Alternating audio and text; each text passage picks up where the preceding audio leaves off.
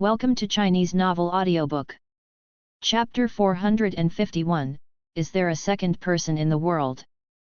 Blood Prison Great Saint arrived before Guan and reverently knelt down, as if he were about to prostrate himself. Seeing him maintaining such an attitude at this time warmed Guan's heart. His efforts in raising him had not been in vain. His name is Bull Demon King, hey? Don't tell me there's also a son Wukong. Ha ha ha. Don't underestimate him, he's quite cunning. Indeed, when I first touched his horns, he wanted to retaliate against me. Shush, you can't speak about such things. Why would you send a bull to do it, to kill him as a part of the celebration for immortal creation? The cultivators and disciples below spectated and speculated, some comments stirring the Blood Prison Great Saint's fur to stand on end in anger. Guan didn't mind it, for the Blood Prison Great Saint's attitude was inseparable from his own harsh words. Aside from Guan, nobody liked them, much like the white spirit rat. It was time to begin. That's what Guan thought, his eyes turning fierce. Under the watchful eyes of the crowd, Guan took out the fate-determining pen, allowing it to spin in his hand before gripping it firmly, the tip pointed at Blood Prison Great Saint.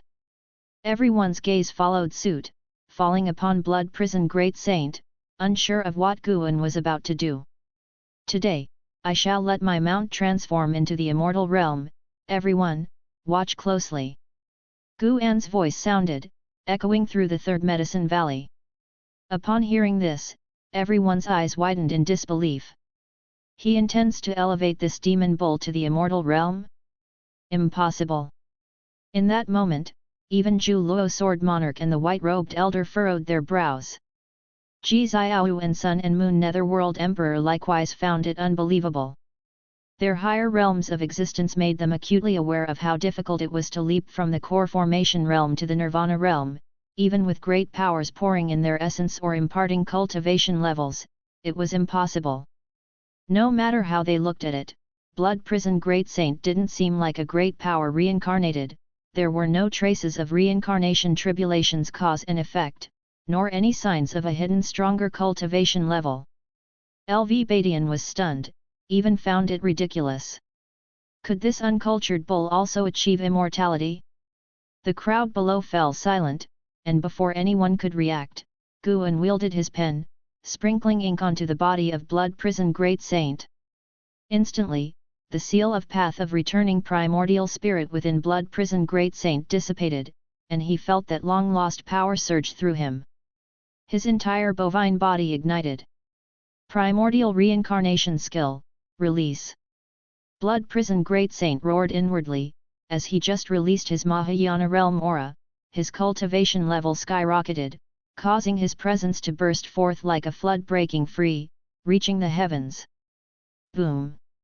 A terrifying aura erupted from within him, forming a pillar of flames that shot into the clouds, dispersing the accumulating mists and spreading fiery waves across the sky, plunging the Third Medicine Valley quickly into crimson. Everyone looked up, even Zhu Luo Sword Monarch unable to remain composed. How is this possible? Zhu Luo Sword Monarch's pupils quivered, a storm raging in his heart. Judging by Blood Prison Great Saint's surging aura, this demon was likely to surpass the nirvana realm. From the core formation realm to a loose immortal in one go? How could this be? The path of cultivation could allow this? Zhu Luo Sword Monarch glanced again at Blood Prison Great Saint atop the platform. Still, he detected no hint of reincarnation causality. Could this rascal have concealed his cultivation level? But that shouldn't be possible either. How could he not see even the slightest clue? Zhu Luo Sword Monarch's mind was in turmoil. The white-robed elder still trapped within the reincarnation tribulation also watched Blood Prison Great Saint in astonishment. Your Majesty, this is... Sun and Moon Netherworld Emperor turned to Ji Xiao beside him, hoping she could provide an explanation. Ji Xiao took a deep breath, slowly exhaling a phrase, baffling indeed, such fortuity is beyond our comprehension. Su Ji, who also had encountered Blood Prison Great Saint, stood dumbfounded. He, too, had dealt with Blood Prison Great Saint. Guan had wanted to prove himself because Blood Prison Great Saint scoffed at his genius demeanor, telling him that for all his talent, there were countless others far more formidable than him. So, Suji thought Guan looked down upon him and had Blood Prison Great Saint convey that attitude. Now as he looked at Blood Prison Great Saint again, it suddenly dawned on him that Blood Prison Great Saint hadn't lied. The Nirvana realm seemed an eternity away for him, no matter how talented he was. Guan had easily created an immortal realm entity, plunging him into a sea of boundless confusion. Was he truly not a genius? Was he just better than the disciples of the Supreme Sect? Amounting to nothing in reality? Another genius remained stunned. Zhu Xi. She considered herself well informed, yet she had never heard of such a feat. How did he do it?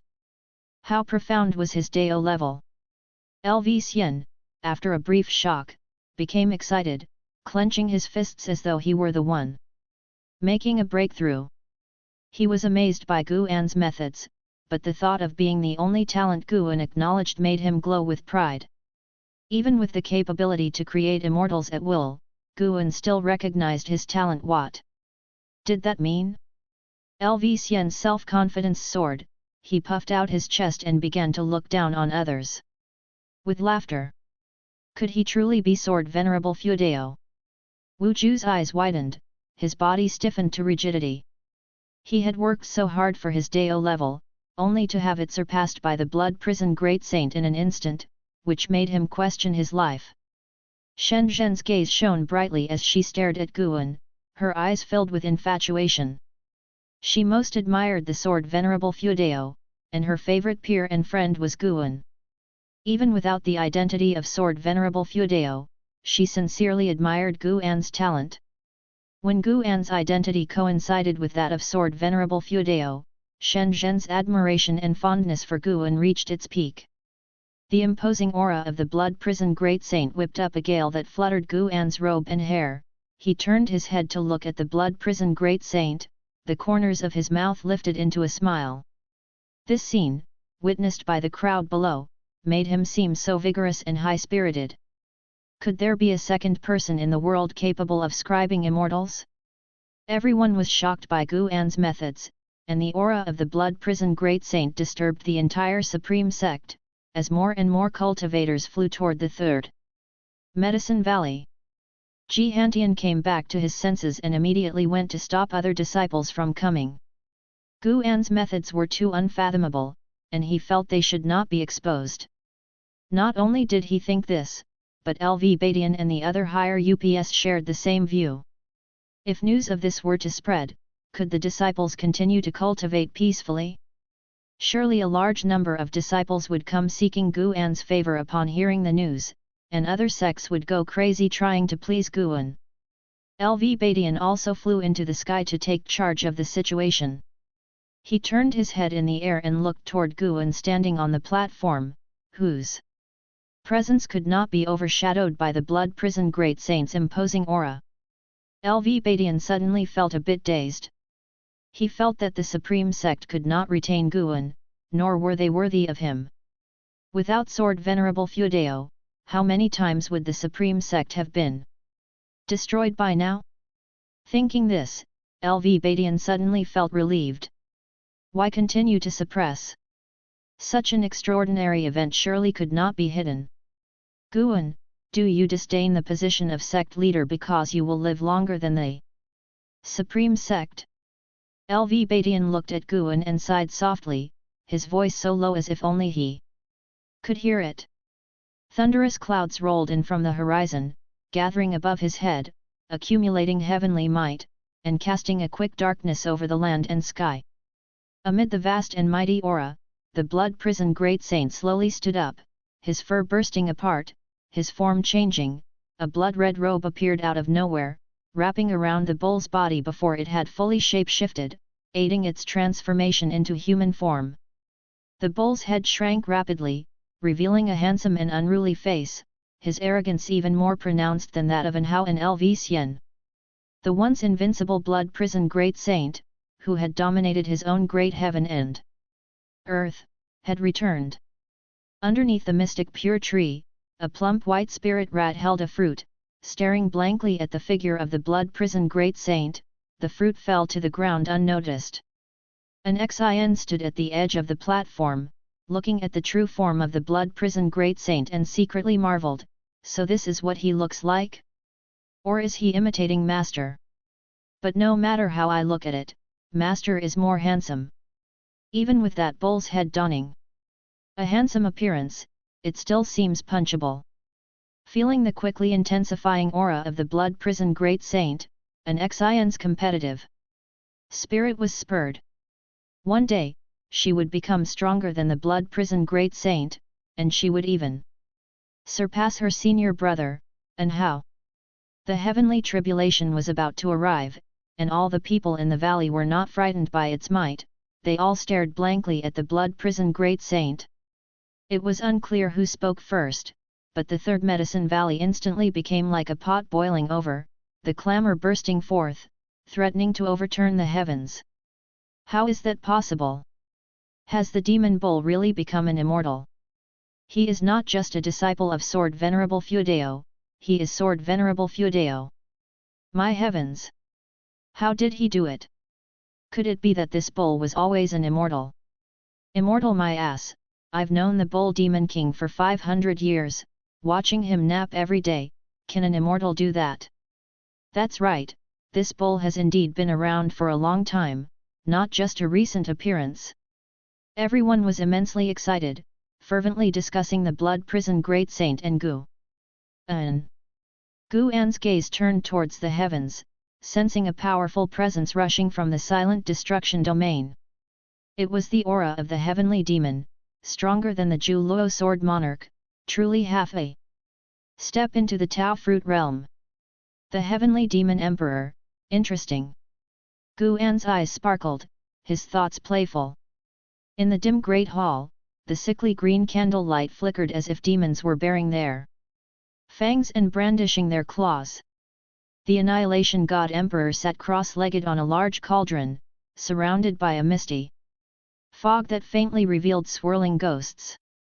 His face remained pitch black as if a black hole, his true features unseen. Come in. The Annihilation God Emperor spoke, his tone indifferent. As his words fell, a surge of demonic chi bubbled from the darkness ahead, quickly approaching him. It was the Heavenly Demon Emperor. The Heavenly Demon Emperor stood in front of the cauldron, looking up at the Annihilation God Emperor perched above, and asked, Divine Emperor, are you waiting for a descendant of the Dragon Clan? The Annihilation God Emperor responded with a hum, his seated posture revealing nothing of his emotions. The Heavenly Demon Emperor asked, if you suspect that person is in the great heavenly spirit land, why not eradicate the great heaven and earth directly? Wouldn't trading the lives of all its beings for the peace of the vast cosmos be worthwhile? The Annihilation God Emperor's head tilted slightly, as if he were looking at the Heavenly Demon Emperor. The Heavenly Demon Emperor was not afraid and continued, you are not a paragon of virtue, you have destroyed numerous great heavens and earth. Could it be that you do not actually wish to kill that person, perhaps even to protect him?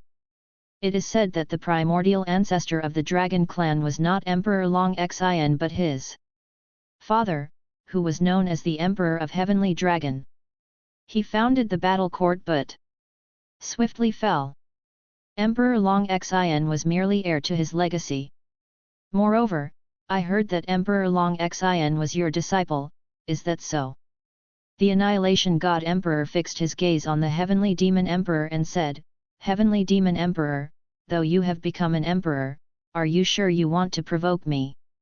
Chapter 452, Chaos Heavenly Dao, Demon God Xian Huang. Facing the threat of the Annihilation God Emperor, the Heavenly Demon Emperor showed a smile and said, Divine Emperor, you should understand my meaning. If not for your promotion, how could I have today? It is because of this kindness that I wish to remind you of the cost of doing this. The Annihilation God Emperor looked down at him and asked, have you already defected to the battle court? The Heavenly Demon Emperor replied, the disaster demon emperor did indeed seek me out, but the battle court cannot cross the boundary gate, and I have no need to defect. However, you are different, you don't belong to this universe and will leave sooner or later." The Annihilation God Emperor fell silent. The Heavenly Demon Emperor's eyes flickered as he said, "Why don't I help you eliminate that person, so you won't be seen as having failed Emperor Long Xin." Boom! A terrifying aura burst forth from the Annihilation God Emperor's body, continuously impacting the Heavenly Demon Emperor and causing the demonic chi around him to disintegrate and reconvene. The Heavenly Demon Emperor slightly bowed his head, his face cast into darkness. "It seems you are not sure you can eradicate the great Heavenly Spirit Land, and you want to rely on my strength," the Annihilation God Emperor's voice sounded. The Heavenly Demon Emperor took a deep breath and said, "Our Sky Demon clan's existence is to eradicate the great heaven and earth of the Heavenly Dao, it is our clan's mission. If I do not do it, sooner or later I will turn to dust, and my path will be in vain. Nowadays, the great Heavenly Spirit Land has the power of Xianyu, the Sword Dao of Dahong Sword Heaven, and the unknown origin of the free immortal. I indeed do not have absolute confidence. Divine Emperor, although you have transcended, you still belong to the chaos, such a stance destines you to be incompatible with the creatures of the Heavenly Dao. The descendants of the Dragon Clan, by leveraging reincarnation and entering the Heavenly Dao, have already stood against you." The Annihilation God Emperor retracted his aura, thought for a moment, and raised his right hand, gesturing slightly. A towering figure appeared from the darkness behind him, shrouded in flickering flames, its true face impossible to see. The Heavenly Demon Emperor's expression changed at the sight of this figure, he couldn't help but exclaim, "Demon God Xian Huang, how is it possible? How did you bring him?" The Annihilation God Emperor did not reply, but gently waved his hand. The Demon God Xian Huang opened a pair of eyes that resembled two suns of divine might, filled with an oppressing presence. In front of these eyes, the Heavenly Demon Emperor seemed as insignificant as dust. The Heavenly Demon Emperor took a deep breath, and a crazed and fierce expression spread across his face. With this power, the great Heavenly Spirit Land will surely be eradicated. The Supreme Sect was basking in the festive atmosphere of the Spring Festival, while the Third Medicine Valley had been isolated by a formation. Within the Great Formation, the Blood Prison Great Saint was undergoing his tribulation, with violent heavenly lightning incessantly striking him. He hovered high in the air, twisting his neck without feeling any pain, on the contrary, he felt quite comfortable. Guan stood on a high platform, using his own deist intent to accelerate the Blood Prison Great Saint's heavenly tribulation. At this moment, the Blood Prison Great Saint had already stepped into the loose immortal realm, adapting to the changes within his body. Everyone in the valley watched this scene, conversing among themselves. Invisibly, they each had their own realizations. This was because Guan's deist intent enveloped the entire Medicine Valley, letting everyone enjoy it. A grand celebration, naturally, couldn't just be to watch the Blood Prison Great Saint's breakthrough. Those who came to Medicine Valley were either friends with him or honored guests of the sect, considering it a gift for the Spring Festival. Many people believed that the Supreme Sect relied on Sword Venerable Fudeo, but Guan felt that the Supreme Sect also helped him cover up a lot and indeed respected him at the higher levels. Even if there were calculations, they were outside the Third Medicine Valley and did not disturb his quiet cultivation. Over 1,000 years, the Supreme Sect had experienced bumps and turbulence, but it had always been able to correct its mistakes. Overall, Guan was quite satisfied with the Supreme Sect, which was why he was willing to offer such a grand gift. The pursuit of immortal cultivation and enlightenment are equally important. Many of you are busy with chi absorption cultivation, focusing on becoming stronger, which may become an obsession and lead to inner demons. My mount has been sitting in meditation for years, perceiving the natural world, and that is why he has become an immortal. Guan's voice rose, his words clearly reaching every person's ears, sinking them into contemplation. Guan wasn't just talking, although the blood prison great saint's strength had nothing to do with enlightening the path, perceiving the natural world was also a route, and its potential was higher than that of chi absorption cultivation. If one can attain the Dao, mana will come naturally. The majority of cultivators busied themselves with chi absorption cultivation, neglecting the comprehension of nature. Their utilitarian mindset also made them restless, leading to extreme paths. What Guan spoke of was not enlightenment like Wuju's, but rather the comprehension of the Great Dao. The Great Dao is omnipresent, and even a trace of realization is worth more than 1,000 years of arduous cultivation. Even without enlightenment, occasional meditation could soothe the restlessness in one's heart, making the journey ahead more stable. There is an old Chinese saying that haste makes waste, which also applies to the pursuit of immortality. Guan spoke gently, guiding all the guests with his Dao. Even the strong figures like Zhu Luo Sword Monarch and the man in white robe fell into deep thought. Su Ji stood among the crowd, feeling profoundly enlightened. In fact, over the years, he felt very impatient, with anger brewing in his heart. If not dispersed, it could become a heart demon in the future. Right now, listening to his master's voice, his heart fell into an unprecedented calm. It was a very comfortable sensation. Time flew swiftly. With Guan's help, the blood prison great saint's tribulation crossing process was extremely fast. As dusk arrived, the heavenly tribulation dissipated. The blood prison great saint successfully crossed the tribulation and became a loose immortal realm first layer being. He was able to leap directly over the nirvana realm, thanks in large part to the medicinal herbs and elixirs that Guan had invested in him over the years. Feeling the powerful cultivation level of the loose immortal realm, the blood prison great saint had an urge to let out a long howl, but he restrained himself. He descended from the sky and landed in front of Guan, knelt on one knee, and with a fist in palm, saluted, "Thank you, Master, for your grace. I will forever serve by your side." His voice was loud and clear, causing many people to awaken. This public declaration also confirmed that his becoming an immortal was a gift from Guan. The thunderclouds in the sky hadn't yet dispersed, and the edges of the clouds were tinged with a reddish glow as nightfall approached. Guan helped the blood prison great saint up and then turned to look at the audience below.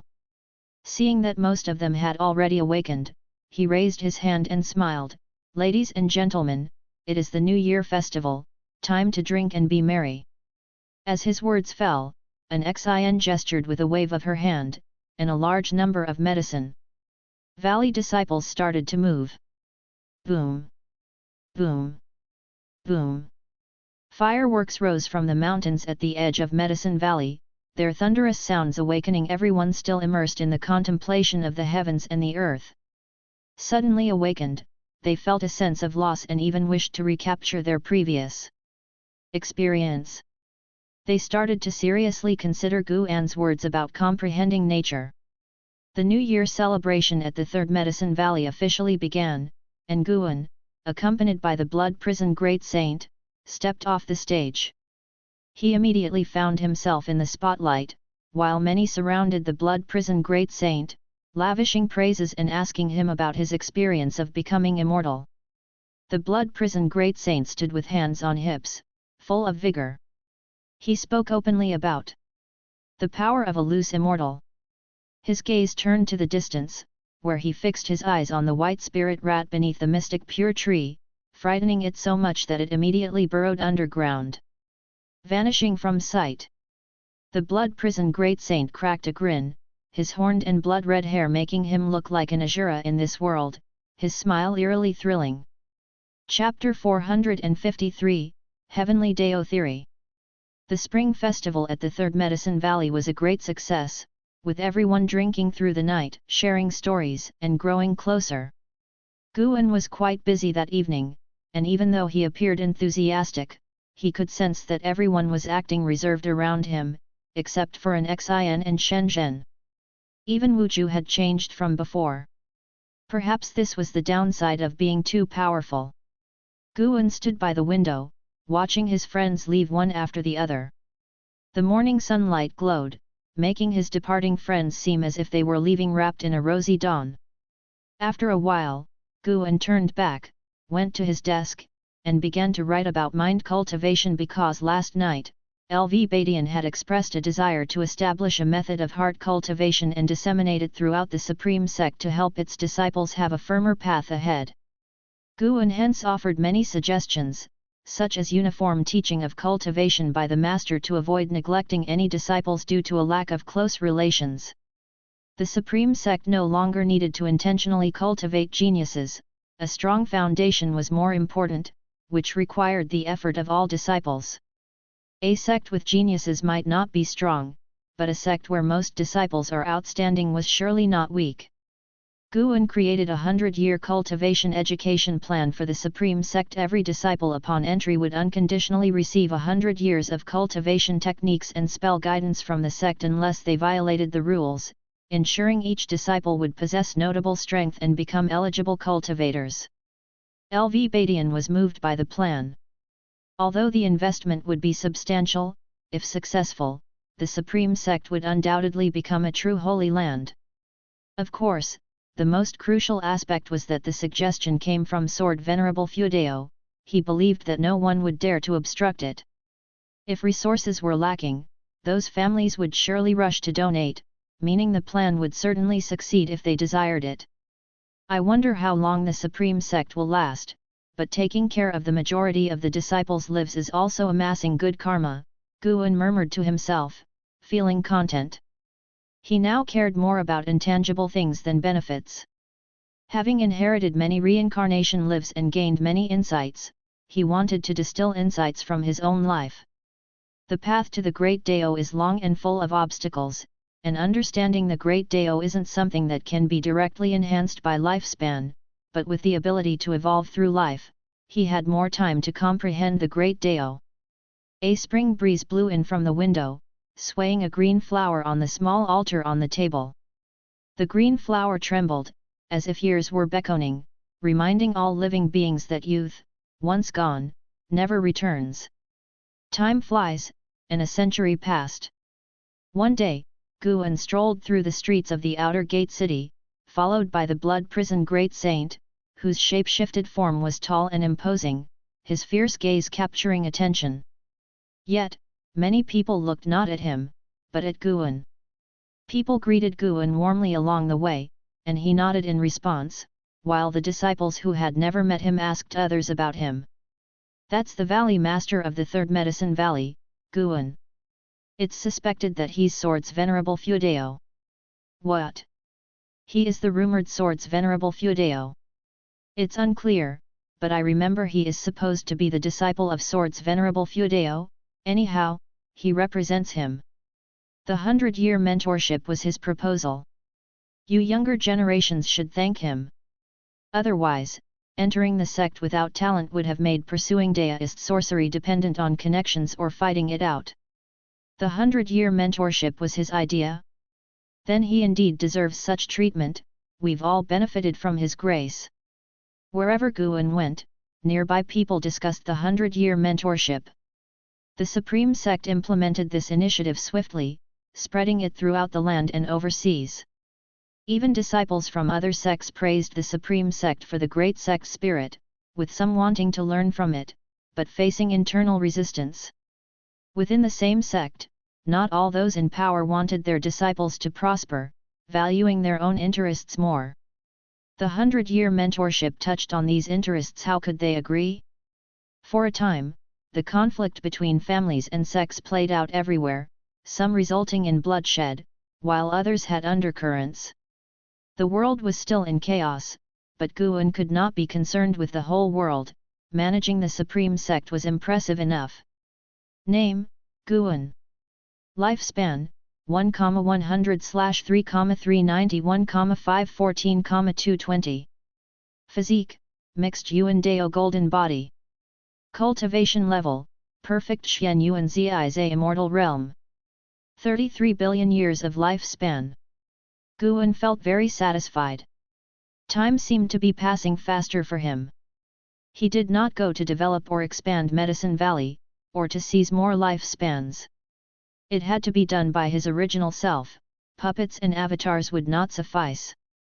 In the absence of hatred, there was no need for him to focus all his energy on seizing lifespans. Moreover, the bigger his movements, the more likely he would draw greater crises. At present, the increase in his lifespan satisfied him. He could steadily acquire lifespan and still have time to enjoy life. Such an immortal cultivation life could not be more wonderful.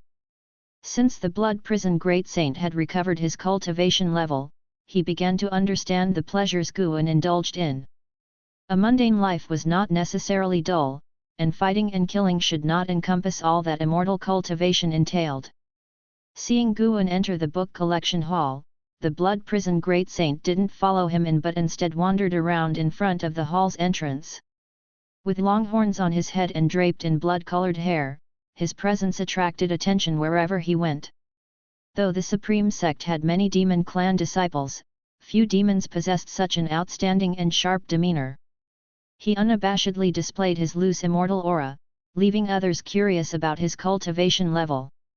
Within the Supreme Sect, even if one encountered someone from the Immortal Path realm, disciples would not panic because they believed that no Immortal Path powerhouse would dare cause trouble at the Supreme Sect. They were protected by true Immortal Path Supremes. This time, Guan came to the book collection hall not to donate books, but to buy them.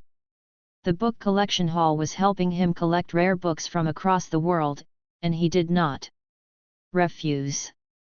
With his Dao level, he could predict outcomes, but he had not done so. He preferred the feeling of flipping through the pages of a book. Even with power surpassing that of great heavenly spirit land, he kept as many mundane habits as possible. Over the years, in addition to the growth of his lifespan, he had gained a deeper understanding of fate and karma. He could wield two kinds of heavenly Dao and great Dao divine skills with even greater might. This was also the benefit of remaining a part of the secular world. Compared to deduction, interacting and living among people allowed for a better understanding of others' emotions and the realization of life. When the elders from the book collection hall knew of Guan's arrival, they flocked to him, eagerly recommending the rare books each had found. Guan asked them to present their findings one by one without rush, as he planned to stay for an ancient hour. Hearing that Guan would stay for an ancient hour, everyone calmed down, and the smiles on their faces never faded. They began to recommend books in order of their seniority. Guan listened attentively, but the first few books did not attract him. "Brother Gu, this book I have is extraordinary. Its origin is unknown to anyone. It suddenly appeared overseas and has been praised by many. Some say this book can predict the future," said an elder while presenting a blue-covered book mysteriously. Guan looked at the book's cover and saw 3 words. Heavenly Dao Theory. Guan raised his hand and drew the book into his grasp. The elder was not surprised, accustomed to his methods, and continued to introduce the commotion that Heavenly Dao Theory had caused. Guan was captivated from the first page. Heavenly Dao, all living beings perish for the Heavenly Dao. The Great Dao perishes for the Heavenly Dao. Was this a book criticizing the Heavenly Dao? Guan grew even more curious and continued to flip through, wanting to see how this book could predict the future. More than one elder had heard of Heavenly Dao Theory, and according to them, there were only 9 true copies of Heavenly Dao Theory. The rest were imitations. To possess Heavenly Dao Theory was to gain extraordinary power, but it could also bring misfortune, leading to death and the annihilation of one's Dao, an unpredictable revival. After a long time, Guan closed the book and smiled. "This book is good. I'll take it. In the future, if there is more Heavenly Dao Theory, you can keep it for me." The elder beamed upon hearing this, patting his chest and readily agreeing. He did not request any compensation. To be on good terms with Guan was the greatest reward. To call oneself a friend of Guan, within the Supreme Sect, who would dare to disrespect him? If someone dared to impersonate, cultivators would come knocking on their door. It was said that the Supreme Sect had established a dark hall, which included oversight of such matters to prevent anyone from tarnishing the reputations of Guan or Sword Venerable Feudeo. Guan asked them to bring out all the books they had prepared for him. He couldn't waste their kindness. Finally, Guan left the book collection hall with everyone accompanying him. Seeing Guan emerge, the Blood Prison Great Saint immediately hurried over. Guan glanced at him and said, "You are already a loose immortal. Don't bother with him." The Blood Prison Great Saint, who had just purchased a curious treasure, gave an awkward smile and coughed, "I was just playing with him. I see him as a kid. Why would I bully him?" The child he referred to was the White Spirit Rat. Chapter 454, Surpassing the 9 Heavens of Immortal Path. After Guan spoke up, the Blood Prison Great Saint abandoned his plan to scare the White Spirit Rat. He wasn't upset. If Guan cared so much for the White Spirit Rat, he would naturally do the same for him. Guan continued wandering around the outer gate city until dusk, and before leaving, the Blood Prison Great Saint voluntarily transformed into a bull demon to carry him away. The Blood Prison Great Saint had not forgotten his duty as a mount, and although Guan told him it wasn't necessary, he insisted on doing it. He wasn't foolish. If Guan said he didn't need him to be a bull, and he actually believed it, Guan could easily find another bull to replace him the next day. Guan was very pleased with the Blood Prison Great Saint's attitude. He could guess what the Blood Prison Great Saint was thinking. Indeed, with Guan's current capabilities, finding a mount was easy, and he wouldn't even have to look for one himself. People would rush to offer one if they saw he needed it. Guan wouldn't force the Blood Prison Great Saint, but if the Blood Prison Great Saint wanted to stick by him, he wouldn't reject him either. At least by following him, his efforts wouldn't be in vain. Sitting on the back of the bull, with the breeze on his face, Guan took out the Heavenly Dao Theory again and continued to read. Although the book was a copy, through its words, Guan could feel a special Daoist intent. If it possessed Daoist intent, it likely meant its creator was in the Tao fruit realm. There were many great heaven and earth realms beyond the outer heaven, and Guan had even sensed the presence of the Taoist hidden immortal, though it was deeply hidden and fleeting. He hadn't yet encountered the Xian Yuan Zai Zai Xian. The Heavenly Dao Theory didn't just appear by chance. After deducing, Guan found that it descended around the world in the same year, indicating that some powerful entity had set its sights on the great heavenly spirit land. Now there were more than 10 free immortals within the great heavenly spirit land. They fought subtly in the shadows, and though they occasionally met, they moved their combat to the outer heaven without disturbing the world's situation. The emergence of another Taoist hidden immortal didn't worry Guan, it posed no threat. Besides, he had already started planning his next breakthrough. The Blood Prison Great Saint wasn't flying fast. By the time they reached the third Medicine Valley, the moon had already risen. Upon landing, Guan didn't go inside. Instead, he walked towards a distant courtyard. The number of disciples in the third Medicine Valley exceeding 5,000 had forced an Xin to establish a set of criteria for those who wished to stay. Thus, nowadays, the real challenge wasn't finishing one's training but managing to remain. Of course, this set of rules was for new disciples after its implementation, although the older disciples could choose to stay as well, and Guan still treated them the same as before. Along the way, Guan continuously responded to the disciples' salutations. He arrived at that quiet courtyard, sensing Zhu Xi was cultivating inside. He surveyed the courtyard, then walked to the door and raised his hand. The door was knocked, and soon Zhu Xi opened it. Seeing Guan, she immediately bowed. "May I come in to chat with you?" Guan asked with a smile. Upon hearing this, Zhu Xi hurriedly stepped aside, inviting Guan inside. Having known him for 100 years, she respected Guan deeply and wasn't worried he might harm her. She thought that if Guan were hypocritical, he couldn't possibly maintain it for so long, especially not a great power cultivator interacting with others daily, Could he continue to behave with such equality? Moreover, from Guan's perspective, there was no need to pretend, he could now make the whole world submit to him. Who could stop him? Compared to reckless strong men, Zhu Xi admired Guan more, a man who could restrain his emotions and desires. Guan entered the room and noticed Zhu Xi's room was clean and simple, with no excessive furnishings, and a refreshing fragrance wafted through the air, refreshing the senses. Guan took a seat at the table, and Zhu Xi closed the door and began to pour him tea. After exchanging pleasantries for a while, Zhu Xi sat opposite Guan and asked, "Master, is there something you need?" She was now a disciple of the Third Medicine Valley, and it was only proper to address Guan as her master. Guan smiled and asked, "Did you recently acquire a book?" Zhu Xi, puzzled, inquired, "What book?" "Heavenly Dao Theory." Upon hearing this, Zhu Xi's expression changed slightly. She immediately took out a copied version of the Heavenly Dao Theory and asked, "Is it this book?" "Master, do you want it?" Previously, when Guan was calculating the Heavenly Dao Theory, he deduced that one of the true copies was in Zhu Xi's possession, which she had found by chance during an outing several months ago. But such coincidences were too many. Guan did not take the Heavenly Dao Theory from her hands but rather said slowly, "Zhu Xi, I have actually known what kind of person you are for a long time. I noticed you back when you were still at the Moonfall Divine Lake. You liked to steal medicinal herbs." Zhu Xi widened her eyes and instinctively stood up and stepped back.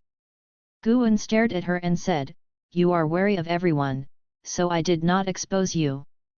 The reasons I accepted you as a disciple were firstly because of your talent, secondly because you had not committed grave evils and there was still hope for you, and I can provide you with endless medicinal herbs. However, I also need you to trust me. The reason I focused on you early on was only because of your unique physique. Have you always wanted to know the origins of your bloodline?" Hearing this, most of Zhu Xi's panic dissipated. She cautiously approached the table and said, "Master, I have not stolen any medicinal herbs within the Third Medicine Valley." What she said was true because the treatments in the Third Medicine Valley were good. The words an Xian had previously spoken to her alone had spread, and many families were trying to win her over, thinking she might become the direct disciple of Sword Venerable Fudao. Guan said, "I know, so I never questioned you.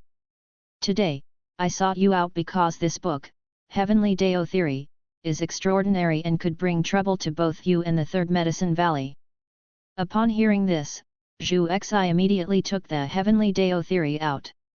The real Heavenly Dao Theory was a red-covered book, almost as if it was stained with blood, emanating a sinister aura upon its appearance. Guan flicked his finger and the Heavenly Dao Theory in Zhu Xi's hands flew out, landing on the table close to Guan's arm. Zhu Xi thought to herself, what an impressive skill. Her cultivation level wasn't low as she had only concealed her true strength, but in front of Guan, she felt her spiritual power was fragile and couldn't react in time.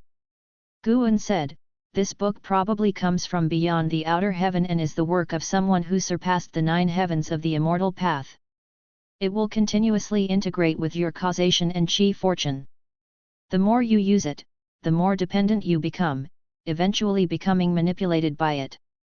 To be unaffected, you need to surpass the free immortal, even surpass its creator. Surpass the 9 heavens of the immortal path?"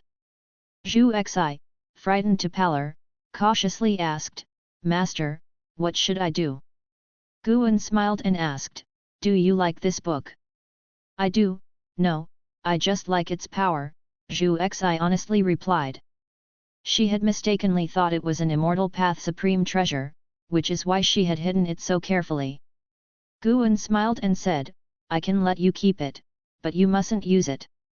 I'll teach you how to control its power, and if any entity tries to contact you, you must tell me." Zhu Xi agreed without hesitation. She had no reason to side with the entity behind the Heavenly Dao Theory. Chapter 455, Demon God Descends to the World. Guan saw that Zhu Xi agreed, then pushed the heavenly Dao theory towards her.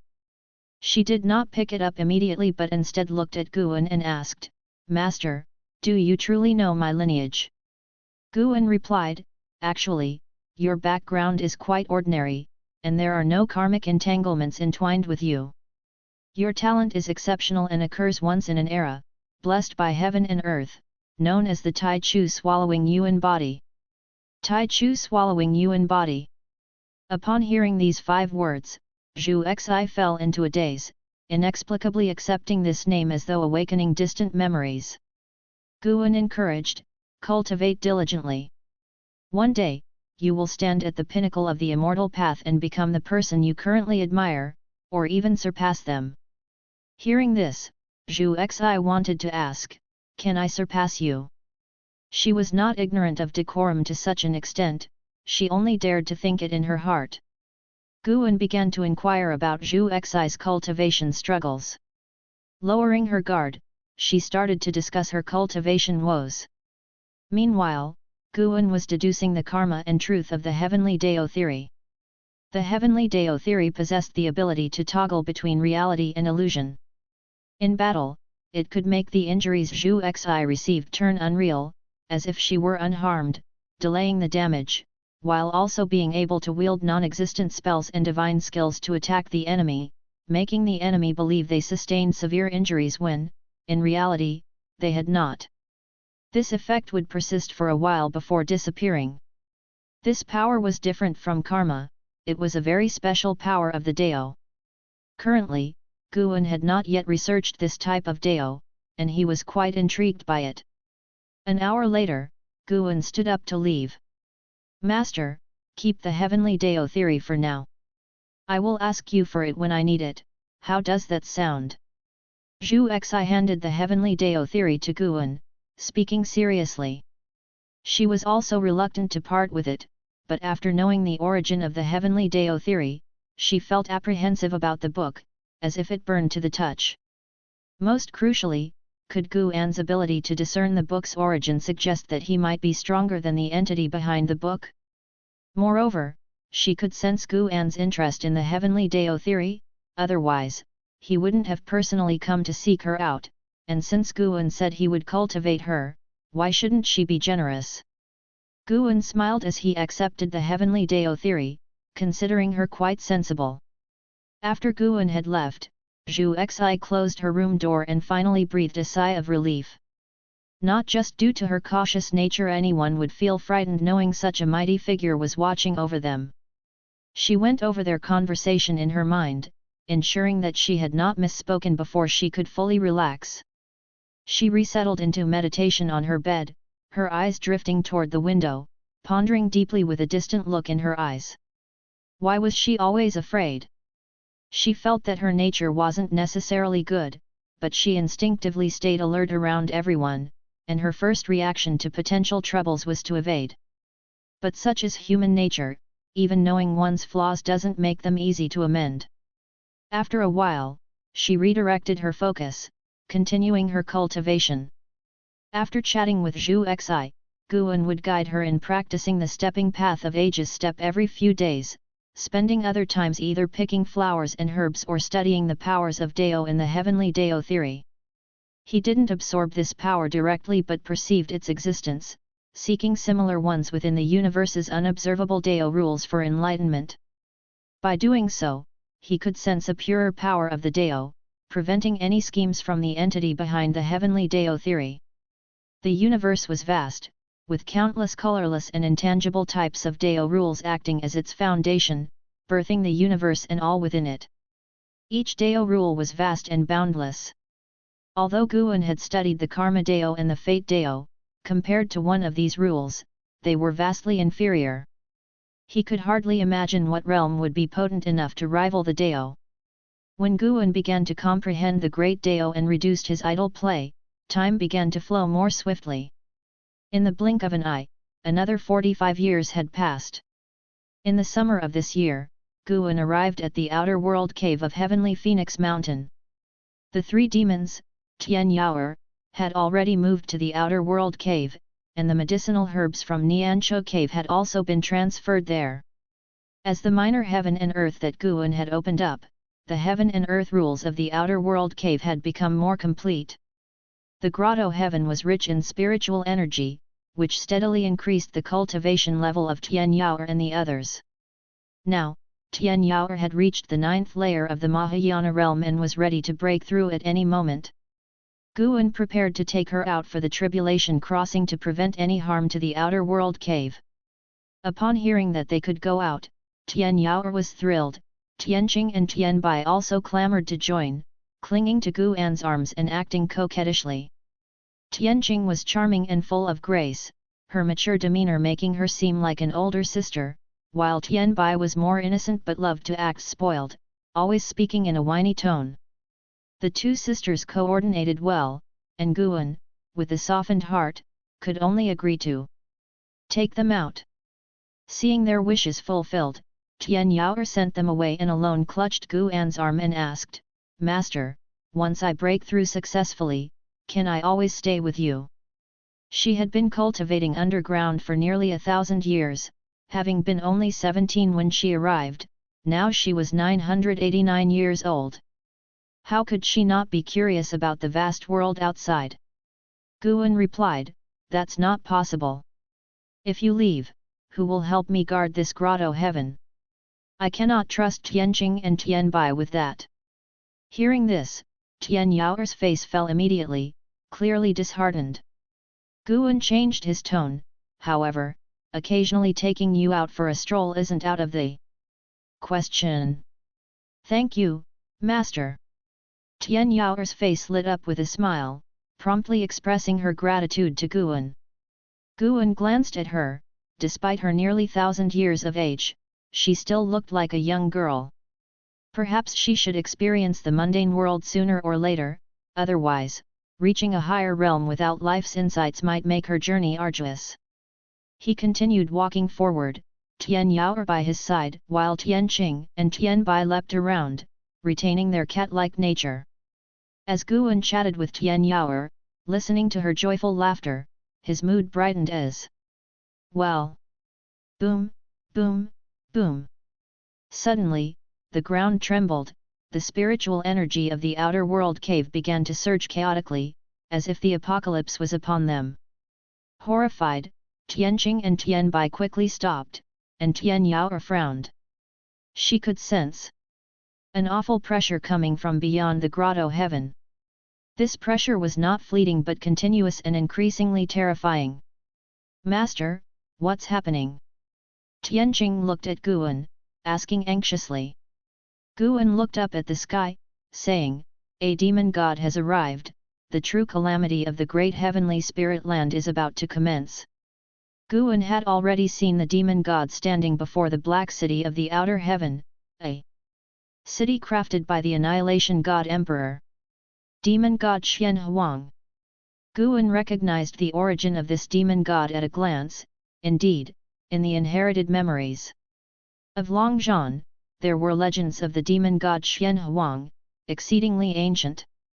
Longzhan had only seen skeletal remains that emitted an endlessly vast aura.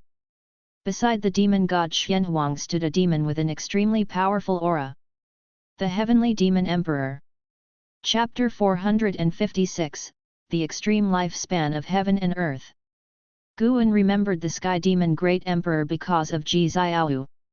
The Sky Demon Great Emperor had a grudge with Ji Xiaoyu, and Ji Xiaoyu's original self had lost to him several times.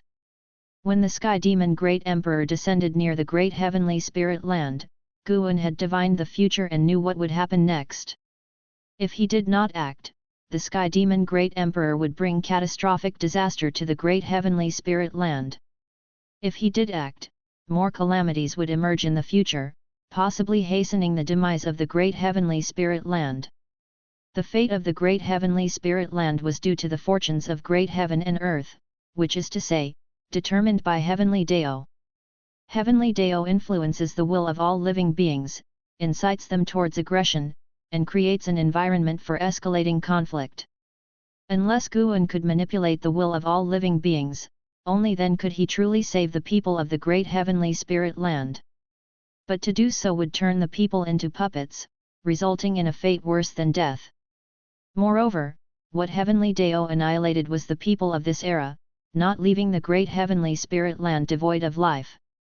Over the years, Guan's prophecies had steadily improved, and he could even foresee the outcomes of his actions. Of course, he could not predict entities more powerful than himself. A demon god? What demon god? Is it an adversary of yours, master? Tianbai instinctively asked upon hearing Guan's words. Outer world cave was still trembling. Here, isolated by the powers of heaven and earth, it was still so much so, one could imagine the greater commotion in the mortal world outside. Guan replied, I have the power to protect myself, but not the whole world. Invisible and intangible forces beyond our grasp manipulate everything. Immortal cultivation is about breaking free from such powers. Upon hearing this, the three demons fell into contemplation. Tian Yao cautiously asked, then, can I still go out to break through? Guan smiled. Of course you can. In a few days, I'll take you there. Worry vanished from Tian Yao's face, replaced by excitement. She was too eager for her breakthrough into the Nirvana realm. Tianqing and Tianbai were equally anticipating the Nirvana realm, yet with lesser talent than Tian Yao, their breakthrough would require hundreds more years of waiting. Boom! The earth shook, and even the Supreme Sect was seized with panic. Ji Xiaohu stepped out of her house and looked up at the sky. Billows of black qi cascaded down from the zenith, sweeping across the sky with overwhelming oppressiveness, as if the demon world had descended. She sensed a presence and frowned. Sun and Moon Netherworld Emperor appeared at her side, his expression solemn, and said, he has come. He did not need to name the one he referred to, Ji Xiaohu already knew. Inside Medicine Valley, everyone was discussing the strange phenomena in the sky. Disciples who had been meditating indoors came out, and chess players in the dojo lost interest in their game. Taking advantage of the situation, Nine-Finger Divine Lord altered the chessboard, then frowned at the sky. The surging black qi rolled tumultuously, like a sea pouring down from the sky, stunning all observers. The sound of a dragon's chant rose sharply and incessantly. Before any could see the dragon's shadow, other roars and piercing cries followed. In outer heaven, massive divine beasts had been battling for the great heavenly spirit land for 7 days, supported by the Holy Court and the Immortal dynasty in a vast effort. Above the great heavenly spirit land, giant black whirlpools appeared one after another, with ceaseless heavenly demons flying out. In the distant beyond, a colossal and terrifying figure approached, wreathed in waves of fire akin to dragons coiling around him, each step capable of shaking the cosmos into void. He seemed like the most ancient demon god from the dawn of the universe, exuding an endless and vast aura. The tremors beneath his feet were visible to the naked eye, as if the Dao itself was being shaken. His appearance immediately brought to mind obliteration, striking extreme dread in all. Whether it was cultivators of the Holy Court or immortal spirits of the Immortal dynasty, looking at his arrival, they all instinctively felt terror. He was the demon god Xian Huang. On his shoulder was yet another figure, appearing tiny as dust, indeed the Sky Demon Great Emperor. The Sky Demon Great Emperor stood with his arms folded across his chest, looking mockingly toward the great heavenly spirit land. A beam of golden light burst from within the great heavenly spirit land and came to a stop, revealing a figure. It was Yang Xian Emperor, with the golden wheel floating behind him, emanating rays of brilliant golden light, more dazzling than the sun. Yang Xian Emperor looked towards the distant demon god Xian Huang, his eyes filled with wariness. He felt immense pressure. The Holy Minister, another free immortal, also made his appearance among the Holy Court's ranks. He was rapidly calculating, and the more he inferred, the grimmer his expression became. Ladies and gentlemen, it's been a while. Why do I not see Shang Tian? The voice of Sky Demon Great Emperor echoed through the void, reaching the ears of the great cultivators of the Holy Court and Immortal dynasty, free immortals and divine thought true immortals, all showing a sudden change in expression, making it clear they all knew of the Sky Demon Great Emperor. Sky Demon Great Emperor. A holy god ground his teeth and spoke, his expression unsightly to the extreme. Boom! Another thunderous roar erupted, deafening, startling the cultivators of the holy court and immortal spirits of the immortal dynasty to turn their heads. In the boundless and spectacular great heavenly spirit land, an explosion devastated a continent, scattering the sea of clouds, and terrible demonic chi surged like a fountain towards outer heaven. An immortal spirit of the immortal dynasty contorted his face hideously and gritted his teeth as he cursed, "Sky Demon Great Sect! I've said it before, we should have joined forces with the holy court back then to wipe them out." With demon god Xianhuang and the Sky Demon Great Emperor pressing in from the outside and the Sky Demon Great Sect ravaging all living beings at the opportune moment, the holy court and the immortal dynasty both felt immense pressure. The countenance of Yang Xian Emperor also turned icy as his gaze fell upon the holy minister.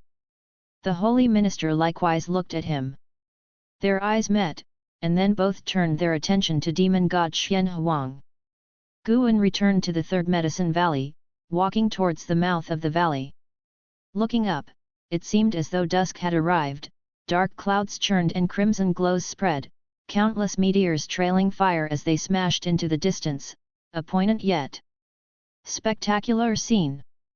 The Supreme Sect had already activated the protective formation of the sect, and at the edges of the Taixuan continent, a grand formation rose from the ground, a formation purchased from overseas by the Taixuan dynasty.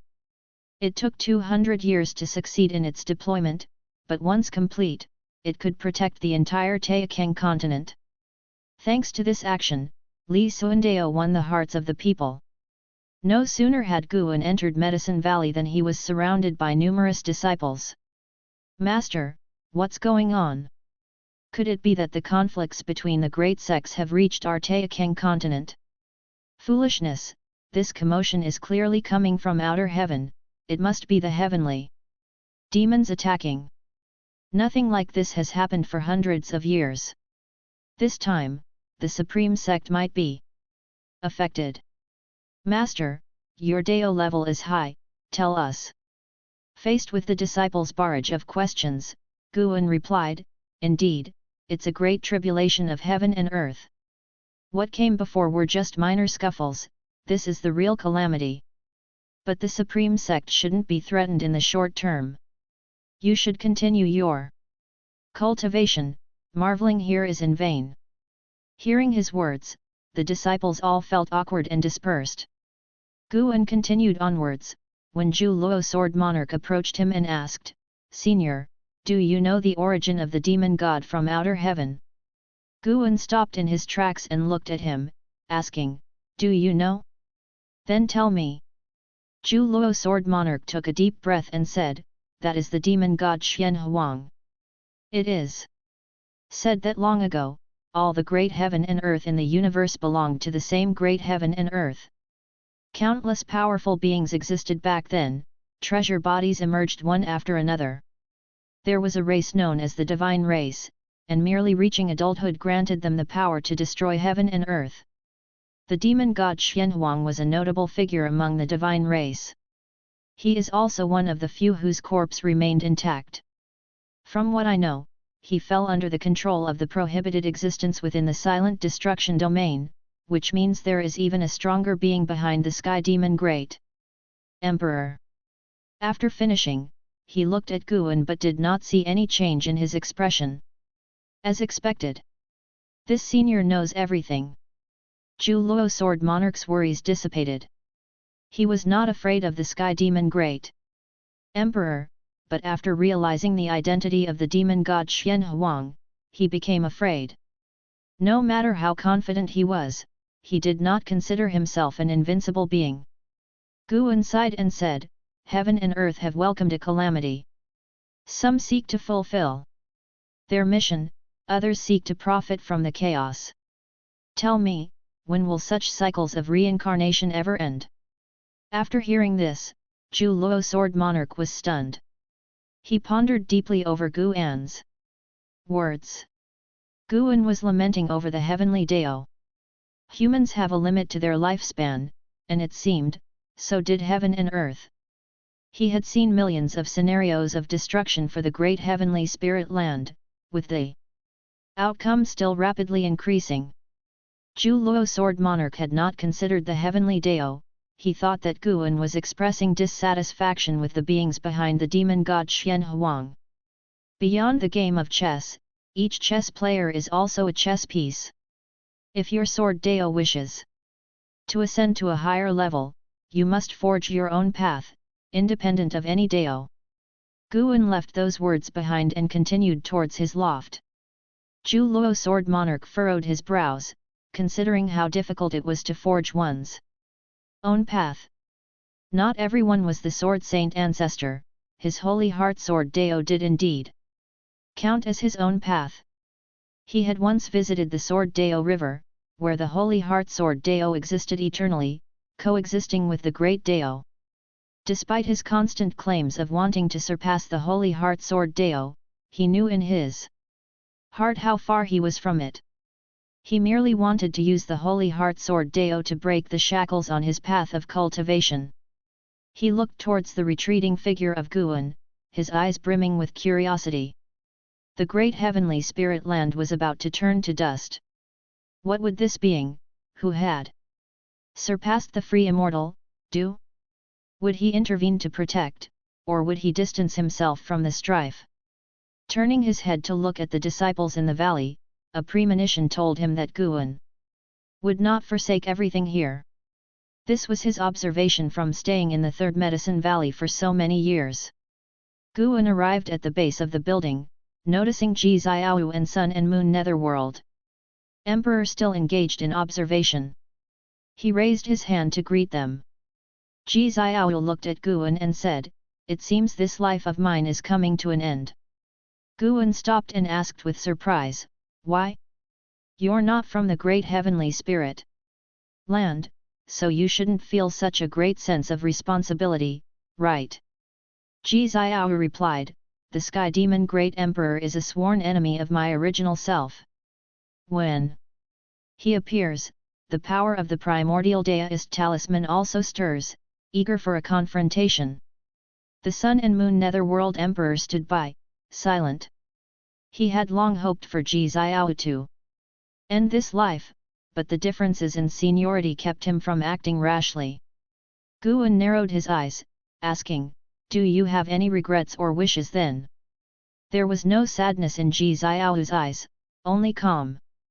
She looked at Guan and asked, "In this life and the previous one, am I different to you?" Chapter 457, Saving the World. Of course, there are. Although it's the same person, when interacting with him, I feel like they are two completely different people. Guan seriously responded, which was indeed what he thought. However, each Ji Xiao had the same soul. It was only due to the discrepancies caused by lost memories and new experiential memories that different emotions emerged, yet he couldn't divide Ji Xiao's soul in two. Reincarnation Path Emperor would reincarnate with his own soul, rather than splitting his soul or reincarnating through an avatar. What Guan spoke of were his feelings at the moment, his true feelings. Once Ji Xiao's memories fully merged, he would no longer be so conflicted, but the interactions during this time would occupy a place in Guan's memories, one that even the true Ji Xiao couldn't completely replace. Everyone, when existing in the world, definitely places great importance on their own feelings. The same person may induce different feelings during different periods, and many even reminisce about their former selves. When Ji Xiao heard what Guan said, a smile appeared on his face, and said, "If that's the case, then I have no regrets in this life." Just as Guan was about to reply, Ji Xiao stared at him with a smile curving his lips, and asked, "Have you ever thought that from the beginning, I was always myself?" Guan raised his eyebrows, not waiting for him to answer. Ji Xiao turned around and went back inside. The Sun and Moon Netherworld Emperor's expression drastically changed, and he looked at her excitedly, even his body couldn't help but tremble. "Netherworld Emperor, fight against the Sky Demon clan while I restore my cultivation level." Ji Xiaohu spoke without turning his head. The Sun and Moon Netherworld Emperor was overjoyed and immediately gave a fist and palm salute and then vanished on the spot. Guan watched Ji Xiaohu's retreating figure, his eyes filled with surprise. He suddenly recalled what Ji Xiaohu had said to him in the Seven Stars Spirit Realm after using the power of the innate deist talisman. I didn't expect that. I still underestimated you, Sword Venerable. I look forward to meeting you again. Could it be that Ji Xiaohu chose to be reincarnated in the Ji family again this life, continuing to use the name Ji Xiaohu? Was it to meet him? On further thought, it's indeed probable.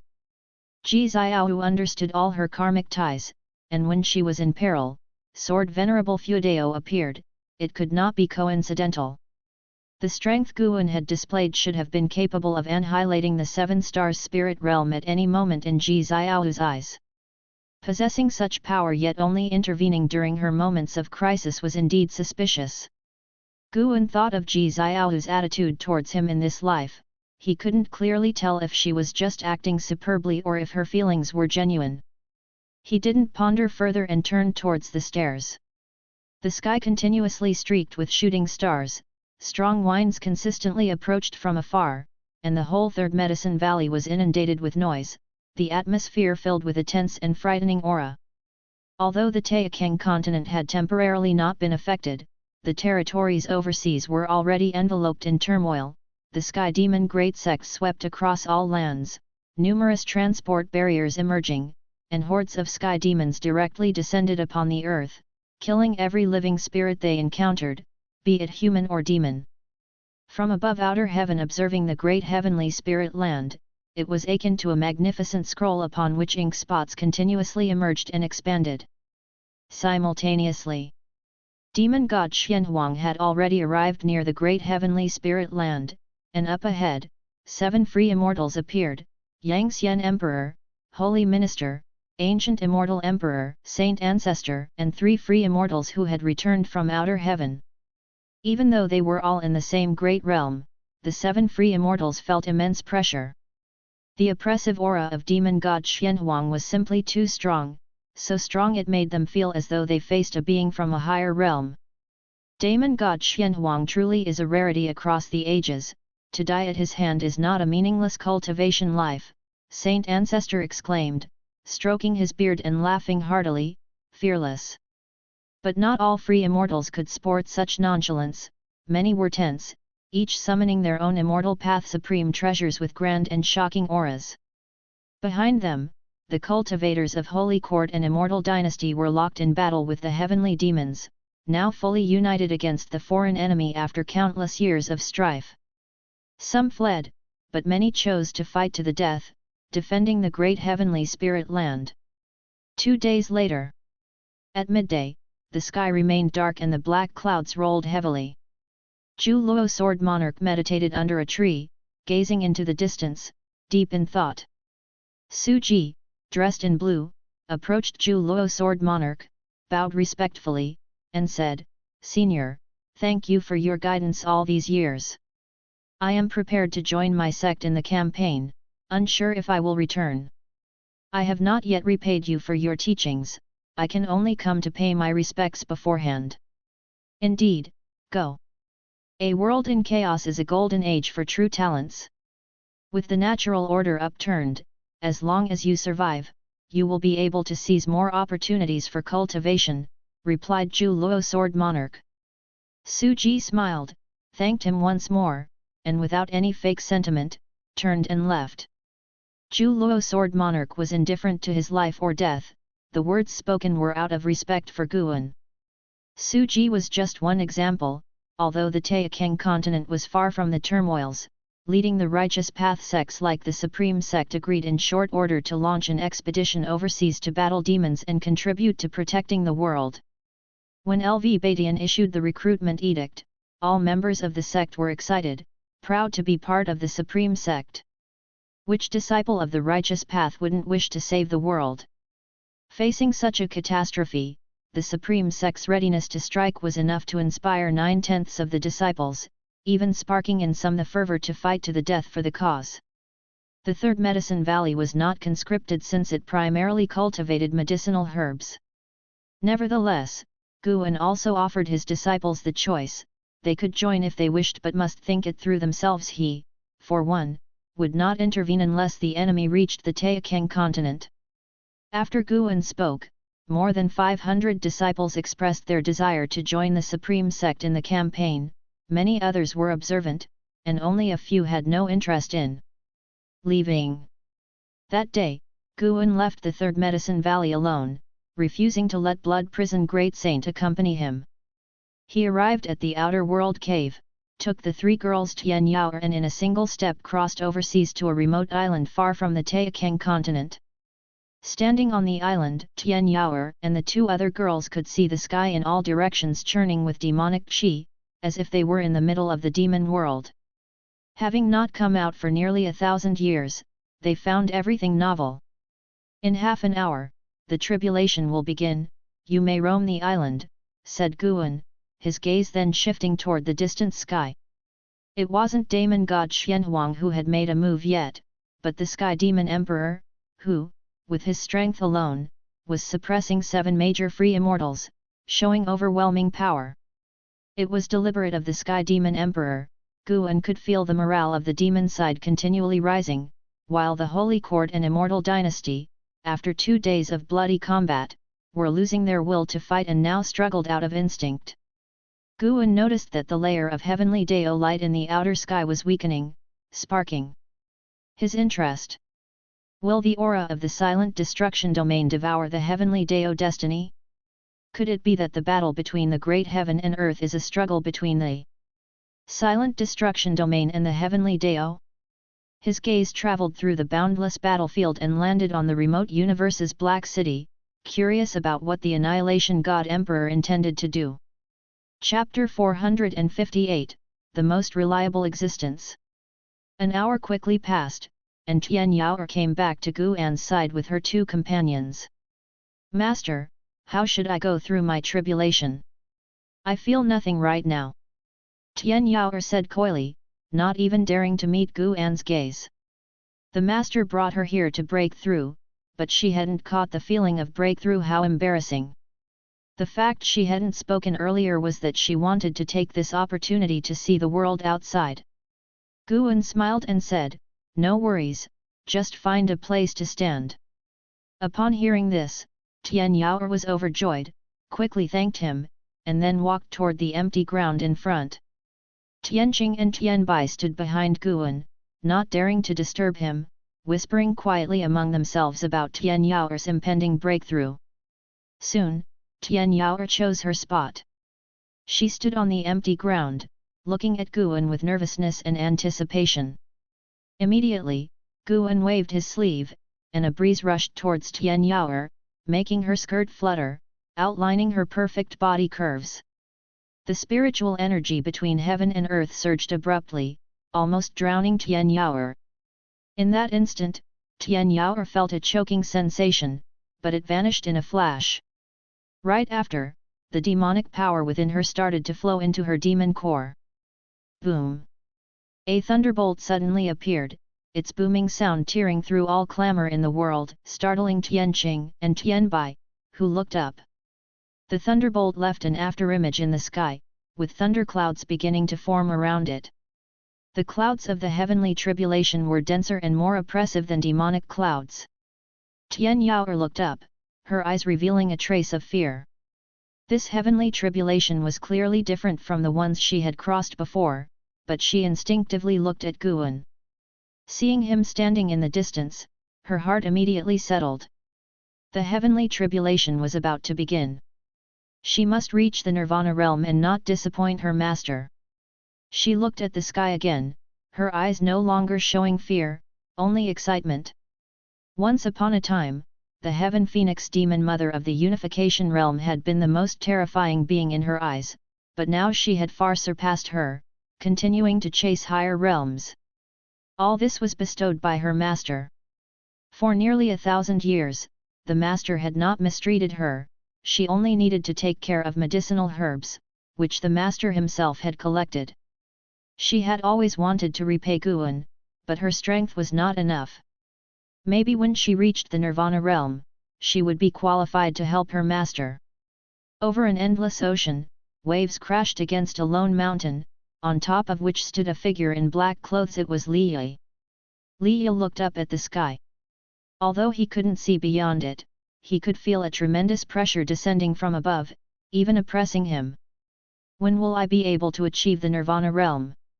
Without entering the immortal path, I am merely an ant, Li Yi murmured, furrowing his brows. Recently, he heard the name Anhao. Anhao had entered the Nirvana realm and even defeated loose immortals, now becoming a celebrated figure throughout the world. Li Yi, although at the Mahayana cultivation level, was still far from the Nirvana realm. He increasingly felt the struggle. No matter how hard he tried, he couldn't catch up with Anhao, a sentiment that distressed him deeply. He then thought of Zhongbuku. If Zhongbuku had stayed in the great heavenly spirit land, they might have also become famous worldwide. Li Yi's thoughts drifted, his gaze becoming distant. Standing on his shoulder, divine exotic immortal spirit laughed and said, "You're so young, what's there to worry about?" Having been together so long, they had formed a bond, so divine exotic immortal spirit communicated with Guan through her heart's voice, revealing Li Yi's desires. However, Guan did not respond to it, and it felt it wasn't appropriate to say more. After all, its master was Guan, and Li Yi was just a junior it took care of. Li Yi took a deep breath and said, "Are you telling the truth? Can divine exotic city really transform a heavenly demon into a divine ghost with a strange soul?" The power of divine exotic city was still too sinister, causing him to hesitate to kill more people, but if it was a heavenly demon, then he would not feel burdened. Upon hearing this, the divine exotic immortal spirit quickly nodded and said, "Of course, by turning them into divine ghosts with strange souls, you are actually saving all living beings." After listening, Li Yi's lips curled into a smile, and he laughed, "Since that is the case, I must go then." "You're right, I'm still young, being slightly behind temporarily means nothing. Who will be stronger or weaker after 1,000 years or 10,000 years, who can tell?" He leaped up, transforming into a streak of sword light speeding towards the distance. The divine exotic immortal spirit stood on Li Yi's shoulder, gazing at his profile, and suddenly felt he had an extraordinary aura.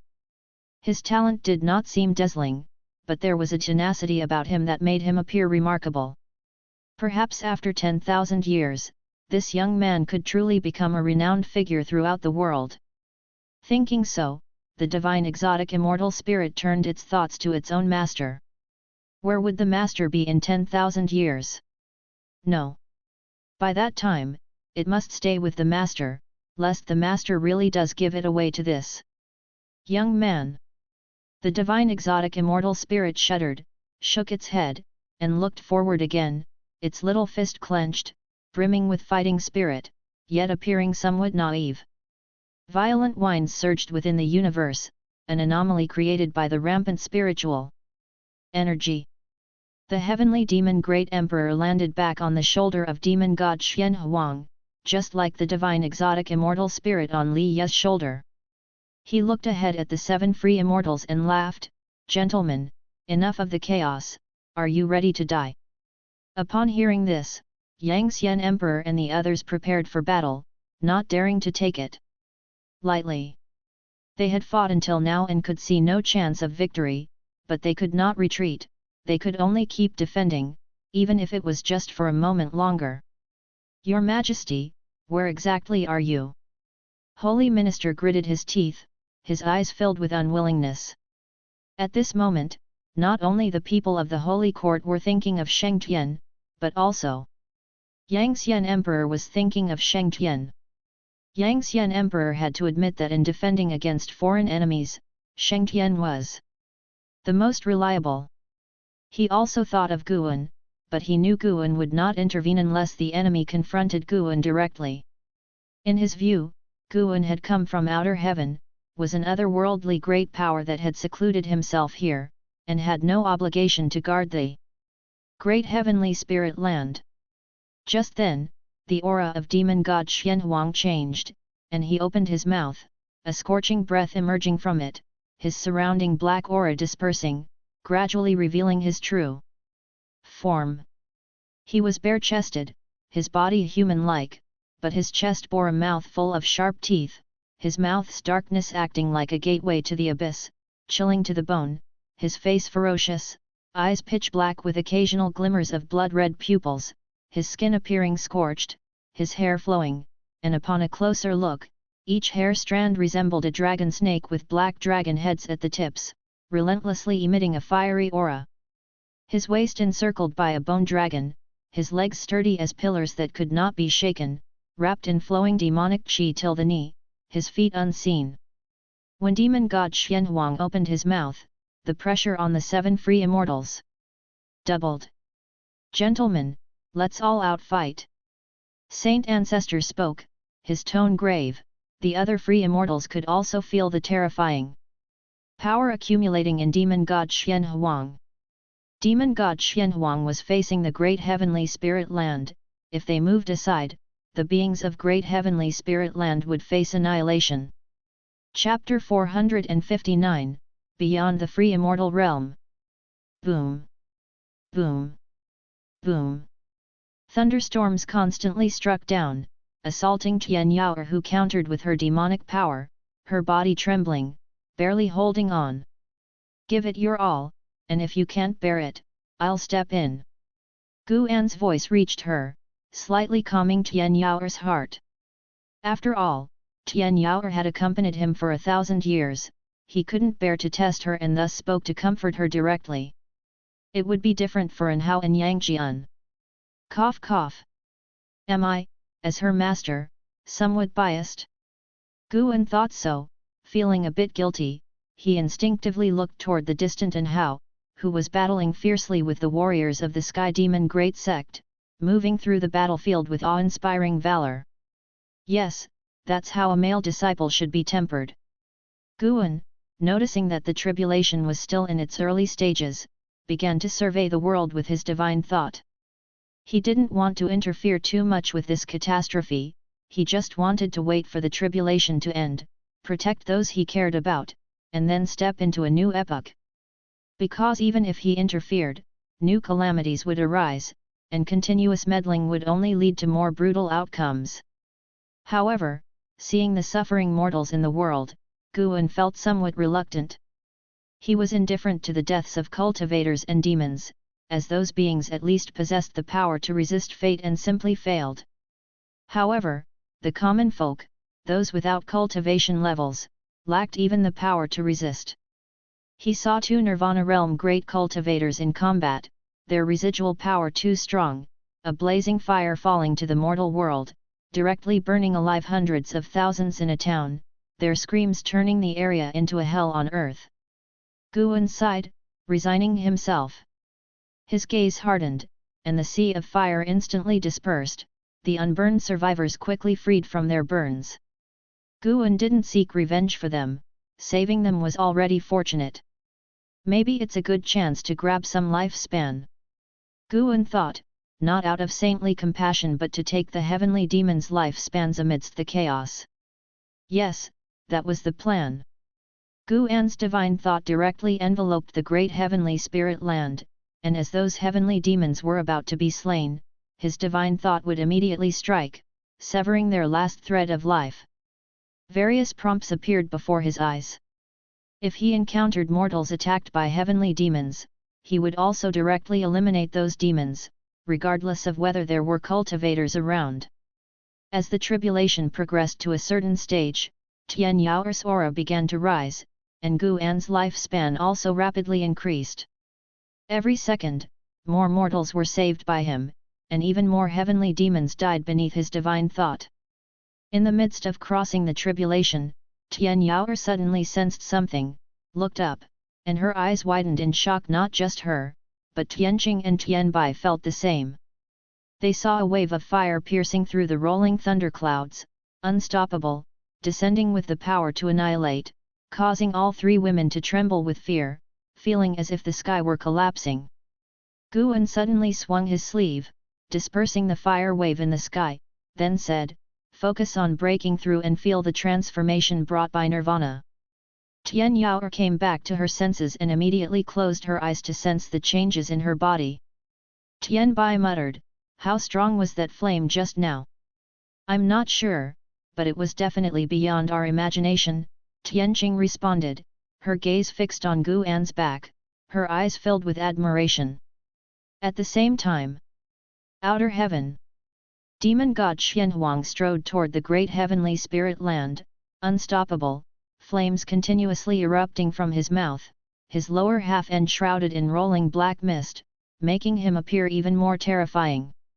In front of him, there was no longer any sign of the free immortals, and the cultivators of the Holy Court and immortals of the Immortal dynasty were completely despairing, undergoing a massacre. The great heavenly spirit land seemed as if its fate had run out, the heavenly light layer that enveloped the world fluctuating between brightness and darkness, only 3 out of the 7 divine beasts from the sun remaining, their presence barely detectable, clearly on their last legs.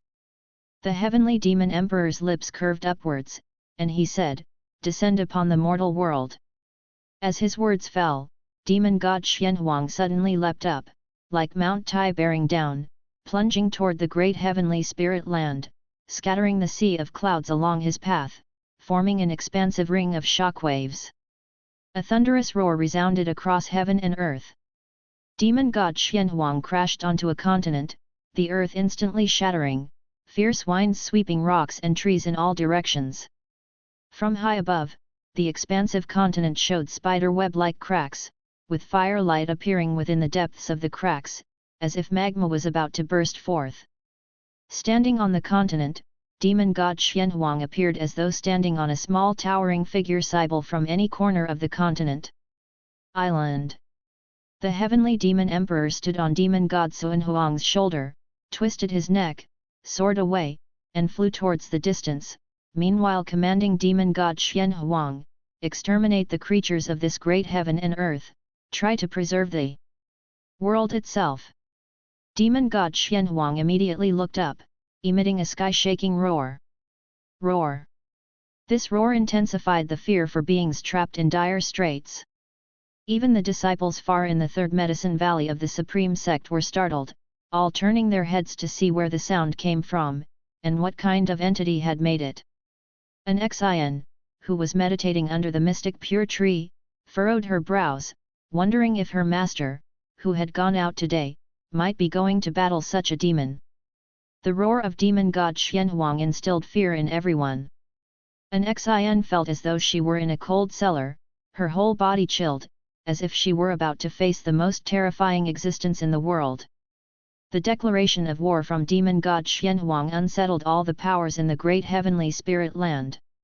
After leaving demon god Xianhuang, the heavenly demon emperor flew in the high sky, holding a black mirror as if searching for something, his gaze sweeping across heaven and earth. Suddenly, he noticed something and turned his head, then vanished from the spot. The next second, he arrived on an island, following his gaze, which was fixed on Tian Yaoer, who was enveloped by intense thunder. Further away were 3 figures, Guan, Tianqing, and Tian Bai. Nirvana tribulation, this cultivation technique is not simple, murmured the heavenly demon emperor as he stood on a rock, quietly observing Tian Yaoer. Tianqing's gaze suddenly caught sight of him. Her beautiful eyes widened at the sight of the heavenly demon emperor. He looked menacing, exuding an extreme sense of danger. She instinctively grabbed Guan's arm and whispered, "Master, someone has come." Guan glanced at the heavenly demon emperor. Heavenly demon emperor, free immortal realm 9 layers 239,709,201/500,000/999,999,999. Pure ages all nines. It seemed this being truly was a rare fortunate existence blessed by heaven and earth. Feeling Guan's gaze, the heavenly demon emperor's lips curled into a smile. In an instant, he moved 100 yards to appear right beside Guan, startling Tianqing and Tian Bai, who instinctively shrank back. Just as the heavenly demon emperor was about to speak, Guan suddenly swung his sleeve. Boom! In an instant, the heavenly demon emperor was reduced to ash, and a gust swept back, lifting a dust dragon into the air. The sound of thunder continued to echo, while Tianqing and Tianbai stood stunned. Tian Yaoer, hearing the commotion, opened her eyes and looked toward the trio facing one side. She couldn't help but ask, "Master, what happened?" Guan turned to her and said, "Nothing much, just a mosquito trying to bite me." "A mosquito?" Tian Yaoer looked skeptical, feeling that Guan was joking. At that moment, a prompt appeared in front of Guan. "You have successfully seized 26,708,213 years of lifespan from the heavenly demon. Emperor, free immortal realm 9 layers, ... Over 20 million years of lifespan, not bad. Worthy of a free immortal." Guan smiled satisfactorily. Eradicating the heavenly demon emperor had little impact on the progression of heaven and earth. The real threat was demon god Xianhuang. Demon god Xianhuang had already begun a massive slaughter. Guan seized this opportunity to accelerate his harvesting of demons, making way for the forces of heaven and earth to combat demon god Xianhuang. Since demon god Xianhuang was not a living spirit, killing him would not release a lifespan. Thus Guan had no interest in him. Boom! A golden thunderbolt struck down, resembling a golden dragon, its majestic power formidable. Guan's gaze locked onto Tian Yaoer as a faint golden light burst from her, resisting the attack of the golden thunder. Tian Yaoer felt her heart skip a beat and looked up instinctively, not seeing the golden thunder anymore. "Master, about that guy just now." Tianqing began cautiously. She didn't know how to express it. The sudden appearance of the heavenly demon emperor had almost scared her to death. Unexpectedly, with a wave of their master's sleeve, the heavenly demon emperor was obliterated. Tianbai, more daring, directly asked, "Master, what realm was that man from?" Guan responded nonchalantly, "Free immortal." "What realm is free immortal? How many levels higher than nirvana?" Tianbai's eyes shone with excitement as she asked. Guan glanced at her and snorted, "You'll have to figure that out yourself." Tianbai was lost in infinite possibilities. She aspired to reach the free immortal realm in the future, no, to surpass it, otherwise, she would seem insignificant before her master. Chapter 460, An even more terrifying existence. The words free immortal deeply embedded themselves in the hearts of Tianqing and Tianbai, who both aspired to reach this goal. It was only many years later that they realized how unattainable the free immortal truly was. Although Tian Yaoer was curious about what had just happened, her current priority was to make a breakthrough. She closed her eyes, adjusted her mindset, and re-entered a state of enlightenment. The heavenly tribulation continued.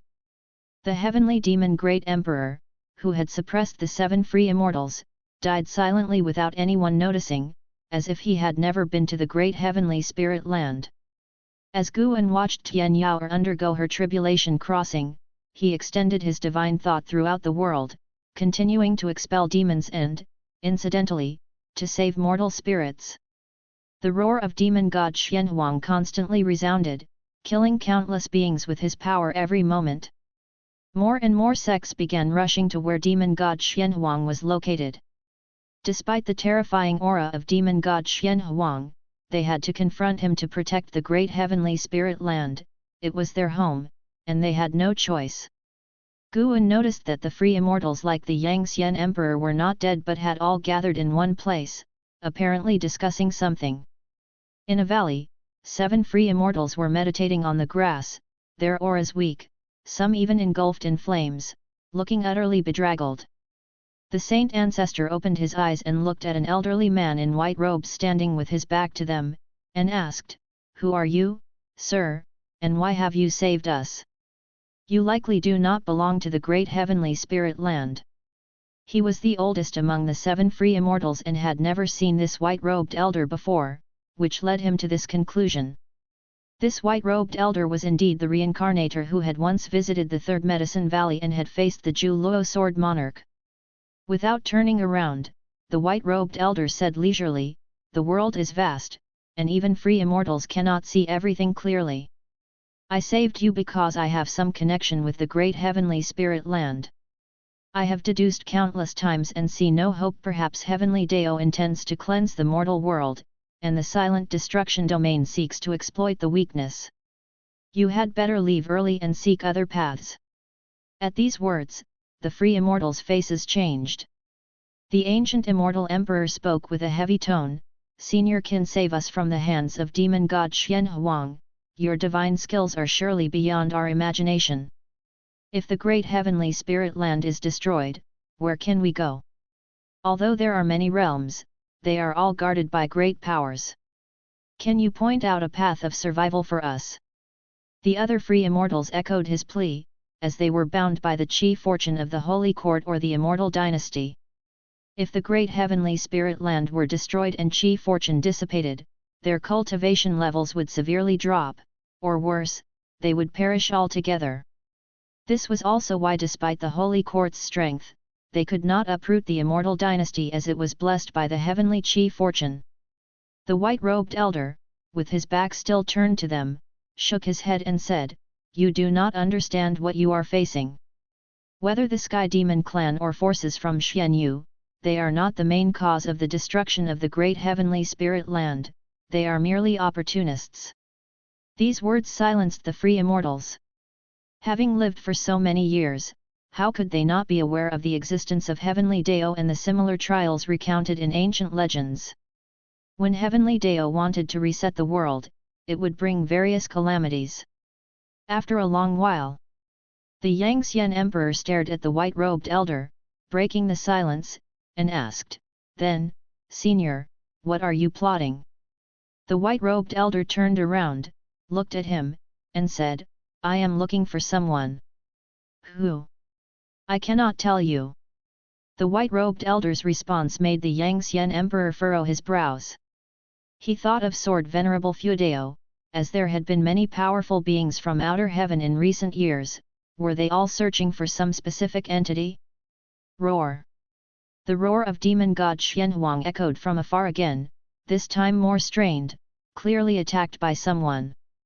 A smile appeared on the face of the white-robed elder as he said, "Stop trying to challenge demon god Xianhuang, none of you are his match, and he is backed by an even more transcendent existence. Even if you somehow manage to eliminate him, it will only provoke an even more terrifying calamity, and then I can only flee." An even more terrifying existence? Upon hearing this, all the free immortals turned pale. If demon god Xianhuang alone was enough to drive them to despair, what kind of being could possibly be orchestrating behind him? "Does Senior recognize Sword Venerable Fudao?" One of the free immortals could not help but ask. Sword Venerable Fudao's name had long resonated across the world, but because he seldom acted recklessly, he was rarely mentioned. Yet, for higher-level cultivators, it was difficult to ignore his presence.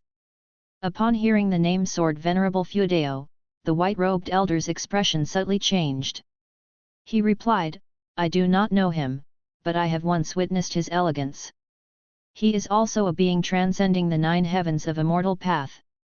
It is best for you to mention him less to avoid getting involved in great cause and effect. As for asking him to take action, that is even less advisable, as any adversary you face afterward would likely be almost as formidable as he is." The free immortals completely lost hope and looked up in bewilderment. The heavy black clouds in the sky were oppressive, obscuring the sun and leaving no hope in sight. Several ancient hours later, with the help of Guan, Tian Yaoer successfully crossed her tribulation. In her overwhelming excitement, her clothes burst open, startling Guan, who immediately used his mana to envelop her, preventing her true form from being exposed. Guan suddenly noticed that the corners of Tian Yaoer's mouth were slightly raised and thought to himself, could it be that she did this on purpose? He was a true gentleman and would not look more than necessary. Moreover, with his cultivation level, a single glance was unforgettable. Tianqing and Tianbai were also observing Guan's expression. Seeing that his face remained unchanged, the two women began to communicate through telepathy. Do you think Master likes it? He probably doesn't like it, he didn't even react. The less reaction he shows, the more it means he is moved. Really? Should we do the same when we break through next time? Then our figures should be different, so Master will feel refreshed. Upon hearing their telepathic exchange, Guan sighed inwardly. What kind of person do they take me for? Guan couldn't understand them, including Zhang Qiang, who were always coveting his body. Even his junior sister did the same, but he could understand her. After all, they were childhood sweethearts who had come this far together from the mortal world, their affection naturally developed. Each harboring their thoughts, they waited for Tian Yao to stabilize her cultivation level. It was also with Guan's help that Tian Yao managed to break through so quickly. Normally, crossing tribulation taking several days wasn't unusual. They waited until dusk before Tian Yao finally stabilized her aura. She stood up, wrapped in a loose white robe, and flung herself at Guan who, upon being hugged by her, could feel her body. All right, from now on you are also a Nirvana realm powerhouse, try to keep some dignity. Guan said sternly. Tian Yao looked up, giggling, I won't.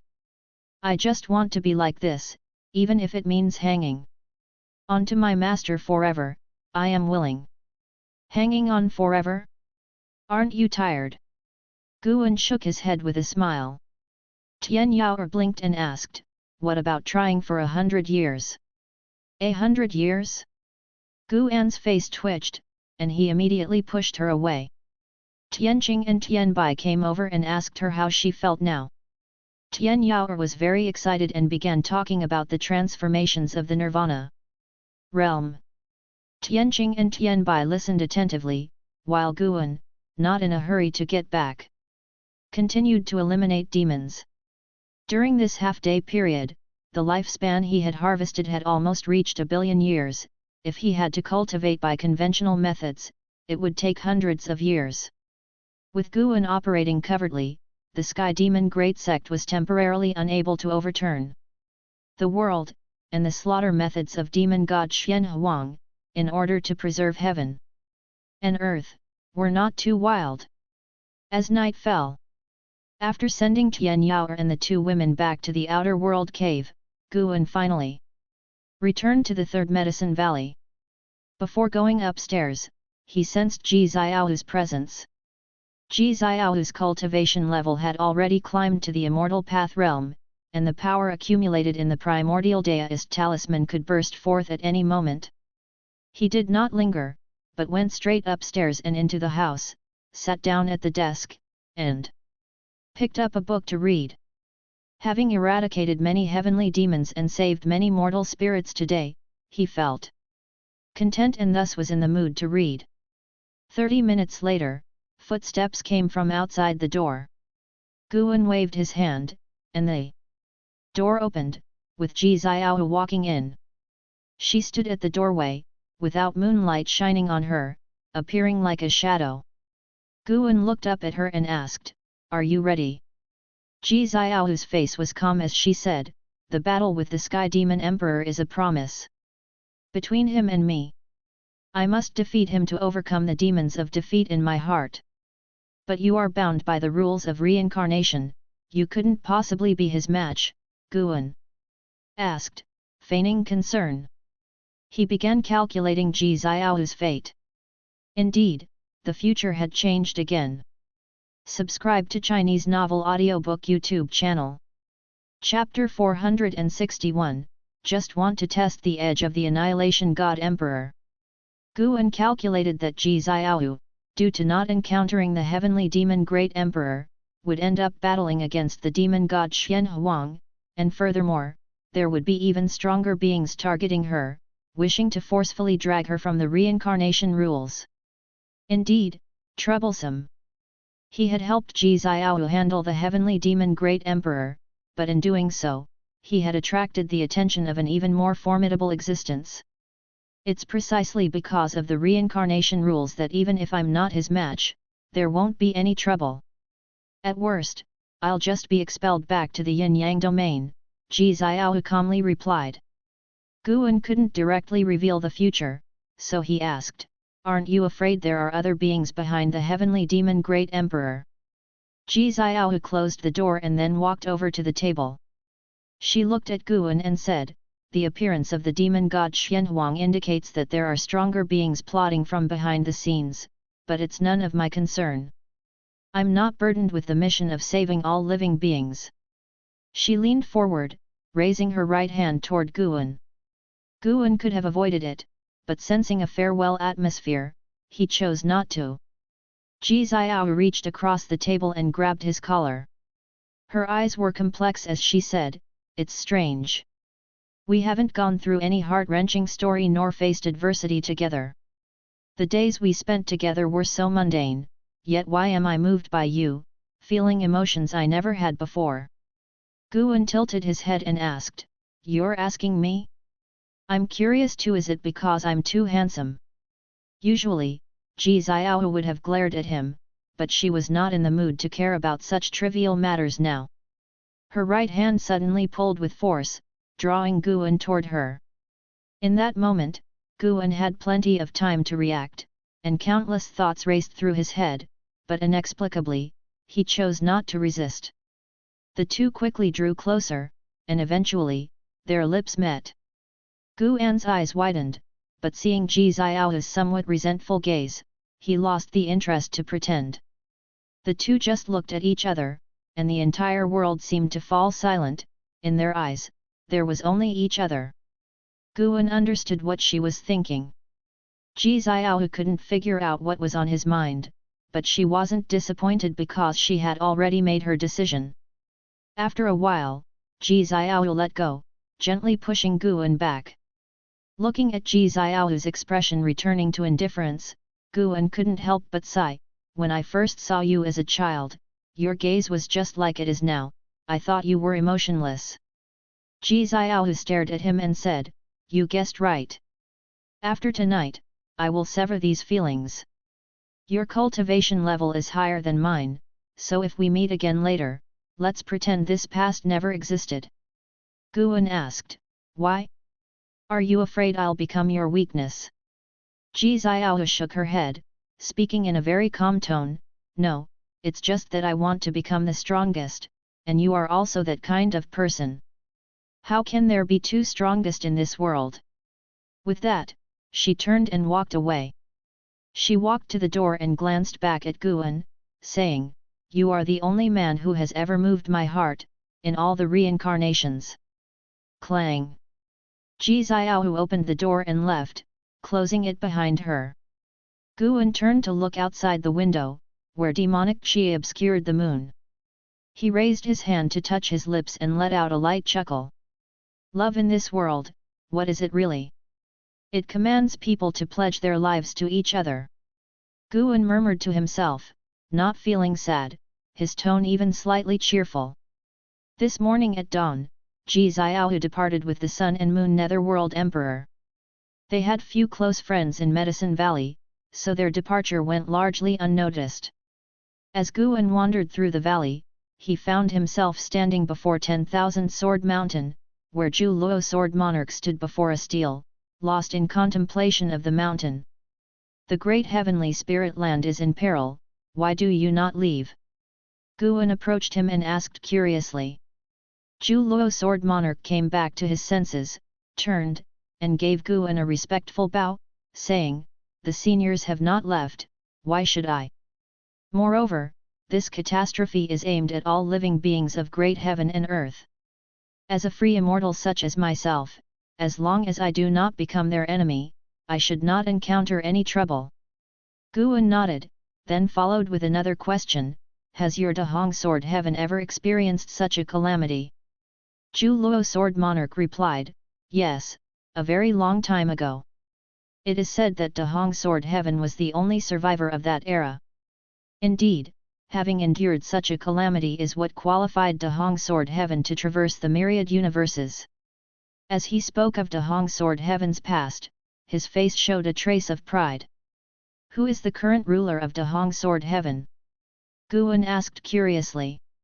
The Daoist tradition of De Hong Sword Heaven lay in the far-off De Hong realm, beyond his ability to deduce its causality.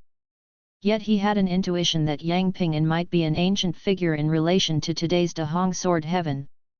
Zhu Luo Sword Monarch answered, currently, it is headed by the Supreme Sword Venerable, a descendant of De Hong Sword Heaven's ancestral master, and the inheritor of the masters. Sword Dao. Upon hearing this, Guan fell silent. Zhu Luo Sword Monarch observed Guan's expression, speculating in his heart. He had always felt that Guan possessed the Holy Heart Sword Dao. If Guan had been of low cultivation level, he might simply have been an inheritor. But Guan's cultivation level was profound and unfathomable, which made him suspect that Guan might very well be the Holy Heart Sword Dao itself. There was a legend within De Hong Sword Heaven that the master of their ancestral master, the saint ancestor of Sword Dao, did not fall, but that with the Holy Heart Sword Dao, he became eternal and indestructible. The saint ancestor of Sword Dao dispersed into the cycle of reincarnation, impossible to find, only potentially revealing himself when the Holy Heart Sword Dao reappeared in the mortal world. Over the years, some had come to understand the Holy Heart Sword Dao, but none were the true saint ancestor of Sword Dao. Nonetheless, De Hong Sword Heaven continued to search for the saint ancestor, fulfilling the ancestral master's will. As long as De Hong Sword Heaven exists, so must the search for the saint ancestor continue. Boom! A rumbling roar came from afar, and a tremendous oppressive force descended. Zhu Luo Sword Monarch turned his head, murmuring, "The reincarnation path Emperor truly is extraordinary, worthy of being one of the 4 emperors of Yin Yang. My master once said her talent was the strongest among the 4, it's just that she is the youngest." Guan also looked towards the distance. Ji Xiaohu did not seek out the heavenly demon divine emperor, but instead chose to make a move against demon god Xian Huang. Speaking of which, she has a very good relationship with the saintly lands of the great heavenly spirit land.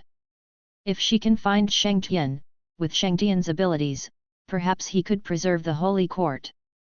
In that way, at least some living beings would survive, and this era might not be completely annihilated, Zhu Luo Sword Monarch lamented. Guan asked, "Have you ever heard of the Annihilation God Emperor?" Upon hearing this, Zhu Luo Sword Monarch's face changed drastically, and he looked at Guan in astonishment. He struggled for a moment, then gritted his teeth and said, "The name of a God Emperor, I dare not utter casually. What do you wish to ask, Senior?" Guan looked up at the sky, speaking softly, "I didn't mean to ask anything in particular, I merely wished to test the edge of the Annihilation God Emperor." At these words, Zhu Luo Sword Monarch trembled with fear. He wanted to flee the place immediately, yet he feared offending Guan. Although he was unsure of the extent of Guan's strength, the Annihilation God Emperor was certainly not someone he could provoke. Even if the Annihilation God Emperor was only a mythical legend, he held a deep wariness of him, a feeling common among cultivators who had ventured into the silent destruction. Domain. Chapter 462, Demon God approaches the sky, despair descends. Just wanted to test the mettle of the Annihilation God Emperor. Upon hearing these words, Zhu Luo Sword Monarch felt a tingling sensation on his scalp. He couldn't imagine what kind of apocalyptic scenery would unfold if Guan and the Annihilation God Emperor were to fight, fearing that even the Tao rules of the universe would shudder. Zhu Luo Sword Monarch dared not continue the conversation and could only stare blankly at Guan. Guan looked back at him and smiled, "I was just talking nonsense, don't overthink it." Practicing the formless and invisible freedom body, he was not affected by karma. Even if he mentioned the Annihilation God Emperor's name, he wasn't afraid of being overheard by the Annihilation God Emperor, let alone, the Annihilation God Emperor of Outer Heaven was not the real body. Then, Guan patted Zhu Luo Sword Monarch on the shoulder, turned around, and walked along the foot of 10,000 Sword Mountain, planning to wander around the valley.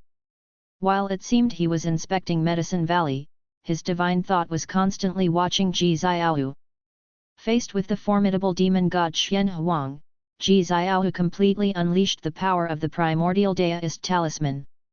Although Sun and Moon Netherworld Emperor did not join the battle, he was setting up a formation, channeling mysterious forces from other great heaven and earth to aid Ji Xiaohu. Guan saw 3 towering figures in that formation, which he estimated were the other 3 from the group of Yin-Yang 4 emperors. The intense power of the reincarnation path emperor erupted, alarming various sects around the world and attracting more great cultivators and great demons to support. Guan saw that Yang Xian Emperor and others also chose to join the fight, continuing to fiercely battle with the demon god Xian Huang. At the same time, at the edge of the Third Medicine Valley, atop a mountain peak by the cliff, Longqing sat, his brows furrowed as he gazed at the sky, lost in thought. Yu Yingying approached from behind, standing beside him, and asked, "Do you feel something?" Longqing turned to look at Yu Yingying and said, "Yes, and you, do you feel it too?" Yu Yingying had raised him since he was a child. In his heart, she was like his mother, and despite his age, he still respected Yu Yingying deeply. Yu Yingying's eyes were complex. She spoke softly, "Yes, I have recovered many memories and also felt the call of the origin, urging me to join that slaughter." Longqing's frown deepened, and he continued, "I haven't recovered my memories, but I too feel a voice urging me to go out and join the battle." Yu Yingying turned to look at him, having sensed the aura of the same origin from him years ago. She knew Longqing was also a reincarnated heavenly demon, but she had never mentioned it to anyone else, believing that Guan also knew this, and thus, had always refrained from teaching him cultivation. "Think more about your master's teachings, it might also be a tribulation for us," said Yu Yingying earnestly. Longqing nodded, "Don't worry, my teacher has already warned me, I won't be reckless, and I know exactly who I am. I am Longqing, and nothing from the past concerns me." He had lived for hundreds of years, cultivated for many years, and somewhat understood the matters of past life reincarnation. He speculated that if his past identity were revealed, it would bring great trouble, which was also why his master dared not teach him. The two turned their heads towards the horizon, continuing to share their feelings. They were just the tip of the iceberg. In various places around the world, reincarnated heavenly demons began to rampage and lose their senses until they reverted to their true demonic nature and started slaughtering all living beings. Guan was not only focused on Ji Xiaohu, his divine thought also covered various places around the world, continuing to exterminate heavenly demons and save the mortal spirits. He did not intend to change the larger situation in the world but wished to make the remaining lives of many mortal spirits somewhat better. Dark clouds churned, demonic qi roamed the mortal world, and occasionally fierce winds roared across the land, shaking the mountains. And how in a group of cultivators stood on a mountain peak, staring at the battle ahead, all showing a look of shock, even the conceited and how could not remain composed. At the edge of the earth, the figure of demon god Xian Huang, taller than mountains, stood. His long hair transformed into a mass of dragons twisting and continuously spewing flames. His arms, bigger than mountain ranges, swung ceaselessly, and several huge immortal path supreme treasures surrounded him. Various divine skills burst forth, shaking heaven and earth. An house gaze fixed on a figure, a female cultivator clad in a black robe with her face covered by a black and white mask resembling a Taiji diagram. Her long hair fluttered, and behind her, a majestic golden wheel hovered, from which golden dragons surged forth, vying to attack the demon god Xian Huang. It was Ji Xiaohu. The power of the primordial deist talisman had been fully unleashed, and now she, in her original form, was contending against demon god Xian Huang. Her figure was only 100 zhang tall, far smaller than demon god Xian Huang, but her aura was in no way inferior to demon god Xian Huang. At least from afar, and Hao and the others could not ignore her. And Hao even compared her to the Yangxian Emperor and found that this woman was in no way inferior. Moreover, he felt as if he had seen her somewhere before. Roar! Demon god Xianhuang roared again, its voice strained to exhaustion, causing heaven and earth to tremble violently. Above its head, the dark clouds churned violently, forming a black vortex with thunder and lightning flashing inside, as if some terrifying being was about to be summoned. Boom! A fearsome figure descended from the black vortex, landing on the ground and raising a dust cloud 10,000 zhang high. Another demon god Xianhuang. Upon closer inspection, this demon god differed from demon god Xianhuang only slightly in skin tone, almost like an avatar, his aura not at all weaker than demon god Xuanhuang's. His appearance caused faces like the Yangxian emperors and others to change drastically. One demon god Xianhuang was enough to drive them to despair, let alone another one. How could they possibly stand against them? Transformed into the reincarnation path emperor, Ji Xiaohu did not show much reaction, at least the mask covered her expression. Two demon god Xianhuangs stood side by side, like the highest peaks in the world, exuding an aura that disdainfully overlooked all living beings. In their presence, everything in the world seemed to diminish. For a moment, the great battle paused, the forces of great heavenly spirit land dared not make any rash moves, while the two demon god Xianhuangs fell into a peculiar state of stillness. What's going on? A cultivator beside Hao frowned and asked, the other cultivators also becoming even more tense. Such a scenario was truly ominous, as if a great disaster was about to befall them. Suddenly sensing something, Hao abruptly looked up, his expression changing. Dramatically, he couldn't help but exclaim, how is this possible? The other cultivators also looked up, all of them turning pale with fright. In the sky, within the dark clouds, terrifying figures loomed, all immensely large, their forms identical to that of demon god Xianhuang. Yangxian Emperor and Holy Minister also turned pale. In the distance, on the desolate land where the Sun and Moon Netherworld Emperor was forming formations, he too was dumbfounded, his body trembling, unable to believe his eyes. How can there be so many? The Sun and Moon Netherworld Emperor said tremblingly. Behind him, three huge shadowy figures constantly supplied power to the reincarnation path Emperor, but these three figures seemed insignificant in front of the myriad demon god figures, like ants looking up to a god. As far as the eye could see, the figures of demon god Xianhuang filled the whole firmament, each one already monstrous in size, now numbering over 100, forming a scene that drove all beings to despair. Chapter 463, Defying the Heavens, A Battle in Outer Heaven. Supreme Sect, Third Medicine Valley. All the disciples outside the houses gazed up, their pupils dilating, reflecting the terrifying visage in the sky, fear creeping across everyone's faces. The black clouds in the sky surged endlessly, revealing only small parts of the horrific figures of the demon gods Xianhuang, yet even the sight of their feet was enough to chill the spine. What in the world is that? So many, could these really be heavenly demons? How can they be so massive? Are they coming for our Taixuan continent? Don't panic, we have sword Venerable Feudeo, what's there to fear? Disciples in the valley discussed among themselves, trying to dispel the fear in their hearts, while those inside the houses also came out. An Xin looked up at the terrifying scene in the sky, her eyebrows knitted tightly. She looked towards Guan's loft, feeling the presence of her master, and her heart suddenly calmed. With the master here, even if the sky falls, there is no problem. Meanwhile, inside the house, Guan held a book in one hand and twirled the fate-determining pen in the other, raising his eyebrows slightly as he muttered to himself, "Have you sensed it yet?" Before Ji Xiaoyu left, Guan divined her future. She was meant to face a single demon god Xianhuang.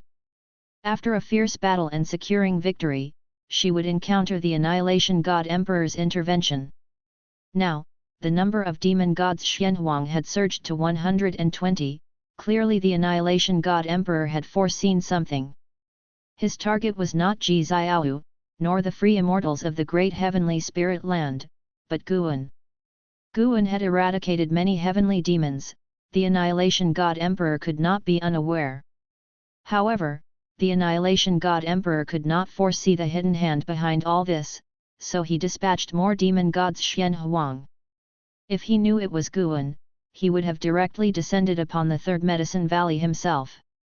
Guan was proficient in various sorceries to isolate causal divination, making him inscrutable to the Annihilation God Emperor.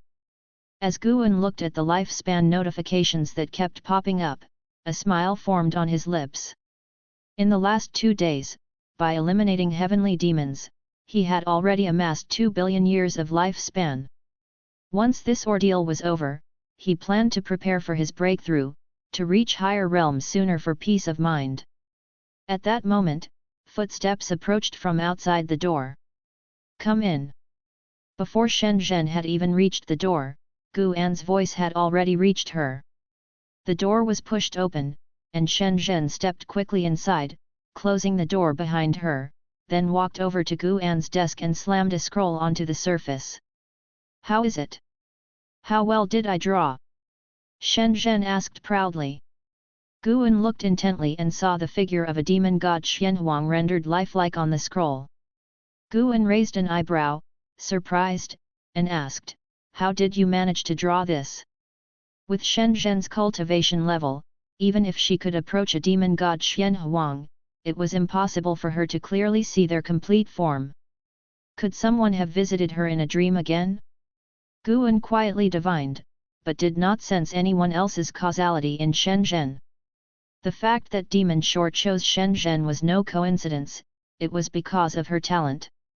Guan had thought it was his deist intent that influenced Shen Zhen, but now it seemed her own comprehension was also astonishing. Shen Zhen laughed proudly. "I listened to their roars and started imagining what kind of existence they really are, and then I figured it out. Moreover, after drawing them, I feel that my chi blood has also strengthened a lot. This feeling is too wonderful. I haven't had such a sensation in many years. It seems my talent has returned." Guan couldn't help but praise her, which made her even more elated. Meanwhile, on the other side of the world, the battlefield was in extreme tension. Demon gods Xianhuang descended from the sky, causing the land to tremble. Many fell into the ocean, yet somehow they remained close to each other. A continent several times the size of Taixuan continent could only accommodate 10 demon gods Xianhuang standing.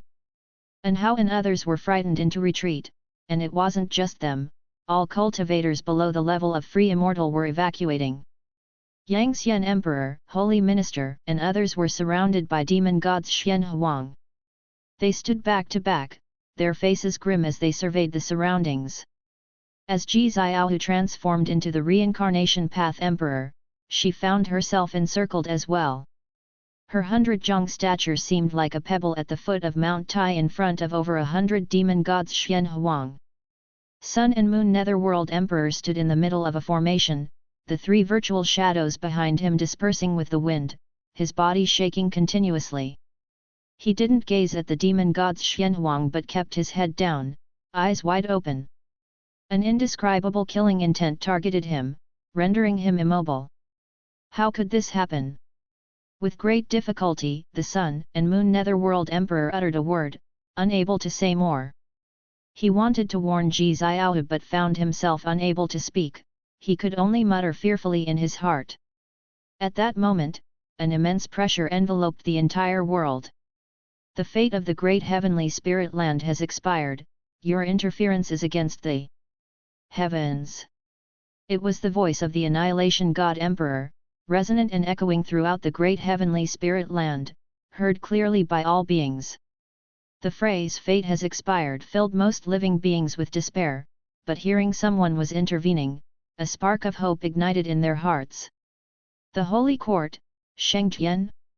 The Red Dust Immortal Emperor? Or perhaps the reincarnator that hides within the mortal world? No matter who it is, do you truly intend to withstand the grand heavenly might? The voice of the Annihilation God Emperor rose again, and as his words ended, 120 demon gods Xianhuang unleashed devastating auras, shattering their continent, stirring up oceans into colossal waves that soared into the sky. The overwhelming pressure caused even the free immortals to fall, including Ji Xiaoyu. Although Ji Xiaoyu wore a mask, concealing her eyes, from her clenched jaw, it was clear she was unable to resist. Chapter 464, Defying the Heavens, A Battle in Outer Heaven, _2. All over the world, cracks began to appear, and even the Taixuan continent began to tremble violently. The Supreme Sect immediately fell into chaos. Faced with such pressure, they could no longer afford to believe in Sword Venerable Fuedao, they instinctively felt panic. Inside the loft, Shen Zhen was also frightened by this pressure, her face pale. She carefully looked at Guan and asked, "Who was speaking just now?" "It wasn't the demon god from my painting, right?" Guan glanced at her and said, "Indeed, it's not the demon god from the painting, it's someone much more powerful." Each demon god Xianhuang possessed the pinnacle of strength in the free immortal realm. Their combined momentum made it impossible for the great heavenly spirit land to endure. The chi fortune of schools all over the world began to disperse, mountains and rivers collapsed, and grotto heavens were torn, everything was moving towards destruction. Lava surged from crevices in the ground, driving away the mortal spirits, but the mortal spirits could not outrun natural disasters. Like a flood sweeping over an ant nest, life at that moment became incredibly fragile. Ji Xiaoyu, Yangxian Emperor, and other free immortals were pressed down by the overwhelming presence of the demon gods Xianhuang as if plunged into the seabed. They seemed to have arrived in the lower realm. Looking up, the demon gods Xianhuang stood above the sea, supremely confident, looking down upon them as if viewing ants. "Damn it!" The holy minister gritted his teeth, he was no longer afraid but angered by the words of the Annihilation God Emperor. Heavenly will? They of the holy court were the heaven of the great heavenly spirit land. The thoughts of the Yangxian Emperor were similar to those of the holy minister, even in death, he did not want to acknowledge that the other party represented heaven.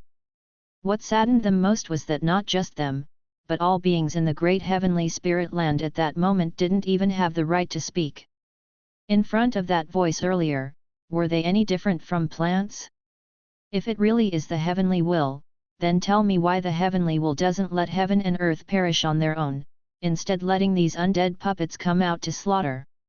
Suddenly, a voice sounded, for some reason, at that moment, all beings in the world felt a sense of relief. All disasters on earth paused in an instant, only living beings could continue to move, the oppressive force of the demon gods Xianhuang on them was quickly receding. This voice was Gu An's. Upon hearing this, Anhao took a deep breath, turned around, and looked towards the figures of the demon gods Xianhuang in the distance, his eyes filled with anticipation. He wanted to see how his master would eradicate these demon gods. Within the Third Medicine Valley, thousands of disciples turned their heads simultaneously toward Gu An's loft. Atop the mountain, Long Qing, along with Yu Yingying, also turned around. Before 10,000 Sword Mountain, Zhu Luo Sword Monarch turned, his face showing a tense yet excited expression. Such a matchless battle was a rare sight. The entire Supreme Sect suddenly quieted down. The subsect, Yelan, Zhenqin were floating in the air, presiding over the formation, but upon hearing Gu An's words, they suddenly froze. "Senior brother! Master!" The two women instinctively looked up at the sky. At that moment, the enormous shadows of the demon gods seemed not as terrifying as before. Far away in the Huhua sect, Zhang Qian was equally stunned.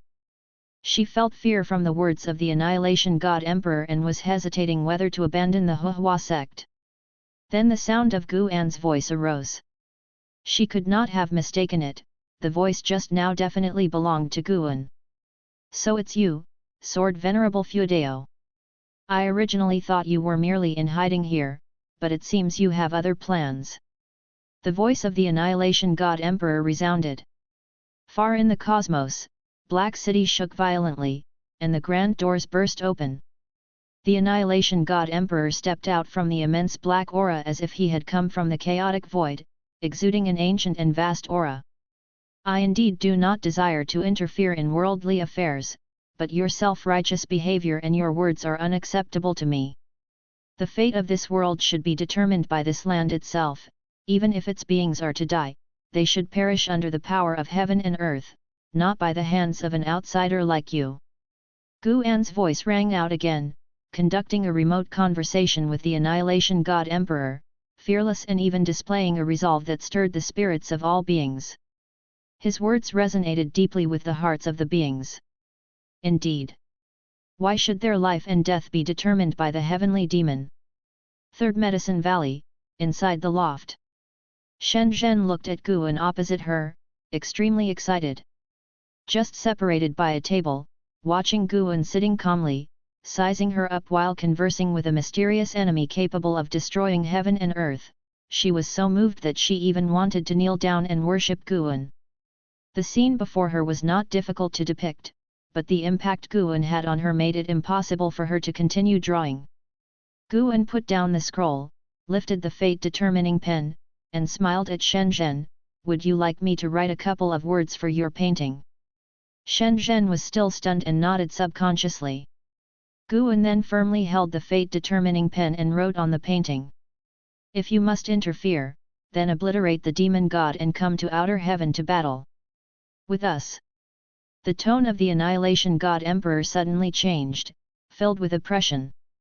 He seemed to tear away his hypocritical facade, transforming from solemn and heavy to wickedly powerful. Battle in outer heaven. His challenge made all beings in the heaven and earth hold their breath and concentrate.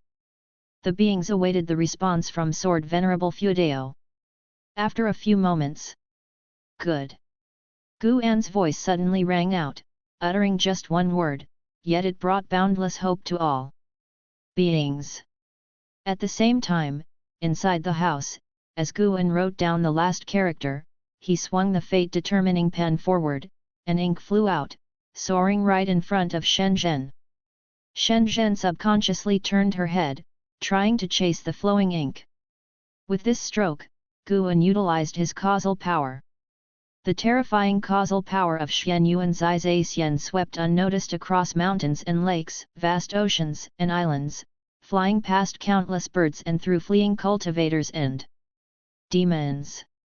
Located underwater, Ji Xiaoyu, Yang Xian Emperor, and others looked upwards at the arrogant figures of the demon gods, their tension escalating as they awaited the intervention of Sword Venerable Feudeo. Suddenly, every free immortal felt a shudder in their soul, overwhelmed by an indescribable fear, and then they witnessed a scene they would never forget. The figures of the Xianhuang demon gods above seemed to be extinguished by an invisible hurricane, all disappearing in ashes together. Everything happened so quickly that the free immortals couldn't even react in time. In an instant, 120 Xianhuang demon gods ceased to exist. Inside the house, Gu An stood up and walked around the table. Shen Zhen's gaze subconsciously followed him, and she saw him approach her. Gu An pointed at the white paper that had appeared on the table without her noticing, smiled, and said, "Can you draw me next? Make sure to depict me handsomely." Upon hearing this, Shen Zhen instinctively grabbed Gu An's arm, breaking from her fervent emotions. She looked at him and asked through gritted teeth, "Are you confident?" Somehow, seeing Gu An about to leave filled Shen Zhen with anxiety. She thought of those heroes in stories preparing for their final moments of glory. Although she was unclear about who the Annihilation God Emperor truly was or how powerful, it was obvious from his previous words that he did not fear Sword Venerable Feudeo. Gu An smiled, "I'm not confident, but I still need to stand up, otherwise, who will champion this world? Don't forget, you're also part of this world." He gently broke free from Shen Zhen's hand and walked to the windowsill. Shen Zhen turned to look, and unexpectedly, sunlight appeared outside the previously dim window, shining directly on Gu An. Under the sunlight, Guan gradually became ethereal and finally disappeared with the light. Shen Zhen couldn't help but cover her chest, feeling an indescribable discomfort. Outside the attic, thousands of disciples who had been closely watching saw Guan transform into light and leaving them all stunned in place. They instinctively looked up. A hole appeared in the sea of dark clouds engulfing the sky, and sunlight poured down from there. Under the mystic pure tree. An Xin looked up at the cloud hole in the sky, feeling infinite admiration rising within her. Master, is this the moment you spoke of, turning the tide? Guan had taught her more than once to concentrate on cultivating, as the significance of diligent cultivation was to turn the tide when faced with crises others couldn't handle. The rewards in that moment would exceed being powerful itself. Before, an Xin did not understand what gains would helping others bring. But now, she understood. Chapter 465, The Power of the Taoist Hidden Immortal. Countless heavenly demons hovered above the great heavenly spirit land, guarding it from every direction, all their gazes fixated upon it. Looking along their line of sight, the magnificent and vast great heavenly spirit land presented a scene of destruction. Continents fractured like spider webs, tumultuous seas turned into terrifying waves, and all these scenes had come to a standstill. The aura of demon god Xianhuang has disappeared. How is that possible? So many demon god Xianhuangs were annihilated in an instant. Just how high is Sword Venerable Fuedao's Dao level? Why hasn't His Majesty appeared? He wouldn't have. How could that be possible? He is the heavenly demon great emperor, the most powerful existence in our demon race. Nothing can have happened to him, he must be held up by something. Will Sword Venerable Fuedao come out? The heavenly demons discussed heatedly, filled with fear towards Sword Venerable Fuedao. They had experienced the formidable presence of demon god Xianhuang themselves, even a single one stood beyond their reach. And yet, so many demon gods Xianhuang, standing together, were simply eradicated by Sword Venerable Fuedao. How could they not fear him?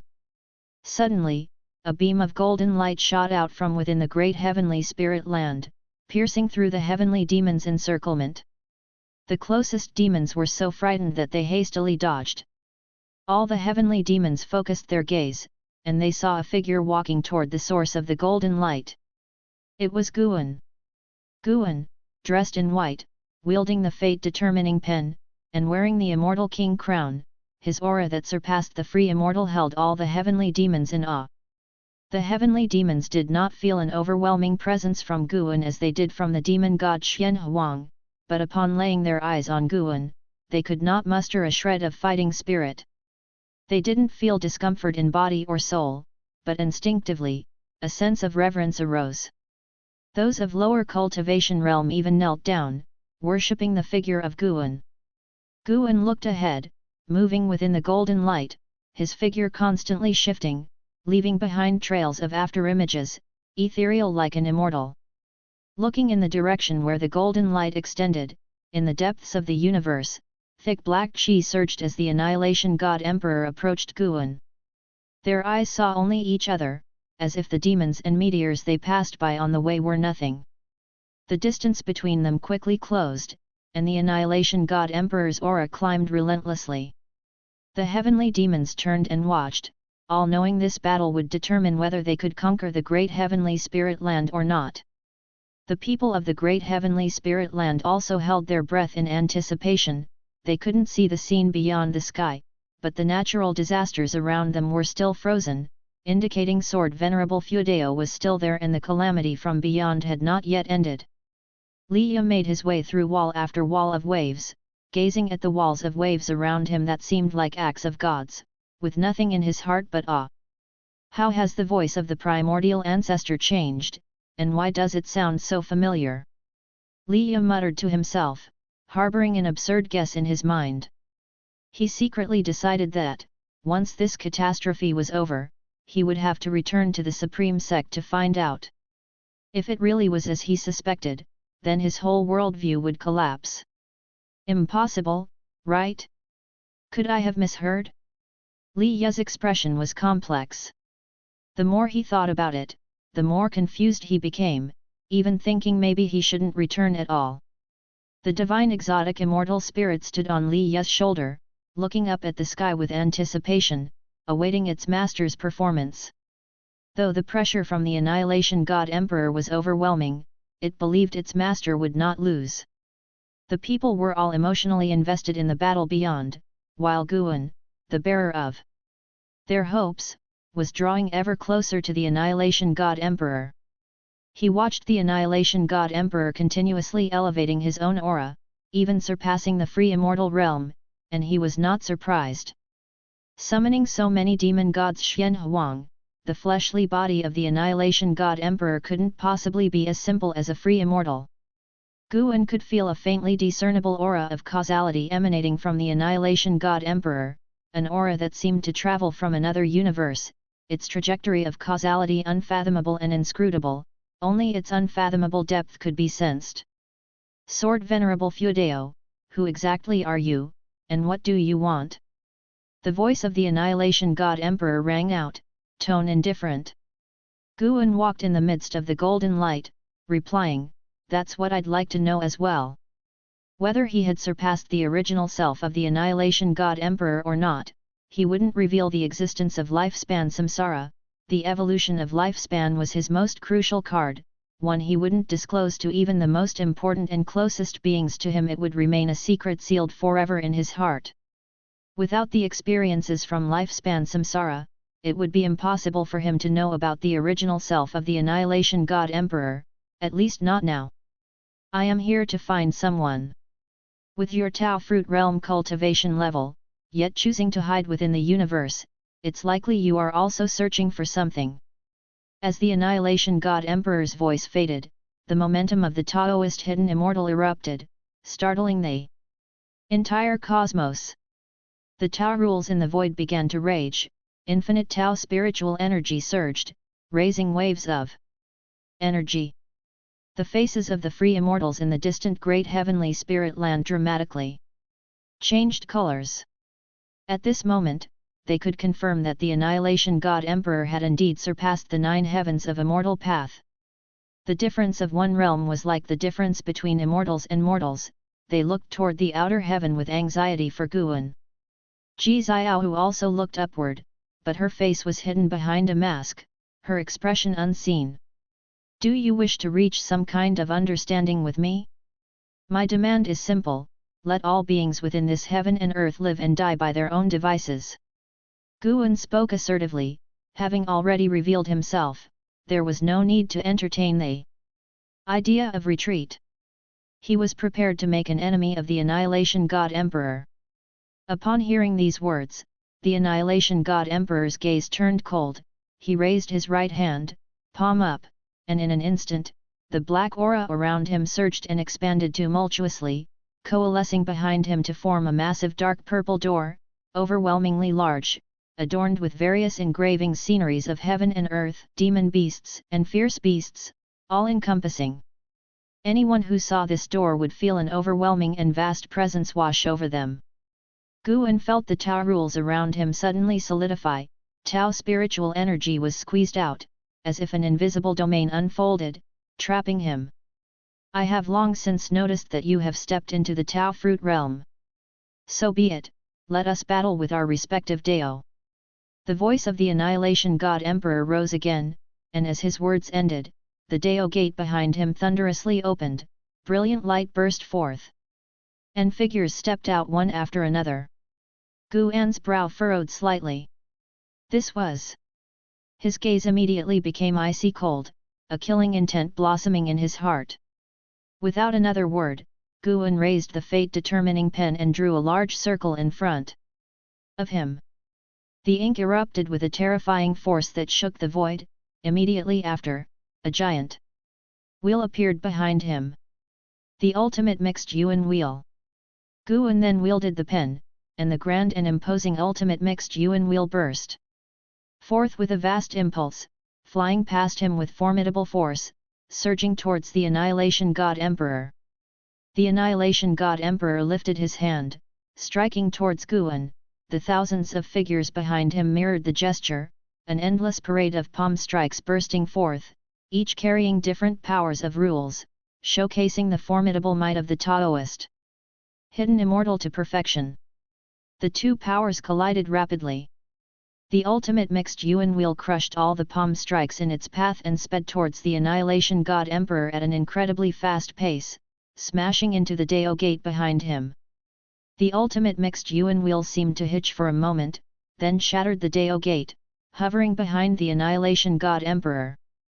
The boundless cosmic void revealed a massive trail of energy that could not be seen to its ends, rapidly expanding as though a flood was laid across the cosmos, and Guan and the Annihilation God Emperor were precisely in the midst of this torrential flow. Chapter 466, Rebirth of Heaven and Earth. The ultimate chaos disk hovered behind the Annihilation God Emperor, situated within the universe, as if it was the most ancient creation, vast and magnificent. It rotated slowly, as though the ancient hours were passing by, never to stop. Underneath the helm of the Annihilation God Emperor was nothing but darkness, like a black hole, preventing anyone from discerning his expression. However, from his shaking figure, it was apparent that his heart was far from calm.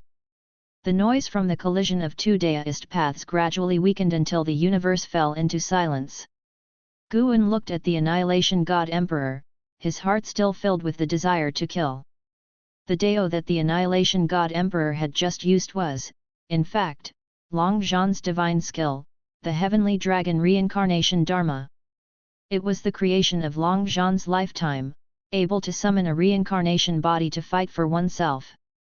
The Annihilation God Emperor, who assassinates Long Zhan, not only seized Long Zhan's divine skills but also transmigrated into the body of a descendant of the dragon family to become his reincarnation body.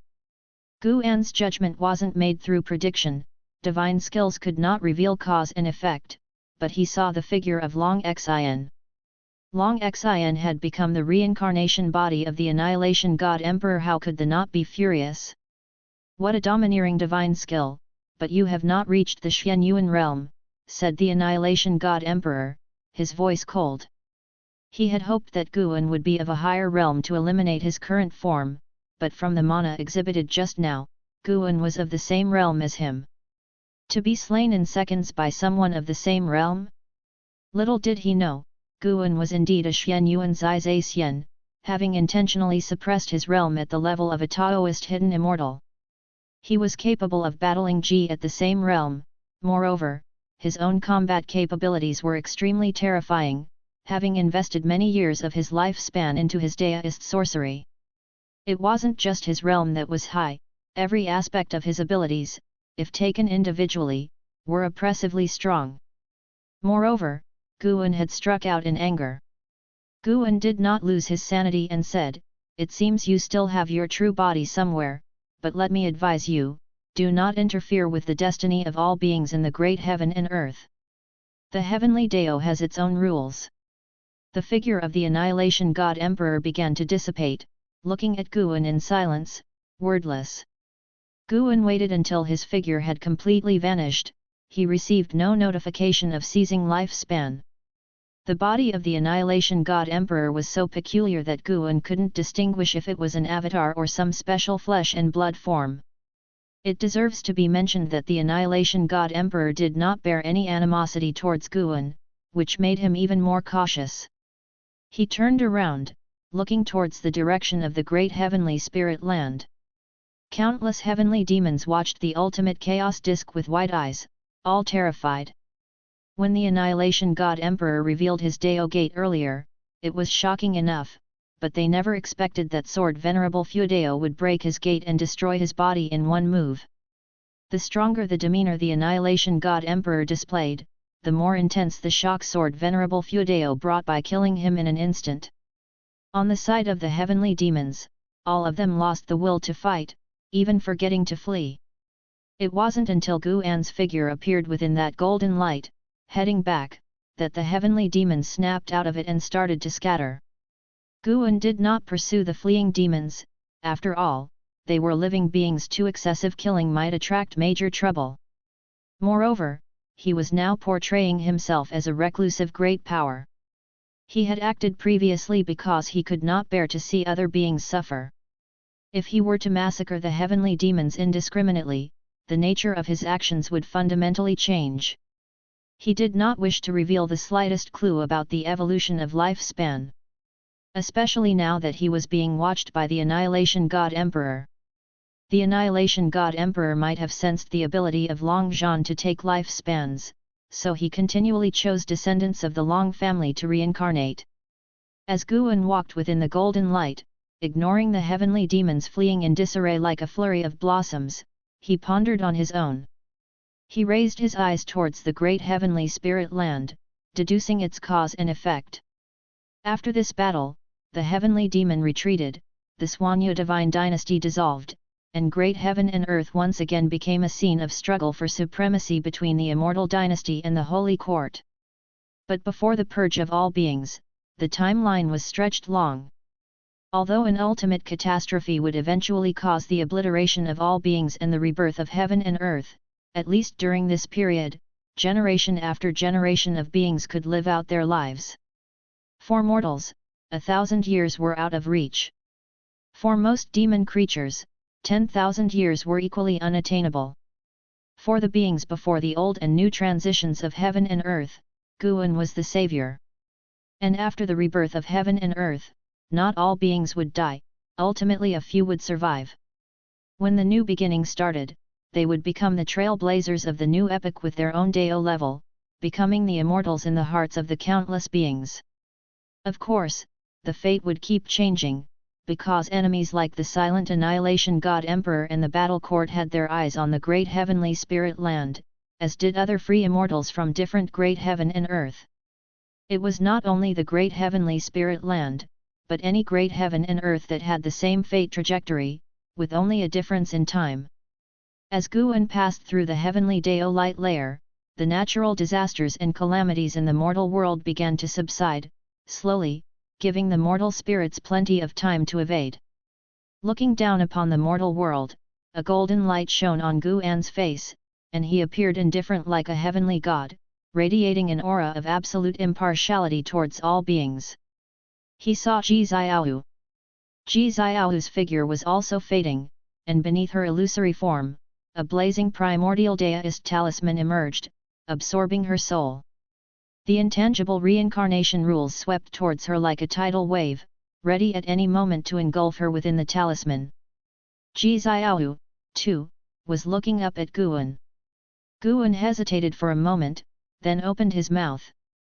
A slight tremble crossed Ji Xiaohu's face, as if surprised, and then, she was taken into the primordial deist talisman. The talisman then contracted and disappeared into thin air at the bottom of the sea. The free immortals did not concern themselves with her disappearance, all still in shock at the power of Sword Venerable Fuedeo. As the surrounding seas poured in, they would soon be submerged, sinking to the ocean's floor, yet they still did not move, staring blankly at the sky. Holy Minister took a deep breath, his expression complex, his hands clenched into fists inside his sleeves. He was filled with dread and did not even feel relieved. Guan's strength was beyond his imagination. He was now certain that even if Shengtian returned, he could not be Guan's opponent. Such a powerful being seemed ridiculous to even think of courting, and in the future, any decision the Holy Court made would have to consider the thoughts of Sword Venerable Fuedeo. Otherwise, Sword Venerable Fuedeo could annihilate the Holy Court in an instant. Not just him, Yangxian Emperor thought the same. The two exchanged a glance, reaching the same understanding. They needed to visit the Supreme Sect. Meanwhile, inside the Third Medicine Valley, the disciples were still anxiously waiting. Shen Zhen stood by the window, basking in the golden light left by Guan's departure. She wanted to follow the golden light to catch a glimpse of Guan's figure. Her mind was a mess, unclear about what really happened in outer heaven. Guan, you'd better not run into trouble. Otherwise, who will I write my books for? Shen Zhen bit her teeth and muttered to herself. No sooner had she spoken, she suddenly widened her eyes and rubbed them to make sure she wasn't seeing things. After confirming she was right, a smile blossomed on her face. Chapter 467, Won by Luck. Under Shen Zhen's gaze, Guan descended from the golden light as if there were an invisible staircase beneath his feet. He walked so steadily, resembling a heavenly god descending to the mortal world. More and more disciples noticed Guan's figure, and they all felt a surge of surprise and began to cheer. Master has returned. It's really Master. How come he's back so soon? Did the other party flee? It's unclear, but there was definitely a very terrifying pressure that came just now. I felt they had clashed. Nonsense, our master is Sword Venerable Feudeo. Think about it, has Master ever not used an absolutely dominant stance to slay his enemies? The disciples chatted among themselves, attracting even more disciples to join the crowd. An Xin saw Guan's figure, and her face bloomed with a smile. She immediately went over to take control of the situation to prevent the disciples from disturbing Guan. Zhu Luo Sword Monarch, in front of 10,000 Sword Mountain, had witnessed the previous battle and now wore a face of disbelief. That was the Annihilation God Emperor, the most terrifying legend of the Silent Destruction domain. Such a terrifying being had no power to resist in the face of Guan. Moreover, he heard what the Annihilation God Emperor said. These two supreme beings were of the same realm. Suddenly, Zhu Luo Sword Monarch felt he couldn't be considered a genius anymore. Facing a free immortal now, he would find it difficult to obliterate the opponent with one move. He could battle a dozen free immortals, but to kill a free immortal would be difficult, even to say, as long as the free immortal wanted to escape, he could not stop them. Shen Zhenzi and Nine-Finger Divine Lord, two great cultivators of Medicine Valley, now revered Guan like ordinary disciples. Nine-Finger Divine Lord was the most emotional. He had once thought he was lowering himself to befriend Guan, but it turned out to be Guan who had bent down. Thinking back on the chess games Guan had played with him, he felt Guan had been giving him guidance. For a moment, Nine-Finger Divine Lord was lost in reminiscence. Those who had been close to Guan were also recalling the past, as Guan's demonstrated strength today shattered their previous perceptions. Shen Zhen stepped back, watching Guan enter through the window. She stared dumbfounded at him, the golden light still not dispersed from his body. Guan smiled, the golden sunlight behind him dissipated, and the room returned to its normal state. He raised his hand and waved in front of Shen Zhen, asking, "What are you thinking about?" Shen Zhen snapped back to reality and hurriedly asked, "Is it over? Otherwise, what? Do you think I just went to beg for mercy?" Guan blinked and retorted. Shen Zhen's beautiful eyes widened, and her breathing suddenly became hurried. "You won. Yet, fortunately victorious. Fortunate and so quick. When experts clash, the outcome often lies in an instant. I don't believe it." "Then never mind. You were going to draw me, why haven't you started? Can't you manage?" "How could I not? I'll draw you right now." Although they were bantering, Shen Zhen was very excited. As soon as she finished speaking, she turned and went towards the desk. Guan turned, looking out the window. The dark clouds in the sky were dispersing, making the outside world grow increasingly brighter. "Enjoy the years I have fought for you," Guan murmured to himself, and next, he needed to prepare for his breakthrough. He extended his divine thought to cover the mortal world, eliminating those heavenly demons that were still causing chaos. As for those that had fled, he couldn't be bothered to chase them.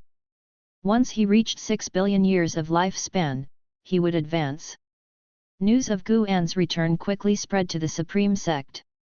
As the natural disasters gradually subsided and the heavenly demons began to retreat, all beings across the lands understood that Sword Venerable Feudeo had won. In the mountain god temple within the North Sea Mountains, Sage Xian Miao sat on the stone steps, looking up at the dispersing dark clouds, filled with emotion. "Mountain god, Sword Venerable Feudeo, so that's how it is." He suddenly gained insight. Identity wasn't important, what mattered most was acting with the righteousness of the heavenly Dao for all living beings. He closed his eyes and continued his cultivation. With Sword Venerable Fuedao being so formidable, he absolutely couldn't shame himself. After all, he was now somewhat like half a disciple of Sword Venerable Fuedao. The clamor in the world continued to rise. Against the lively backdrop of the world, Guan chose to shut his door and not emerge. When the dark clouds that enveloped the world scattered, and the sun was also setting. Sunset and moonrise, when the morning sun rose, Guan quietly left early in the day. First, he went to Hidden Spirit Palace to harvest the ripe medicinal herbs, then had the deep sea dragon carp sow new seeds. Guan lay on the rocking chair, admiring his attribute panel. Name, Guan. Lifespan, 1,145/6,001,319,431. Physique, mixed element golden body. Cultivation level, Xian Yuan Zai Zai Xian Realm Perfect. 6 billion years of lifespan. I should be able to break through successfully, right? Last time I broke through, I only had a lifespan of 3 billion years. Guan began to contemplate which Daoist sorcery to enhance. He had experienced the thrill of annihilating enemies within the same realm in an instant, so he still needed to strengthen all aspects of his power. Of course, given a choice, he would still prefer to fight lower realms with a higher realm, trying to avoid confronting powerhouses of the same realm as much as possible.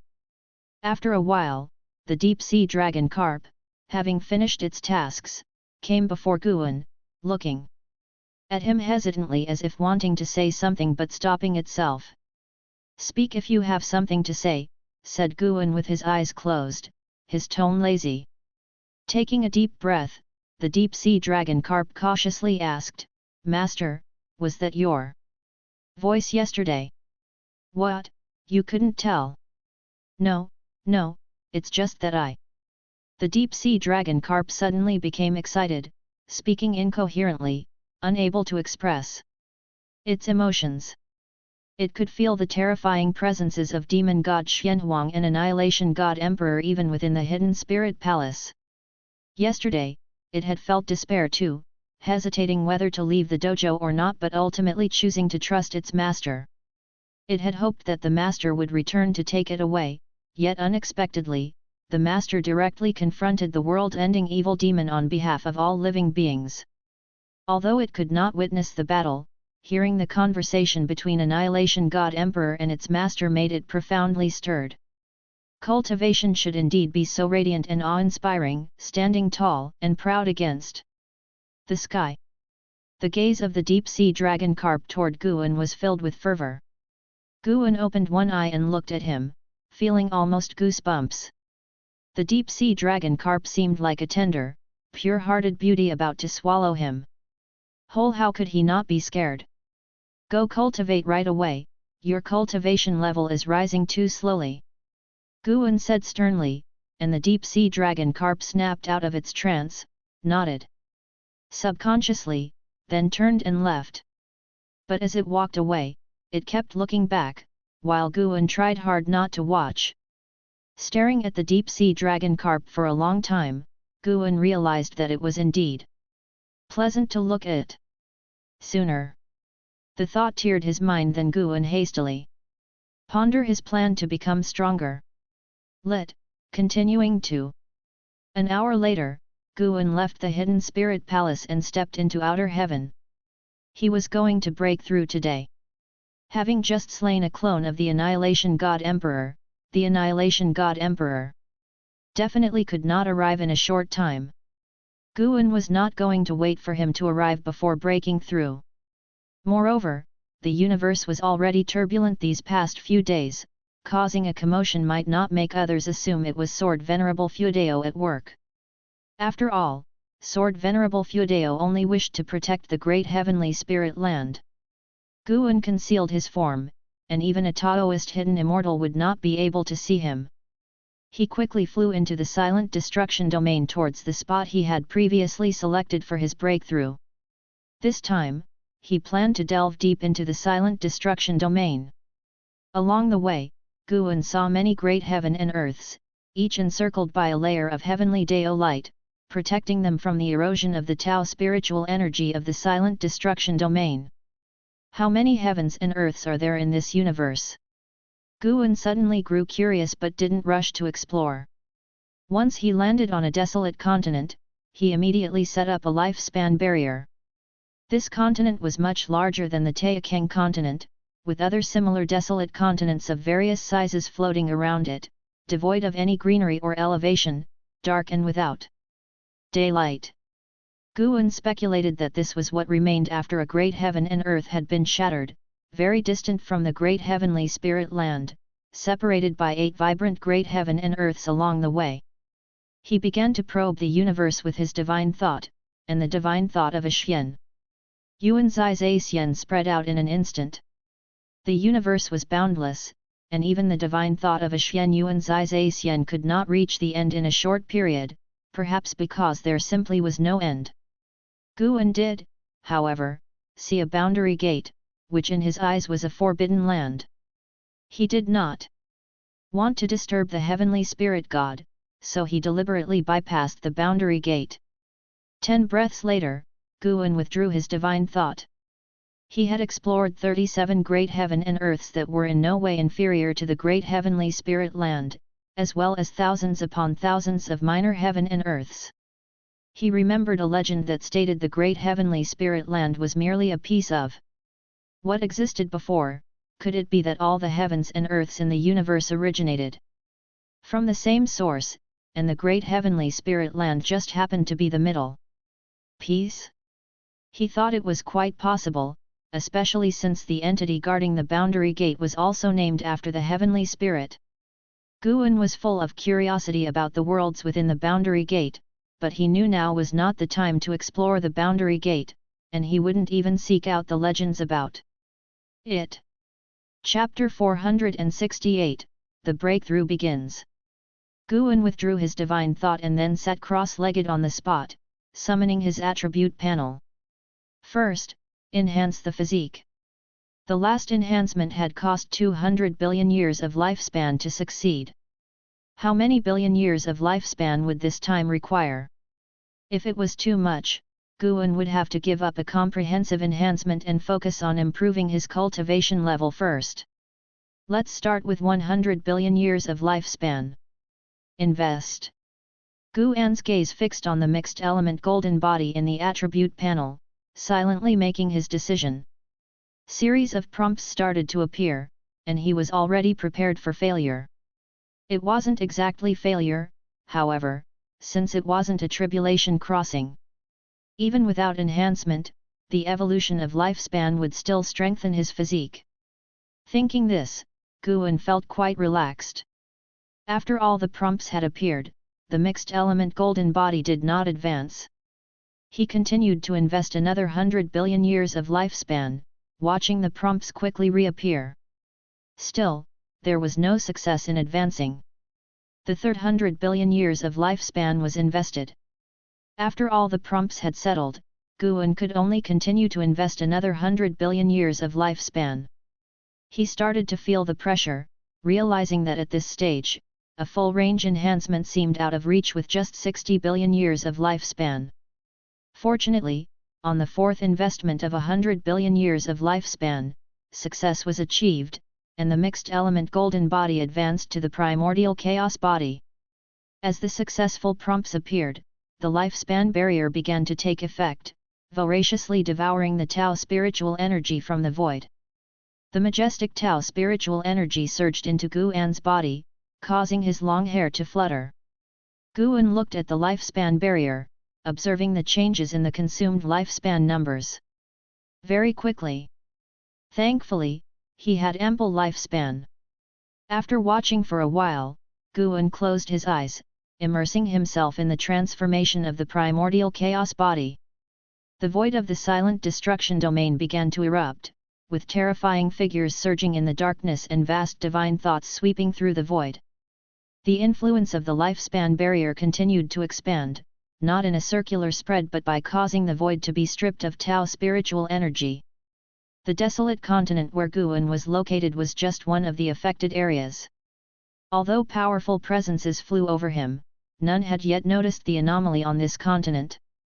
After an ancient hour had passed, Guan finally completed his transformation into the primordial chaos body. During the transformation, he was not only absorbing Tao spiritual energy but also absorbing the power of Dao. The primordial chaos body had an affinity with all Tao rules, allowing him from now on to comprehend any Tao much more easily. At the same time, he awakened the power of Ji. The power of Ji was not a transformation of spiritual energy but was a power of his own will, possessing an unfathomable capacity for metamorphosis and possessing unimaginable offensive might. After completing the sensation and understanding, Guan felt he could wreak havoc everywhere purely with the power of Ji. It was indeed a physique that could only be forged with 400 billion years of lifespan. And even before this, the mixed element golden body had also been built over many years of accumulated lifespan. Guan recalled his previous physiques, ranging from low to high, as 5 elements treasure body, innate Taoist body, mystic holy body, primordial karmic body, Taixuan Yuan body, primordial ultimate body, mixed element golden body, and primordial chaos body.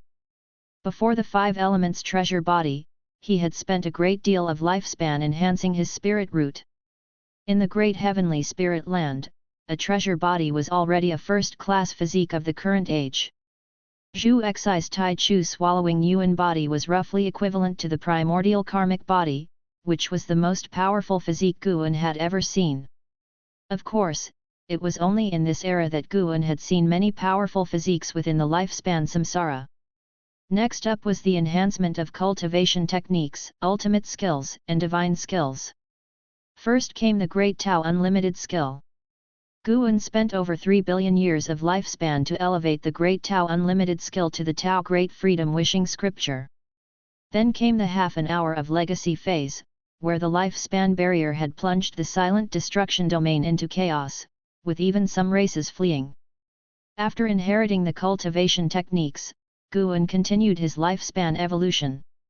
The Great Thousand Follow Heart Void skill ascended from the Great Thousand Xian Void skill, consuming nearly 3 billion years of lifespan. The Xian Huang Eternal Dao step ascended from the Eternal Measuring Heaven Dao step, taking 350 million years of lifespan. The Heavenly Purple Micro Saint Dao body ascended from the Formless and Invisible Freedom body, costing 4 billion years of lifespan. Time swiftly passed. The anomalies in the silent destruction domain had already affected the great heavenly spirit land. Both the Immortal Dynasty and Holy Court dispatched great cultivators to defend it.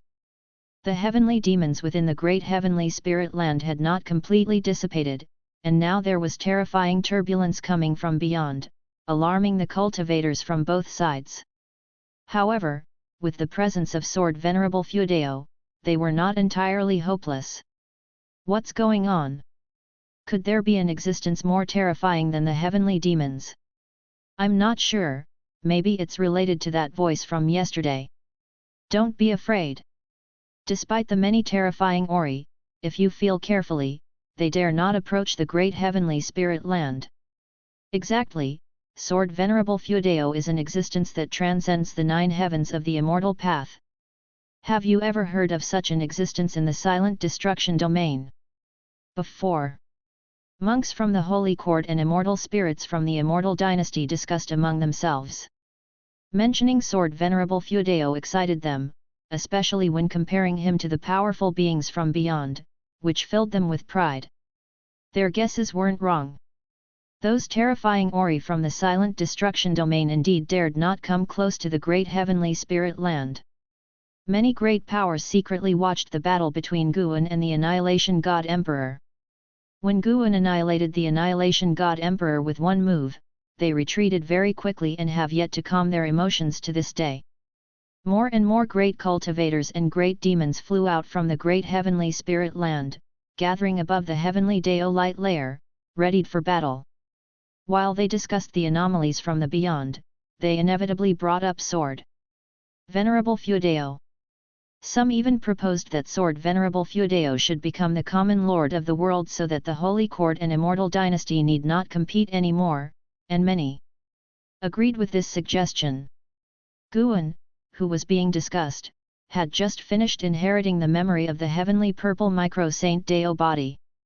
This was a body refinement cultivation technique, not a physique, and it still retained the trait of preventing deduction by others, while also awakening a divine skill. Guan did not delve into the newly understood divine skill for the time being. He looked at his attribute panel and saw he had 41 billion years of lifespan remaining. The consumption of lifespan by the lifespan barrier was also a significant number not to be overlooked. Guan hesitated for a moment and decided to directly invest in cultivation level, to avoid the risk of breakthrough failure. Good practice, 1 billion years at a time. You practiced chi absorption cultivation for 20 million years, and with the great accomplishment of Tao Great Freedom Wishing Scripture, you forcibly attempted to break through to the Lushan Zizai immortal realm. You began tribulation crossing but could not endure the Kangxian Great Dao reincarnation tribulation, and the crossing failed. You practiced chi absorption cultivation for 40 million years, and with Tao Great Freedom Wishing Scripture, you forcibly attempted to break through to the Lushan Zizai immortal realm. You began tribulation crossing but could not endure the Kangxian Great Dao reincarnation tribulation, and the crossing failed. 20 million years for one tribulation crossing? Good grief! Guan was shocked. The last time he broke through, it was only 5 million years per tribulation crossing. Is Lushan Zizai immortal that tyrannical? And this was after Guan had already enhanced his physique and cultivation techniques. Fortunately, he had kept 41 billion years of lifespan, or else he truly might not have been confident in a successful breakthrough. Chapter 469 Breaking Through to the Late Stage of the Lushan Freedom Immortal Realm. 20 million years per tribulation crossing. That meant Guan's investment of 100 million years of lifespan could only sustain 5 tribulations. Almost without any suspense, they ended in failure. He still had 4 billion years of lifespan left. Could he cross tribulation 200 times at most? This time, he must reserve at least 500 million years for the lifespan barrier, to avoid any mishap. Guan took a deep breath and continued investing lifespan, still in increments of 100 million years each. Above him, the Tao spiritual energy surged like fog, as if the sky was churning, oppressive and spectacular. Great figures flitted by, visible one moment and gone the next. Guan didn't look up, focused on the investment of his lifespan. 100 million followed by another 100 million. Soon 10 billion years of lifespan disappeared, and Guan's complexion turned grim. Continue. Still in units of 100 million years, he kept investing. Guan's mood was relatively steady. As long as he could break through successfully, what did it matter if he only had 100 years of lifespan left? He could quickly accumulate lifespan. In the end, another 10 billion years were spent. Guan, seeing that he only had 21 billion years of lifespan left, felt some trepidation. Was he constantly reincarnating during the 20 million years following a failed Kangxian Tao tribulation crossing? Engrossed in his chaotic thoughts, Guan continued to invest 100 million years of lifespan. 100 million followed by another 100 million years. Guan's lifespan quickly dwindled to 11 billion years. He decided that if he still hadn't achieved breakthrough success by 500 million years, he would give up trying to break through. Having thought this, he once again invested 100 million years. The prompt length changed. You have practiced chi absorption cultivation for 60 million years. You forcefully attempted to break into the early Lushan Freedom Immortal Realm with the help of the Tao Great Freedom Wishing Scripture, beginning your tribulation. You endured the Kangxian Tao reincarnation tribulation and successfully crossed the tribulation, your cultivation level breaking through to the early Lushan Freedom Immortal Realm. You have practiced chi absorption cultivation for 100 million years. Your cultivation level has improved. 10 billion years of lifespan remaining, continue to ascend. Guan invested another 200 million plus years of lifespan, finally advancing his cultivation level to the middle stage of the Lushan Freedom Immortal realm. He suddenly felt uneasy, fearing that this time, he might be unable to reach the perfect realm in one go. No matter, it would be good enough to reach the late stage, the middle stage didn't sound strong enough. Eventually, Guan invested over 300 million years of lifespan and successfully reached the late stage of the Lushan Freedom Immortal realm. He had a bit over 480 million years of lifespan remaining, and the lifespan barrier had already started extracting Tao spiritual energy. The disturbance this time would surpass all before. Guan only hoped not to alarm the Heavenly Spirit God. He didn't want to encounter the Heavenly Spirit God at this moment. He felt that even the true form of the Silent Annihilation Divine Emperor was not as strong as the Heavenly Spirit God. Otherwise, the Silent Annihilation Divine Emperor in his true form would have sought him out for trouble long before. Without absolute confidence, Guan wouldn't recklessly clash with the Heavenly Spirit God. Even if the cosmos where the great Heavenly Spirit land was located was a prison, as long as he could continue seizing lifespan, even if he always stayed within the great Heavenly Spirit land, he wouldn't find it dull. Guan watched the lifespan barrier, ensuring the speed of lifespan consumption wouldn't threaten his life. After which, he relaxed and started to carefully sense the fortunes of his own body. From Xianyuan to Lushan, there must be extraordinary aspects. As Guan began his attempt to break into the realm of the Lushan Freedom Immortal, Tao spiritual energy was extracted from various places across the universe, with no traceable origin.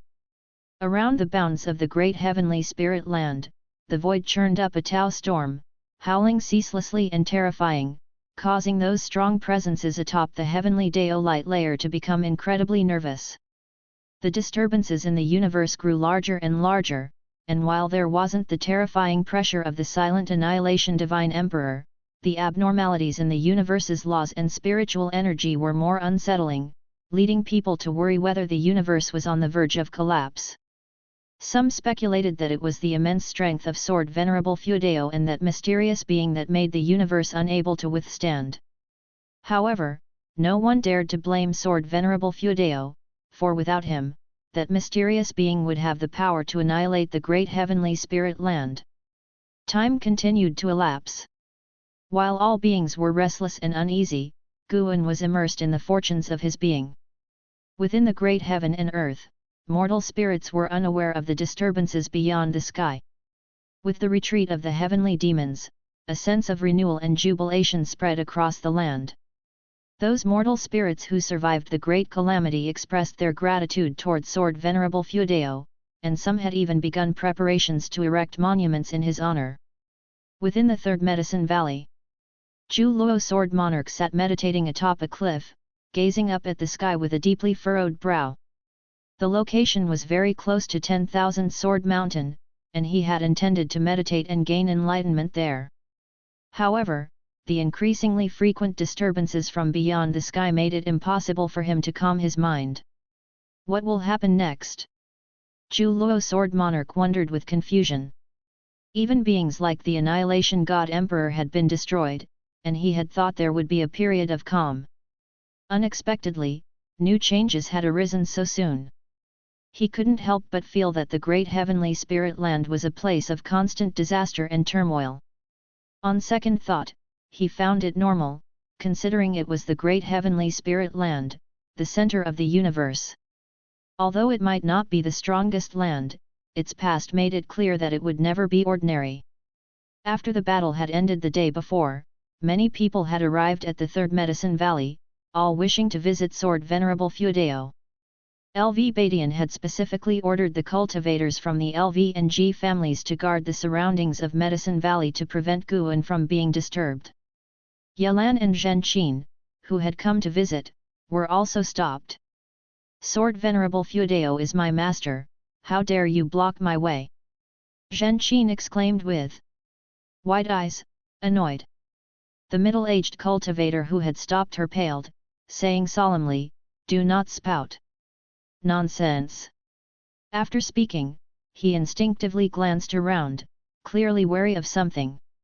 At that moment, a figure clad in tight black clothes and wearing a theatrical mask appeared out of thin air. Upon seeing him, the expression of the middle-aged cultivator became even more unnatural.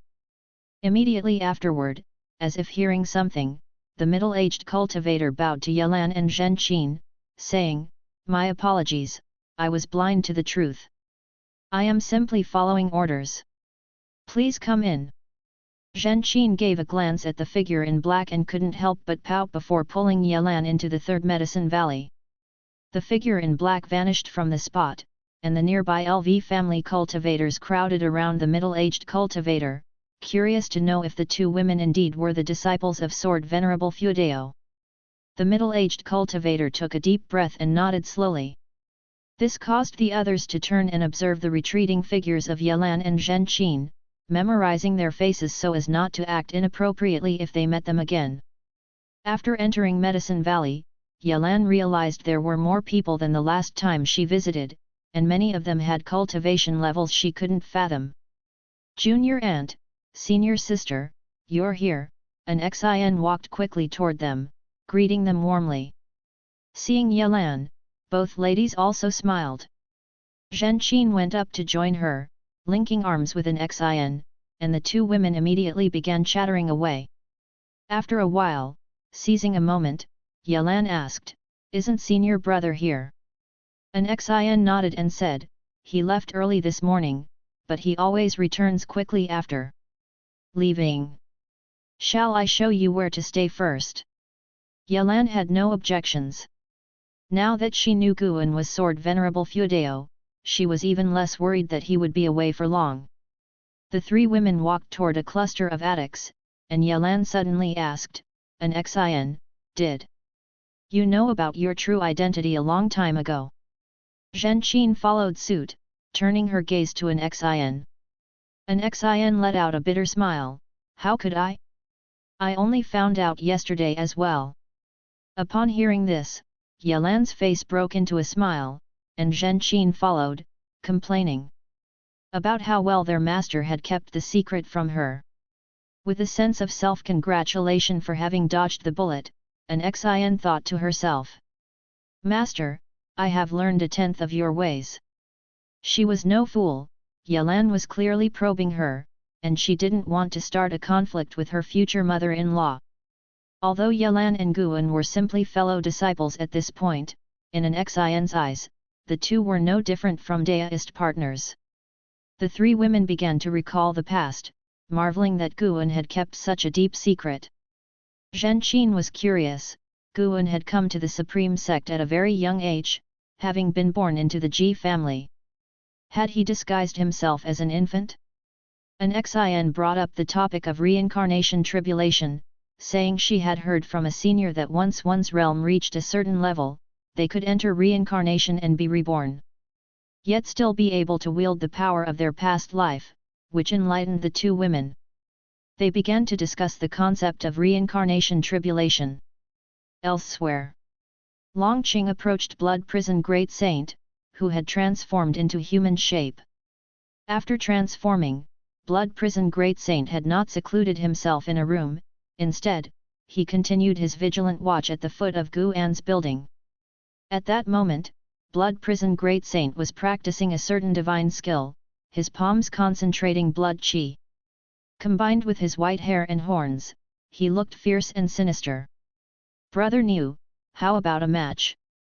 Longqing chuckled. Now that the heavenly demons had started to disperse, the strange feelings that had plagued his heart had vanished, and he was free to live his life. Blood Prison Great Saint opened an eye, ready to refuse, when suddenly he saw something which made a proud smile spread across his face. "You want to challenge me? You might as well challenge your senior brother first." "My senior brother?" Longqing was surprised and instinctively turned, following Blood Prison Great Saint's gaze toward the entrance of Medicine Valley. There he saw a figure approaching, a handsome man dressed in silver chainmail and a white robe, whose sharp aura could not be concealed. Chapter 470 Luotian representing heaven. Yang Jian walked along the mountain path of the Third Medicine Valley, looking at the bustling medicine valley, his heart filled with emotion. Years had passed, and truly, things were no longer the same. After walking a distance, Yang Jian didn't come across anyone familiar. He did not use his divine sense, returning to this place, he didn't want to be too intrusive. Yang Jian, senior brother. A voice filled with surprise reached his ears, prompting Yang Jian to turn and look. He saw a female cultivator approaching, her features pleasing and appearing to be in her 30s. Her eyes shone with surprise as she looked at him, even mixed with tears. Yang Jian looked at her, finding her somewhat familiar, yet he couldn't recall who she actually was. Countless years are so long, to say nothing of his journey into the reincarnation vortex, experiencing many lives. In his eyes, the time that had passed was far more than just a few hundred years. Yang Jian watched the female cultivator come before him, her joyous eyes making him feel compassion. After some thought, he asked, "Are you well?" The fact that she could call out his name meant she certainly knew him. Unable to explain the intricacies of reincarnation, it wasn't kind to say he had forgotten her. The female cultivator became even more excited, starting to recount her life after Yang Jian had left. From her words, Yang Jian learned her identity and the changes in the Third Medicine Valley and the whole world after his departure. When he learned about Guan's cultivation being revealed, he wasn't surprised, as he had already heard about the recent events on his way here. This return also involved the arrangement of the Holy Court. He was originally back to join the war effort, but now he was sent to find Guan, and it was the Holy Minister who personally brought him here. At that moment, the Holy Minister was in the outer gate city, feeling the sword intent on the heavenly repair platform. So many years had passed, not many people in the Third Medicine Valley knew of Yang Jian, but his name had always been circulated. The female cultivator was no longer a disciple of the Medicine Valley. Today, she had come back to visit her juniors, and upon seeing Yang Jian, she was beyond excited. She introduced Yang Jian to everyone she met. Those who had heard his name were surprised, and those who hadn't showed warmth after learning he was Guan's disciple. This eased Yang Jian's nervousness significantly. Carrying the mission of the Holy Court made him feel uncomfortable, but the Holy Minister had not required him to do anything outrageous just to ask Guan for his opinions on the future of the world. Meanwhile, another person had arrived. Zhang Xianwang from the Immortal dynasty. He had initially represented the Immortal dynasty to win over the sword Venerable Feudao and had met Guan during this process. Many years had gone by, and he had almost forgotten Guan until the Yangxian Emperor summoned him and said that Guan was indeed the sword Venerable Feudao, even personally bringing him to the Third Medicine Valley. It wasn't until he stepped into the Third Medicine Valley that he, too, was stupefied. The vague memory of Guan became clear in his mind. When he recalled their past interactions, he found mysteries at every turn. Guan's sunny smile seemed loaded with deeper meaning, leaving him feeling uneasy, unsure of how to face Guan. His steps slowed. Suddenly, he was afraid to confront Guan. What would he say to the one who had salvaged the entire great heavenly spirit land? What could he say? Zhang Xianwang was in turmoil, almost in a daze. Nobody greeted him along the way. It wasn't that the people of the Third Medicine Valley had become arrogant, but they had just experienced a huge battle the day before. Everyone was still excited and emotional, which couldn't settle down, plus Yang Jian was attracting a lot of attention. Suddenly, slap! A hand landed on Zhang Xianwang's shoulder, frightening the carefree primordial immortal. So much that his 3 souls and 7 spirits nearly flew out. He instinctively turned around, and then, as if struck by lightning, he froze. "Brother Zhang, it's been a long time," Guan said with a smile on his face. He had just made a breakthrough and was in a good mood. He was now in the later stages of the Luotian Freedom Immortal realm. He still had over 31 million years of life left. How could he not be happy? Beneath the happiness, he also felt some emotion. Just breaking through in cultivation level cost him 450 million years of his lifespan. The next time he broke through a great realm, he would need to prepare 10 billion years of life and could unlock new abilities. As Guan pondered these thoughts, he asked with a smile, "Brother Zhang, what's wrong? Don't remember me?" He could see through Zhang Xianwang's purpose at a glance, and he could see all of the carefree primordial immortal's fate, even hearing Zhang Xianwang's inner voice. This was the power of a Luotian free immortal, able to merge into the heaven and earth rules, integrating will with heaven and earth, and thus knowing everything within heaven and earth. In a sense, Guan could become the sky of the great heavenly spirit land. Zhang Xianwang came back to his senses, answering in a fluster, "How could I forget you? No, forget you. Hey? What's the matter? Don't consider me a friend. What's all this you? I don't like to hear it," Guan said with a stern eye. He wasn't pretending on purpose, he'd always had a good impression of Zhang Xianwang. When they first met, Zhang Xianwang didn't know his cultivation realm. For the carefree primordial immortal to be so high above and still be friendly with cultivators from the mortal realm proved that Zhang Xianwang wasn't as arrogant as most in the immortal path. Even now, as the Lushan Zizai immortal, Guan still liked the life of ordinary people. He didn't want to become an aloof and indifferent god, he wanted to continue being human. Of course, these were his current thoughts, he couldn't say if they would change in the future. But he hoped to live his life freely. Zhang Xianwang suddenly didn't know how to respond. Guan grabbed his arm and started pulling him towards his attic. Zhang Xianwang dared not resist, but he was very pleasantly surprised. Guan's attitude relieved much of his pressure. He looked at Guan's profile and thought him truly remarkable. Possessing cultivation far exceeding that of His Majesty, yet he could lower his stature to befriend and discuss the Dao with those of lower realms. It seemed to Zhang Xianwang that what Guan said to that mysterious being was true, he really possessed a heart that understood all beings. Suddenly, Medicine Valley erupted in thunderous cheers, for someone had spotted Guan's return. The disciples surged towards him like a tide. Quite presumptuous. That's what Zhang Xianwang thought. He guessed Guan would scold the disciples for their lack of manners. However, what happened next astounded him. Guan didn't scold them. Instead, he greeted them with a smile. As they were surrounded by the disciples, he greeted each one, answering their inquiries. Looking at the smile on Guan's face, Zhang Xianwang felt he was just a common man, yet there was something about him that was admirable. True strength wasn't about domination, it was the ability to embrace everything. Zhang Xianwang suddenly felt this trip hadn't been a waste. Although he hadn't yet ascertained Guan's views on the world, he had already gained something. He had never been an arrogant person, it was the honor of the immortal dynasty that compelled him, often forcing him to adopt a haughty attitude. Master!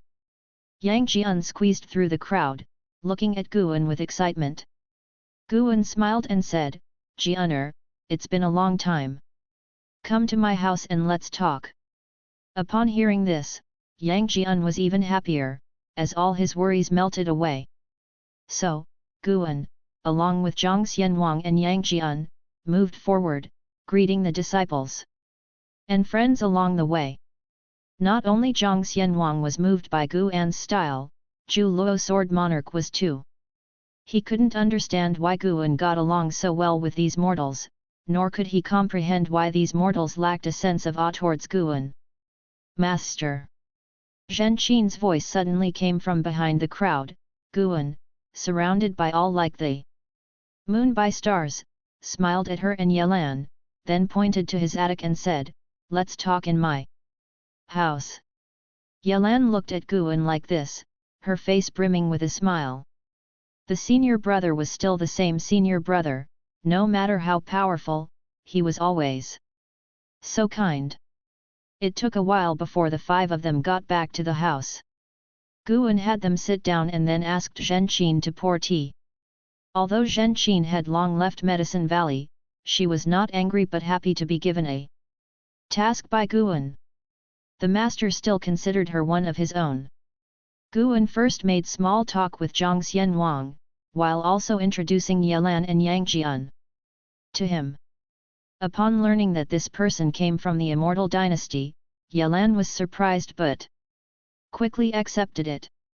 Who in the whole world wouldn't want to make acquaintance with her senior brother now? But when Yelan learned that Yang Jian was actually the reincarnation of a holy king of the holy dynasty, she was a bit astonished. At the same time, she became more convinced that Guan was the reincarnation of a great power. Her childhood memories were not false.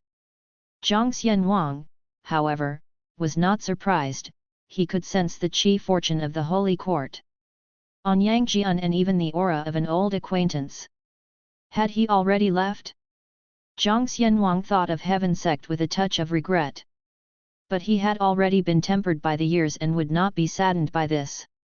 I am aware of your purpose, Guan suddenly said, his smile gone from his face. In that moment, Zhang Xianwang and Yang Jian felt immense pressure. It was as if they were facing the heavenly Dao. Subscribe to Chinese Novel Audiobook YouTube channel. Chapter 471, Facing the Heavenly Dao. Guan finished speaking, and his gaze began to sweep over Yang Jian and Zhang Xianwang, causing the atmosphere in the room to drop to a freezing point. Just having taken a seat, Zhen Qin was also stunned silent, not daring to breathe too loudly.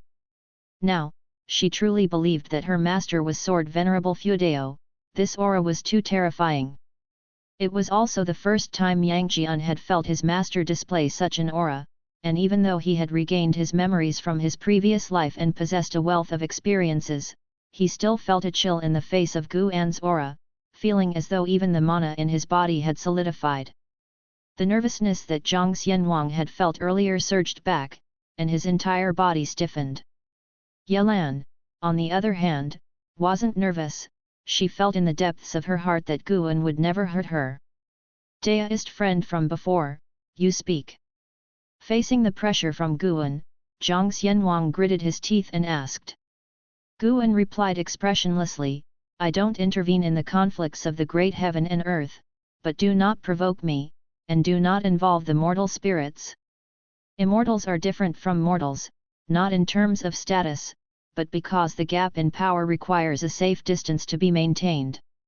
After hearing this, Yang Jian and Zhang Xianwang immediately nodded in agreement. Guan then revealed a smile, the terrifying pressure completely disappearing, leaving Yang Jian, Zhang Xianwang, and Zhen Qin somewhat in a daze.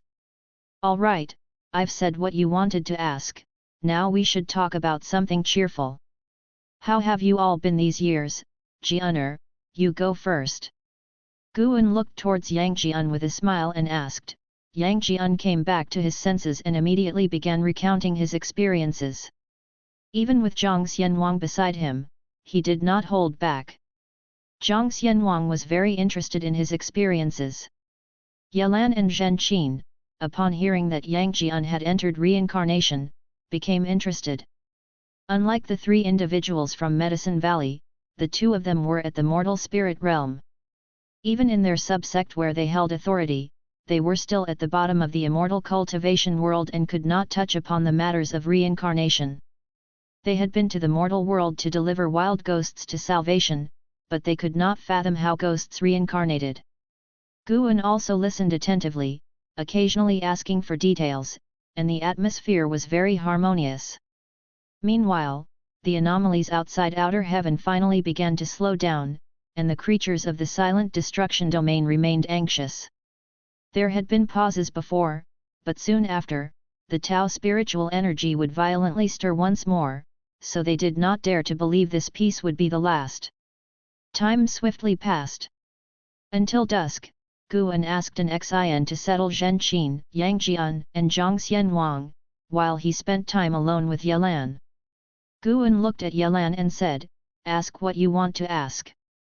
He had previously concealed his identity as Sword Venerable Fudao, and he could hear Yelan's thoughts, so he encouraged her to speak her mind. Indeed, Yelan had many questions, but seeing that Guan had kept her alone, willing to explain, her grievances melted away like mist before the sun. Who Guan was, did it really matter? What was important should be that Guan, no matter his identity, was protecting her. Furthermore, seeing the commotion outside, Yelan understood why the identity of Sword Venerable Feudao had to remain a secret. Yelan smiled brightly and said, "How does it feel to be so admired?" Guan heard her question and knew she bore no grudge. Her junior sister was always so understanding. Guan shook his head with a smile and said, "It's all empty fame. In this world, a name might live longer than the person, but it cannot withstand the passage of time. But that's for ordinary people. With elder brother's prowess, people will surely talk about you forever." Yelan spoke earnestly. Throughout history, how many had the power to save the world? As far as she knew, there was no one better, more accomplished than her elder brother. Guan smiled helplessly and then picked up the teapot to pour some tea for Yelan. Yelan read his expression and thought about Guan's previous conversation with the Annihilation God Emperor, so she couldn't help asking, could a world like ours really be destroyed? Guan nodded and said, "It was destroyed once long ago. The current great heaven and earth is but a fragment of what once was, and there are many great heaven and earths beyond our sky. Perhaps there are even multiple universes out there. There might be many, many universes. Even I feel very small in comparison." Hearing this, Yelan's imagination took flight and she exclaimed earnestly, "There are people beyond our people, and skies beyond our sky. I really want to see what lies beyond outer heaven, but alas, I am not qualified." Guan looked at her and said, "If you wish to go, I can take you." Yelan was somewhat tempted, but she still shook her head and said, "Let's not, I am afraid that seeing it will only make me more discontent." She then looked steadily at Guan and asked, "Elder brother, is there truly a chance in reincarnation? Will the me in my next life still be me?" She had become intrigued by reincarnation after hearing Yang Jian's experiences.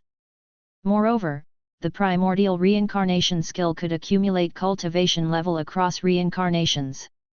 Previously, she did not believe in it, but now she thought that perhaps embarking towards death was the beginning of innate reincarnation. Hearing her thoughts, Guan answered, "Of course, there is. The path of immortal cultivation is to explore the path of Tao, and reincarnation is also a form of Tao. If you can recover your memories in your next life, then you are still you.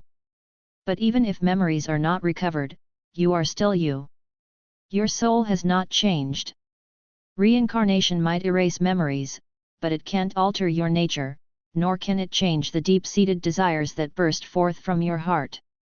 He had always felt that one's nature was determined by the heavens, that it's the experiences of life that suppress nature and shape principles, thereby forming a new person. Like in his previous life, he understood many truths, but he found it hard to control his own will and desires. Even now, though he was strong, many thoughts sprouted in his mind, thoughts that sometimes conflicted with his understanding of the path. Cultivation is about cultivating the heart, for by cultivating the heart, one can control their nature. Yelan revealed a smile and said, "I also want to reincarnate, and I don't know whether in the next life my senior brother will still find me." Up to now, she no longer doubted Guan's abilities, she believed that to Guan reincarnation was just an ordinary matter. Guan raised an eyebrow and said, "Of course I'll find you. I'll tie you to my side, trap you lifetime after lifetime. Are you afraid?" "That's great, I just fear you wouldn't want me anymore," Yelan pretended to be pitiful. Guan laughed and said, "I'm just afraid the subconscious you will be rebellious, don't treat me like an enemy then." Yelan looked steadily at Guan and said, "That's impossible. Whether or not I have memories, as long as I see you, I will trust you completely. Even though I have never been through reincarnation, I firmly believe this." Guan and her locked eyes, listening to the voice of her heart, and the room fell quiet. Alongside them, "Senior brother, what does it feel like to guard alone, to watch old acquaintances constantly reincarnate?" Yalan continued to ask. She was certain that Guan had lived for countless years. She couldn't even tell if her past life was closely related to Guan, which is why he took such good care of her. Guan looked out the window and said, "You see the leaves falling from that tree, and new shoots growing, what do you feel?" Yalan followed his gaze and looked outside the window, her thoughts drifting. Guan's deist intent enveloped her, helping her to comprehend the natural ways of heaven and earth. Both watched out the window, lost in thought. Before Guan's eyes, all the past resurfaced. When he had nothing else to do, he would recall the past, including his experiences on Earth from his former life, remembering always where he came from, and for what he pursued immortal cultivation. As Guan's thoughts drifted, a breeze rose outside the window, stirring the old tree beside the attic. Just as he said, some leaves were blown away. That leaf seemed unwilling to hit the ground, fluttering and struggling in the wind, rising and falling with it. It flew across the scarlet sky, entering a blue sky dotted with white clouds, then gently landed in the palm of Guan's hand. This landing marked several centuries of time. Dressed in white, Guan stood in front of a tombstone, gazing at the leaf in his hand with deep eyes. Beside him, a hand reached out, trying to grab the leaf in his palm, but passed right through it. Is this what it feels like to be dead? It's quite strange. Yalan's soul stood next to Guan, excitedly speaking. Guan glanced at her, helplessly saying, "You're about to reincarnate, and still you're this happy." Yalan said proudly, "Naturally I'm happy, I get to start my life over, and I have no regrets from these 400 years. 420 years had passed since Guan broke through to the Lushan Freedom Immortal realm. Since their talk 400 years ago, Yalan had been eager to reincarnate early, feeling she had no hope for pursuing the Dao in this life. But Guan had her weight, and during these 420 years, she resigned from her position as an elder of a subsect and stayed in the Third Medicine Valley, receiving Guan's guidance in cultivation. In Guan's words, accumulating an understanding of the heaven and earth rules before reincarnation would make cultivation easier in the next life. Hearing her words, a smile appeared on Guan's face. He tossed the leaf from his hand and raised his hand to touch Yalan's face. Yalan did not dodge, but when Guan's hand touched her cheek, she couldn't help but widen her eyes in astonishment. Then she understood. Her senior brother was so powerful, crossing the barrier between yin and yang was not difficult.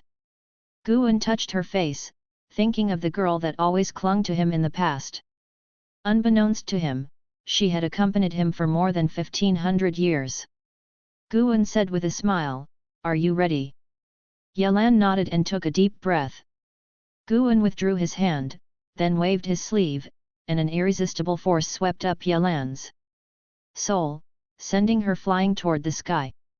Yalan watched Guan on the ground getting further and further away, her excitement fading, replaced by a fear of the unknown. What if in the next life, senior brother couldn't find her, or forgot about her? Her heart ached, only then realizing that no matter how open-minded or well-prepared one was, experiencing life and death personally was completely different. "Don't worry, even if this world perishes, I will still be here.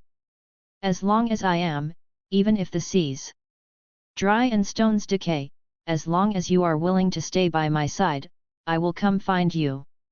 Guan's gentle voice entered Yalan's ears, immediately settling her heart. Yes, if senior brother wanted to abandon her, he could have long ago. What point would there be in deceiving her? She opened her mouth, wanting to talk to Guan, but found herself unable to make any sound. Guan, seeing Yalan in the sky, could hear her heart's voice.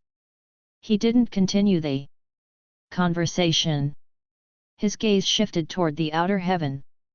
That layer of light symbolized the power of heaven. He was curious if reincarnation had anything to do with heavenly Dao. Who sat high above, decreeing the destinies for all things. He thought of the group of immortals he would eventually face, perhaps the power behind Heavenly Dao was such extraordinary immortals in control of everything. One day, he would confront these beings, face Heavenly Dao. Chapter 472 Perfect Realm, Sword Dao Saint Ancestor. Guan watched Yelan drift into the reincarnation vortex. His divine thought did not retract but instead followed all the way into the vortex, and only after Yelan was drawn into the Great Dao by the reincarnation rules did he pull back his divine thought. He stood still, continuing to gaze at Yelan's steel. For a long while, an Xin came to his side and asked, "Master, are you all right?" Guan turned around, stretched lazily, and smiled, "I was just thinking about the past. Let's go, it's time to return to the valley." An Xin nodded, accompanying him toward the valley. "Master, I have already arranged for everything. In the future there will be female disciples guarding Uncle Master's steel daily." You are thoughtful, make sure she is not mistreated." "Of course, she will not be mistreated, and by the way, Master, there is a rumor circulating outside that Shengtian is about to return and the Immortal dynasty will be defeated. Is it true?" An Xin changed the topic, fearing that Guan would be saddened. Listening to her heartfelt words, Guan wanted to laugh. After all, it wasn't his first time dealing with separation and death, so how could he be sad? Moreover, he and Yelan were bound to meet sooner or later.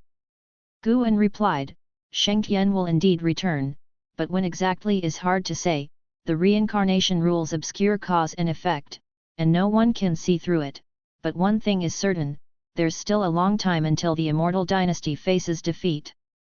420 years had passed, and there were no heavenly demons causing chaos in the mortal world.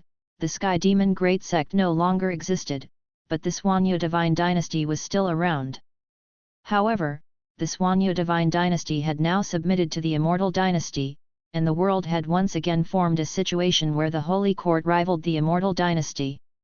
During these years, Sword Venerable Fudao had not taken action again, and Guan's life was very peaceful, either teaching the disciples around him Daoist sorcery, or picking flowers and herbs. Now he was at the peak of his Lushan Freedom Immortal Realm cultivation level. From advanced stage to perfection, he had spent nearly 5 billion years of his lifespan. His remaining lifespan was 37 billion years, and he was preparing to strive for a lifespan of 100 billion years. A long time until defeat? Does that not mean they are destined to lose? Should I warn my senior brother? An Xin hesitated. And how was serving the Immortal Dynasty?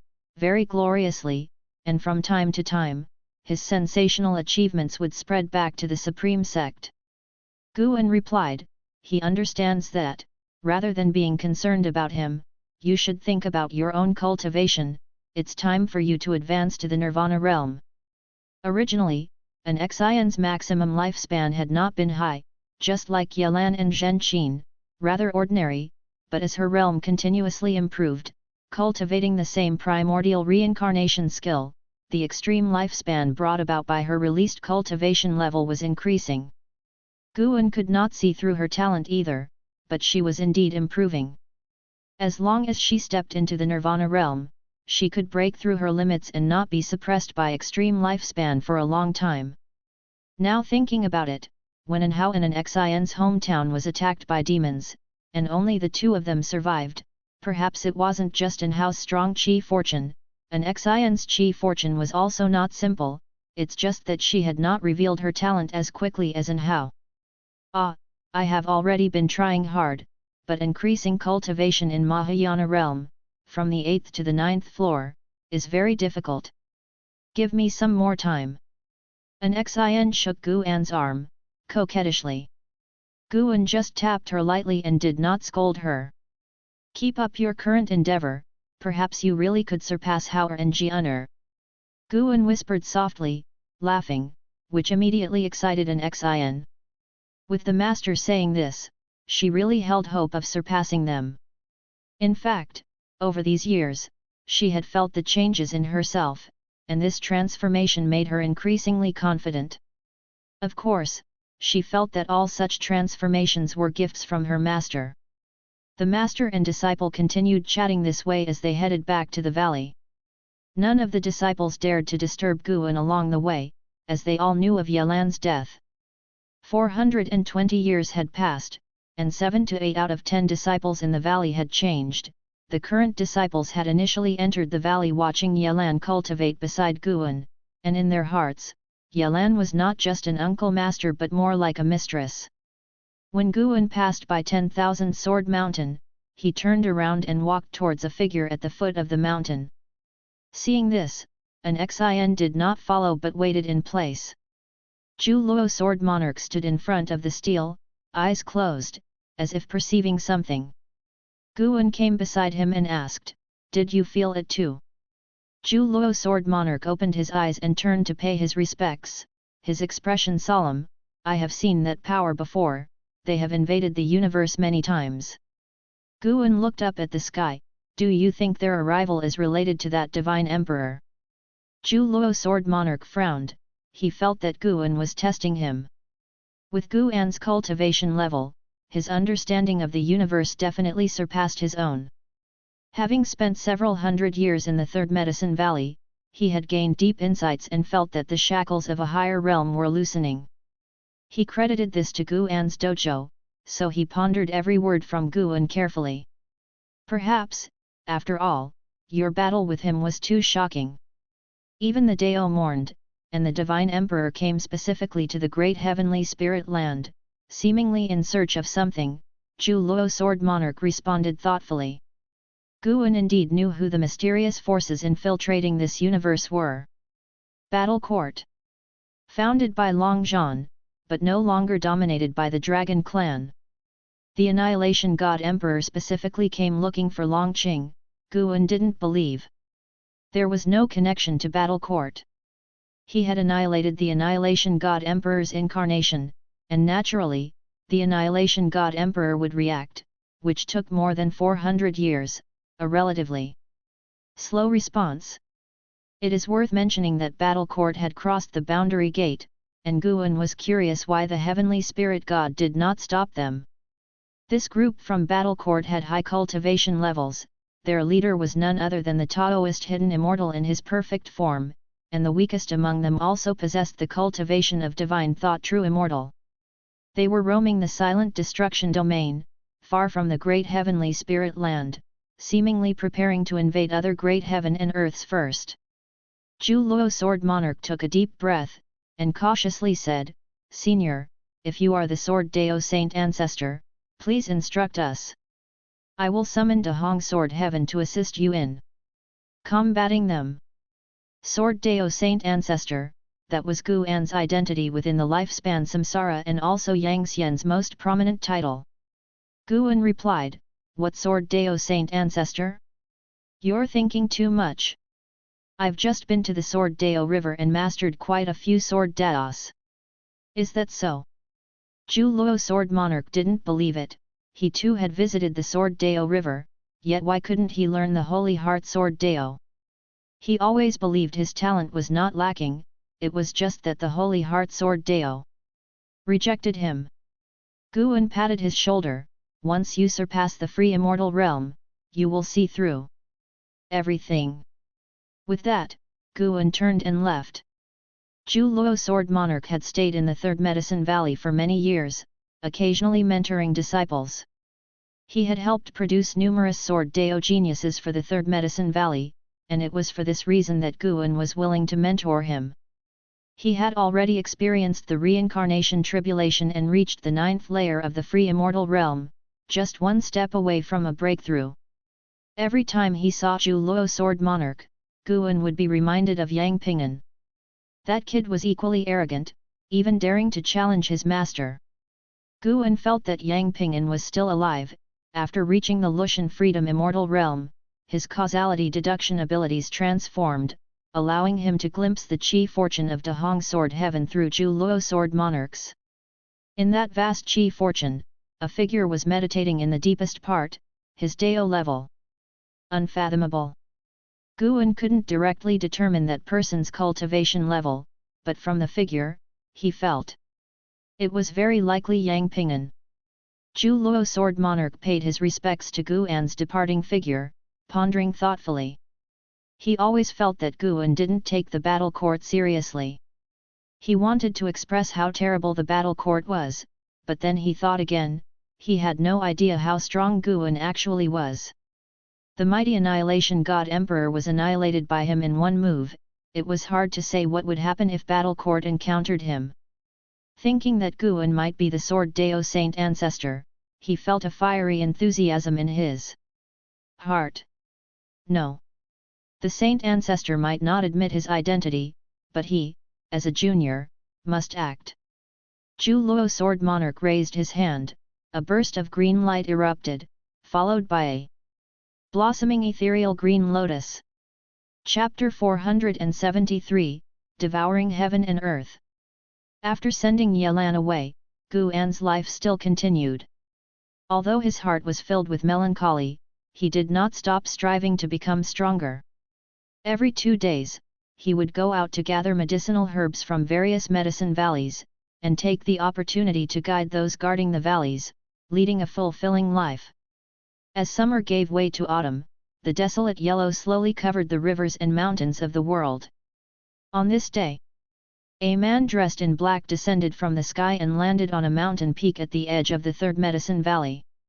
With black hair billowing and robes fluttering, he exuded an air of vigor. It was Li Yi. Returning after hundreds of years, he looked at the third medicine valley with profound emotions in his heart. His gaze swept across every corner of the third medicine valley, finding many places both familiar and foreign. When his eyes fell on a pavilion, a complex expression emerged on his face. Even though he had reached the Nirvana realm, facing an old friend of yesteryears still made him nervous. The thought of calling Guan primordial ancestor made his face flush with heat. Despite having mentally prepared himself for centuries, his mood would fluctuate whenever he remembered. However, he reminded himself that without Guan's care, how could he have reached this day? Just the divine exotic city within him alone provided him with an invincible confidence. Taking a deep breath, Li Yi prepared to descend the mountain, when suddenly he saw 2 people rushing up the side. One was ahead of the other, and they quickly arrived in front of Li Yi. The blood prison great saint sized up Li Yi with a teasing look in his eyes. The one who followed, Longqing, stopped and looked at Li Yi thoughtfully, then suddenly asked, "Could you be Martial Uncle Li Yi?" Li Yi nodded slightly. He had some impression of Longqing, though not very clear, but judging by the address, the latter should be Guan's disciple. "Master often talks about you," Longqing said with a smile. "He says that you became a heavenly genius and got carried away, never coming back to see him."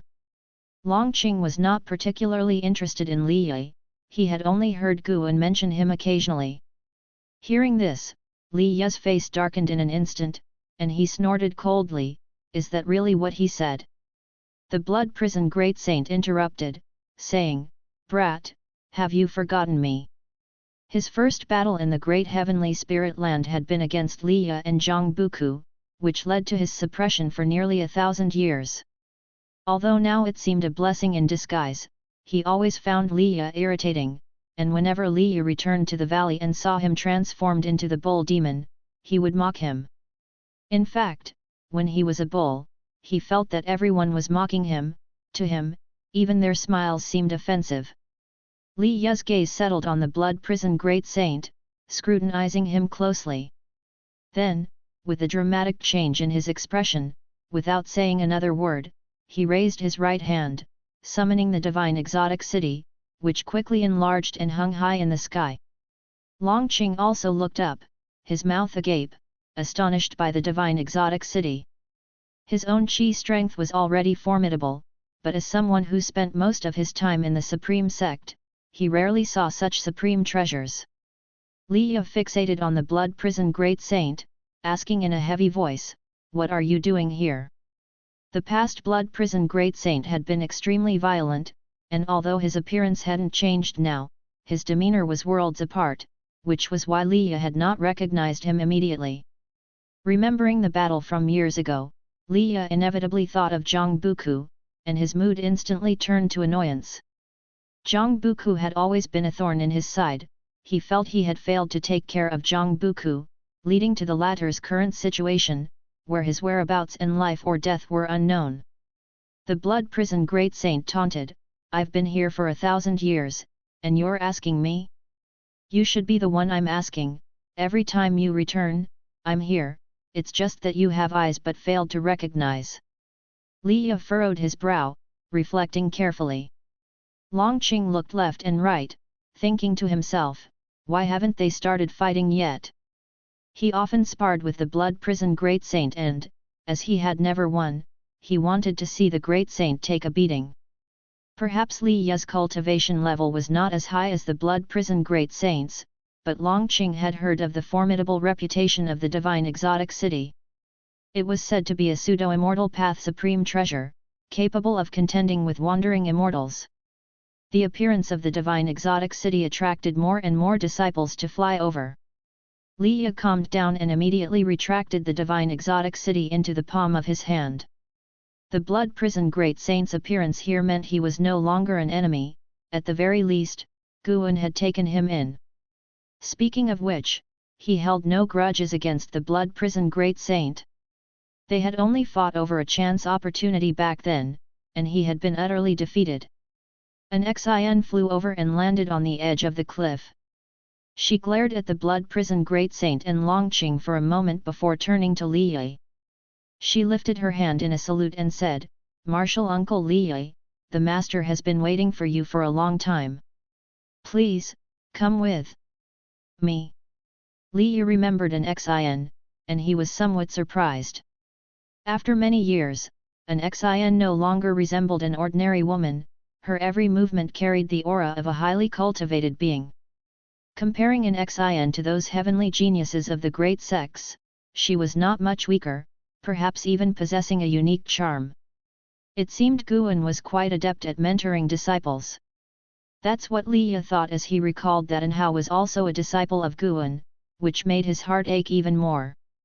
His greatest rival in life was a disciple of Guan, the primordial ancestor he admired and was most grateful for. It seemed as though his entire life unfolded under Guan's watch, and even though he was always getting hurt, he always managed to escape from the brink of death.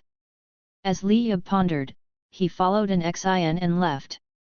Longqing looked at the Blood Prison Great Saint and asked, "Did you two have a past grievance?" The Blood Prison Great Saint snorted disdainfully, "He's no threat to me."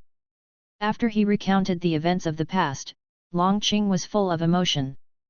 The strongest being of a realm ascends, only to be humbled by mistaking a weakling with a strong backer, and ends up being taken as a mount? That was terrifying. Longqing grew more reverent of the world, feeling that if the Blood Prison Great Saint had not encountered his master, he would probably be dead by now. Benevolent and magnanimous powerhouses like his master were rare. Boom, boom, boom. The dull roar of thunder, like fierce beasts of the wilderness roaring in unison, made the entire great heaven and earth oppressively heavy. On the barren land, corpses lay scattered everywhere, crisscrossed by gullies and fissures, with splotches of blood adorning the area. Countless cultivators and demons stood on the ground, most of them wounded, all gazing up at the darkened sky in despair. Above the churning black clouds, a figure shone with a dazzling golden light. He wore golden battle armor with a red sash around his waist, the breastplate adorned with a Kylan head that breathed out flames from its mouth and nose. Above this was a handsome yet indifferent face. This man wore a golden helm, radiating might and supremacy, with a golden big tripod floating behind him that trembled as dragon tails swished over the edge. The myriad creatures before him were no different from ants. He looked down upon the beings below, seemingly in search of something. A figure materialized out of thin air beside him, a woman in black with her hair hanging loosely, wearing a dark silver mask over her eyes, ghost-like in her appearance. "Emperor, the chi fortune of this realm has ceased, and its collapse is imminent." Shall we move on to the next great heaven and earth? Asked the woman in black, her voice pleasant to hear yet cold in tone. The man in gold armor remained expressionless, his demeanor still indifferent. Tell me, where might the descendants of the Long family be hiding, and does the sword Venerable Feudeo have any relations with the Long family? The woman in black answered, as of now, there seems to be no connection. Sword Venerable Feudeo shelters the beings of a great heavenly spirit land. Of course, it's also possible that the descendants of the Long family are hidden in the great heavenly spirit land, but that is an existence not even the divine emperor's incarnations can defeat. We cannot rashly proceed. The golden armored man narrowed his eyes and huffed, a mere incarnation of the silent annihilation god emperor is just a Taoist hidden immortal, and even his physical body hasn't reached the true state of a Taoist hidden immortal. The woman in black didn't respond further.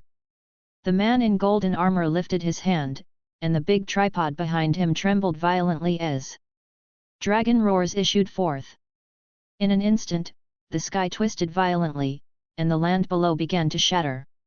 Rocks and corpses flew into the air as countless beings started to cry out, the entire great heaven and earth plunging into chaos. Once I have devoured 100 great heaven and earths, I will be able to unlock the path of war. Then, it won't matter where the Long family is hiding or whether Sword Venerable Feudeo is connected to them. The battle court will destroy all who stand in the way, making our enemies suffer eternal damnation. The man in golden armor murmured to himself, as if speaking to his own heart. Clouds of thunder were sucked into the mouth of the big tripod, and everything in sight. Stones, corpses, living beings was pulled toward the golden big tripod, the view filled with despair and chaos. This big tripod was devouring great heaven and earth. The man in golden armor and the woman in black stood motionless before the big tripod, indifferent to the cries and death of the creatures below, awaiting the collapse and annihilation of the realm. All of a sudden, the man in golden armor sensed something, his gaze sharpened, and he turned his head slightly as a blade of sword chi tore through the space, zipping past him. He reached out and grabbed the sword chi, then frowned in surprise, scanning his surroundings. Chapter 474, Heavenly Dao Golden Core, the strongest life grid. Inside the attic, Guan and Leia were clinking cups, with Leia drinking swiftly and his gaze upon Guan filled with deep resentment. Guan's face was stern, disrespecting the primordial ancestor like this. Upon hearing that, Leia's eyes widened, he slammed the table and stood up cursing, taking advantage of me again. Come on, let's fight. Guan chuckled, are you sure? Leia choked, his anger dissipated in an instant, and he sat down with a grim face, but for some reason, Guan's intentional provocation actually relieved his pressure. If Guan had maintained the demeanor of Sword Venerable Feudeo, considering Guan's care for him, he would not have known how to face him, but now Guan had drawn him into a brotherly relationship, naturally easing his tension. Guan, who are you really? We entered the valley together back then. Leia took a deep breath and couldn't help but ask, it was the most puzzling thing to him. Back then, when they first met as youths, he never imagined that his fellow disciple with whom he had spent every day, would turn out to be so formidable. In retrospect, Sword Venerable Feudeo's fame began with protecting him. At that time, he and his sister Li Xuanya were attacked by cultivators from the Demon Sect, and it was Sword Venerable Feudeo who arrived to save them. Back then, he was not yet known as Sword Venerable Feudeo, but as Flying Leaf Sword Immortal. Once everything connected, Leia had even less reason to blame Guan, he was now only curious. Guan replied, past and present lives, reincarnation is endless, who can completely understand their origins? Instead of dwelling on the past, why not accept the present and look forward to the future, right? Who I am is not important, what matters is our friendship, my support for you. You needn't feel burdened, I'd rather you think about what kind of person you want to become in the future. He looked intently at Leia, his eyes seeming to see through Leia's thoughts. Leia was startled, not expecting Guan to understand what he was currently thinking, but remembering the power of sword Venerable Fuedao, he calmed down. An existence that surpassed 9 heavens of immortal path, his divine skills and deductions were beyond his imagination. Afterward, Liya began to envision the future, with Guan listening attentively. Liya was his first true friend in this life, and although there was now a great disparity in their cultivation levels, it did not change his importance in Guan's heart. Perhaps Guan had helped Liya a lot, but it was all casual for him, he never found himself in trouble because of helping Liya. Divine exotic cities seemed immensely powerful to outsiders, but in Guan's hands, there was hardly an opportunity to use it. Guan was not just a listener, he talked about every level of the 9 heavens of immortal path in detail, mentioning the fortunes of each level, which enthralled Liya. Until night fell, they continued talking, laughter occasionally bursting forth. The moon was bright and the stars sparse. An Xin came to the base of the attic, looked up at the windows above, and sighed, "Master hasn't been this happy in a long time." Blood Prison Great Saint sitting beside her in meditation, snorted, he simply did not like Liya, but at his master's house, he dared not speak ill of him. An Xin watched for a while below before finally turning to leave. Ever since Yelan passed away, she had been very worried about Guan. In her eyes, her master's mood was even more important than the entire world, for if her master were to go to extremes, all living beings would suffer. Fortunately, her master was always cheerful and open-minded, hardly anything seemed to faze him. After this event, an Xin admired Guan even more. As the moon set and the sun rose, Liya departed early the next day.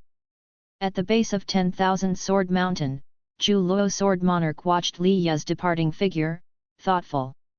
The life grid has actually changed. He then turned to glance toward Guan's attic, filled with curiosity. What realm was the saint ancestor in really? He could not understand, yet thinking about stepping into a higher realm himself soon made his heart race. Under the brilliant starry sky, a gigantic stone bridge stretched across the heavens, its edges shimmering with multicolored radiance. 2 figures walked on the bridge, none other than Yangxian Emperor and An Hao. Yangxian Emperor led the way, draped in a long golden robe, with the dragon aura swirling around him as he moved. An Hao followed behind, looking around in wonder, his face full of amazement. Eventually, his gaze settled ahead where at the end of the bridge, a golden red orb glowed like the bright sun, seemingly symbolizing hope and brimming with allure. An Hao's pupils glittered with an unusual light as he felt a force. An Hao, feel carefully, this is the most powerful force in the world, a blessing from the heavenly Dao, a mere fraction of the power passed down through the Heaven Sect, Yangxian Emperor said as he walked, his tone filled with mystery, as if he, too, was in anticipation. And Hao couldn't help but ask, what is heavenly Dao? How does it differ from the great Dao? After stepping into the immortal realm, he had also begun to perceive the great Dao. The higher his cultivation level grew, the deeper his reverence for the great Dao became, yet he couldn't comprehend the existence of heavenly Dao. Heavenly Dao existed everywhere, much like the great Dao, but it wasn't as clear, seemingly a fusion of countless rules. Heaven and earth themselves are heavenly Dao, all living beings are also heavenly Dao, while the universe is the great Dao. The great Dao births the heavenly Dao, and the heavenly Dao gives rise to all things. In my view, the heavenly Dao is a force born from the operation of the great Dao, even more perfect and powerful. Yangxian Emperor spoke leisurely, his pace unslowed. And Hao listened and began to understand his words. After a long time, they finally reached the end of the bridge. Standing before the golden red orb, they seemed so minuscule, like grains of sand before a mountain. Yangxian Emperor looked up, gazing at the golden red orb, and said, every ruler of the immortal dynasty has contemplated the heavenly Dao. They believed that only by thoroughly understanding the heavenly Dao could one qualify for transcendence. The primordial immortal king, who established the immortal dynasty, proclaimed himself as the immortal king and sought to rival the heavens, but succumbed to misfortune subsequently, leading to the dynasty's downfall. Many years later, someone rebuilt the Immortal dynasty. That was the first time the dynasty experienced the force of heavenly Dao, realizing an invisible and intangible force was orchestrating all living beings. And Hao listened intently, his eyes penetrating the golden red emanation of the orb, and what he saw was darkness, a darkness oppressive even to cultivators of the Nirvana realm. He couldn't help but ask, if it's truly invisible and intangible, what significance does it hold? Yang Xian Emperor responded, this is a golden core left behind by a mighty being who had obtained the power of heavenly Dao. What? A golden core? How is that possible? And Hao exclaimed in disbelief, his eyes widening. This didn't look like a golden core at all.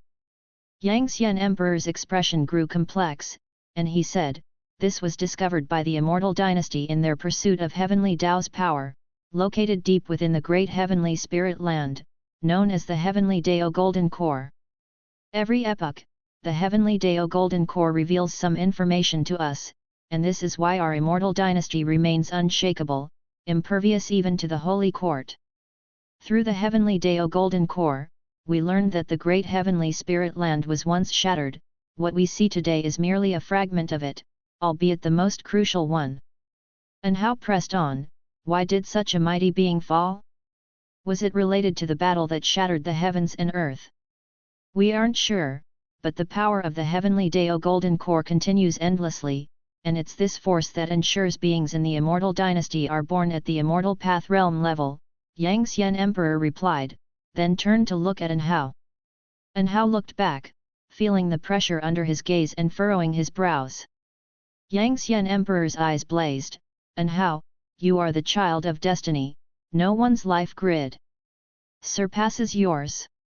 With Sword Venerable Fudao as your master and inheriting the most powerful legacy from the Immortal dynasty, you will become the strongest under the Heavenly Dao. If you were to usher in the new epoch, in the next era, the Immortal dynasty would surely be stronger. You can accomplish what we couldn't. And Hao was about to reply when he suddenly turned his head toward the Heavenly Dao Golden Core. What sound? And Hao asked solemnly, his eyes rapidly shifting on the Heavenly Dao Golden Core, as if searching for something. Yang Xian Emperor watched him, a look of astonishment crossing his features, his expression turning excited. Even the Heavenly Dao Golden Core chooses him? What kind of life grid is this, as if everything in the world was tailor-made for him? Yang Xian Emperor watched An Hao, feeling stirred and involuntarily jealous. An Hao quickly noticed the hint, and looking at Yang Xian Emperor, asked, Your Majesty, can't you hear it? Yang Xian Emperor answered, the ruler of the Immortal dynasty can obtain the inheritance of the Heavenly Dao Golden Core through their chi fortune, but at the end of every epoch, the Heavenly Dao Golden Core autonomously chooses an inheritor. Perhaps you have already been chosen. What did you just hear? An Hao hesitated for a moment, then said, I heard a voice urging me to run away. Chapter 475, Chosen One, Bearing Grudges and Favors. Escape quickly. When Yang Immortal Emperor heard An Hao's words, he couldn't help but frown and asked, why escape? And to where? An Hao was about to speak when suddenly, from within the Celestial Dao Golden Core, fierce golden flames erupted, rapidly burrowing into An Hao's brow. In an instant, An Hao's eyes widened. He then raised his hand, grabbing his head. He tilted his head back, and a golden, thread-like line appeared on his brow, resembling the slit of an eye. Yang Immortal Emperor was horrified and instinctively turned to look at the Celestial Dao Golden Core. The Celestial Dao Golden Core stood motionless in front of him, radiating an ancient aura as if it were the oldest existence in the world. It had witnessed changing seas into mulberry fields and the shifting of constellations. Endless experiences had shaped its now unfathomable presence. An Hao knelt on the ground, his body trembling and his face contorted in obvious, unimaginable pain. Yang Immortal Emperor flashed to his side, intending to help him but was repelled by a powerful force. He was thrown hundreds of yards away, stumbling several steps upon landing. He looked at his right hand to see it badly burnt and bleeding profusely. He looked up at Anhao, his brows furrowed deeply. Anhao kneeled, face downward, as wisps of aura leaked from between his fingers. His body shook, unable to make any sound. Could he really be the chosen one? Yang Immortal Emperor murmured to himself, his eyes filled with complexity. He had chosen Anhao due to Anhao's special destiny pattern, but there was another reason. He wanted to bind him with supporting Dao Sword Venerable. Anhao was, after all, the only openly acknowledged true disciple of supporting Dao Sword Venerable. But never had he imagined that upon Anhao's arrival, without having yet done anything, he would receive the recognition of the celestial Dao Golden Core. Throughout the ancient and modern times of the Immortal dynasty, he had never heard of such an event. Anhao, just who are you indeed? Anhao couldn't hear Yang Immortal Emperor's words. At that moment, he was in a realm of pain unimaginable to ordinary people, enduring not only intense physical agony as if his body was tearing apart but also immense destruction to his soul. He saw many scenes, all of which were his greatest fears. He saw his wife and children brutally killed, his junior sister suffering terribly, even his master's tombstone, all these things tormenting him. If you do not escape, you will end up just like them. A cold, indifferent voice echoed persistently in his ears, provoking his spirits. 37 years later, just after the new year, Guan walked within Outer Sect City, with Blood Prison Great Saint and Longqing following behind him. 300 years ago, Shenzhenzi returned to the Buddhist sect of the Sea of Suffering, and since then, Longqing had completely become Guan's follower. Wherever Guan went, as long as he saw him, he would eagerly follow.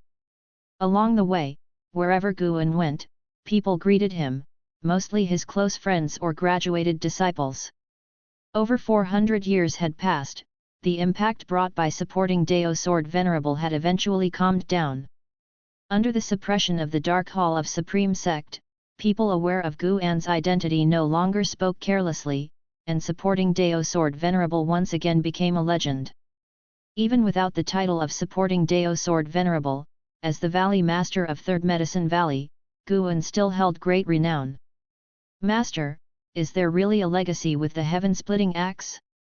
Or did you leave it there as a mere prank? Longqing quickened his pace to walk beside Guan, curiously asking. He would occasionally visit the heaven-repairing platform to try to pull out the heaven-splitting axe, but unfortunately, he could never budge it. Nowadays, those who try the heaven-splitting axe generally want to experience the power of supporting Dao Sword Venerable, not to actually acquire the legacy. Guan looked ahead and responded, there certainly is, you will feel it eventually. Longqing was about to ask more when he suddenly looked up. Not just him, Blood Prison Great Saint did the same. Above in the cerulean celestial vault, numerous silver meteors appeared, countless, all moving in the same direction, creating a magnificent scene. The cultivators passing through the streets also started noticing the anomaly in the sky. What is that? Is it sword chi? Not right, there's someone inside, might be someone from a major sect passing overhead. People? This doesn't seem like they flew over our heads, more like they descended from the sky. Don't worry, this place is the Supreme Sect. Maybe the Supreme Sect isn't the strongest, but it certainly is the safest. In these years, the Holy Court and Immortal Dynasty have been fighting each other relentlessly, both attacking and defending, yet the flames of war have never reached the Supreme Sect. The cultivators were chattering, Guan glanced then withdrew his gaze and continued forward. Blood Prison Great Saint and Longqing caught up, and they began discussing the origins of those meteors. Blood Prison Great Saint's divine sense captured that those meteors were indeed a group of people enveloped in sword chi and moreover, from outer heaven, which piqued Longqing's curiosity about outer heaven.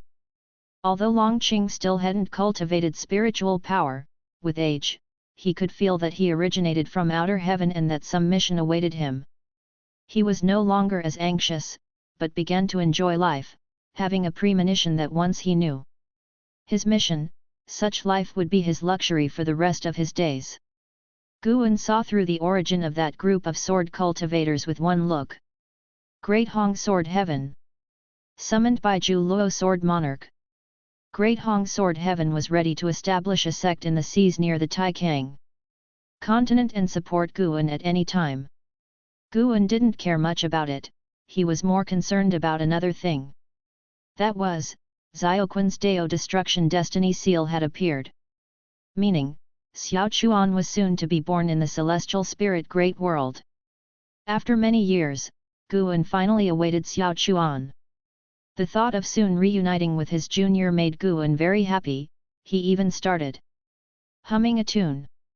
Seeing his good mood, Longqing boldly inquired about the origins of the sword cultivators. They had just seen. There will be many opportunities to interact in the future. Guan casually answered, now even more so like an enlightened person, knowing everything. But unwilling to say, letting others experience for themselves. Not to mention, this feeling of foreseeing the future and witnessing fate was pretty good. At the same time, among the mountains, a wooden house was situated halfway up the slope, and a couple stood in front of a cliff, gazing at the green mountains and blue waters. The woman held a baby in her arms, looking down at her son with worry visibly covering her beautiful face. She turned to her husband next to her and said, "Husband, you haven't named our child yet, you don't want to go back, do you?" Her husband, dressed in black with slightly grayed temples beside his handsome face, looked mature yet had a sense of vicissitude. "It's precisely because he was born that I must go back, Ling Er, you should understand. If we don't return, our family of 3 will never have peace. Those enemies will not let me go," the man in black said gravely. His name was Chen Luo, and his wife's name was Su Ling. As they spoke, they moved closer to each other. Su Ling rested her head on his shoulder, confusedly asking, "Is there truly no place for us within the sacred domain? What if we leave the sacred domain?" Chen Luo sighed, "It's more chaotic and dangerous outside. Without a support, even with our Mahayana realm cultivation levels, it's enormously difficult to protect our son. Let's go back. At worst, I will kneel and apologize to my mother. You have given birth to a child for me, she surely won't make things difficult for you." But Su Ling hesitated. Chen Luo turned around, grabbed her shoulders, and said, "Ling Er, trust me, I would rather die than not protect you and our son. I can't stand to see you hurt, nor do I want our son to be born with resentments." The baby in Su Ling's arms opened his bright eyes nearly melted her heart. "Yes, we can't let him bear any resentments," Su Ling murmured to herself as if convincing herself. Chen Luo showed a smile, saying, "When I first saw this little guy, I felt he would bring good fortune. Don't worry, I heard my father just returned from the Saint Minister's side. With him presiding over the family, my mother certainly won't dare to act rashly." Su Ling took a deep breath and nodded slightly. Seeing her agree, Chen Luo finally breathed a sigh of relief, then embraced his wife tightly. "I swear, I will ensure you live a peaceful life, and I will also help you avenge the destruction of your family," Chen Luo said seriously as he stared at the horizon. Su Ling trembled slightly without responding, but slowly closed her eyes. Across the mountains, cranes flew out from the forest, flapping their wings towards the horizon, forming a V-shape. The sunlight fell on them, and they seemed like celestial cranes, as if carrying hope flying towards the ends of the earth and sea. Chapter 476, The Power from Outer Space. After wandering around the outer sect city for half a day, Guan finally returned to the valley as dusk fell. The Blood Prison Great Saint and Longqing were still discussing matters of the Great Hong Sword Heaven's sword cultivators, and it just so happened that many disciples inside the valley were also discussing it, so they joined the conversation. Perhaps it was because Guan enjoyed chatting, which led to everyone in the Third Medicine Valley loving to idle talk. Even the Zhu Luo sword monarch would occasionally go to the dojo to play chess and chat, gradually taking on a human flavor. Back in the loft, Guan sat at the table. His mind, however, was on Xiao Chuan. He looked and saw Xiaoquan's future life. This life, Xiao Chuan was born into better circumstances than the last, with parents and a distinguished family heritage, and his talent was quite good as well.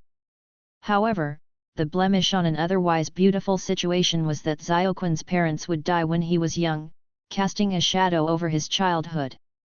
After the death of his parents, his grandparents still cherished him, providing him with everything, but he always remembered his parents' vengeance.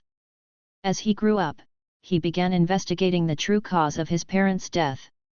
As a result, he went through many battles and ultimately found out that his grandparents had forced his mother to her death, and, following his father's suicide, he collapsed. In the end, he severed ties with the Chen family and began a wandering life. Even after he became a famous powerhouse, his demeanor remained cold and devoid of smiles. Having waited centuries for Xiao Chuan, Guan naturally couldn't bear to see him suffer. He immediately sent a message to Yang Jian, asking the Saint King to sort things out. Now, Yang Jian had restored his status as a Saint King, and his cultivation level was rapidly increasing, until he would recover to become a Deovoid profound immortal. Because of Guan's relationship, Yang Jian received great attention from the Holy Court, leading a battlefield, with his reputation spreading far and wide. With Yang Jian making a move, it was enough to smooth out all the troubles Xiaoquan's parents were currently facing. Life is like a game of chess. I hope you can walk out of the board on your own in this life. Guan picked up the fate pen and began to write, scripting a life. Summer passed and autumn arrived. One day, Guan lay on a branch, reading a book, while instructing Zhu Xi in her cultivation. Zhu Xi sat cross-legged under the tree, her hands constantly changing, executing the mental method, her green robe fluttering with her chi force. The book Guan held was the theory of heaven. In recent years, the theory of heaven had first caused a stir, leading countless cultivators to vie for it. The other 8 true scriptures spread all over the world, creating many strong individuals. After obtaining the theory of heaven from Zhu Xi, Guan would study it whenever he had spare time. For hundreds of years before, this theory of heaven hadn't shown any abnormalities. But in the past year, the theory of heaven emitted a strange aura of causality, vague but detectable. Guan felt it carefully. It was a sign, seemingly welcoming the arrival of a certain being. Could it be that the mysterious being who created the theory of heaven was about to come to the celestial spirit great world? Very likely, for sure, the theory of heaven's sudden appearance must have some arrangement within. Following the causality implied by the theory of heaven, the scenes Guan saw kept changing, and he even saw other worlds. Master, this heaven and earth primordial skill is truly powerful. I feel that to completely master it will take many years, and I even feel it's more difficult than the step on Dao year's step. Zhu Xi raised her head to look at Guan and remarked. She was already at the Mahayana cultivation level, but she had only started receiving Guan's true teaching since after this year. Before, Guan had only pointed out the difficulties in her cultivation. Guan replied, "That's natural. Should you master it, in the future you won't be confined by this world." Hearing this made Zhu Xi's smile grow even brighter. Just as she was about to continue flattering Guan, she saw him suddenly look up into the distance, with a grave expression on his face. "Master, what's wrong?"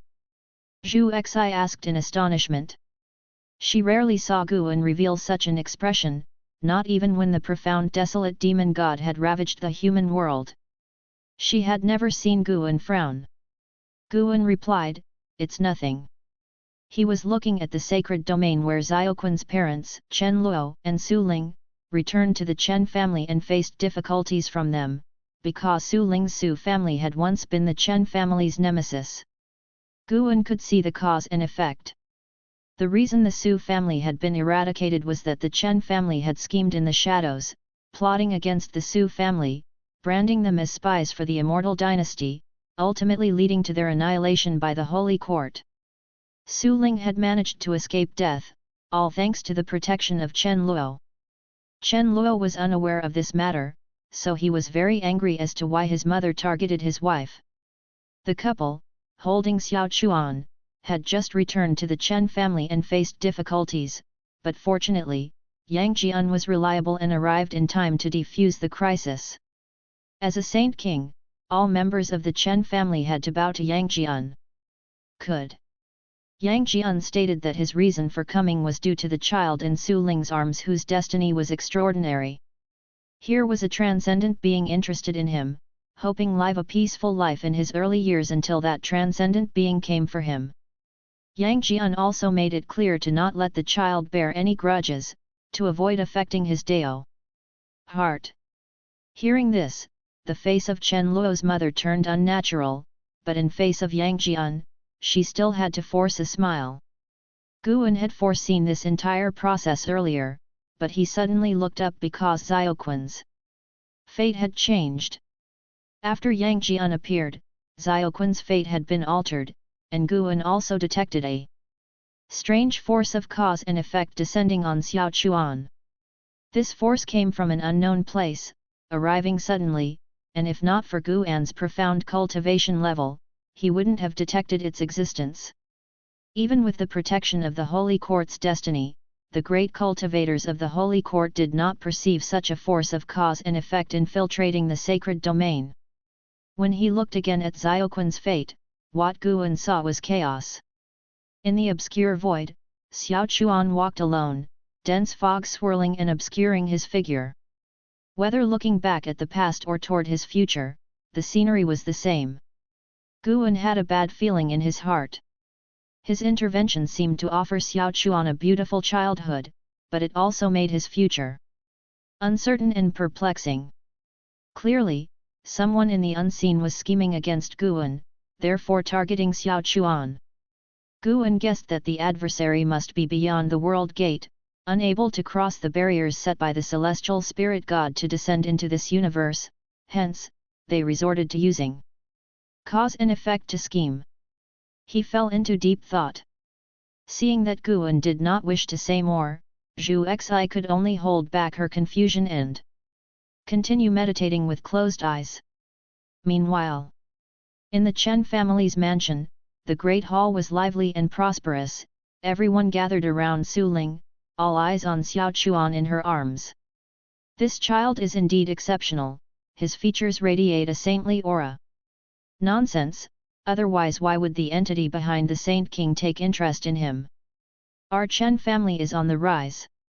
Yes, what is the child's name? I could promise my daughter to him. You wish, the child is destined for the great Dao. Keep your little ideas to yourself, don't displease that great being by offending the Chen family.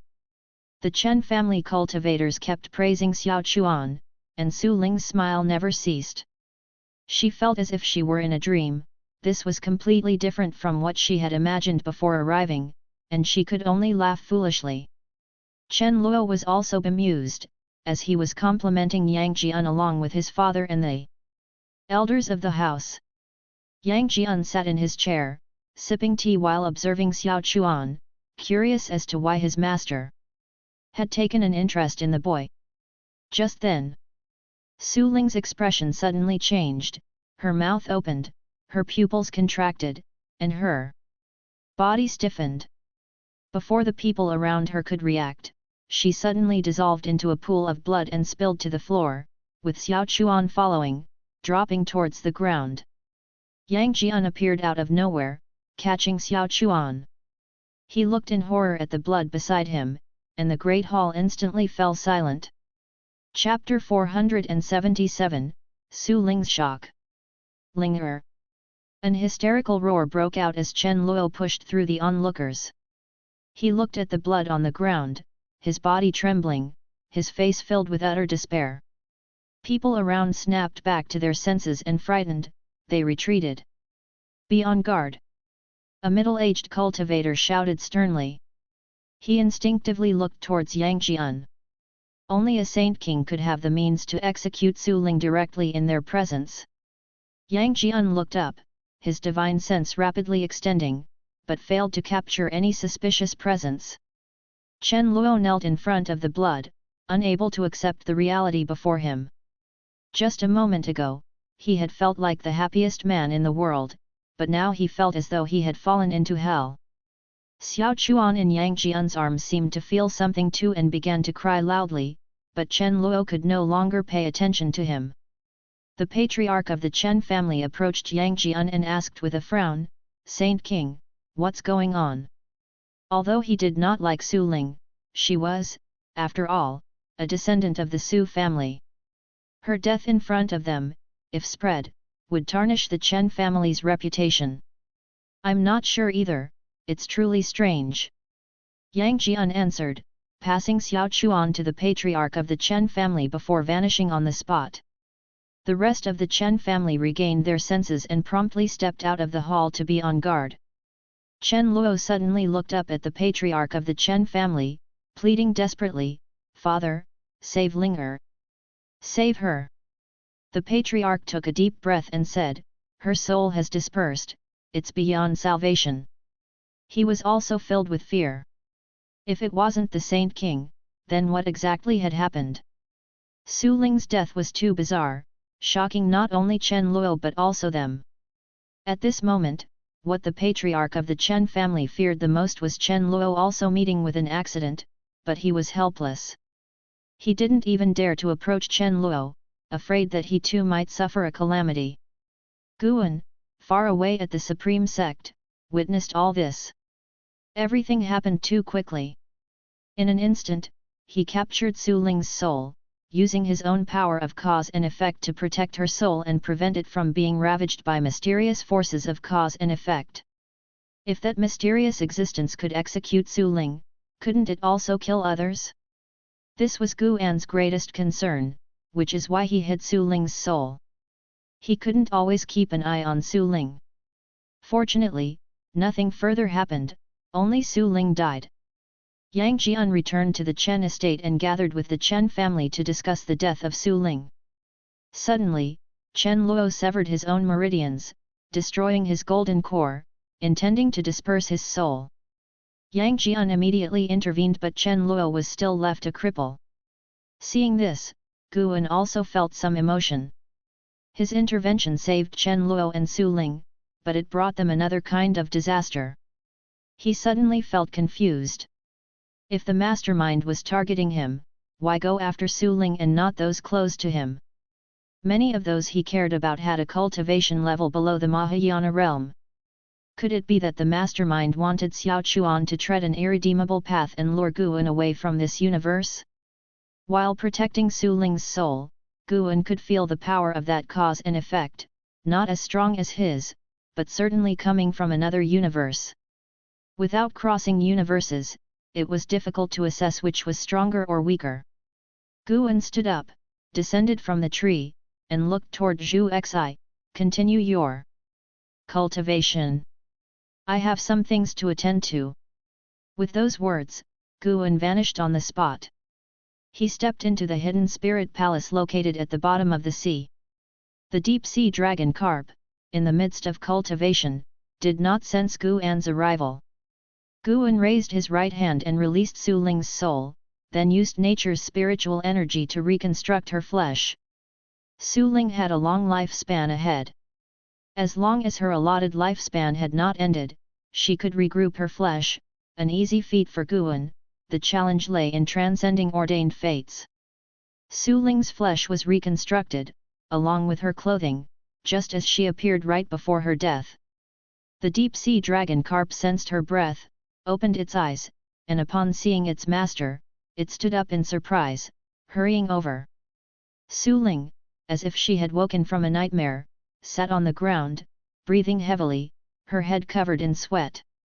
She looked up to see Guan, looking as handsome as an immortal god from paintings, her eyes full of fear. "You needn't worry, I won't harm you, but you can no longer return. A power beyond the 9 heavens of the immortal path wants to harm your son, thus they killed you. From now on, you'll cultivate here. In time, I'll bring your husband here. Later, you'll manage Medicine Valley for me, and one day, you three will be reunited, Guan said before disappearing, leaving Su Ling, a Mahayana cultivator, to rapidly come to terms with reality.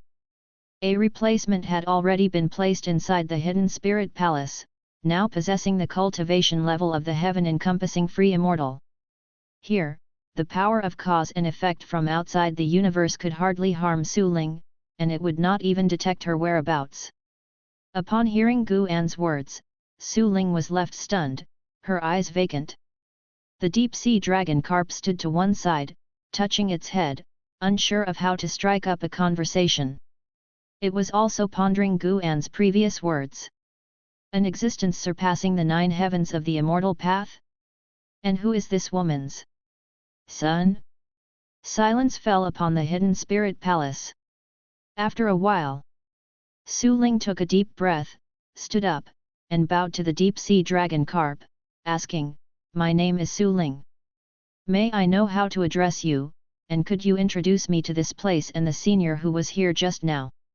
Her heart was shocked. What level of cultivation would someone who can casually mention beings beyond the 9 heavens of the immortal path possess? "Young lady?" Upon hearing this, the deep-sea dragon carp's face revealed a gentle smile, which warmed Su Ling's heart and made her feel a sense of closeness to him. Late at night, Chen Luo, with his hair disheveled, sat in a chair, his eyes empty. His mother was holding Xiao Chuan, trying to comfort him, hoping he could come to terms with his situation, but unfortunately, he was not at all receptive. It was then that Yang Jian walked into the room and said to Chen Luo, "There is still hope for your wife to be alive." Upon hearing this, Chen Luo's head shot up. He immediately rushed toward Yang Jian, grabbed his arms, and asked urgently, "Really? What should I do? What do you need from me?" Yang Jian, with a serene expression, said, "Go to the Supreme Sect in the Taixuan continent, and you will know what to do." As soon as he heard this, Chen Luo let go and ran straight for the door. Chen Luo's mother wanted to call out to him, but Yang Jian stopped her, suggesting with significant meaning, "He has now lost all his cultivation, which is a good opportunity to temper him. Let him go to the Supreme Sect on his own. Do not assist him." Chen Luo's mother hesitated and asked, "Is it the Supreme Sect where the supporting Dao Sword Venerable is?" Yang Jian nodded slightly, and Chen Luo's mother immediately breathed a sigh of relief, even showing a hint of surprise in her eyes. The name of the supporting Dao Sword Venerable was one she had heard of, the saint who saved all living beings. Such an existence would not plot against her son. She couldn't help but look down at her grandson in her arms, wondering to herself, "My dear grandson, who exactly are you reincarnated from, that even the supporting Dao Sword Venerable would protect you?" Those who practice immortal cultivation always believe in past and present lives. Knowing that her grandson had a past life, she did not reject the idea. Instead, she liked him even more. Perhaps this grandson would bring a prosperous opportunity to the Chen family. It was winter, and snowflakes were fluttering down. Guan stood on the tower, watching the snow. Since Su Ling's mishap, he had always been watching over Xiao Chuan. Fortunately, that force of cause and effect hadn't caused any trouble again. But in fact, the existence behind the scenes had succeeded. He had made Xiao Chuan return to a state without his parents. This gave Guan some inspiration. The power of cause and effect could actually transcend the universe. He decided that from now on, his main focus would be to research the power of cause and effect and strengthen his own way of cause and effect. In the previous years, he had been perceiving different Dao rules. Now, thinking about it, it seemed better to develop one particular Dao to its extreme first. He saw Chen Luo alone in a boat, in the boundless vast sea. The small boat that Chen Luo was on was like a fallen leaf in the vast sea, which could be submerged at any time. Although Guan wanted to temper Chen Luo's character, he hadn't actually left Chen Luo to face the journey alone. After all, Chen Luo had no cultivation level. All along the way, Guan had already helped Chen Luo deal with many troubles he could not contend with. The rest of the journey would have to rely on his willpower. Yang Jian had already left the Chen family. Before departing, the head of the Chen family hoped that Yang Jian would bestow a name. Yang Jian hesitated quite a bit, but fortunately, he received a transmission from his master. Chen Chuan. That was the name for Xiao Chuan in this life. It was quite ordinary, but coming from the mouth of Yang Jian, it gave the Chen family even more hope. Did the Saint King hope for this child to be as unyielding and persistent as the mountains and rivers? Su Ling stayed in the Hidden Spirit Palace, getting along very well with the deep-sea dragon carp and proclaiming each other as sisters. She had not noticed that the dragon carp was a male demon, considering the dragon carp's cultivation level was a bit higher than hers. Life returned to calm once again. The cause and effect of Xiao Chuan did not trouble Guan. Instead, it was like a game of strategy. When he became strong enough, he would certainly drag out the existence behind the scenes. He even considered using the power of cause and effect to annihilate the other party across the universe in the future. Chapter 478, The Auspicious Celestial Horse, the book that governs life and death. Guan.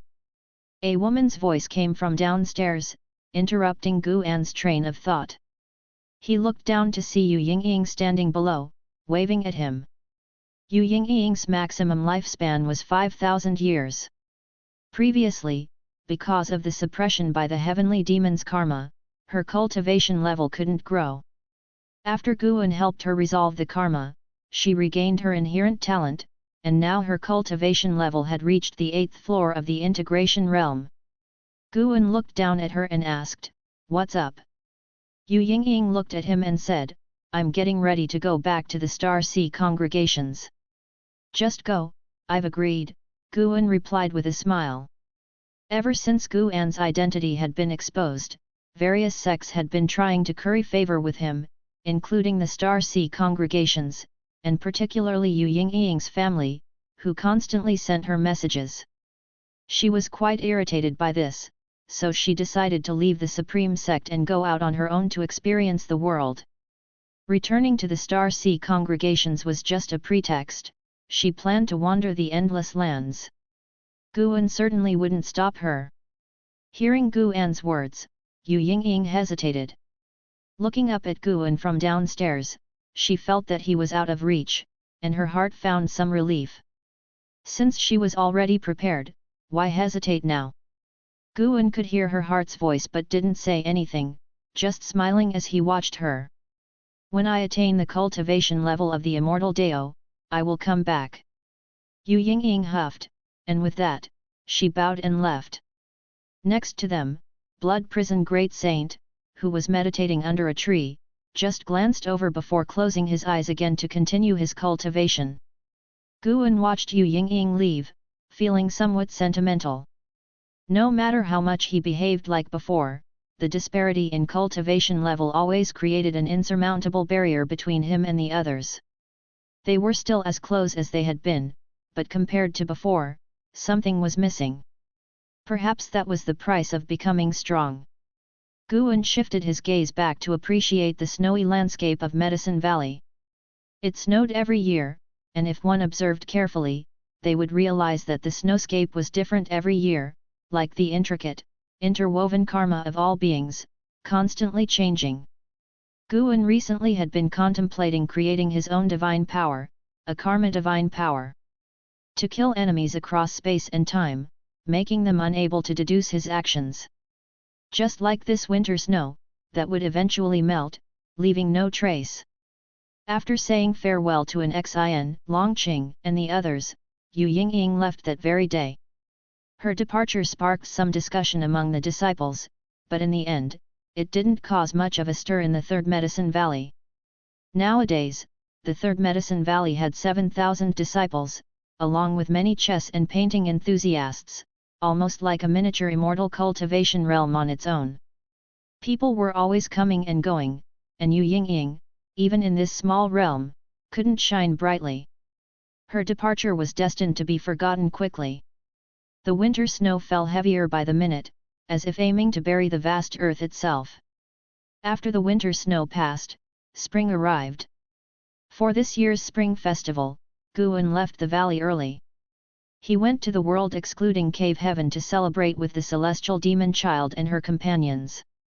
In the past, he hadn't forgotten them, but celebrating with them had always happened after the spring festival. Guan sat under a tree, drinking, with the celestial demon child peeling fruit for him. They laughed together, watching celestial Xian and Tianbai perform, reenacting the battle between Sun Wukong and Er Lang God, complete with dialogue. Watching their performance, Guan felt they hadn't changed at all, and now reflecting on it, perhaps not all experience was beneficial. Of course, whether to gain experience or not was up to their choice. After Celestial Xian and Tianbai finished their performance, the celestial demon child took the stage, showing off her divine skills. Even without Guan speaking, the three women could keep chattering non-stop, keeping the atmosphere warm and engaged. Guan's heart grew more serene as he watched the celestial demon child, while contemplating his way of cause and effect. The way of cause and effect was something all cultivators were involved with. It was the simplest yet the hardest, which is why many practitioners, as their realms advanced, would research other great daos. The same way of cause and effect, what made Guan's path different from other practitioners? After so many lifespans and rebirths, Guan's accumulation of knowledge on the way of cause and effect was deep. What he lacked was creation. His Dao fruit had nurtured a path unique to him, and he had created his own great divine power exclusive to him, the longevity true words.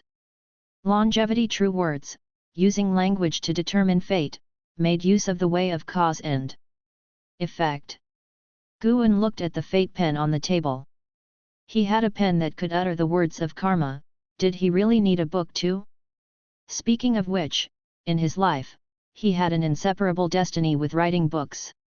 He had written many books, some where he copied classical Huaxia texts, and some he created himself. If he could write the way of cause and effect into the books, would it be feasible? Guan suddenly thought of the Book of Life and Death from Journey to the West. With one stroke in the Book of Life and Death, one could determine life and death. His ideas began to burst forth, slowly entering meditation. After a while, the merry celestial demon child, Celestial Xian and Tianbai suddenly sensed Guan's Dao intent. They turned their heads to look at Guan, their eyes filled with astonishment.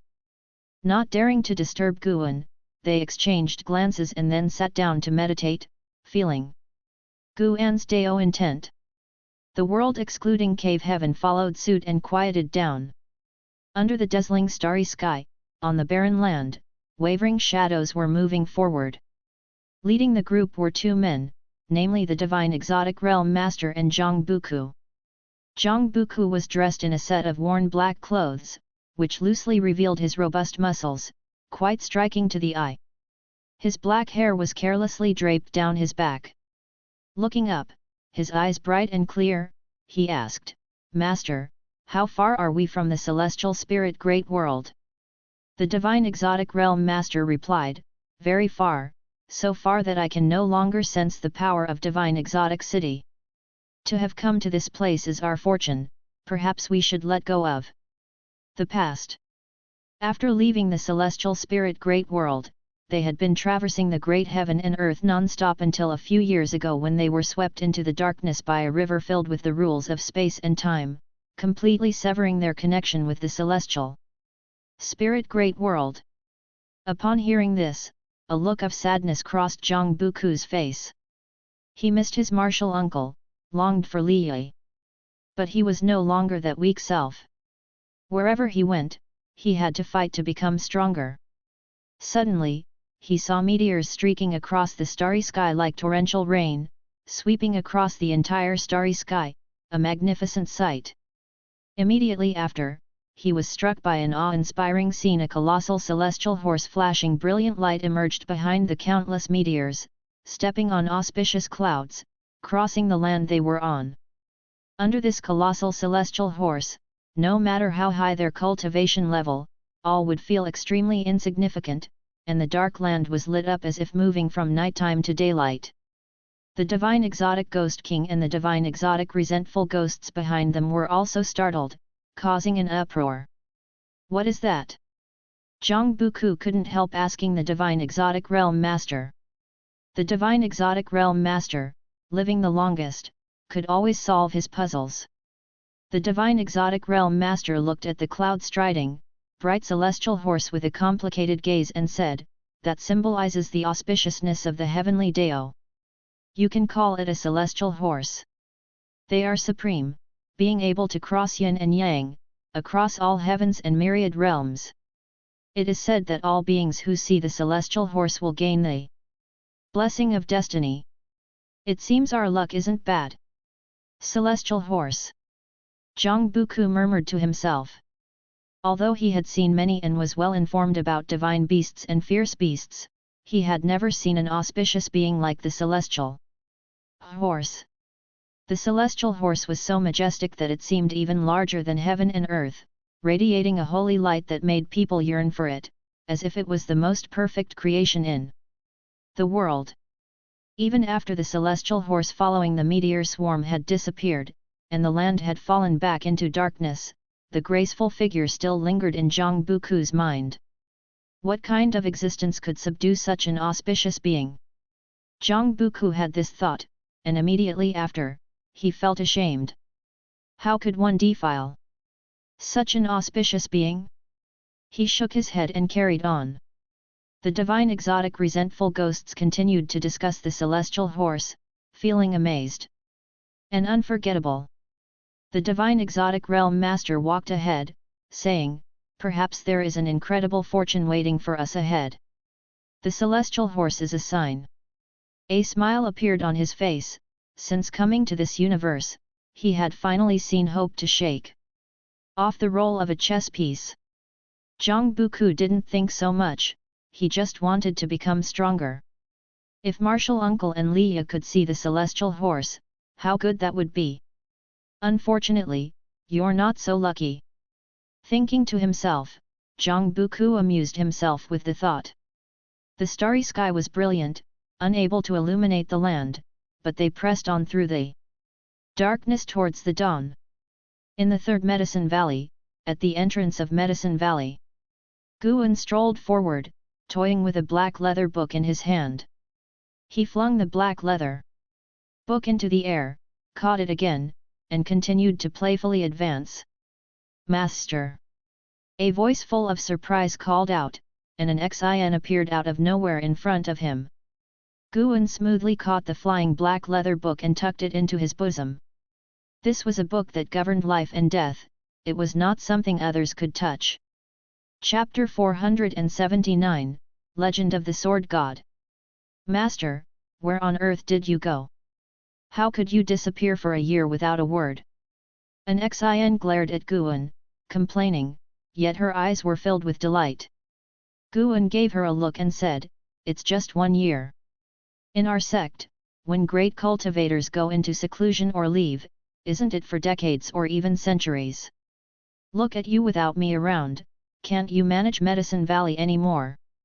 He had been in a world excluding cave heaven, absorbed in enlightenment, sitting for a year, worrying not only an Xin but also the profound mysterious Genren of the North Sea mountain ridge. The folks in End of the World Valley, on the other hand, didn't show much reaction. After all, that Medicine Valley belonged to Li Suandao, and Guan was just overseeing it. Third Medicine Valley and Profound Valley were also not in disarray. Most disciples believed that nothing would happen to their master after being away for only a year. Who in this world could hurt their master? The reason for an Xin's panic wasn't fear that something had happened to Guan, she was just afraid that Guan might leave the celestial spirit great world. She had heard that beyond the sky lay an even vaster world where many great cultivators never returned, pursuing their own great Dao. For someone with cultivation like her master's, staying in celestial spirit great world was only good for tempering the heart, it offered no other benefits to him. Having followed her master for so long, an Xin certainly didn't want to be abandoned. People are only scared. It's because you didn't even mention it. An Xin said with a hint of melancholy. Guan, who held affection for his disciple as if she were his own daughter, didn't continue to tease her but assured her, "Don't worry. If master really were to leave, I would tell you, and if you wish to follow, I would take you with me." Upon hearing this, an Xin's face lit up with joy. She clung to Guan's arm, pulling him toward the valley, and at the same time, she recounted the events that had taken place in Third Medicine Valley during the year. With so many people in Medicine Valley, conflicts and amusing incidents happened every day, an Xin spoke of nothing significant, and Guan listened carefully. After listening, the only thing that really mattered to Guan was that profound celestial intent had returned and had brought a bunch of books he liked. When talking about this, an Xin looked at Guan with scrutiny. If not for the fact that Guan could hear her thoughts, he might have suspected she had used divine sense to peek. Along the way, every disciple and cultivator who saw Guan greeted him excitedly and paid their respects, causing quite a stir before Guan finally returned to his loft. He sat at his desk, took out the black-covered book he had been holding, and placed it on the desk. The cover showed black scale armor patterns which felt textured, mysterious, and bizarre, quite unsettling to behold. Because it was a cause and effect treasure, Guan had purposely fashioned an imposing appearance for it. Different from the Immortal Path ultimate treasure, the Fate Pen, this treasure was shaped by the Dao intent of the heaven-encompassing free immortal. Its tier was higher, and having just taken shape, it could still grow. It needed Guan to continuously nourish it with the way of cause and effect. Now, what Guan needed to do was to inscribe it with a name. What name should I give it? Guan fell into deep thought, his right hand rested on the desk, fingers lightly tapping the surface. It wasn't until the sunlight outside gradually reddened that he finally came up with an idea. He picked up the Fate Pen and began to write on the black book. Infinite. Sword. Book. When the final stroke was drawn, the 4 characters burst into golden light and began to sear the cover, then sank in, forming golden letters. Infinite Sword Book.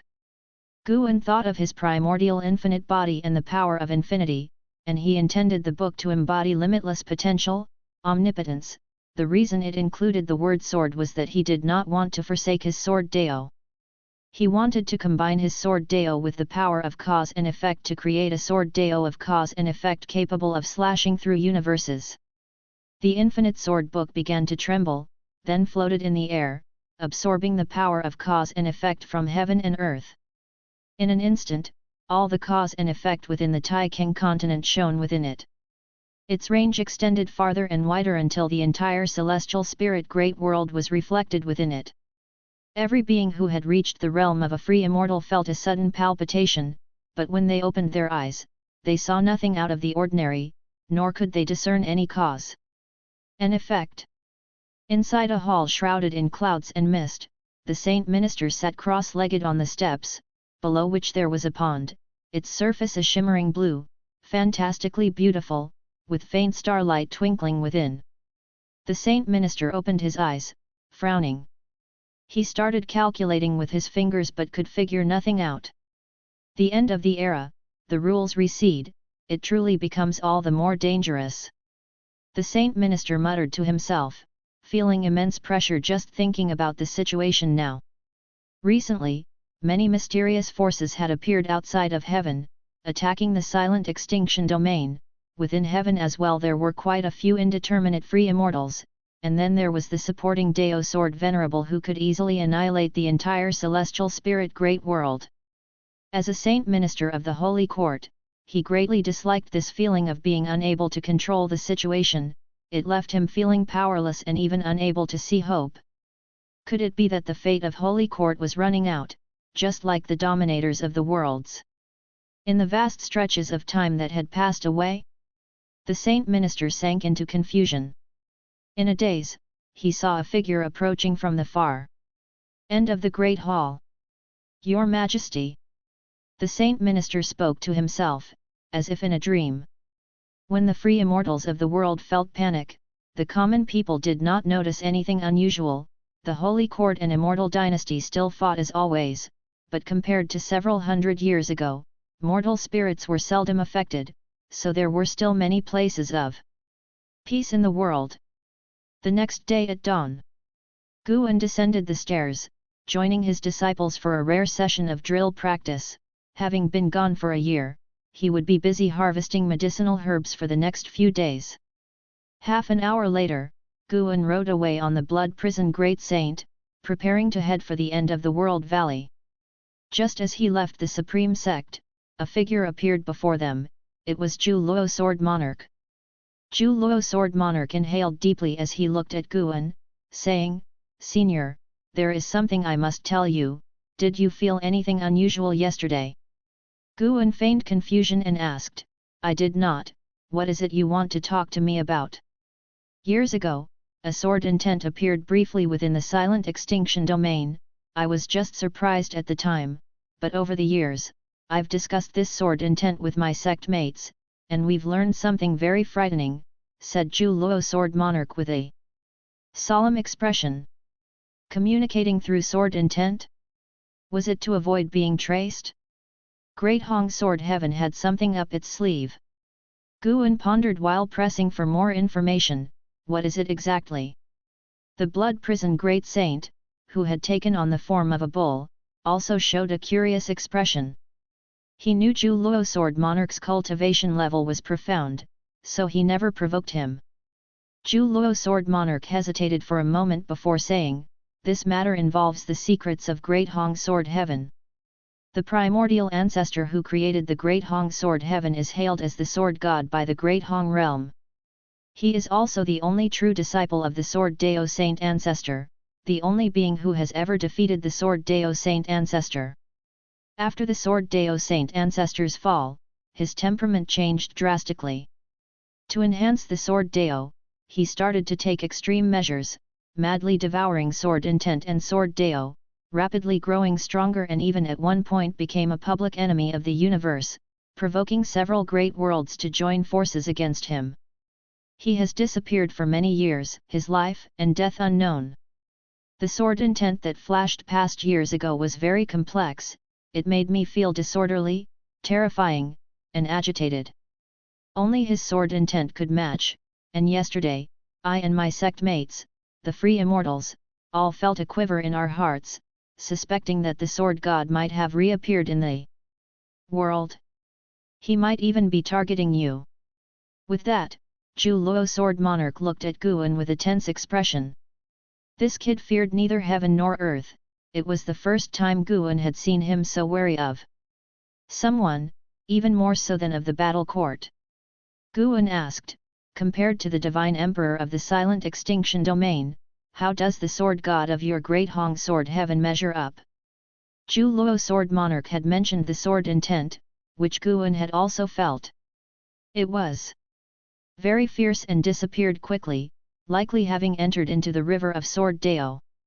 The river of Sword Dao is a manifestation of the rules, residing on another plane, independent of the universe. He had not expected that the master of that sword intent was the sword god, Yang Pingan.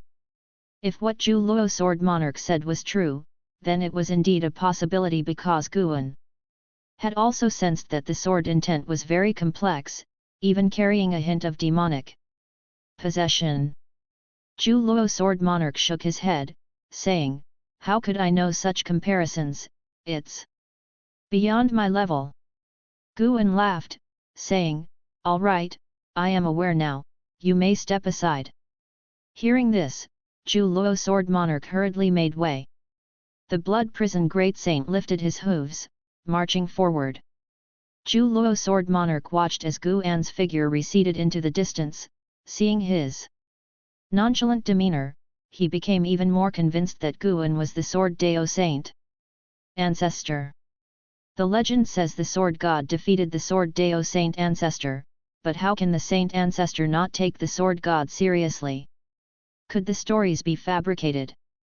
Zhu Luo sword monarch secretly contemplated, feeling it was very likely.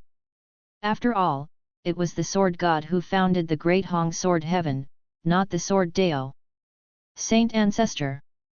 The successive sword masters of Great Hong Sword Heaven naturally wished for it to be the strongest, so they would intentionally exalt their founding teacher. The thought that the sword god and the sword Dao Saint Ancestor might duel again dispelled Zhu Luo sword monarch's nervousness, replaced instead by excitement.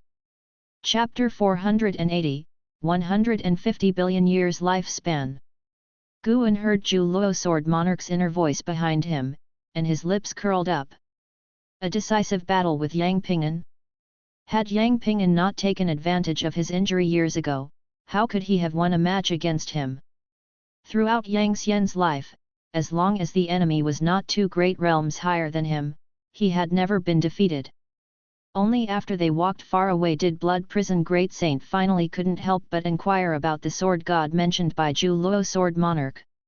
He felt sure his master knew everything and was omniscient, merely pretending not to reveal the secrets of heaven. His master was an existence that stood above the 9 heavens of the immortal path. Being called a sword god naturally means he is formidable. Look at our celestial spirit great world, do we have a recognized sword god? Sitting on the back of Blood Prison Great Saint, Guan casually responded, then he took out the infinite sword book, ready to ponder the divine skills of sword Dao. The sword Dao is hidden in the book, with thoughts that kill the enemy. The targeted enemy will face a sword directly, unable to dodge, unable to endure, unable to deduce. This was Guan's concept for the infinite sword book. The specific sword techniques still needed careful consideration. He was not in a hurry, he had plenty of time to think about sword Dao. Hearing Guan's words, Blood Prison Great Saint fell into endless reverie, feeling he needed to remake his great saint reputation. At the very least, he wanted all living beings to admire him, rather than proclaiming himself as the great saint. 10 years later. In the sacred domain, in the Chen family mansion, 12-year-old Chen Chuan was practicing swordsmanship. Dressed in white robe and black trousers, his black hair tied high at the back of his head, he already possessed a handsome countenance despite his young age. The patriarch of the Chen family, Chen Xiang, stood on the stone steps, his left hand behind his back, his right hand in front, holding 2 jade stones. He watched Chen Chuan's posture with a face full of relief and indulgence. Chen Chuan had shown extraordinary talent since he was a child. Without anyone teaching him the cultivation technique, he was able to cultivate spiritual power on his own, which had shocked the entire Chen family. Furthermore, with the existence backing the Saint King also supporting Chen Chuan, he had become the Chen family's biggest pride and hope. Yang Jian had 2 great beings behind him, whether it was the Saint Minister or supporting Dao Sword Venerable, they were beings the Chen family looked up to, unattainably high. The kid is growing up fast. Chen Xiang stared at Chen Chuan, feeling emotional inside. The thought of Chen Chuan leaving the Chen family made him somewhat reluctant, especially thinking about the fate of Chen Chuan's parents, which made him even more sympathetic towards the boy. Though he didn't like Su Ling, he didn't want to see his grandson lack parents. Chen Chuan sheathed his sword and turned to face Chen Xiang, saying, "Grandfather." He didn't have the liveliness of his peers, appearing very composed. He quickly walked up to Chen Xiang and looked at him, prompting Chen Xiang to reach out and touch his head. "My dear grandson is really amazing. In the future, you will definitely become the greatest in the world. I don't know which immortal is blessing you, giving you such incredible talent," Chen Xiang said with a chuckle. Chen Chuan smiled faintly and replied, "There's no immortal blessing me, if there were, my mother wouldn't have died." Chen Xiang's smile froze, and he quickly changed the subject, asking, "You've been practicing that sword technique for months now. You've mastered the moves, so why continue practicing?" Chen Chuan responded, "During the process of practicing, I have gained many insights. Although it's the same sword techniques, I can perceive other sword techniques during the practice." Chen Xiang was secretly amazed, wondering about the mysterious depth of the sword technique left by the Saint King. He had also seen the sword technique left by Yang Jian and thought it was just an ordinary beginner's sword technique, but he still listened to Yang Jian's advice and let Chen Chuan practice it. Really? Chen Xiang asked, delighted. Could this be a test left by the Saint King? Does this mean Chen Chuan has already passed the test? His eyes grew brighter, feeling that Chen Chuan was an unprecedented genius for the Chen family, capable of bringing transformation to the family. Really, I saw the mountains, saw the flowing waters, saw the boundless oceans, saw the brilliant Milky Way, and I even saw a river. Chen Chuan was recounting what he had seen and heard, and Chen Xiang listened intently, becoming increasingly excited, as if he were beholding a priceless treasure. The summer breeze rustled the leaves in the courtyard, and the sight of the grandfather and grandson standing on the steps was so beautiful. When Chen Chuan had finished speaking, Chen Xiang sincerely exclaimed, "My dear grandson, I can hardly wait to see your name celebrated across the world. You're bound to become the most formidable sword cultivator in the Holy Court, perhaps even destined to end this chaotic era and crush the Immortal dynasty." Chen Chuan's cheeks flushed slightly as he scratched his head and said, "Grandpa, you're exaggerating, how could I be that great?" Chen Xiang burst into hearty laughter and started to recount the legendary tales and mighty figures of the Holy Court, which left Chen Chuan with eyes full of admiration. He was, after all, still a youth. Admiring heroes was in the nature of youths. Unbeknownst to them, someone was perched on the eave of the nearby roof, watching them. It was Guan. At that moment, even the free immortal standing in front of him wouldn't have been able to detect his presence. Watching Chen Chuan's life, Guan thought about the time Xiao Chuan was with his grandson. Xiao Chuan was smiling then, saying how great it would be to be such a good grandfather. "Now you've fulfilled that dream," Guan said with a smile on his face. He also heard Chen Chuan's heartfelt ambition. This youngster was even more ambitious than in his previous life. "In that case, as your senior brother, I will fulfill your wish, since you have also devoted a lifetime to me." Guan raised his right hand and waved his sleeve toward Chen Chuan. In an instant, a stream of Dao intent transformed into a gentle breeze that blew towards Chen Chuan, causing his black hair to flutter and his white robe to billow. Chen Chuan's eyes widened, and he seemed somewhat dazed.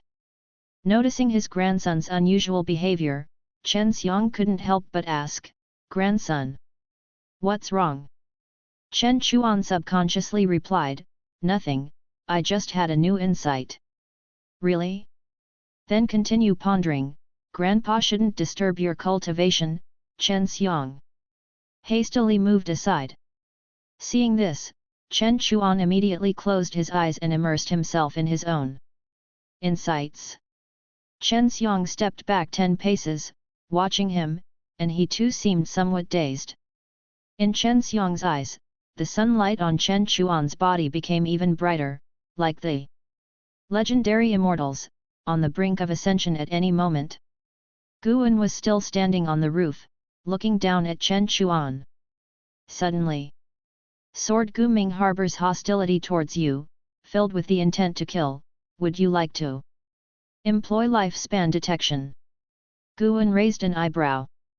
Usually, he would trigger life expectancy prediction since he met many people, but they were almost all merely displeased. It had been a long time since someone wanted to kill him. Interesting. He immediately chose to employ lifespan detection. Sword Gu Ming, Midstage in Ziza Immortal Realm 318,726,309/15,000,000,000/15 billion. 15 billion years lifespan? Xian Tian Free Immortal.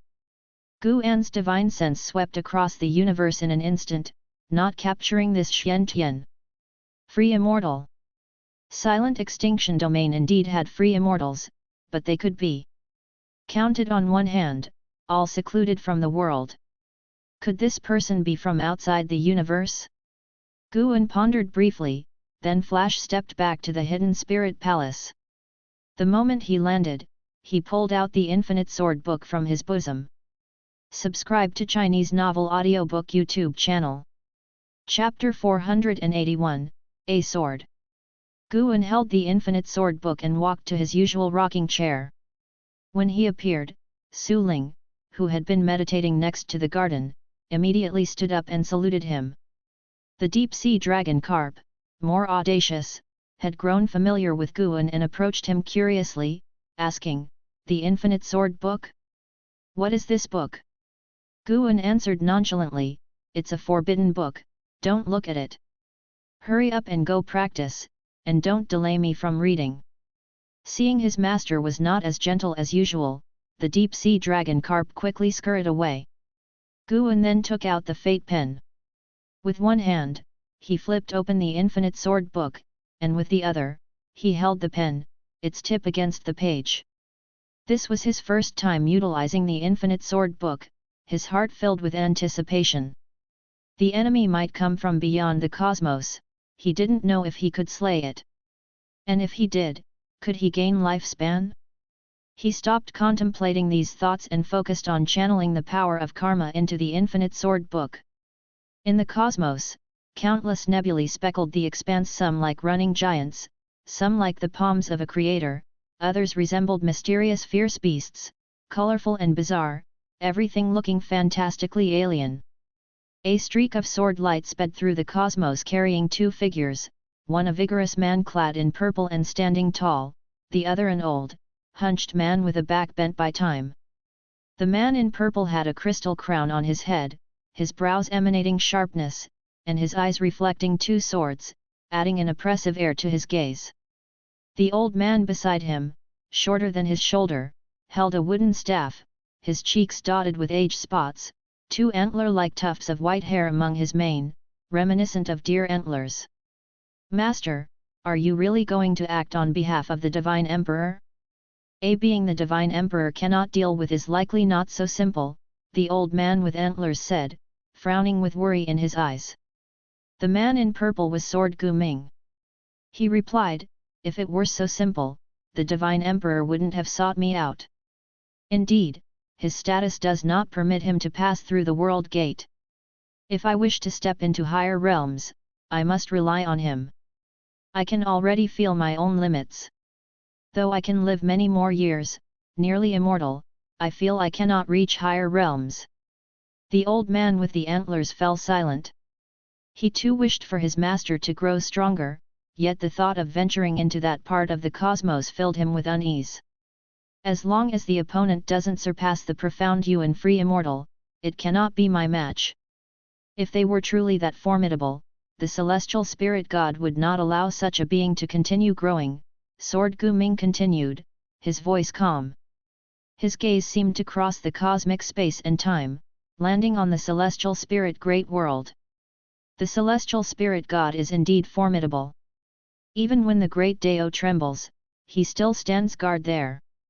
"It seems there is a great secret," the old man with antlers lamented. "That has nothing to do with us. The Divine Emperor would also not meddle with such karma."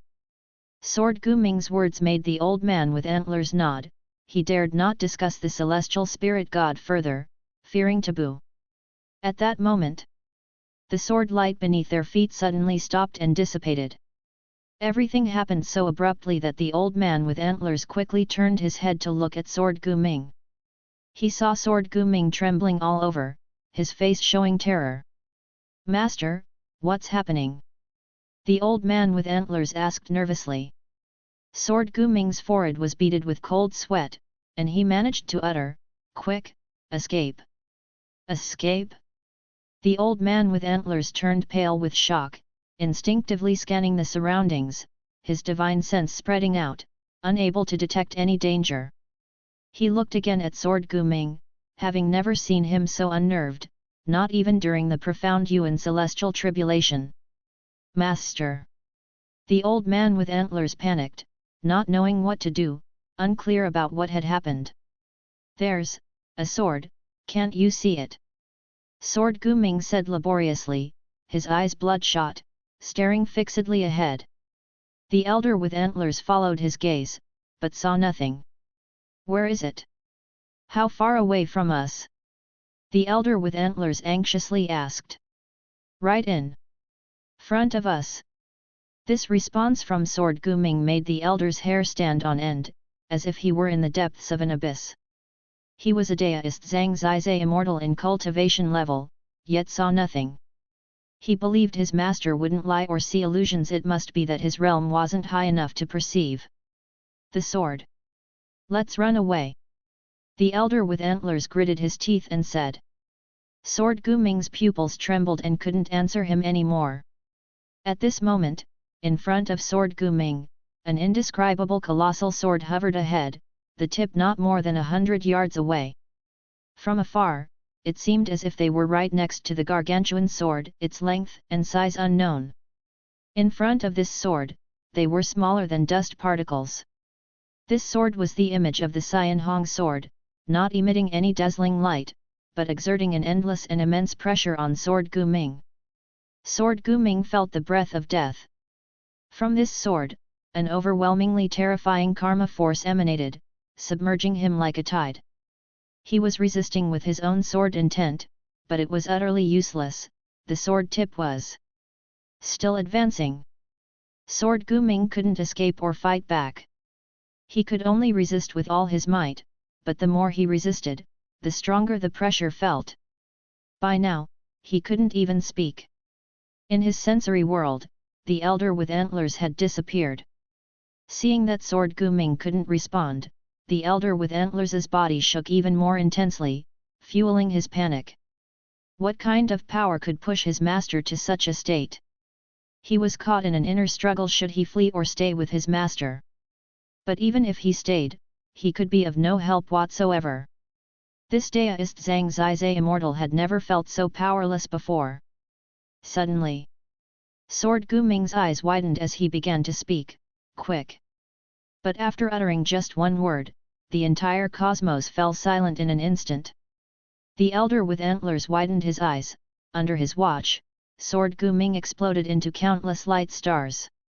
All these light stars were made of Sword Guming's sword intent, and they were also fading away. The elder with antlers' eyes bugged out, and his mouth unconsciously hung open. A profound Yuan-free immortal just died like that? Impossible. You have successfully snatched 1,440,090,872 years of lifespan from Sword Guming, mid stage of profound Yuan-free immortal realm. A prompt jumped out in front of Guan's eyes, startling him and causing his heart to surge with excitement. He had succeeded. He had snatched over 1.4 billion years of lifespan in one go. That was better than the fruits of 100 years of farming. The key point was that Guan had executed the kill with karma divine power, without ever appearing before the enemy. Previously, neither clones nor puppets could help him snatch lifespans, so he was hesitant about the power of karma. Doesn't this mean that he could now hide in the shadows, wildly reaping the lifespans of his enemies? Guan's heartbeat quickened, unable to calm down. In this instant, he envisioned many possibilities, even birthing sinister thoughts. Right then, Guan sensed something, his complexion slightly changed, and he immediately stood up and walked toward the gate of the Hidden Spirit Palace. Chapter 482, Battling Against the Heavens. After entering the Hidden Spirit Palace, Guan flashed to the center of the Grand Hall and sat down to meditate, beginning to cultivate energy. He felt a strange power trying to harm him. It was somewhat like the way of cause and effect, but more terrifying than that. Guan used his own power of the way of cause and effect to resist, but he couldn't neutralize this eerie force quickly. As time passed, Guan gradually understood this eerie force. It was karma retribution. It seemed that there was some power in the cosmos maintaining balance over those who used the way of cause and effect, to prevent the collapse of order. Though the way of cause and effect is one of the 3,000 great Dao, it has the ability to influence all Dao involving time, reincarnation, life and death, and so on. A small change in cause and effect could overturn the past. Without suppression, the way of cause and effect would be tantamount to the strongest Dao. But in fact, the 3000 great Dao are all equal, with no distinctions of strong or weak, depending only on the cultivator's achievement in their respective Dao. The stronger the force of cause and effect used, the greater the karma retribution suffered. Guan opened his eyes and pulled up his attribute panel to check. He found that his lifespan was decreasing, yet his lifespan had already been the number he had seized, which was now 54 billion years. While cultivating energy, he waited. Karma retribution couldn't possibly deduct his 14 billion years of lifespan, could it? If so, then this was equivalent to no lifespan stolen at all. Worse, not only had he not gained lifespan, but he had also lost it. Guan furrowed his brows, but fortunately, after a short while, the speed at which the lifespan numbers jumped began to slow. After the time of one stick of incense had passed, his lifespan no longer decreased. He had lost a total of 2 billion years of lifespan, which meant that he still gained 12 billion years of lifespan. That was a huge profit. Guan exhaled in relief. He raised his right hand, looked at his palm, and saw black lines emerge, like the creepy wounds of poisoning. He had withstood the karma retribution, but these remaining traces still required time to erase. For the time being, his strength hadn't been damaged, only leaving the short-term indelible marks of cause and effect, which was no significant trouble. But having just used the infinite sword book and encountered such retribution, what about the future? Guan felt the need to continue improving the infinite sword book, to enhance its power of cause and effect so that one day he could escape karma retribution. Regardless, this time not only had he eliminated a hidden danger, but he had also gained 10 billion years of lifespan, making it a double blessing. Guan adjusted his emotions and looked back at the infinite sword book. In the process of using the infinite sword book, Guan also saw Sword Guming and the antlered elder through the sword of cause and effect, but he couldn't deduce their causality through this perspective anymore. Under the starry sky, before the celestial Dao golden core, An Hao and the Yang Immortal Emperor sat side by side in meditation, each cultivating their energy. Suddenly, the Yang Immortal Emperor opened his eyes, furrowing his brow, and sharply turned to look at the celestial Dao golden core. The celestial Dao golden core was still burning fiercely, appearing mystical and powerful, with its surface flames resembling the laws of the operation of all things, continuously renewing, displaying various great Dao on it. An Hao, sensing his movement, also opened his eyes to look at him, asking curiously, "What's wrong?" The Yang Immortal Emperor stared at the celestial Dao golden core and said, "Suddenly, one great disaster lessened in the world." "It's strange, but indeed so." "One great disaster lessened? What did you see before?" An Hao grew more curious. "While contemplating the celestial Dao golden core, I saw the future, where a river hung in the heavens for all living beings to see. This river, manifested by the sword Dao, would bring a cataclysm to annihilate heaven and earth." The Yang Immortal Emperor replied, his thoughts drifting back, narrating with a tone filled with certain feelings that made An Hao visualize the scene depicted in his words. An Hao couldn't help but ask, "So, such a calamity suddenly disappeared, could it be that a great power has changed the destiny of great heaven and earth? Does that mean the celestial spirit great world will be peaceful from now on and no longer chaotic?" The Yang Immortal Emperor snorted, "Do you really think the tribulations of the world stem from the ambition of some powerful being? It's not so. Whether it's the immortal dynasty or the holy court, destiny is shrinking. Only by devouring the destiny of the other can one preserve the Daoist lineage. This is the will of great heaven and earth at play, continuously unleashing cause and effect, forcing catastrophe after catastrophe to come." He turned back, took a deep breath, and said, "When this great disaster ends, a new one will begin. There's only one way to put a complete stop to it." "What way?" An Hao asked with a frown. He disliked this kind of predestined fate, as it made him feel that his talent was a gift from heaven, and that the Dao practice he cultivated was also chosen by the will of great heaven. and earth. Everything seemed to lose its meaning. The Yang Immortal Emperor replied, that is for the immortal dynasty and holy court to become one, with the victor annihilating 99% of all living beings, reducing the vitality of great heaven and earth to the extreme, reshaping the rules of heaven and earth, whereafter the will of heaven and earth will naturally subside. And Hao's face changed dramatically. 99% of all living beings must die? Such a will of heaven and earth contradicted his fantasy. At that time, such a situation would be against the righteous Dao, and the victor would hardly be at ease. No one wants to slaughter all living beings, so the immortal dynasty and holy court decided to fight to the death, also reducing the number of each other's beings, said the Yang Immortal Emperor, his expression indifferent as if devoid of any emotion. And Hao's brow furrowed deeper. He thought of another matter, asking, could the invasion from outer heaven become an unpredictable factor? Don't let the outer heaven power have the last laugh. The Yang Immortal Emperor scoffed, they are mere bandits. If their ambition becomes too great, they will only perish along with their Dao. And Hao wished he could say that hundreds of years ago, if not for his master, we would all have died or been taken over by the heavenly demon.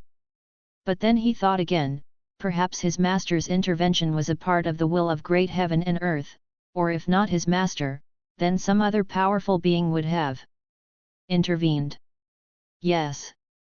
His master was so powerful, why would he remain in the celestial spirit great world? Could it be that his master represents the will of great heaven and earth? And Hao reached this conclusion and suddenly felt an epiphany. Wandering the world for so many years, he had a good understanding of history, knowing that an era of peace had lasted countless years and the current upheaval was a rarity in a million years. The supporting Dao sword venerable had appeared only a little over 1,000 years ago, after the disappearance of Shengtian.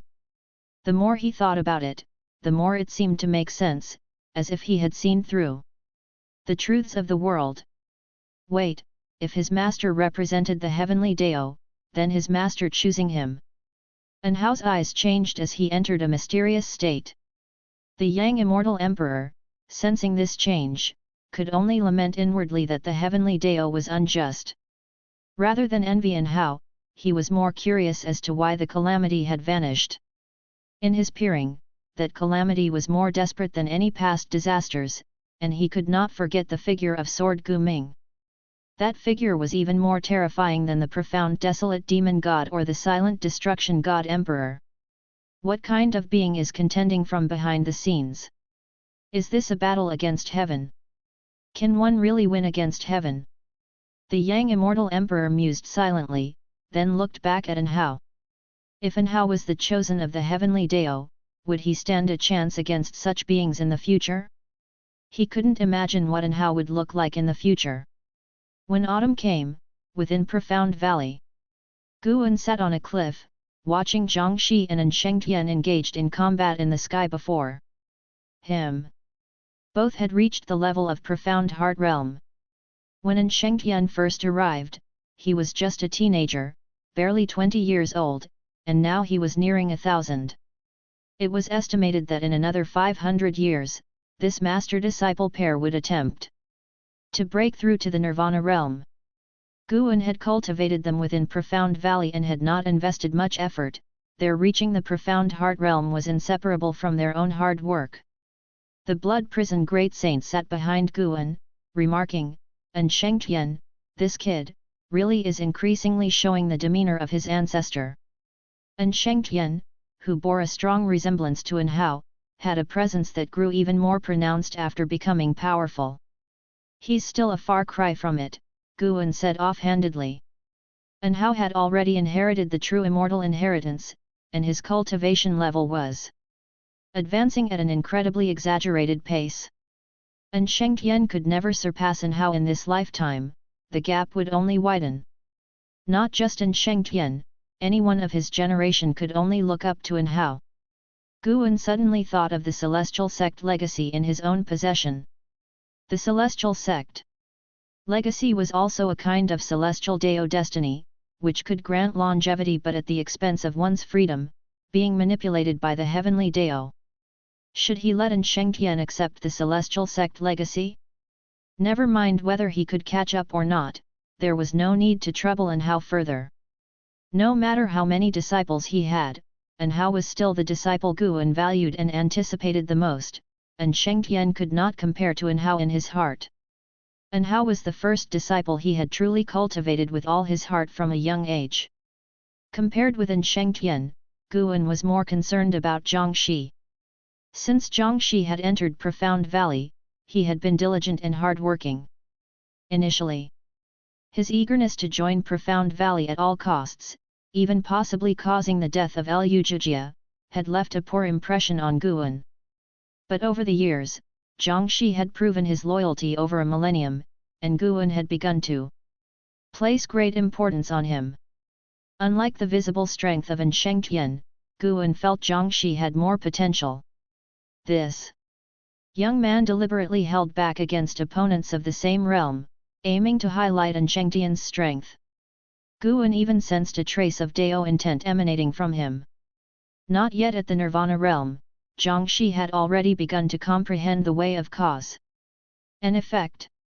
Judging by his talent for enlightenment, this young man was a prodigy of the millennium. Of course, this was also related to the cultivation of Dao intent by Guan.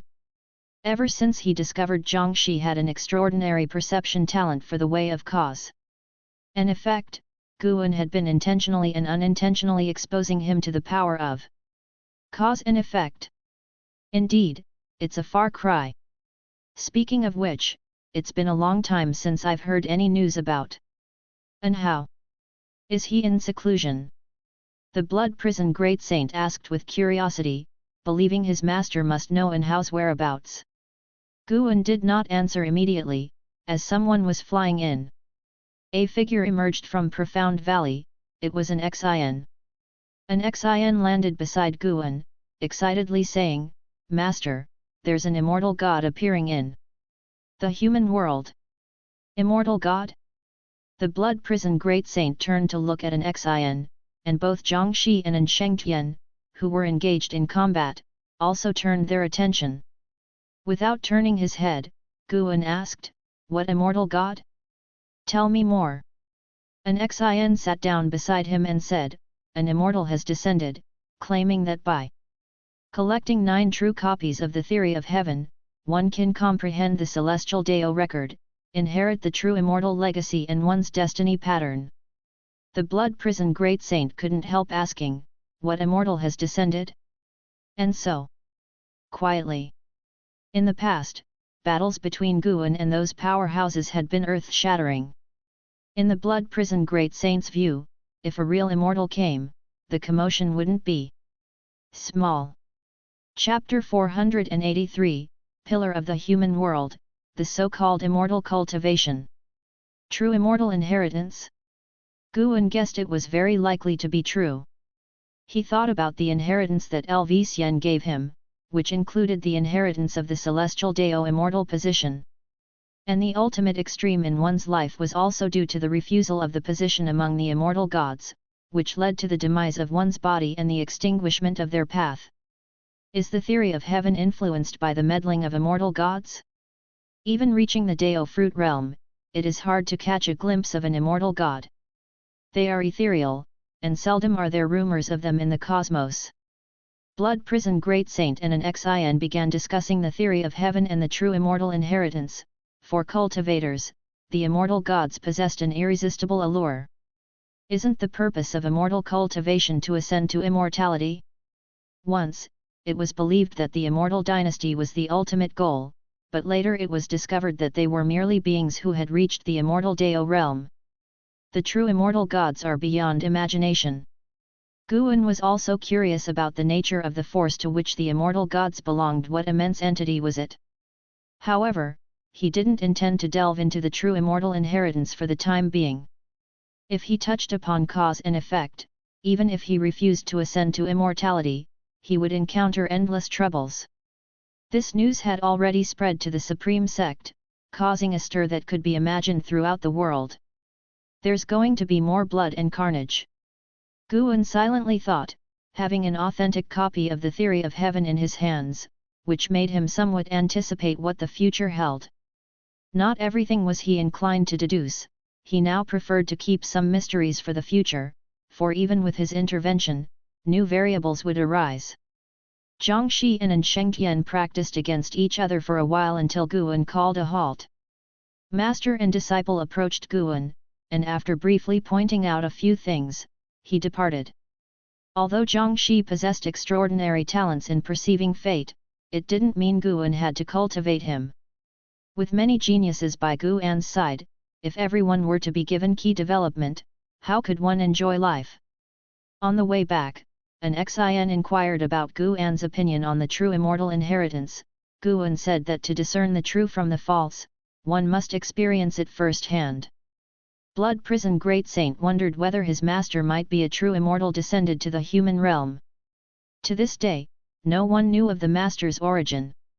Blood Prison Great Saint gazed at Guan's retreating figure with eyes full of reverence and anticipation. Whether this life would achieve the Dao rested on just how strong the master was. Guan heard the thoughts of Blood Prison Great Saint and the corner of his mouth twitched slightly. 100 years passed in a flash. Chen Luo, with his white hair, stood on a cliff, gazing at the continuous mountains ahead. Above, there were more cultivators flying back and forth than birds, most of them heading in the same direction. Supreme Sect. Chen Luo's face, aged with time, showed a nervous yet hopeful expression. After so many years, he had finally arrived at the Supreme Sect.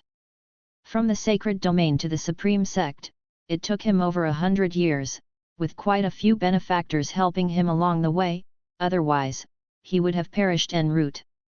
A century of tempering had made him more composed, devoid of his previous impetuosity. The Supreme Sect, the leading sect of the Taixuan continent, is also the pillar of this pure land in the human world. It is said that the Supreme Sect harbors immortals, who once saved all living beings.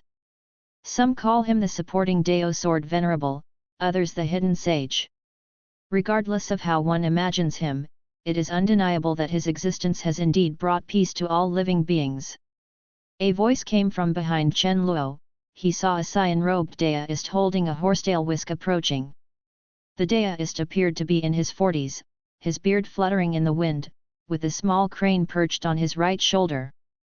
Chen Luo turned his head to see him approaching and asked, "Senior, now that we have arrived at the Supreme Sect, can you tell me why you have come?" Without this senior's help, he feared it would take tens or even hundreds of years more to reach the Taixuan continent. The cyan-robed Daoist looked into the distance and said, "I am here seeking the hope that will end an era of turmoil." "Are you speaking of the supporting Dao Sword Venerable?" Chen Luo asked, puzzled. The cyan-robed Daoist shook his head and said, "You've heard of the theory of heaven, right? There's an authentic copy hidden within the Supreme Sect." Chen Luo revealed a look of surprise. Just as he was about to ask more, the cyan-robed Daoist waved his horsetail whisk, whisking him into the breeze and toward the outer sect city in the distance. Chen Luo stood amid the wind, reining in his curiosity. He had not forgotten the purpose of his journey. All these years, his thoughts had constantly turned to his wife. The Saint King had sent him to the Supreme Sect without telling him what to do next, so he was quite at a loss. Without exchange of words, the two arrived at the outer sect city and queued to enter.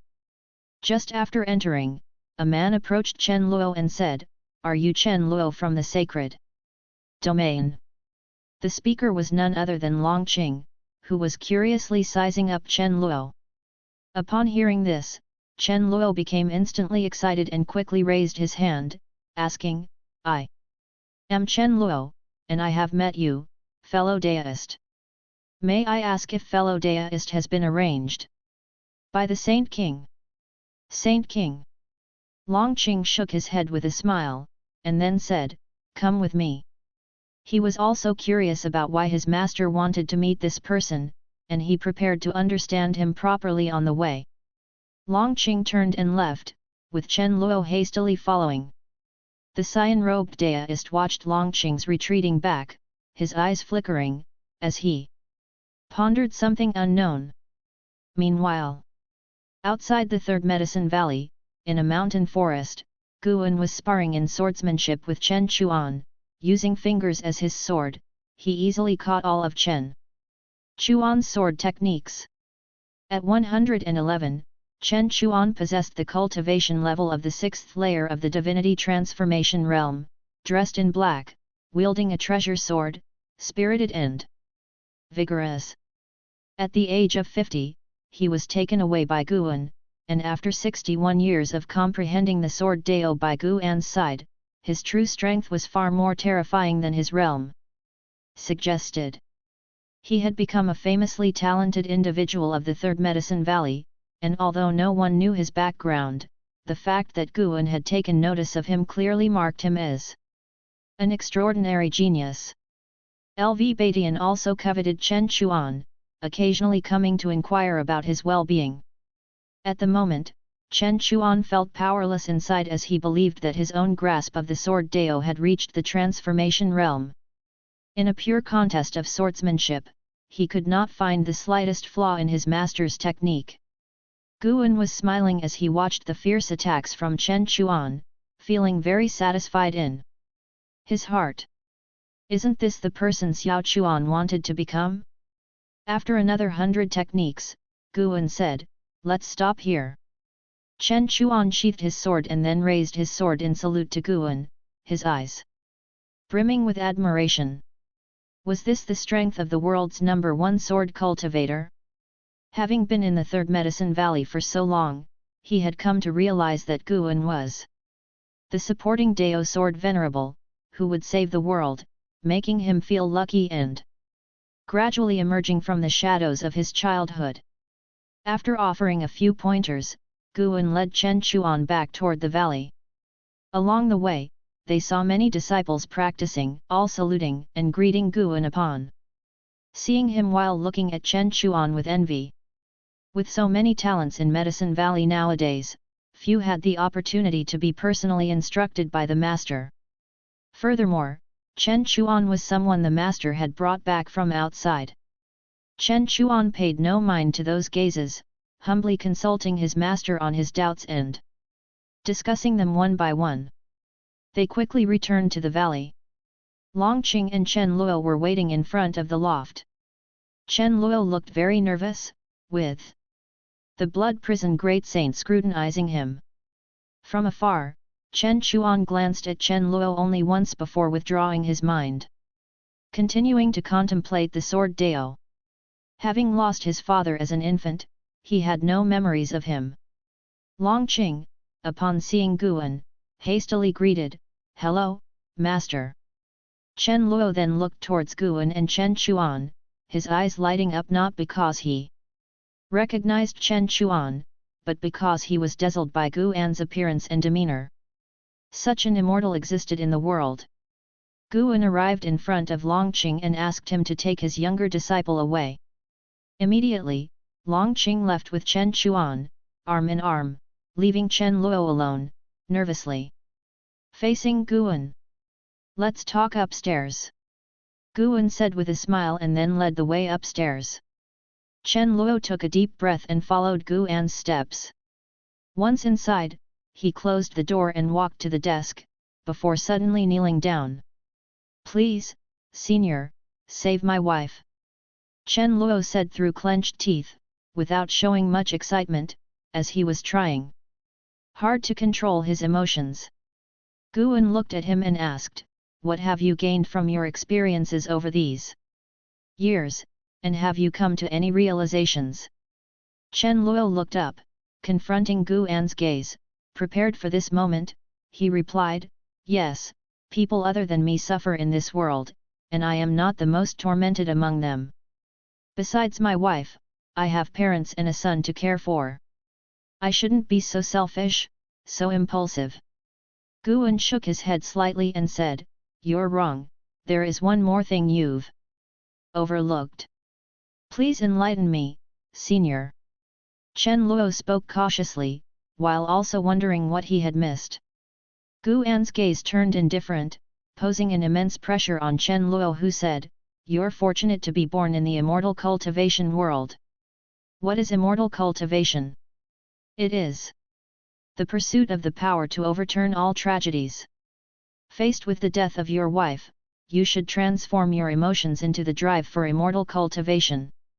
Should you ascend to immortality, you very well may save your wife. Chapter 484, The Destiny Pattern That Surpasses All Beings.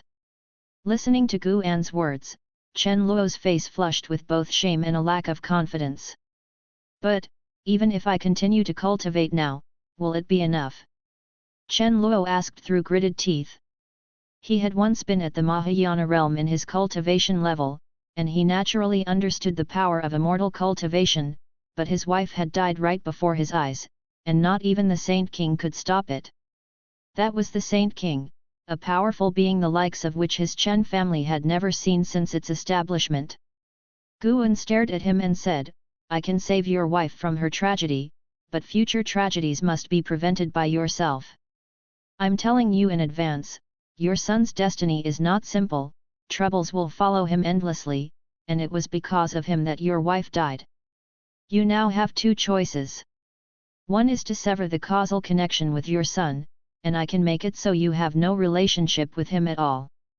The other is to continue being his father, but there will be no more opportunities to give up in the future. Whatever you choose, I will save your wife. Upon hearing this, Chen Luo's expression changed drastically, and his hands clenched into fists on his thighs. Guan could hear the struggle in Chen Luo's heart, his many thoughts, some of which were dark, but Guan paid them no mind. Humans are complex, and hearts have their dark places, but as long as the choice made is good, there's no need to discuss the heart. The room fell into silence. After a long while, Chen Luo let out a sigh and said, Senior, I wish to protect him for life. The father-son bond is hard to cultivate in 100 lifetimes. I should not escape my duty. I believe my wife would have thought the same. I will strive to cultivate, protect him, support him, even if it costs me my life. Guan, expressionless, asked, No regrets? Chen Luo, no longer hesitating, smiled openly and said, No regrets. Guan showed a smile and said, Then go and cultivate well. With that, he didn't wait for Chen Luo to react and, waving his sleeve, whisked Chen Luo away. The furnishings in the room shook, but the door was not disturbed. In an instant, Chen Luo found himself at the dojo of the Hidden Spirit Palace. Guan did not watch the warm scene of the couple reuniting, letting the deep-sea dragon carp suffer was enough. But with his experience, he probably only found it interesting. Guan raised his hand, took out the Theory of Heaven, and placed it on the table, then he started perusing the book. The sunlight outside the window gradually dimmed, Guan still did not put away the Theory of Heaven. Chen Luo's arrival and disappearance did not attract attention in the Third Medicine Valley, only Longqing asked Guan about it curiously. A month later, Guan, riding the Blood Prison Great Saint, returned to the Third Medicine Valley. Today, they had visited the end of the World Valley, and both were in good spirits. Ha ha ha, that Lv-Xian overestimated himself, thought he could compete with me. The moment I used my full strength, he was down. The Blood Prison Great Saint, transformed into an ox, snorted, very proud. Within the barrier drawn by Guan, the Blood Prison Great Saint and Lv-Xian sparred with all their might. The loose immortal realm Blood Prison Great Saint laughed last. Not to mention that the Blood Prison Great Saint's cultivation level was higher, actually, his lifespan before reaching nirvana was also greater. Fighting to such a degree, Guan felt that Lv-Xian hadn't lost. Worthy of being the top person of the future immortal cultivation realm. Guan chatted nonchalantly with the Blood Prison Great Saint, while his divine sense watched over the world, observing how those old acquaintances struggled in life. Liya was being chased, in a critical situation, this youngster hanging by a thread, and yet he was with a mother and daughter. Yu Yingying was listening to teachings. The island master of that island claimed to be the immortal of eternal life, willing to bestow the longevity technique to those fated, but in reality, he was an evil cultivator who did no good.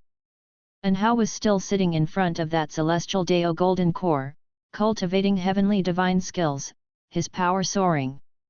Liu Lingjun was still in the Buddhist sect of the Sea of Suffering, recently given a tough problem by Buddha. She was still sitting in meditation, thinking hard. Zhang Qiang was undergoing solitary trials. This fellow, indeed from a demon Dao background, wanted to steal another sect's divine skills. Guan also saw how Long reigning supreme on a continent dominated by the demon race, though his second-in-command was secretly plotting to kill him and take his true blood. Other old acquaintances were each living their eventful lives. Guan would not intervene if he could avoid it, being an onlooker also felt quite good. At that moment, a cyan-robed Daoist came before the blood prison great saint and raised his hand in greeting, saying, "I am He Ching Song, and I have seen the sword venerable." The blood prison great saint suddenly felt displeased and said, "Never heard of you, move aside, or I might just stomp you to death." He had seen all of Guan's friends, and having never seen this person, he naturally would not show courtesy. He Ching Song, scolded by the blood prison great saint, did not get angry but instead looked calmly at Guan, which only made the blood prison great saint even angrier. Guan looked at He Ching Song and asked with a smile, "Is there something you need?" He Ching Song, 8th floor of the Nirvana realm 6420/20,000/20,000. Ordinarily at his lifespan limit, he seemed unremarkable, but his body was enveloped with a strong celestial Dao destiny that made Guan very interested. He was entwined with the celestial Dao destiny to the extent that Guan couldn't deduce his cause and effect or his destiny. He Ching Song, neither servile nor overbearing, said, "I wonder what sword venerable thinks of this world. Do you intend to become an immortal god who protects all living beings?" After Guan spoke, blood prison great saint fell silent, casting a suspicious glance towards He Ching Song. Could this person have an extraordinary origin? To him, He Ching Song was just a common cultivator of the Nirvana realm. In the Supreme Sect nowadays, being at the Nirvana realm was not uncommon. Years before, a celestial and earthly immortal had become an elder of the Supreme Sect, and it had been quite the affair. Guan shook his head and said, "I have no particular thoughts, nor do I wish to become an immortal god. I merely wish to live peacefully here, savoring the passage of time." He Ching Song immediately followed up, "If that is so, why, then, would Sword Venerable keep the theory of heaven?" Theory of heaven? Blood Prison Great Saint was taken aback, unaware that their master had a piece of the theory of heaven. Far away, before the mountain of 10,000 swords where Zhu Luo Sword Monarch was meditating an enlightenment on his sword skills, he opened his eyes and his gaze fell on He Ching Song. This aura, could it be? Zhu Luo Sword Monarch frowned, a bad premonition rising in his heart. Guan asked with a smile, "Do you want the theory of heaven?" He Ching Song replied, "I do not wish for it, merely that its presence in the hands of Sword Venerable means the great fortune seekers of this world cannot obtain the true immortal inheritance. Your Dao practice should not intervene in the operations of the world." Guan looked at him as if trying to see through him, but He Ching Song was not intimidated and met Guan's gaze. Blood Prison Great Saint's eyes flashed coldly upon hearing He Ching Song not addressing Gu An with respect.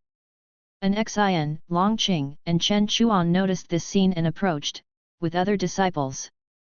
Noticing someone was obstructing their master and something seemed amiss, drawing more of them closer. Long Qing moved the fastest. He arrived in front of He Ching Song, sizing him up and saying, "It's you. I've seen you before. What is your identity that you dare to be so disrespectful to my master?" He Ching Song did not answer, and just quietly stared at Guan, waiting for his response. Guan, evidently interested, asked, "Have you come for the sake of all living beings?" He Ching Song replied, "I have come for the operation of the world. This past month, living among the cultivators of the Supreme Sect, I have come to know your character and actions. If you truly have a compassionate and merciful heart, you should release the theory of heaven to allow this realm to welcome its savior sooner. This too is the will of the heavenly Dao. Guan raised his right hand, palm up, and the theory of heaven materialized in it. He looked towards the distance at Zhu Xi and waved her over. Zhu Xi hesitated for a moment but, steeling herself, approached. He Qing Song, following Guan's gaze, had a slight change of expression as his pupils dilated. How could it be her? He Qing Song wrinkled his brow, thinking in astonishment. Zhu Xi came to Blood Prison Great Saint's side and raised her hand in greeting to Guan. Guan smiled and said, "Disciple, this person here wishes your master to hand over the theory of heaven. What do you think I should do?" Zhu Xi had heard the conversation, and although the theory of heaven was hers, she feared causing trouble. "It is entirely up to you, master," Zhu Xi respectfully said. Guan laughed and looked back at He Qing Song, asking with a smile, "Could my disciple possibly be the savior?" He Qing Song's face turned awkward, and he didn't directly answer, seemingly on guard against Zhu Xi. Everyone else could see it too and confusedly scrutinized Zhu Xi. Zhu Xi didn't have much presence at the Third Medicine Valley, and the disciples hadn't expected her to have another identity. Guan continued, "It seems you two cannot see through the will of heaven." He casually threw the theory of heaven to Zhu Xi, who instinctively caught it. Guan patted Blood Prison Great Saint on the shoulder, signaling him to move forward. This time, He Qing Song no longer stopped Blood Prison Great Saint but looked at Zhu Xi with a complex expression, his face cycling through clouds and sunlight. The gazes of others shifted back and forth between Zhu Xi and He Qing Song, their minds filled with curiosity and confusion. Seeing that the situation was unfavorable, Zhu Xi turned to leave. "Your Highness, would you like to restore your destiny that reigns above all beings?" He Qing Song suddenly called out, stopping Zhu Xi. Zhu Luo Sword Monarch, hearing these words, seemed to have a realization, his eyes displaying shock, and he muttered to himself, "So, it's really her." Chapter 485 Shengtian. "Your Highness?" Guan, Longqing, Chen Chuan, and the others looked at Zhu Xi with puzzled expressions. Just how significant was this woman's background? Especially Chen Chuan, who, despite having been in the Third Medicine Valley for decades, didn't have an in-depth understanding of the valley because he was devoted to the Sword Dao, spending almost all his time cultivating. In his eyes, Third Medicine Valley was a place where hidden dragons and crouching tigers lay. He Qing Song, who always spoke of all living beings to appear detached and extraordinary, was calling Zhu Xi Your Highness. Just who was Zhu Xi? Suddenly, Chen Chuan felt he had been too rash and perhaps should pay more attention to his surroundings. Zhu Xi, with her back to He Qing Song, bowed her head, tightly gripping the theory of heaven. It was clear she was struggling psychologically. After hesitating for a while, Zhu Xi still left holding the theory of heaven, leaving the onlookers even more confused. He Qing Song watched her departing figure and didn't speak further to hold her back. Instead, he furrowed his brows and fell into deep thought. "Disperse now, disperse." An Xin spoke up, waving his hands at the disciples gathered around from all directions. Seeing this, the disciples could only scatter with confusion and curiosity still in their minds. Longqing approached He Qing Song and curiously asked, "What is Zhu Xi's background? Tell me about it." Although He Qing Song's origins were unclear, he never feared danger within the Third Medicine Valley. He Qing Song glanced at Longqing and said, "She has many backgrounds, and you should have heard of her title in one lifetime. She is known as the Shengtian." After saying that, He Qing Song turned and left. Shengtian? Longqing was stunned, as were Guan, Chen Chuan, and others, including some disciples who hadn't walked far. They were shocked too. The name of Shengtian was known by all, who didn't know it belonged to the strongest being in the holy court, the mightiest in the celestial spirit great world. Whether Shengtian or supporting Dao Sword Venerable was stronger was hard to judge for all living beings. After the disappearance of Shengtian, supporting Dao Sword Venerable emerged, and the two never confronted each other. Of course, those of higher realms all knew that supporting Dao Sword Venerable far surpassed Shengtian in cultivation level. Regardless, Shengtian made an indescribable impression on the beings of the celestial spirit great world. Many life forms equated Shengtian with Kangtian. Blood Prison Great Saint looked up and couldn't help asking, "Master, is Zhu Xi Shengtian?" Guan sat on his back and said nonchalantly, "Who knows? In any case, it's irrelevant to you and me. The one and only primordial swallowing yuan body." No wonder Shengtian was so powerful that she suppressed the entire great heaven and earth, deterring the celestial demon race. Guan silently thought it was interesting. He could see that He Ching Song didn't want him to interfere with the evolution of heaven and earth. He Ching Song must be controlled by some will, specifically coming to test him, but he hadn't expected to encounter Zhu Xi. Guan himself also didn't want to frequently interfere with the transformation of heaven and earth.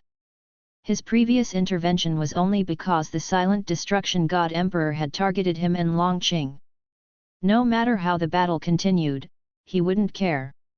He just needed to protect himself and those around him. To extinguish 99% of all living beings.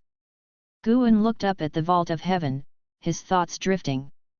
99% seemed like a lot, but in the grand scheme of the entire celestial spirit great world, after 99% were extinguished, the remaining beings would still be vast. From another perspective, the heavenly Dao still left mercy and a sliver of hope, with the current strife providing a chance for beings to fight for a new lease on life. Compared to the transformation of heaven and earth, Guan was now more looking forward to his own Dao practice. Being heaven encompassing free immortal wasn't enough. He needed to keep increasing his strength, to surpass the true form of the silent destruction god emperor, surpass the celestial spirit god, surpass the immortal gods and the cosmic order hidden in the mist. The news about Zhu Xi being Shengtian didn't spread. The Supreme Sect acted swiftly, but Zhu Xi's life changed because of it. Every time she left her house, she encountered many people crowding around her. Even great cultivators from the Holy Court took residence in the Third Medicine Valley. Guan stood in front of the window, looking out at the bustling Medicine Valley, and remarked, "There are more and more people." Shen Zhen, who was preparing to paint, turned his head to look at him and asked, "Is the crowd good or bad for you?" "I used to think it was good, but recently, not so much." Guan replied, his gaze deep, pondering something unknown. Upon hearing this, Shen Zhen appeared contemplative. The brush she had been hesitating to lay down finally made its mark. After observing the scenery of medicine the desk to look at Shen Zhen's painting. For a while, Guan turned around and walked. It was a landscape painting depicting mountains with waterfalls, buildings next to the waterfall, and a medicine garden below, where someone was sowing seeds. Not far away, a cow and a fat rat were chasing each other. "Are you painting me?" Guan asked curiously. Shen Zhen replied, I don't know why, but such a scene suddenly appeared in my mind, becoming increasingly clear. This could be where you'll live in the future." Guan didn't respond, his gaze rested on the cliff above the waterfall. He saw a figure in white, seemingly a woman, looking down at the medicine garden from atop the cliff. He couldn't help but wonder, who was this woman? He didn't ask, nor did he try to calculate it. When Shen Zhen finished the painting, she suddenly exclaimed, "Oh, how come I've painted a woman? Who is this?" Guan rolled his eyes and said, "You painted it, and you're asking me." Shen Zhen picked up the painting, remarking, "I always feel like this painting is from the far future." Guan teased, "What? You can predict the future now?" "Don't say that, it's actually possible. Many of the images are things I haven't experienced. And they don't match the present or the past. Maybe I have begun to achieve enlightenment after you taught me, but what I've achieved is not the way of cause and effect, Shen Zhen said seriously. Guan smiled but did not argue. Shen Zhen indeed had already begun to step into the initial understanding of the Great Dao. What she contemplated was not the way of cause and effect, but the way of fate. Having stepped into enlightenment, Shen Zhen had surpassed all living beings. Many experts of the immortal Dao spent their entire lives unable to achieve enlightenment, including the divine thought true immortal.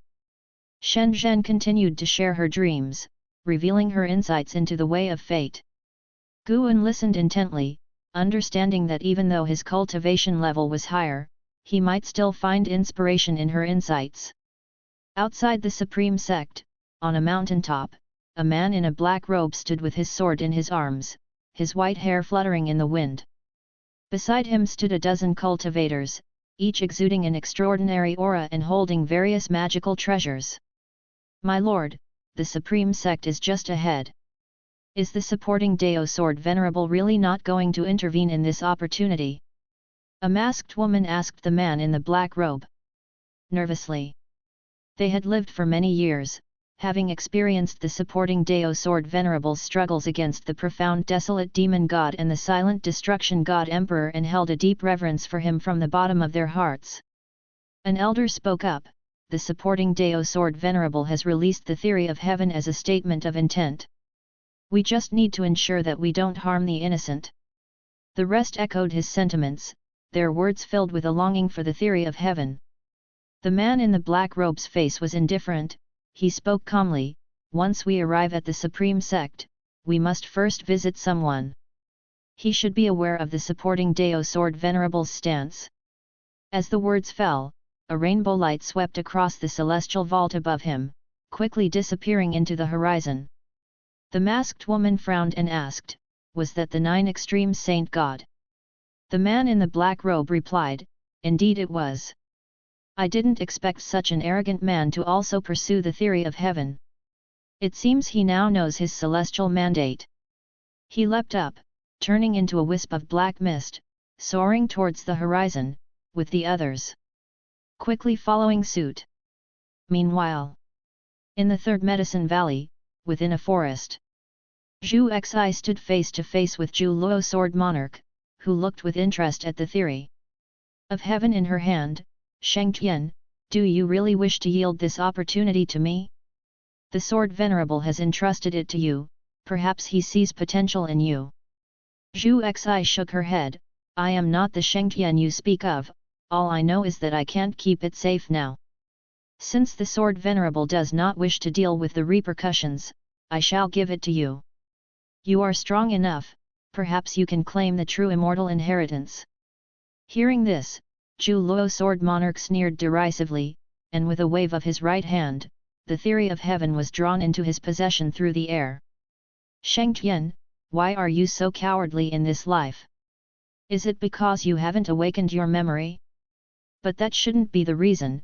No matter how many times one reincarnates, one's nature doesn't change," Zhu Luo Sword Monarch taunted. Zhu Xi didn't answer, but instead, she exhaled deeply. Seeing her so meek, Zhu Luo Sword Monarch found it dull. He followed with a leap, turning into a beam of sword light and vanishing. "I am Zhu Luo Sword Monarch, holding the theory of heaven. Those who seek immortal fate shall challenge me." Zhu Luo Sword Monarch's domineering voice echoed between heaven and earth. At the same time, a vast sword intent erupted from afar. Zhu Xi turned her head to look, but Zhu Luo Sword Monarch's figure was nowhere to be seen. She thought to herself, "Luckily there are still fools. No, I must leave the Supreme Sect." She glanced in the direction of Guan's pavilion, hesitating for a moment before offering a salute to Guan from across the distance. "Master, forgive me. I'm not only saving myself but also don't want to cause you any trouble." With that, Zhu Xi didn't look back as she ran towards the valley exit. Chapter 486, The True Immortal.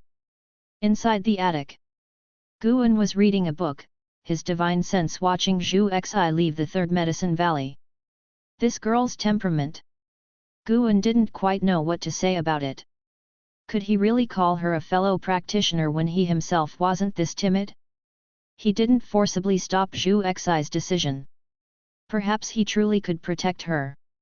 But these past few years, Zhu Xi had clearly been uncomfortable, especially after her identity as Shengqian was revealed.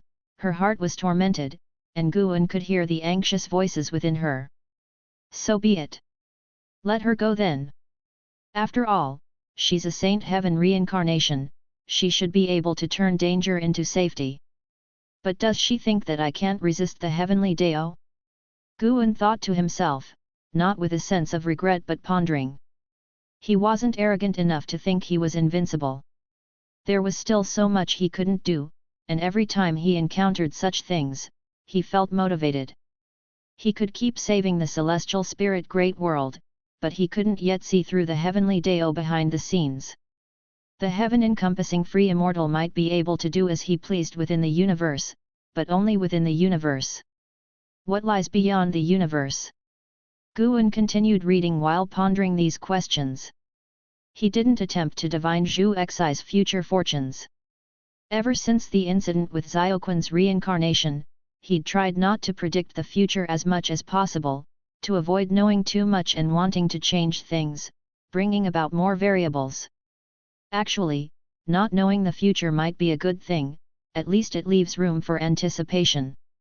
Guan had sought too much foresight before, and it made him feel life was dull.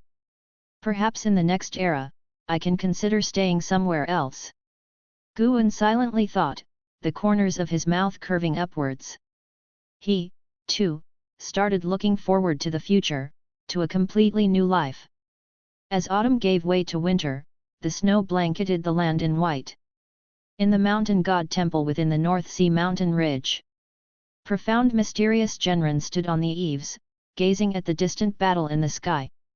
The fierce wind raged, the forest shook violently, wave after wave, a sight of magnificent grandeur. Yet profound mysterious Genren's figure was immovable, his eyes shining brightly. Despite having stood guard here for over 1,000 years, making his Dao heart even more steadfast, deep down, he still harbored the blood of one who longed for power. He was the most talented individual in the history of Mount Sanking. It was just too bad that Li had stolen his thunder, becoming the most celebrated prodigy of the Li family in Mount Sanking. Nevertheless, staying here hadn't halted his progress. With the help of the mountain god, he had achieved nirvana and stood on the eaves with the demeanor of an immortal. Inside the courtyard, a Daoist child around 12 or 13 years old squatted in front of the pill furnace, fanning the flame. Wisps of blue smoke drifted up. From time to time, he wiped sweat from his brow or looked up at profound mysterious Genren on the eaves. After a good while, the Daoist child couldn't help but ask, "Master, what are you watching?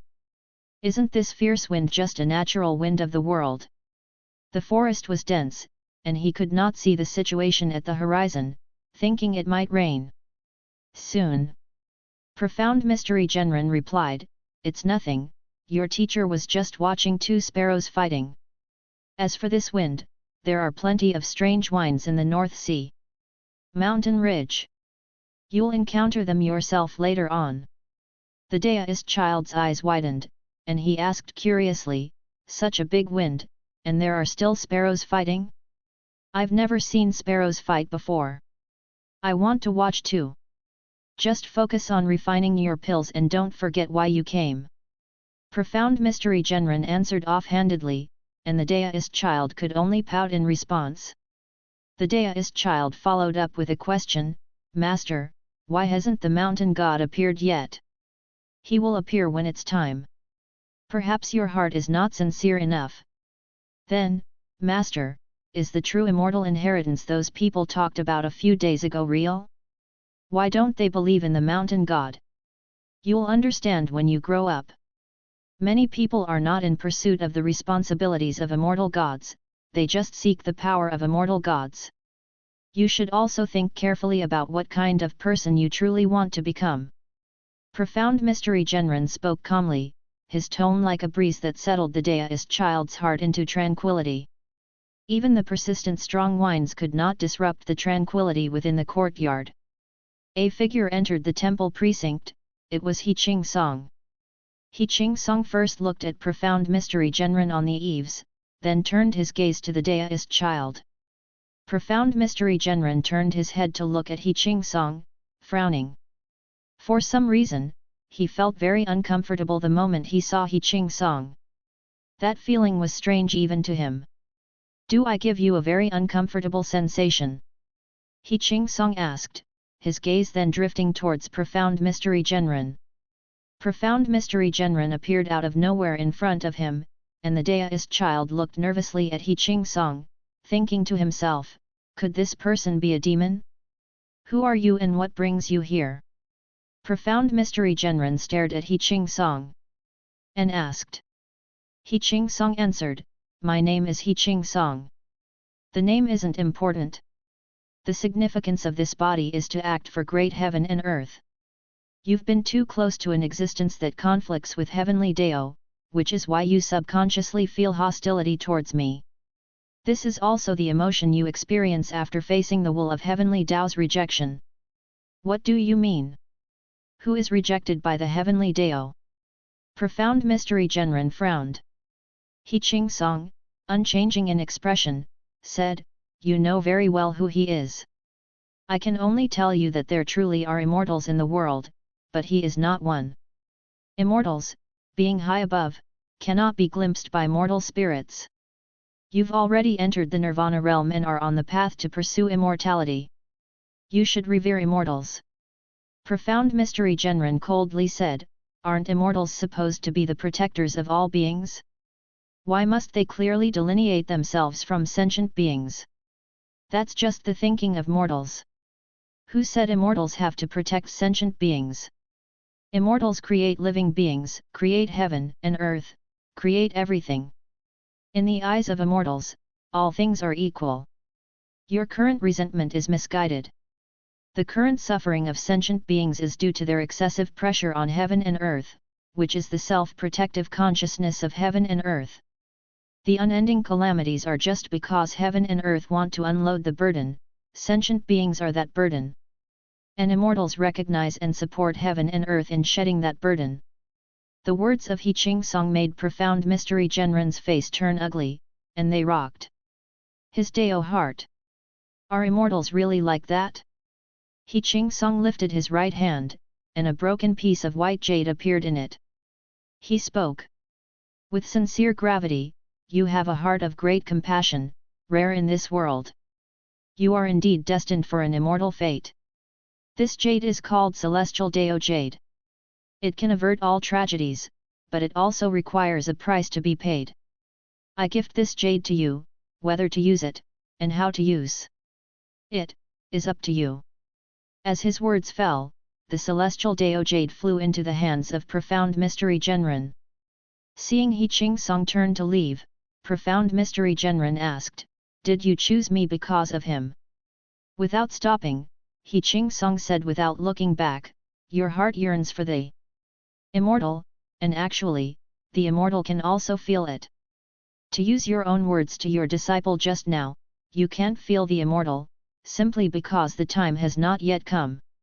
If you want to become an immortal, you must understand everything, must go through tribulations of the mortal world. Only when you are not swayed by emotions do you qualify to become an immortal." After stepping out the door, he disappeared into thin air as if he had never been there. Profound Mystery Genren looked down at the Celestial Dao Jade in his hand, his brow deeply furrowed. The deist child came to his side, curiously looking at the Celestial Dao Jade, asking, "Master, is what he said the truth? Is the mountain god not an immortal?" Clutching the Celestial Dao Jade, Profound Mystery Genren took a deep breath and said, "Disciple, your teacher will teach you a lesson today. Do not listen to what others say, look at what they do. Your faith should not be defined by anyone else. Whatever you believe in, that is the truth." Chapter 487, savior. In the hidden spirit palace, Guan watched as Chen Luo sparred with the deep-sea dragon carp, his mood lifted by the words of profound mysterious Genren. He hadn't chosen the wrong person.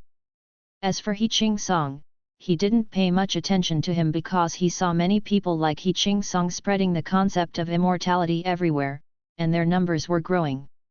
It was as if they had suddenly come to a realization, their bodies entwined with the celestial Dao destiny. These individuals wanted to convince all living beings of the existence of immortals and to revere the heavenly Dao. Because of this, they intended to topple everything, to knock down the images of Holy Court, supporting Dao Sword Venerable, and Yang Immortal Emperor as the strongest figures in the hearts of the people, making them understand that the heavenly Dao decides everything. According to this trend, given enough time, all beings would believe in the heavenly Dao, believe in destiny, and any powerful existence would also fall in the hearts of the people, planting a seed in their minds. Apart from the heavenly Dao and immortals, nothing is eternal. There would no more be a ruling force as enduring as the Holy Court, because even those in the Holy Court would believe that it could be overturned, as long as the celestial mandate was with them. Bang! Chen Luo hit the ground hard, causing the surface to cave in and form a web-like fissure. Drained of spiritual power and chi power, his long hair was disheveled as he let out a breath, unable to stand up again. Su Ling appeared by his side. She did not pity Chen Luo but instead teased him, "See, debasing your own cultivation level, even if you've recovered now, your strength isn't what it used to be. The 100 years you've missed might take even longer to make up for." Chen Luo gave a bitter smile, "I really was too impulsive before. After you died, all I could think about was chasing after you." Hearing this, Su Ling's teasing mood dissolved. She squatted, helping him up. The deep-sea dragon carp, clad in white, descended from the sky. Though he still appeared feminine, his temperament was no longer as fragile as before. The arrival of Chen Luo had deepened his understanding of gender differences, and he too was in search of his true self. "You are very capable. If our cultivation levels were equal, I might not be your match," the deep-sea dragon carp said earnestly. Supported by Su Ling, Chen Luo smiled bitterly, "Don't comfort me, I know the gap between us is big. Don't worry, I won't be discouraged." The deep-sea dragon carp didn't know what to say, as he indeed was comforting Chen Luo. During their previous sparring, he did not feel any pressure. Guan lay in a rocking chair, beginning to close his eyes to rest. In every medicine valley and dojo, there were people cultivating, and he was anticipating the roles these individuals would play in the future. Being the heaven-encompassing free immortal, even though he couldn't directly extend the limit of others' lifespans, his influence would ensure that those around him were stronger than what their original destiny dictated. It wasn't that geniuses were gravitating toward Guan, but rather he was creating geniuses, and those who successfully approached him were great fortune seekers. He was the strongest in the celestial spirit great world, and no matter how much he remained hidden, he would influence the entire world. After chatting for a while, the deep-sea dragon carp, Chen Luo, and Su Ling began discussing their aspirations. Chen Luo simply wanted to become stronger to protect his son, Chen Chuan. Su Ling had greater ambitions, she sought revenge. The deep-sea dragon carp wanted to unify the ocean and establish order to better protect the hidden spirit palace. Beneath the blue sky, the ocean churned majestically. Zhu Luo Sword Monarch stood proudly above the clouds, a book of theory of heaven floating in front of him. With a smile lift at the corners of his mouth and an arrogant expression, he looked down disdainfully at the more than a dozen people below him. "Your theories of heaven now belong to me. Scram, you trash! Even if you cultivate for 10 million more years, you'll never be worthy of touching the theory of heaven." Zhu Luo Sword Monarch spoke bluntly, his words filled with mockery. Despite his peaceful demeanor in the Third Medicine Valley, upon his arrival, he even dared to challenge supporting Dao Sword Venerable. The faces of the man in the black robe and his followers were extremely ugly. They all had injuries, and some were even reduced to just souls. Filled with anger and fear, they glared at Zhu Luo Sword Monarch. The overwhelming power of Zhu Luo Sword Monarch left them in despair, and at that moment, none dared to speak. They could only look towards the man in the black robe, waiting for him to make a decision. The man in the black robe looked at the sword in his hand, its blade enveloped by a faint layer of sword qi. The sword qi was so heavy that he felt it was impossible for him in this lifetime to match Zhu Luo Sword Monarch in the sword Dao. He took a deep breath and said, "Retreat." After he spoke, he turned and left, with the other cultivators hastily following him. In the distance, on an island, a group of cultivators and great demons gathered, discussing the recent great battle, and Yang Jian was also present. Yang Jian gazed at Zhu Luo Sword Monarch from afar, filled with emotion. What a powerful sword Dao! He even felt that Zhu Luo Sword Monarch was invincible. However, the thought that Zhu Luo Sword Monarch had once stayed in the Third Medicine Valley for hundreds of years made him speculate just how high his master's Dao practice might be. It was said that the Saint Heaven reincarnation also appeared in the Third Medicine Valley and apprenticed under his master. Yang Jian's heart began to waver, suddenly doubting whether leaving the Third Medicine Valley had been a mistake. If he had stayed, might he have encountered greater opportunities? He could not be sure, but he could at least confirm one thing: the cultivation techniques and divine skills his master had taught him were enough to let him surpass reincarnation. Zhu Luo Sword Monarch now holds 6 volumes of the Theory of Heaven, and he is not far from receiving the true immortal inheritance. He doesn't even seem to be looking for the Theory of Heaven, simply waiting for others to challenge him. It is said that he has reached the 9th heaven of the immortal path. I've heard that he comes from another great heaven and earth, but was suppressed by the supporting Dao Sword Venerable as soon as he arrived. Although supporting Dao Sword Venerable is strong, he isn't the divinely appointed savior. It's unclear if this person might be the savior. Hearing the surrounding discussions, Yang Jian frowned. He could feel the reverence the world held for his master weakening, as people began to hope for another savior. Knowing his master would welcome such a development, but he also felt that some force behind the scenes was driving this trend, which did not bode well. As seasons changed and time passed, 200 years quickly went by. At the edge of the Third Medicine Valley, inside a small pavilion on a mountain top, Guan and LV Badian sat facing each other, drinking wine. Guan listened to LV Badian's complaints, while silently calling up his attribute panel. Name, Guan. Lifespan, 1,913/7,450,227,042. Physique, primordial infinite body. Cultivation level, Lushan Zizai immortal realm perfection. 7,450,000,000 years lifespan. Getting closer and closer to 10 billion years, it had been a long time since he had activated the lifespan feature, and he didn't know what kind of feature would unlock this time. At the same time, Guan was also contemplating when to break through and where to go for the breakthrough. He had an intuition that another breakthrough might alert the celestial spirit god or even the mysterious group of immortal gods. Although the lifespan barrier could hide his presence, if he were the celestial spirit god and sensed a threat, he would certainly do everything possible to eliminate potential threats, and he now had a substantial reputation that required caution. LV Badian looked up at Guan and asked, "Guan, what do you think? Do you think they're being too greedy?" Chapter 488, Land of Reincarnation. Upon hearing LV Badian's inquiry, Guan withdrew his thoughts and replied, "Indeed, I was too greedy."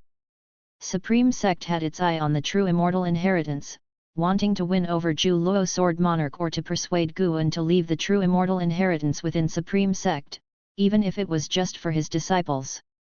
Faced with Guan's answer, LV Badian's face immediately showed a bit of embarrassment.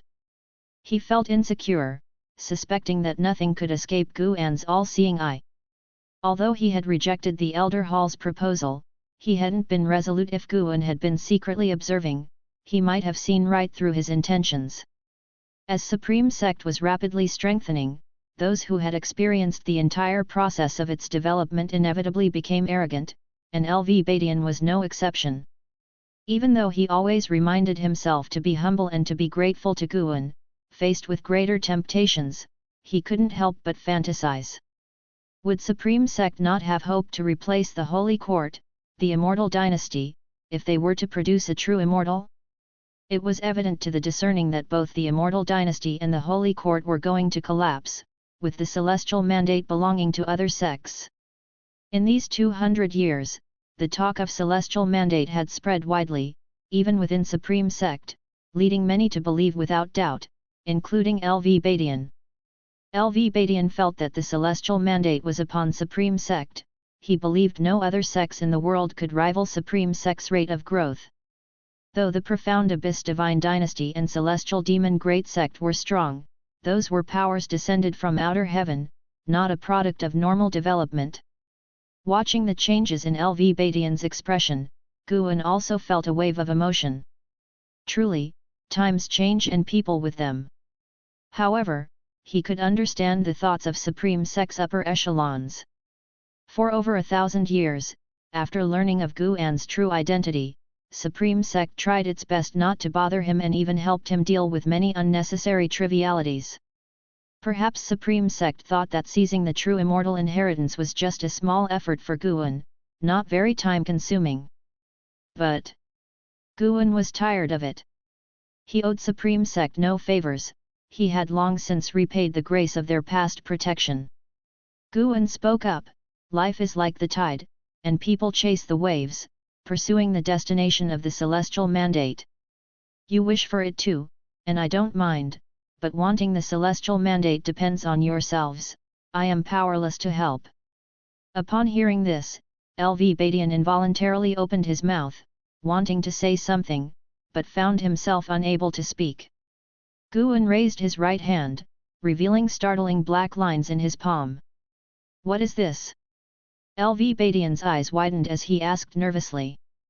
Guan was not just the faith of Supreme Sect, but also his backbone. If something happened to Guan, how could he remain calm? Guan said, "This is the consequence of intervening too much. If my cultivation dissipates and I become a cripple in the future, I wonder if Supreme Sect will still have a piece of Medicine Valley for me to live out my days." LV Badian's face paled dramatically. He had not expected Guan to have such a hidden ailment. But on second thought, considering the powerful enemies Guan had faced for Supreme Sect, for all living beings, it was not unthinkable that he would be injured.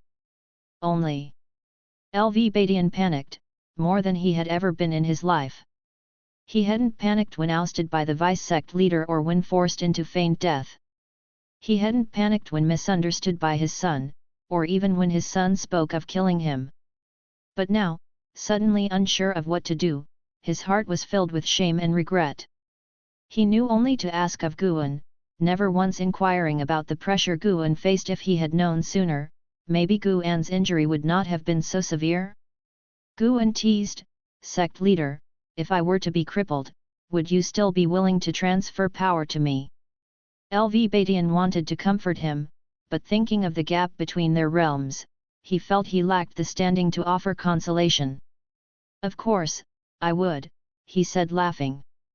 "I am not in the integration realm now, but the Mahayana realm, which is sufficient for you to live out the rest of your life in ease, though the position of sect leader might be uncertain, considering even I have to rely on you for my standing."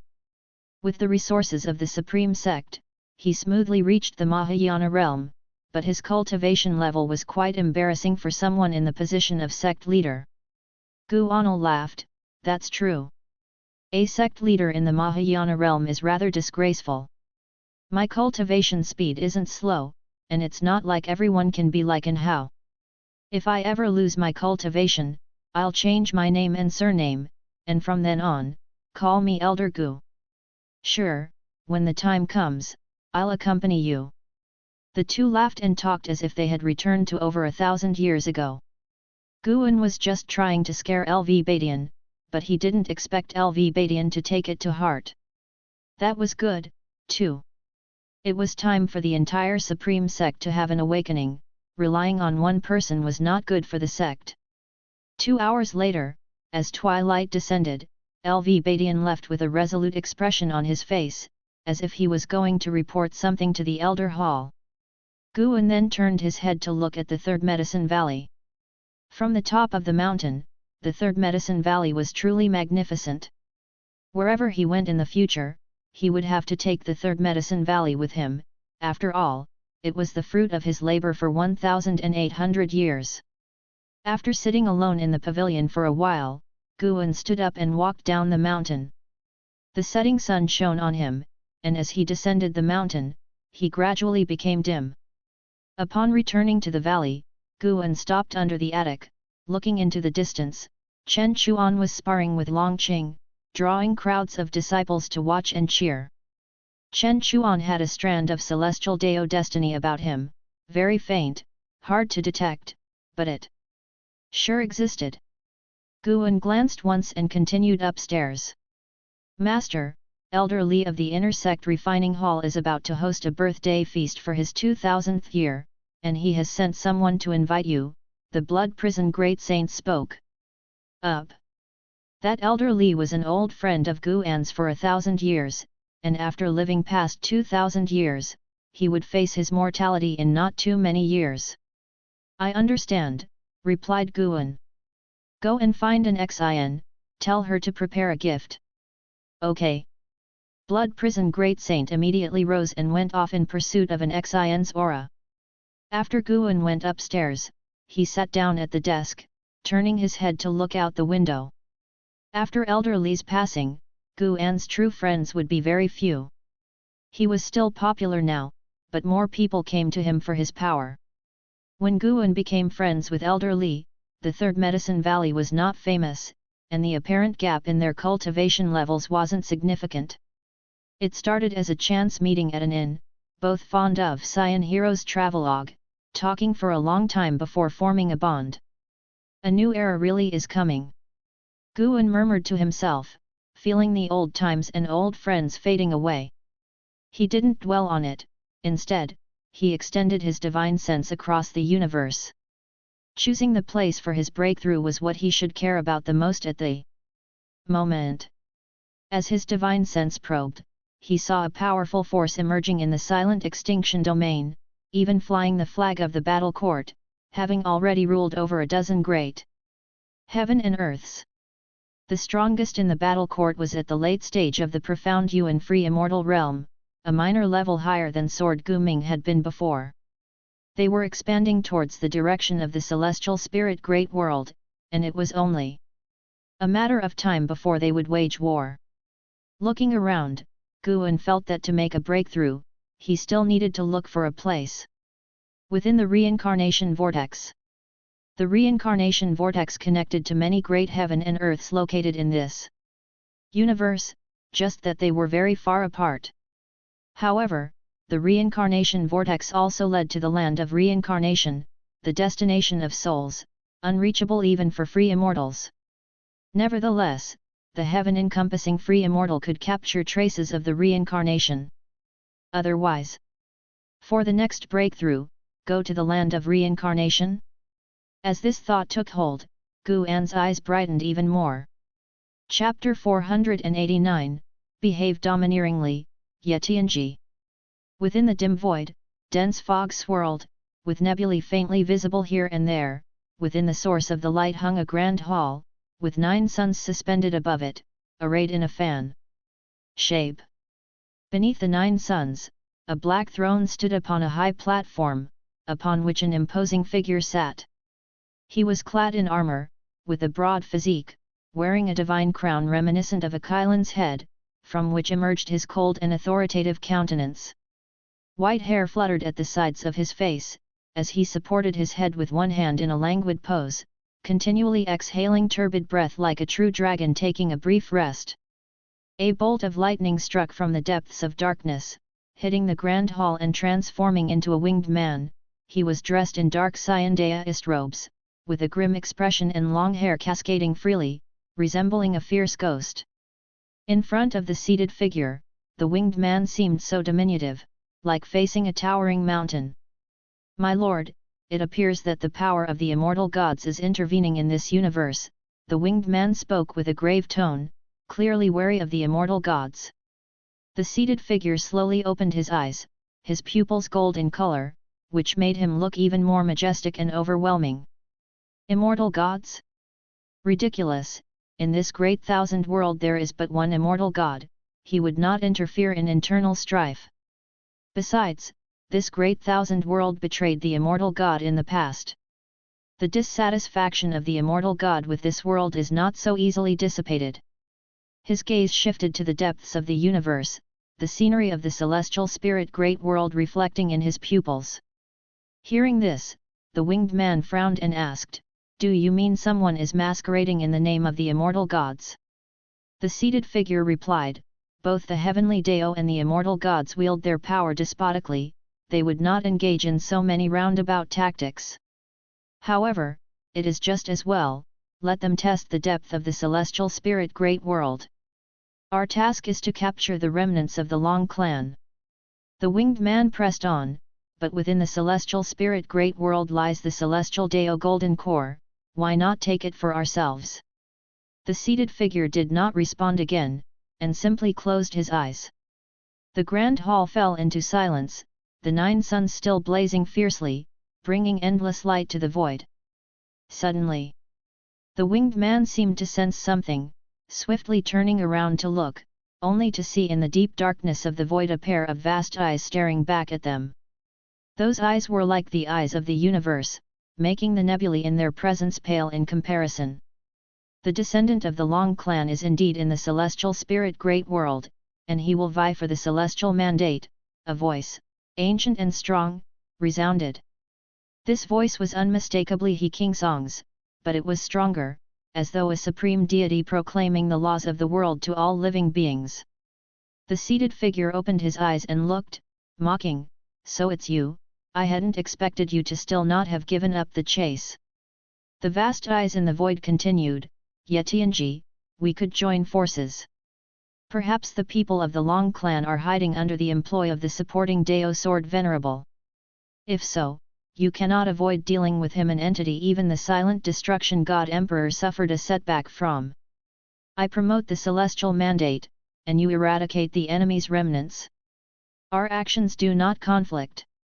The figure referred to as Yetianji remained unflustered, merely staring calmly at those eyes, his thoughts inscrutable. The void returned to silence once more. "Unless you tell me exactly who the descendant of the Long clan is, I shall not readily believe you," Yetianji finally spoke. The vast eyes in the void narrowed slightly, hearing Yetianji continue, "But you have another option, you could concede the celestial Deo golden core to me. I might then consider assisting you." The celestial Deo golden core. The expression in the eyes of the void suddenly turned cold, while Yetianji closed his eyes again. The winged man on the grand hall could not help but smile, looking mockingly at the vast eyes in the void, waiting for a decision. For a long time, the voice of the void's great eye spoke, "Not now. When the celestial Deo golden core appears, I will not stop you but let you enter." Upon hearing this, Yetianji's face revealed a defiant smile. Another 30 years had passed. At the age of 1943, Guan was playing chess with the 9-fingered divine monarch, holding the green hero travelogue in one hand and a chess piece in the other, his eyes on the book. The nearly defeated 9-fingered divine monarch raised his eyes to Guan and said dissatisfied, "Do you need to treat our chess game so dismissively?" Guan replied, "Please, you're the one who insisted on playing with me." Although profound celestial intent was a nirvana realm great cultivator, his reputation had been drowned out by the increasing number of great cultivators in the Supreme Sect. He seldom returned from his travels and would send Guan books from time to time. Guan was reading first-hand, new releases, and by the time he finished, the Green Hero travelogue would only then start circulating in the market. This volume of the story was particularly brilliant. The hero encountered a woman with deep-seated enmity toward him. They chased each other at sea and ultimately encountered an attack from a great demon. Both were poisoned and temporarily lost their cultivation levels. They ended up stranded on a deserted island, entangled in love and hate.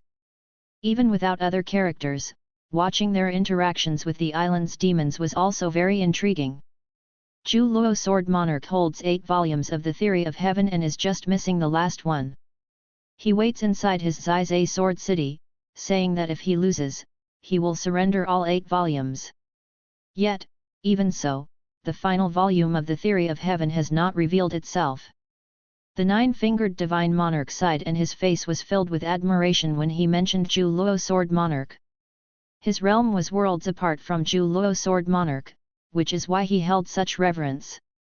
Furthermore, having played chess with him before, he felt a connection and especially paid attention to news about Zhu Luo Sword Monarch. Guan casually asked, "What? Are you very interested in the true immortal inheritance? You could challenge him too. What if you won?" "How could I possibly win? I'm just at the wandering immortal realm, while he exists at the 9th heaven of the immortal path. I could cultivate for tens of thousands of years and still might not reach his level," said the 9-fingered Divine Monarch, his eyes wide. Seeing that he did not want to continue the chess game and was changing the subject, Guan said irritably, "Tens of thousands of years? Do you think you can live that long?" The 9-fingered Divine Monarch was so annoyed that he stood up and left with a flick of his sleeve. Guan curled his lip and thought to himself that he really lacked sportsmanship in chess. He stood up and walked towards the outside of the dojo. Along the way, disciples and cultivators who saw him all paid their respects. He walked toward the mouth of the valley, where a woman was pacing at this moment. This woman was Yalan's disciple, Yaqingshu. Nearly 1,000 years old, she had reached the divinity transformation realm cultivation level. 2,000 years ago, she could have roamed freely across the continent, but in today's supreme sect, a cultivation level of divinity transformation realm was not as prestigious as some exceptionally talented new disciples. Dressed in a yellow robe, Yaqingshu saw Guan's figure from afar, and she was immediately filled with joy. Just as she was about to step forward, she hesitated again. As a child, she had been disrespectful and hostile towards Guan. She felt that her master, being so powerful, shouldn't have to curry favor with Guan. But ever since she realized that Guan was the supporting Dao Sword Venerable, she understood how ridiculous she had been. Because of this, she dared not see Guan anymore. Since her master's death, she had kept this relationship secret and did not speak of it. Apart from the Elder Hall, no one knew of her relation to Guan. Seeing Guan walking towards her, Yaqingshu felt nervous and apprehensive. Could it be that her uncle master had foreseen her coming and had specifically come to meet her? She thought it highly likely, given that her uncle master was the supporting Dao Sword Venerable. But she also feared that she might be overthinking it. With her relationship with her uncle master not being particularly close, he certainly had many similar relationships. Surely he couldn't take special care of every junior? Yaqingshu stood there, extremely anxious, feeling caught between a rock and a hard place. Chapter 490, Changes in the World. As Guan approached, Yaqingshu still didn't dare to greet him, but the nearby disciples came over to pay their respects and greet him. Third Medicine Valley was now home to many disciples, all of them cultivators who required space for practicing their spells. Even chi absorption cultivation needed space, hence, around Third Medicine Valley, one could always see people, especially near the entrance that represented the main gate of Medicine Valley. The closer Guan got, the more nervous Yaqingshu became, hearing nothing but her own breathing and heartbeat. She held power within her subsect as well, and she was considered a talent. Years of experience had rendered her calm in handling matters, so why was she so nervous at this moment? She didn't understand, she could only secretly chide and blame herself. "Now that you are here, why not come in? Must your master uncle come out to fetch you personally?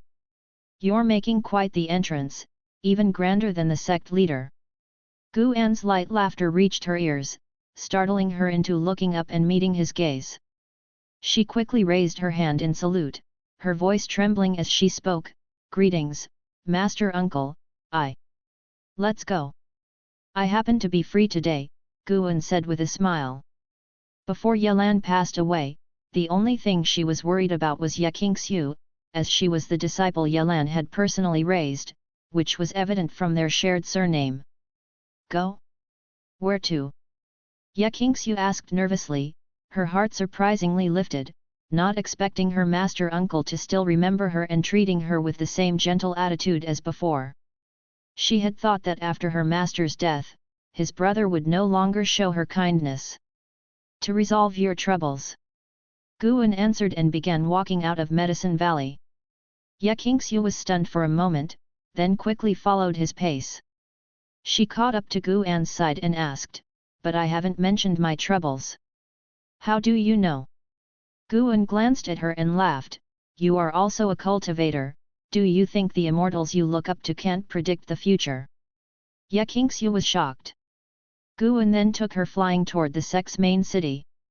Their flight wasn't too fast, and along the way, he inquired about how she had been these past years, quickly easing the tension in her heart.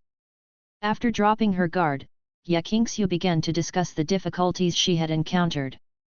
Her disciple was exceptionally talented and caught the eye of a great cultivator who attempted to recruit her.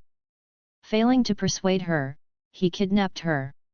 She wanted to seek Zhen Qin's help, but Zhen Qin had been out on a journey for hundreds of years, leaving her no way to find her. After much deliberation, she decided to turn to Guan. Guan knew she was telling the truth, and he also marveled inwardly at the fearsome nature of Heavenly Dao. Hundreds of years ago, noble families within the sect wouldn't dare scheme against anyone linked to him by karma, but now, those in the upper echelons of these families believed he feared the Heavenly Dao and would no longer take action.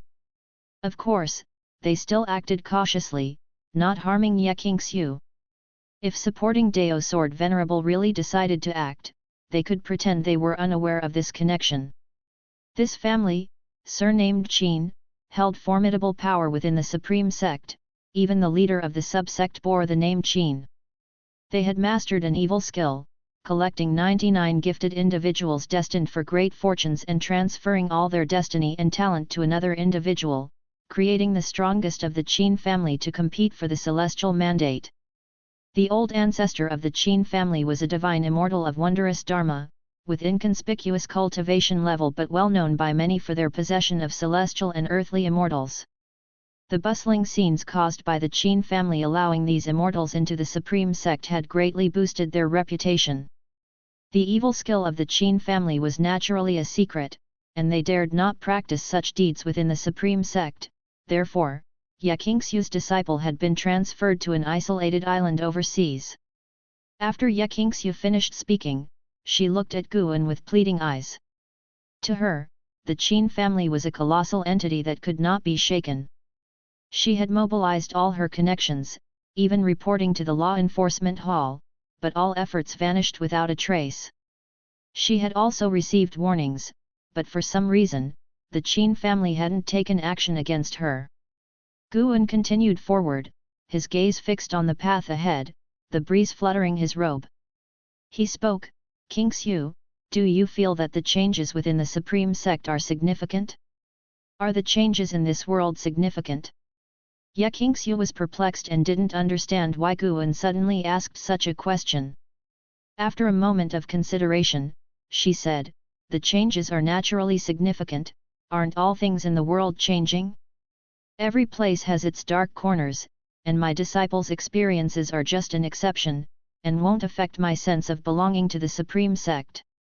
Guan glanced at her, a smile spreading across his face. Ye Qingxiu thought Guan was satisfied with her answer and a smile also appeared on her face. With the senior brother stepping forward, there would surely be hope for her disciple. The pressure that had enveloped her for several days dissipated, and she began to think about how to repay her senior brother. Half an hour later, Guan and his companion finally arrived at the Elder Hall in the sect's main city. This place was the power center of the Supreme Sect, and its influence was even greater than that of the sect master's mansion. In front of the grand doors of the elder hall stood two 10-meter-tall Kylin stone statues, lifelike and imposing, giving an overwhelming sense of oppression. Looking at the three characters on the plaque, Yakingshu became nervous again. She had been here hundreds of years ago, accompanying Yelan on some errand, and the important figures in the hall had left a deep impression on her with their commanding aura. The disciple guarding the door, seeing Guan walking straight towards it, subconsciously meant to ask questions. He had just taken a step when a voice reached his ears, causing his face to change dramatically, and with a thud, he knelt down. It wasn't just him, the other gate-guarding disciples also knelt down, looking toward Guan excitedly. Yakingshu, seeing them suddenly kneel, naturally guessed that they had recognized the identity of her senior brother. Guan walked straight into the mansion, and along the way, every disciple and cultivator who saw him also knelt down in succession. Some recognized him, but many were just alarmed or prompted. Even Yakingshu noticed something amiss, seeming to sense that someone was secretly watching Guan along the way. She thought of one of the sect's branches, the most mysterious one. Dark Hall. Guan, what brings you here? A voice sounded, revealing Ancient Sect with a smiling face coming up to greet him. He was one of the few elders who had a very good relationship with Guan. They had known each other for 1,900 years, back when Guan's identity as the supporting Dao Sword Venerable had not yet been revealed. Guan spoke with a smile, arrange it, I need to see all the elders. Ancient Sect's heart skipped a beat. Guan had never made such a request before, and his first thought was that something serious had happened. And it was something major. He didn't dare to ask further and immediately went to make arrangements. Yakingshu, watching Guan's commanding presence, looked at his back in admiration, not even realizing that her gaze was now the very one she had most despised in the past. Her master had looked at Guan in the same way. One by one, elders appeared out of thin air, and upon showing themselves, they immediately saluted Guan. Seeing that Guan did not pay attention to them, they too became anxious. Guan was known for his gentle demeanor and meticulous courtesy, and was well respected, but if he forewent these courtesies, the elders could feel the terrifying pressure from the supporting Dao Sword Venerable. Many elders even thought about fleeing the place, yet they were afraid of offending Guan. They wondered in their hearts, what exactly had happened? Was it an invasion by external enemies, or did some reckless fool provoke the supporting Dao Sword Venerable? Their eyes inevitably fell on Yakingshu. With the supporting Dao Sword Venerable bringing this woman, there had to be a reason. Subscribe to Chinese Novel Audiobook YouTube channel. Chapter 491, Incomprehensible Methods. Vice Sect leader Ji Hantian also appeared, and he personally led Guan and Yakingshu to the conference hall. In the end, Guan sat in the seat of honor, with Yakingshu standing by his side, while the other elders stood as well. Seeing Guan with his eyes closed, they couldn't help but communicate secretly through sound transmission technique. Because everyone was using the sound transmission technique, the conference hall fell silent, and Yakingshu was extremely nervous, her body taut with tension. At this moment, she also worried that the situation might blow up too big. Could it be that because of her and her disciple, the Supreme Sect would crumble and disperse? She couldn't bear such an outcome. The Qin family was merely interested in her disciple's talent and didn't intend to harm her disciple. If she didn't approach Guan, her disciple would just lose his freedom. But if the Supreme Sect lost Guan, it would affect everyone in the Supreme Sect. Yakingshu began to blame herself, thinking she should have explained the situation clearly before coming. She looked at Guan, wanting to speak but hesitated. Little did she know, what she understood was not the truth. The Qin family not only wanted her disciple, they wanted his life. Time continued to pass. More and more elders arrived, and some changed their expressions when they saw Yakingshu, presumably guessing the reason. LV Badian also arrived. He had the best relationship with Guan and thus mustered the courage to ask why Guan had come. "It's nothing much, just want to say a personal farewell to everyone," Guan said with closed eyes, and as soon as these words came out, everyone panicked and began to discourage him.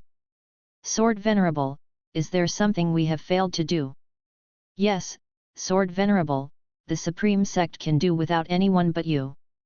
"Who has offended you?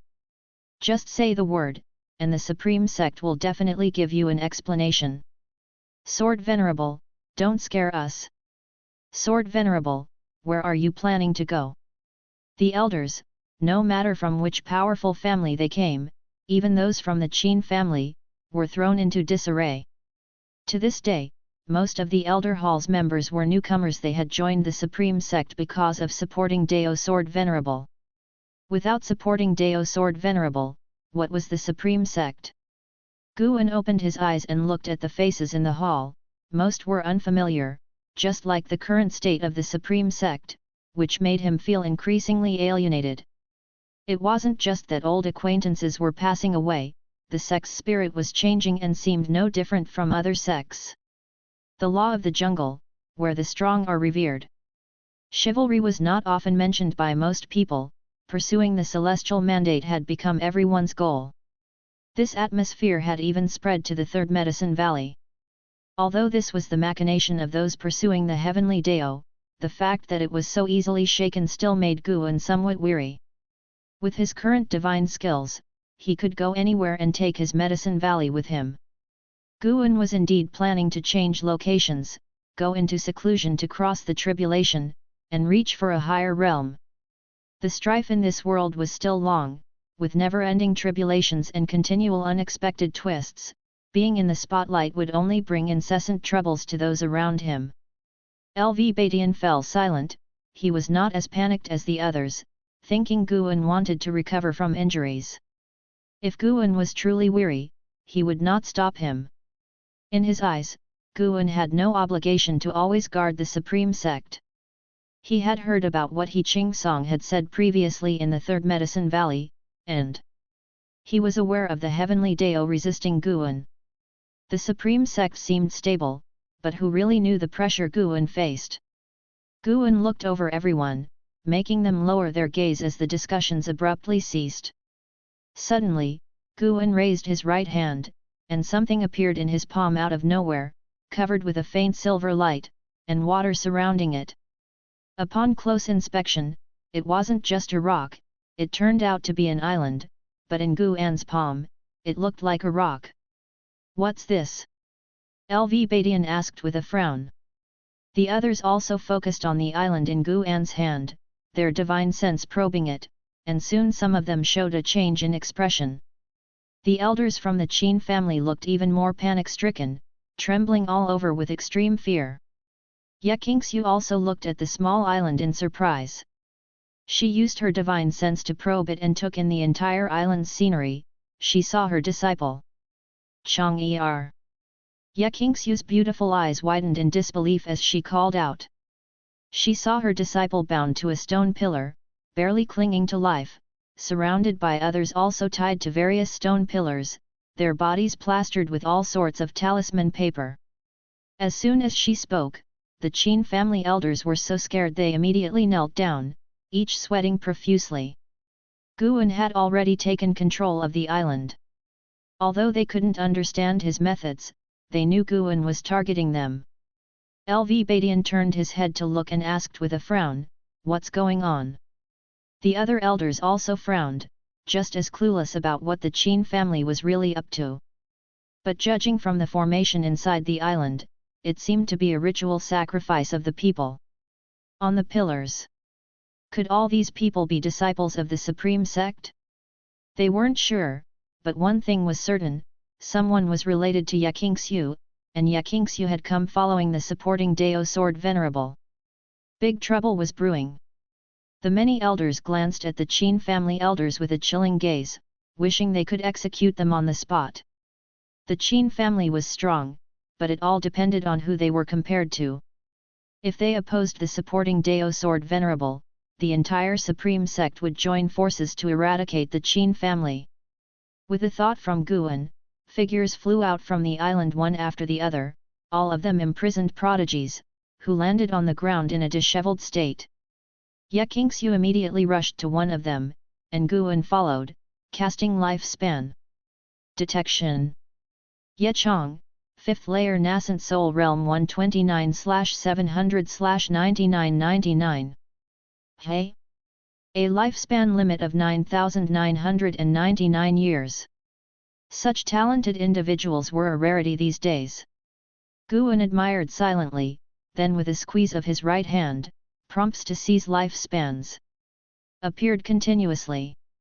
This island had existed for a long time, engaged in utterly vile deeds. Before Ye Chong and the others were captured, the Qin family had practiced their evil skill here, the hands of everyone on the island stained with blood. Killing them, Guan felt no burden whatsoever. Upon seeing Guan clench his fist, all the elders' hearts pounded furiously. They couldn't afford to look at the tormented talents, instead, they all fixed their eyes on Guan, not even daring to breathe heavily. The Qin family elders were ashen-faced, terrified. Under their watchful eyes, Guan opened his right hand, and sand fell from his palm. From beginning to end, Guan's face was expressionless, causing everyone's hearts to grow cold, sending chills down their spines. No one dared to speak, including LV Badian. They didn't know what to say, only feeling fear in their hearts. They finally understood the terror of being an enemy to Guan. They even believed that if Guan exhales, they might die. You can investigate the truth of the matter yourselves, and be wise from now on. Guan stood up and walked towards the gate. Ye Qingxiu, supporting Ye Chong, hurriedly followed him. Everyone watched Guan leave, and the confused rescued prodigies looked at Guan, not understanding what had happened. They weren't even aware that they had been saved. Ji Hantian approached a Qin family elder with a dark expression, gritting his teeth and said, "Speak, what exactly has your Qin family done?" The Qin family elder trembled under the murderous gazes directed at him and immediately confessed the evil practice of the Qin family. After hearing the confession, LV Badian couldn't help but sigh. Such incidents had occurred more than once. The supporting Dao Sword Venerable's emergence in the world was to help the Supreme Sect prevent such evil deeds. It had been over 1,000 years, now nearing 2,000, and still, there were those who committed such foolish acts. LV Badian suddenly felt powerless. The Supreme Sect had indeed grown rapidly, but what did it really mean? What was he aiming for by remaining in the position of sect leader? Elsewhere. Guan stepped out of the elder hall. He paused, turned to look at Ye Qingxiu, and said, "Take him back to recover. No one will trouble you for what's to come." With that, he walked off towards the streets, ready to stroll around the sect's main city. Ye Qingxiu hurriedly bowed towards Guan's retreating figure. Ye Chong, his face covered in blood, struggled to open his eyes and said weakly, "Master. Who is he?" Ye Qingxiu fought back her excitement and whispered, "He is your ancestor's senior brother, your teacher's granduncle." Ye Chang's eyes widened. He lifted his head, trying to catch a glimpse of Guan's fading figure, but could no longer see him. Guan disappeared into the crowd. Observing the bustling scenes along the way, he began to ponder the future of the Supreme Sect. This street would experience bustle and solitude, ebb and flow with the world's changes. As of the decision he made today, this street would turn into wilderness many years later. Chapter 492, Celestial Dao Reincarnation, 10 billion years lifespan. When Guan returned to the Third Medicine Valley, it was dusk, and he called an Xin to return with him to his loft. "Master, is there something you needed?" An Xin asked, curious. Guan seldom summoned her without a significant reason. Guan asked with a smile, "If I were to prepare to leave, what would you think?" Upon hearing this, an Xion's expression instantly turned serious. She knew her master was not joking. Over the years, she too had felt something was amiss. It was widely proclaimed in the world that all must believe in the heavenly Dao and pursue the celestial mandate. At first, she didn't feel much, but when she heard the disciples declaring that the fate of the world was predetermined by heaven, she sensed trouble. She still remembered what He Ching Song had said, that the heavenly Dao did not wish for her master to intervene. Although she wasn't sure if He Ching Song could represent the heavenly Dao, she couldn't help but think more about it. If master wishes to leave, then we will leave. Where to and when? An Xin asked, seemingly without any hesitation and even somewhat eagerly. Guan shook his head with a wry smile and asked, don't you have people or things you would hate to leave behind? An Xin replied, although I am the major disciple of Medicine Valley and have close relationships with many disciples, I know where everything I have comes from. I only care about master and my senior fellow disciple. She was gentle by nature, considerate in her interactions, but that didn't mean her heart was indecisive. Guan could hear the sincerity in her voice. His lips curled up as he said, since that is the case, I entrust you with a task. Select a suitable disciple from the Third Medicine Valley to take over as the Valley Master in the future. Of course, do not reveal my intentions for now. An Xin immediately agreed. Then, she began to inquire where Guan planned to go, but Guan did not answer her. For he was also hesitating. The universe was vast, with many worlds. It was worth considering whether to head to outer heaven or stay in the celestial spirit great world. Under the mystical star-studded sky, the celestial Dao golden core emitted endless light, illuminating the entire universe. Boom! A gust of wind rushed toward the Yang Immortal Emperor, causing his golden robe to billow intensely. He squinted, looking towards An Hao standing before him. 10 feet away, An Hao stood with his back to him, his body enveloped in golden flames, his long hair fluttering, radiating a soaring aura. This aura is almost catching up to that of celestial and earthly immortals. How has his strength increased so quickly? Something's not right. The Yang Immortal Emperor's eyes flickered with suspicion. An Hao slowly turned around, glancing sidelong at the Yang Immortal Emperor, his expression indifferent and totally unlike his usual self, causing the Yang Immortal Emperor to frown. What's wrong? The Yang Immortal Emperor asked. An Hao said, a powerful being is targeting the celestial Dao golden core. They are already waiting for its emergence.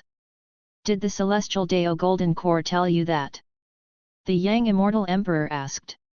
An Hao didn't reply but instead fixed his gaze on the Yang Immortal Emperor and said, the calamities of the immortal dynasty are approaching, the fierce battle you hope for is perhaps wishful thinking.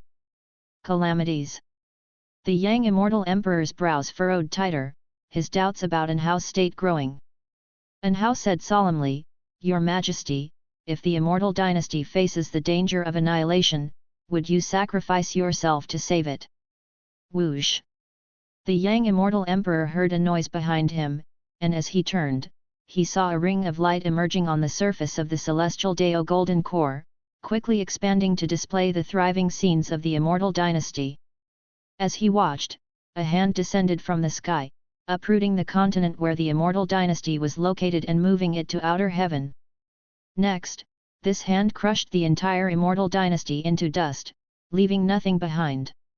The Yang Immortal Emperor's face turned grim as the scene within the ring of light vanished, leaving only a vague figure standing inside, seemingly waiting for him. The celestial spirit's archenemy has targeted this realm. Destroying the immortal dynasty is just the beginning, next is the holy court. What will you do? This being surpasses even the free immortal, An Hao said, his tone indifferent, as if possessed by some supreme being. The Yang Immortal Emperor looked at him again and asked, Who are you really? An Hao's expression didn't change as he answered, I am still An Hao, just that I have been tempered through the celestial Dao reincarnation over the years, making me different from before. Heavenly Dao reincarnation. I kept experiencing the destruction of the celestial spirit great world, where each time, all beings were annihilated, the world shattered, and the heavenly Dao golden core was taken by a mysterious and powerful being. I kept changing the situation in the reincarnation, outcome was always the same. As long as the world shattered and the light of the heavenly Dao that enveloped the world dispersed, that mysterious being would make a move. And Hao said in a tone laced with inexplicable meaning, filled with sadness and resolution. Yang Immortal Emperor was not startled but looked deeply into his eyes and asked, if that's the case, what good does my sacrifice do? And Hao looked toward the heavenly Dao Golden Core and said, the heavenly Dao Golden Core will grant you strength that surpasses that of the Ziza Immortals, but from then on, you will become a puppet to the heavenly Dao Golden Core. Your emotions will be erased, you will still be you, but there are many things you will no longer be able to do, and that is only if the transformation is successful. Yang Immortal Emperor, with a smile curling the corners of his mouth, responded, that sounds a lot like the celestial sect wandering the human world. He turned to look at the heavenly Dao Golden Core, and the figure within the halo gradually became clearer. It was another him, as though he were looking into a mirror. Flames sparkled in Yang Immortal Emperor's eyes, growing more intense. Years flew by, another 200 years had passed. Third Medicine Valley. Ancient Sect stood in front of Gu An's loft, his face filled with complex emotions. An Xin, standing beside him, said, Elder Gu, go back. If Master returns, I will inform you. Gu Yu, alongside Ancient Sect, couldn't resist asking, it's been over 150 years since he left, why hasn't he returned? Could he truly be gone? The Qin family has already been punished and even expelled, can't he let go of his grudges? An Xin shook her head and replied, it's unrelated to that. Master left because of something else, you're overthinking it. Ancient Sect stopped Gu Yu from saying more. Let's go back. Perhaps we are overthinking it. Elder Gu sighed, then turned and left. Gu Yu could only follow in his footsteps. Under a nearby tree, where the blood prison great saint was meditating, he opened his eyes and watched them leave, his face showing a mocking smile. An Xin turned and left without lingering under the loft. At the same time, inside the loft, Guan had not left. He was lying on a chair reading a book. He had merely concealed his own aura and fate, thus misleading others into thinking he wasn't there. Even if someone were to enter now, they wouldn't see him. After finishing the last page, Guan pulled up his attribute panel. Name, Guan. Lifespan, 2,143/9,999,605,001. Physique, primordial infinite body. Cultivation level, Lushan Ziza Immortal Realm Perfection. 99 billion years of life. So close to 100 billion. Guan was eagerly anticipating his new life abilities, hoping they wouldn't disappoint. The reason he feigned departure early was to prepare for his breakthrough. The next breakthrough would surely shake heaven and earth, and he also wasn't sure if his journey to the land of reincarnation would alarm the celestial spirit great world, so he chose to hide himself in advance. Now, other than the celestial spirit god, no one should be aware that he was still there. He shifted and began to gaze into the distance. He sensed a formidable power approaching the celestial spirit great world. Deduced Zhang Ziza Immortal. This being wasn't seeking to destroy the celestial spirit great world, but was targeting a corner of it. That direction was the Immortal dynasty.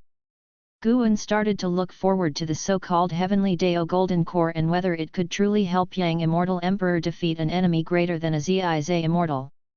Because of An Hao, Guan often kept an eye on the Heavenly Dao Golden Core. Located in a special space, Guan was able to perceive it partly because he had secretly left a Dao Destruction Destiny seal on An Hao. He could feel the changes in An Hao, his celestial Dao destiny far more intense than that of puppets like He Ching Song. Chapter 493, The Great Dao is Boundless. Deep within the universe, amidst the darkness, a purple rainbow sped along at an inconceivable speed, its target being the celestial spirit great world. Many great cultivators and demons roamed the void, and when they saw the purple rainbow, they were all frightened, hurriedly dodging out of the way, fearful of being struck. What is that? Such a terrifying aura, could it be the existence of the 8th or 9th level of the immortal Deo? The universe is indeed becoming more dangerous. It's not only the celestial spirit great world, but other great worlds are also continuously facing calamities, and there are even some that have been swallowed by mysterious forces. I heard that too. It's said that this power is called the battle court. We better find our disciples and avoid the tribulation, survive to the next era, and then we can turn our fortunes around. As cultivators and demons discussed, the purple rainbow drew closer and closer to the celestial spirit great world. Inside the celestial spirit great world, countless beings saw a purple meteor appear from the horizon, descending from the heavens towards the distance. Many mortal spirits even thought it was a lucky star descending, and they began to pray and make wishes. Before long, a thunderous roar reverberated through the world. On a hillside, Long Qing and Chen Chuan, who were practicing their skills, stopped and turned their heads simultaneously, seeing a purple glow on the horizon, desolate yet magnificent. Feeling the strong aura from afar, Chen Chuan frowned and asked, "Senior brother, what's happening?" Long Qing felt a palpitation that he hadn't felt in many years, inexplicably feeling as if a great disaster was about to strike. "I'm not sure, it could be another battle between great powers, we'll get used to it. There are always some areas in the world that are restless, but it won't affect us," Long Qing said, trying to reassure him. Chen Chuan hesitantly asked, "But our master has been gone for many years, could it be?" Long Qing glared at him, saying irritably, "Sister and the blood prison great saint are still here, how could master leave? He will come back." Chen Chuan fell silent. His understanding of Guan was not deep. Facing Guan, he was always very constrained, so he was also worried that Guan might leave. Guan was the sky for the Third Medicine Valley, and even the Supreme Sect. Without him, the Taixuan continent would surely be caught up in chaos. Chen Chuan wasn't afraid of being involved in the conflict, but he was afraid of losing track of his master. He still wanted to practice the sword Dao under his master. Even though he was known as a genius, faced with his master's sword Dao, he felt an endless urge to learn. He needed time to become stronger. He was not yet ready to stand against the heroes of the world. The two brothers gazed into the distance, each harboring their own thoughts, no longer speaking. Not just them, in various places within the Third Medicine Valley, disciples were all looking in the same direction, worrying about the future of the Taixuan continent. Guan had not left for over a century. His prolonged absence had inevitably led to rumors within the Supreme Sect, many people worrying that the supporting Dao Sword Venerable had abandoned the Supreme Sect. The news even spread overseas, causing many spies from different sects to infiltrate the Taixuan continent and the Supreme Sect. The Supreme Sect seemed still stable, yet it felt as if it was a building about to collapse.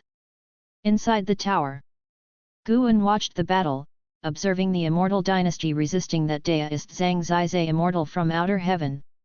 In just an instant, the immortal dynasty's destiny was dispersed by that person, who crashed into the immortal dynasty's land, shattering the ground and engulfing the mountains and lands with fierce fire, turning the continent of the immortal dynasty into a hell in a blink.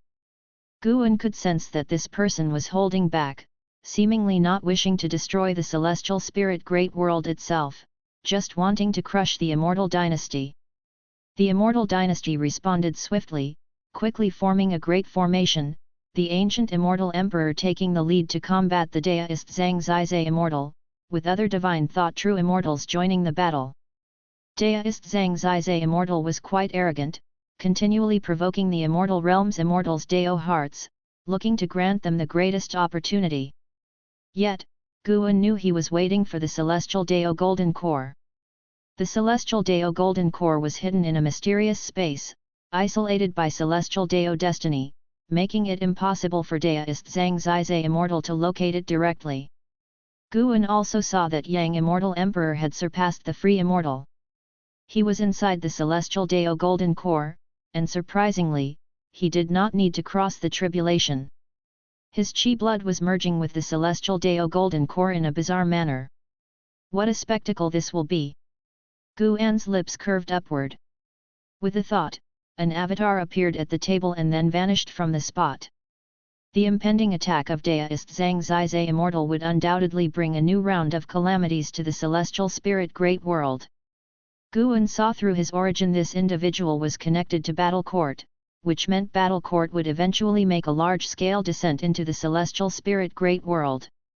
He needed to choose his breakthrough site in advance in order to face Battle Court with greater confidence. Currently, the Battle Court's strongest cultivation level in the universe was the profound Yuan free immortal realm.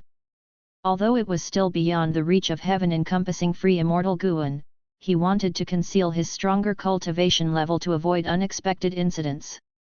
In a single step, Guan's avatar entered the reincarnation vortex above, zooming into the reincarnation area at a rapid pace. The rules of reincarnation were special, invisible, and colorless, but when a living being approached, they would be swept away and brought into the land of reincarnation. Guan had previously explored the land of reincarnation. It was so vast that it was even larger than the universe, so he had not directly determined the breakthrough site. Indeed, the land of reincarnation was extremely mysterious and dark as night. Even as his avatar traversed this land, it felt uneasy, as if something terrifying might emerge from the darkness at any moment and rip him apart. The mystery and vastness of the land of reincarnation made Guan realize that the great Dao was unimaginably vast, not confined by the universe, and there were many other mysterious places with different rules from the universe. Guan split his focus, keeping an eye on the great battle in the Immortal dynasty while monitoring his avatar. About half an hour later, an overwhelming aura burst forth, covering everything in heaven and earth so that all living beings could feel it. Whether human, demon, or sea creatures, all looked toward the direction of the Immortal dynasty. A gigantic sun appeared in the sky in that direction, spectacular in its brilliance. Its scorching heat reached every corner of the world. This heat did not cause discomfort but instead gave a warm feeling, and even the most anxious hearts inexplicably relaxed. In Guan's eyes, the figure of Yang Immortal Emperor was reflected. The suddenly appearing massive sun was transformed by him. This sun, emitting dense celestial Dao destiny, quickly healed the injuries of the immortal spirits of Immortal dynasty and also helped recover their spiritual power. How utterly domineering! Guan began to look forward to Yang Immortal Emperor's performance. Celestial Dao Golden Core, such a magnificent creation, how dare you waste it? A chilling voice rang out, bursting with killing intent, making all living beings feel fearful.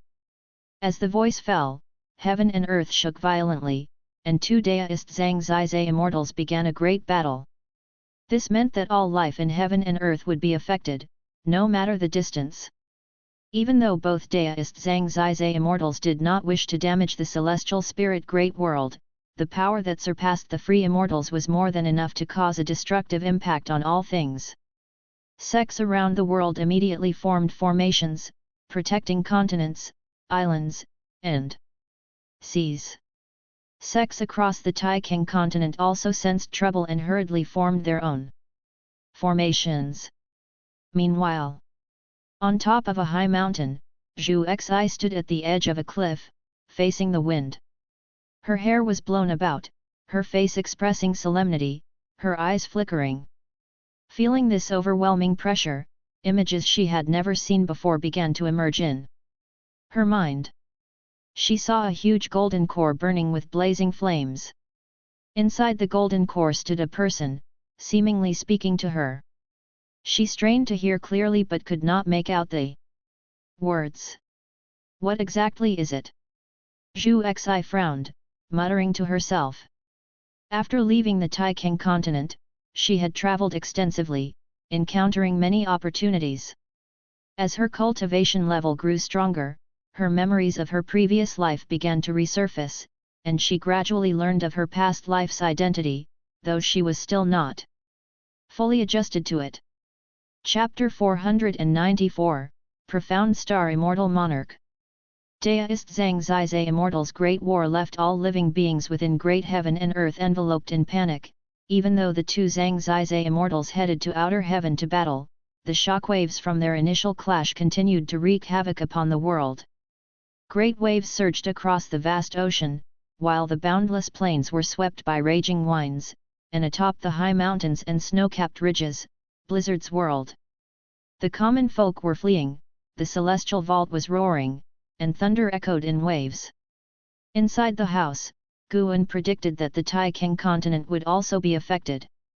However, it would not be a catastrophic strike, so he did not plan to intervene, deeming it a good opportunity for the inhabitants of the continent to be vigilant.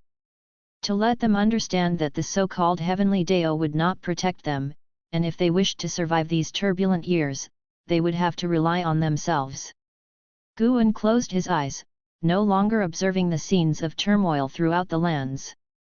As for the battle between Yang Immortal Emperor and that Zhang Zizai Immortal, Guan had already foreseen the outcome. The battle court's desire to obtain the celestial Dao Golden Core was not so simple to achieve. Elsewhere, within the imperial palace of the Taixuan dynasty, Li Xuandao, dressed in his dragon robe, sat upon the dragon throne, his gaze fixed on the sky outside the palace, filled with flames. His sword-like eyebrows were deeply furrowed, and his expression looked troubled. He had already reached the nirvana realm in his cultivation level, though his publicly known cultivation level was at the void-crossing realm. No one was aware of his true depth. Your Majesty, even existences from outer heaven seek to vie for the celestial mandate. Do you truly remain unmoved? Asked a deist clad in a grey robe, standing in the hall, holding a horsetail whisk, and wearing a slight smile, seemingly confident he had seen through Li Xuandao's heart. Li Xuandao's gaze fell upon him and said, "Can you truly bestow upon me the celestial mandate?" The grey-robed deist shook his head. In this world, the only key that can grant your Majesty the celestial mandate is the theory of heaven. However, the Zhu Luo sword monarch is far too powerful, no one can wrest the celestial mandate from his hands. Nevertheless, I can guide your Majesty onto the heavenly Dao, allowing the Taixuan imperial dynasty to become an existence blessed by the heavenly Dao.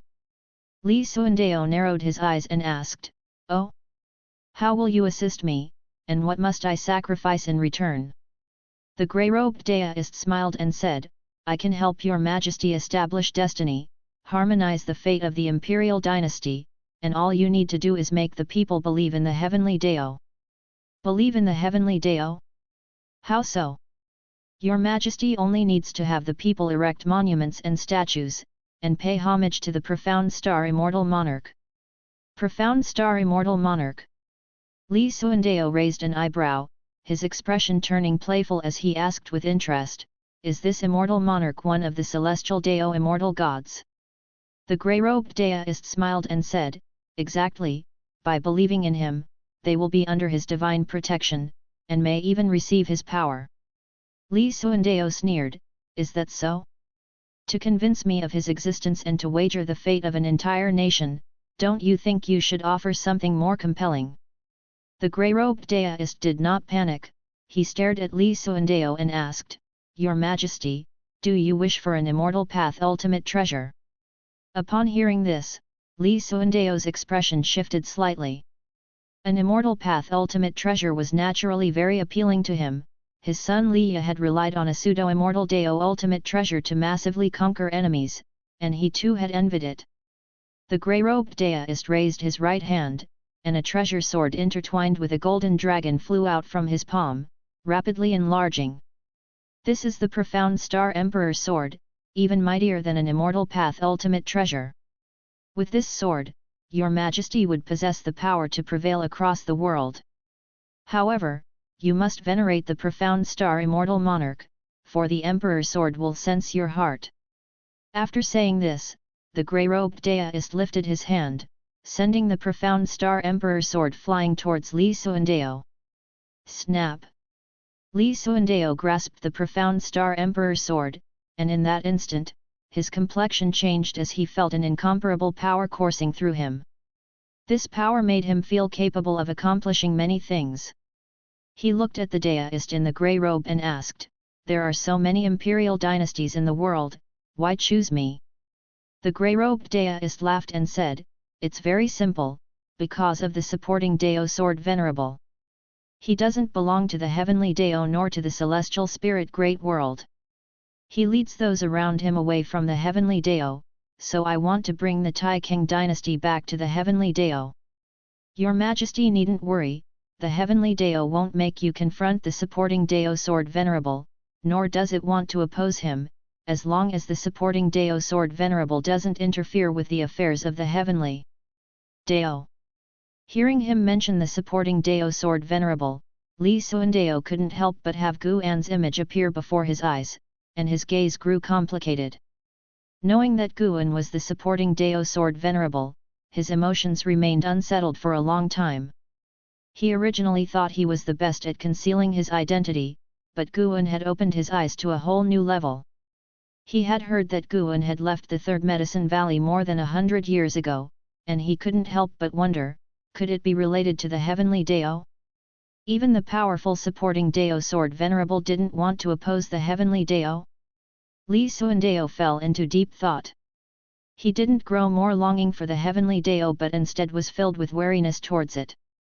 Guan had managed to hide his identity for so many years, which showed that they were cut from the same cloth, and with Guan's higher cultivation level, he would see more things.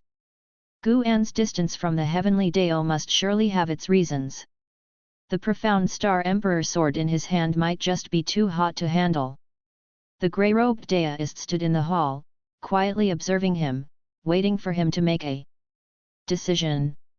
"Your Majesty, don't let me down." The deist thought emotionlessly, confident that Li Suandeo would not refuse him. If he were to refuse, then he would have to act on behalf of profound star immortal monarch. A year passed, and spring yielded to summer. Guan stood at the window, peering out over the continents of the world. Last year's cosmic calamity ended with the Yang Immortal Emperor's victory, thereby earning him immense fame as the second mighty individual to successfully ward off a powerful enemy from outer heaven, his name resonating throughout the world.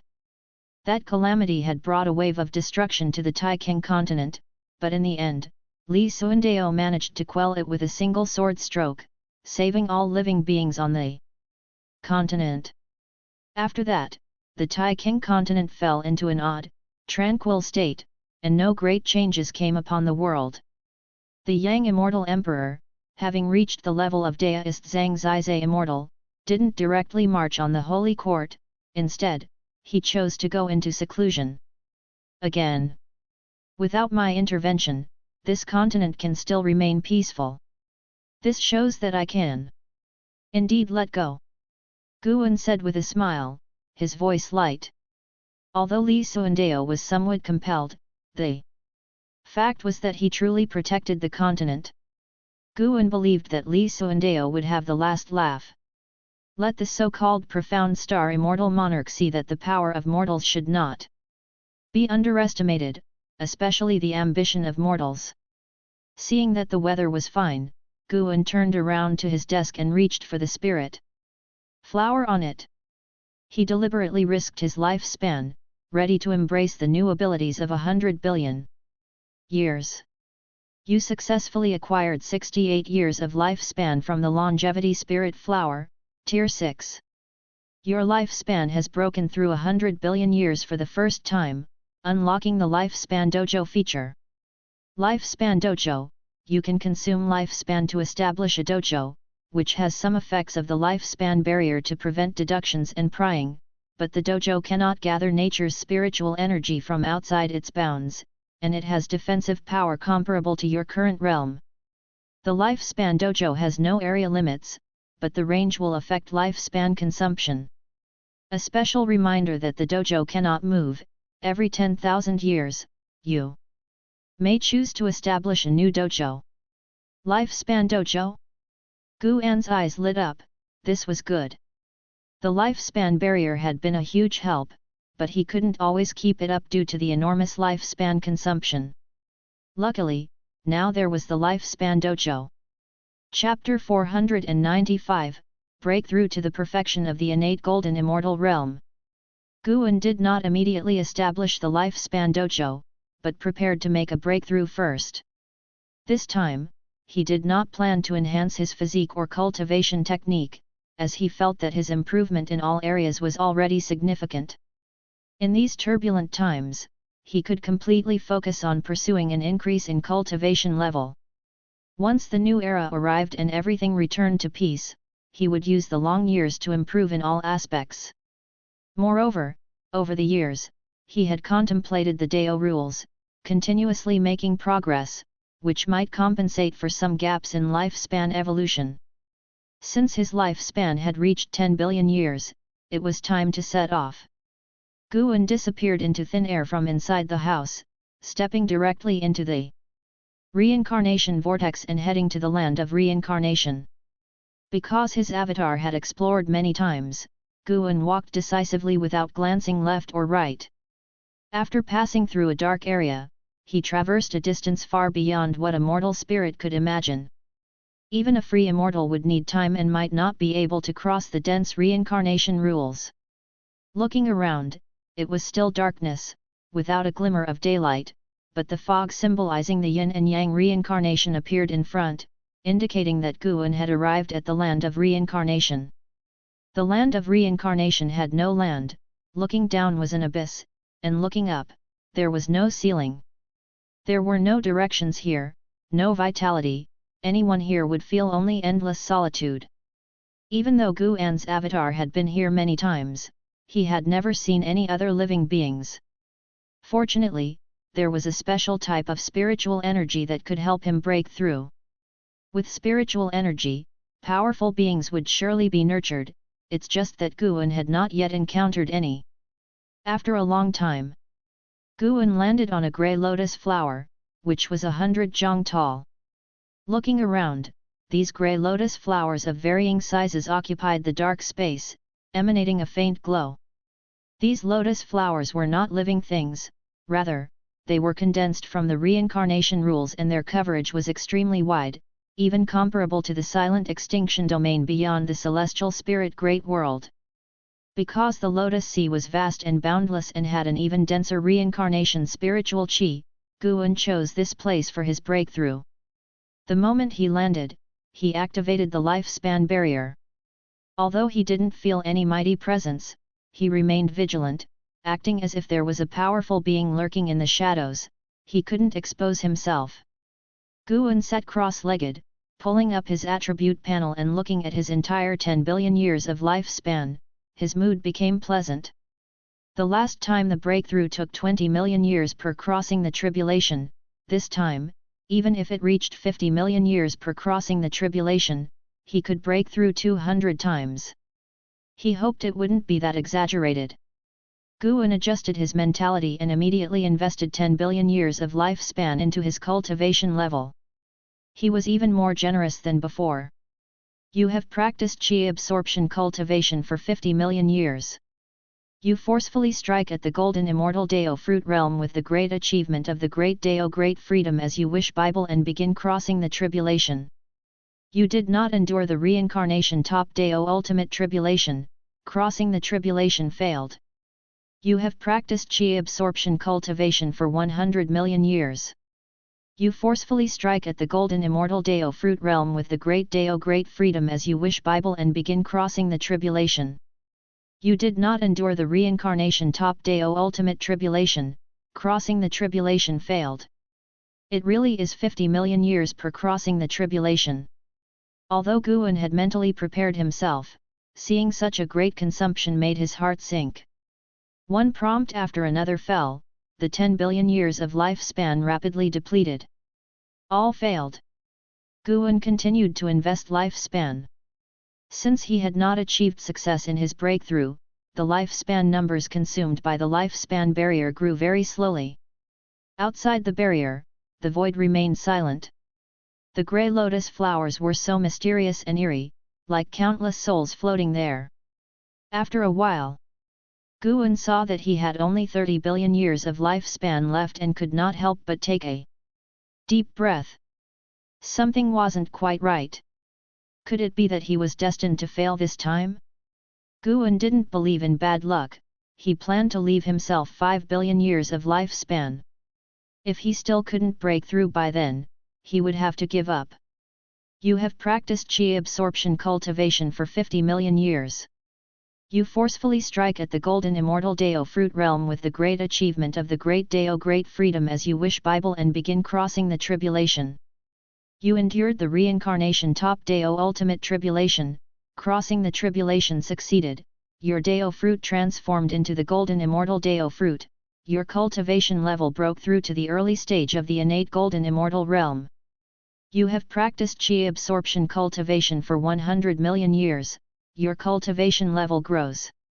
You have practiced qi absorption cultivation for 500 million years, your cultivation level breaks through to the middle stage of the innate golden immortal realm. You have practiced qi absorption cultivation for 1 billion years, your cultivation level breaks through to the late stage of the innate golden immortal realm. Innate golden immortal realm. Guan's face revealed joy, as he had finally broken through successfully. Continue to ascend. The lifespan barrier began to vibrate, and terrifying, vast reincarnation spiritual qi surged towards Guan.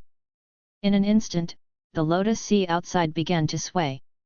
Guan used 8 billion years of lifespan, and only then his cultivation level rose from the late stage of the innate golden immortal realm to perfection. He still had 12 billion years of lifespan left, enough for the lifespan barrier to consume. Billowing reincarnation spiritual qi entered Guan's body, and he also felt the reincarnation rules drilling into his being.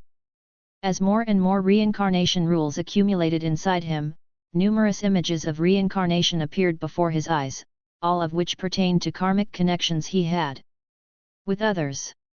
He saw the reincarnations of figures like Yang Jian, Xiao Chuan, Liu Jijia, and Ye Yan. He also saw the past lives of Yelan and Ji Xiaohu. Too many images bombarded his vision, yet his expression remained unchanged, and it did not affect his Dao heart. He even began to comprehend the path of reincarnation through this experience. Countless grey lotuses swayed, as if the entire void was about to collapse, possessing a kind of chaotic beauty. Far away, the reincarnation mist churned more violently, as if unimaginable terrifying fierce beasts were about to devour everything. Guan suddenly sensed something and glanced towards the darkness. Indeed, there is a powerful presence. Is it a living spirit, or a lost soul? Or perhaps, does this place harbor a special existence beyond life and death? Guan wondered to himself, sensing an aura not inferior to that of the profound Yuan free immortal. And to think, this was only the beginning of his breakthrough. Even more powerful entities might emerge later on. He dared not completely immerse himself in the breakthrough, keeping part of his mind outside the barrier, ready to move at a moment's notice. Under the mysterious starry sky, before the celestial Dao golden core, the Yang immortal emperor was sitting in meditation, his back to the celestial Dao golden core, with a mini sun floating behind him, burning with golden flames that made him appear akin to a sun god. The sun is the most perfect creation of the heavenly Dao. Any place bathed by the sun is considered a blessed land favored by the heavenly Dao, but there are also strong and weak suns. An house stood not far away, looking at the celestial Dao golden core and musing. The Yang immortal emperor did not open his eyes, but he asked, "How powerful is the sun the heavenly Dao has blessed you with?" And Hao replied, "I don't need the sun from the heavenly Dao, I want to create my own Sunday." The corners of the Yang immortal emperor's mouth curled up, and he no longer continued the conversation. After a while, the Yang immortal emperor suddenly felt something, his eyes snapped open suddenly, and even An Hao turned his head to look into the distance. The starry sky showed ripples, as if a lake's surface was disturbed, making the entire cosmos seem so illusory, like the moon reflected in the water, ready to shatter at any moment. What is this anomaly? An Hao asked with a frown, although he had experienced the celestial Dao reincarnation, he had never seen such a phenomenon in this space before. This space consisted of the power of the heavenly Dao, independent of the celestial spirit. Great world! The Yang Immortal Emperor's brows also furrowed. Ever since he first entered this secret realm, 5 million years had passed, and he had never seen such an anomaly. In his eyes, this secret realm was even the safest place in the world. Now seeing the distortion in the starry sky, he felt an inexplicable panic. Could it be that an even more terrifying existence was about to arrive? He began to calculate with his fingers, but even he, having reached the level of the deist, Zhang Zizai Immortal, could not discern anything. Not only in this secret realm, but distortions also began to appear in the celestial vault in various places throughout the celestial spirit great world. The silent extinction domain in outer heaven was even more turbulent with spirit mist, oppressively dense. More and more locations began to experience spatial anomalies, thereby affecting the entire universe. Deep within the silent extinction domain, seated on a throne, Yetianji opened his eyes. He looked up and saw visible spatial distortions in the dark void. Is this disturbance in the path of reincarnation? Yetianji murmured to himself and looked in another direction. That way lay the world gate. He saw beneath the world gate a towering figure appearing, a powerful form gleaming with white light, as if representing supreme authority. The Celestial Spirit God. Chapter 496, Dao Fruit Blossoms, Reincarnation Chaos. He has even been alerted.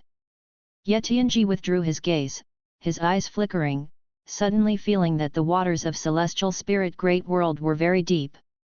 Whether it was to search for the Celestial Dao Golden Core or to pursue the descendants of the Long clan, both had become difficult. Could it be that the descendants of the Long clan escaping to this realm was not by chance? Was the mysterious supporting Dao sword venerable merely a sign? What dark forces were hidden behind all this? Yetianji looked again at the twisted void, feeling that a mysterious and powerful being was manipulating everything behind the scenes.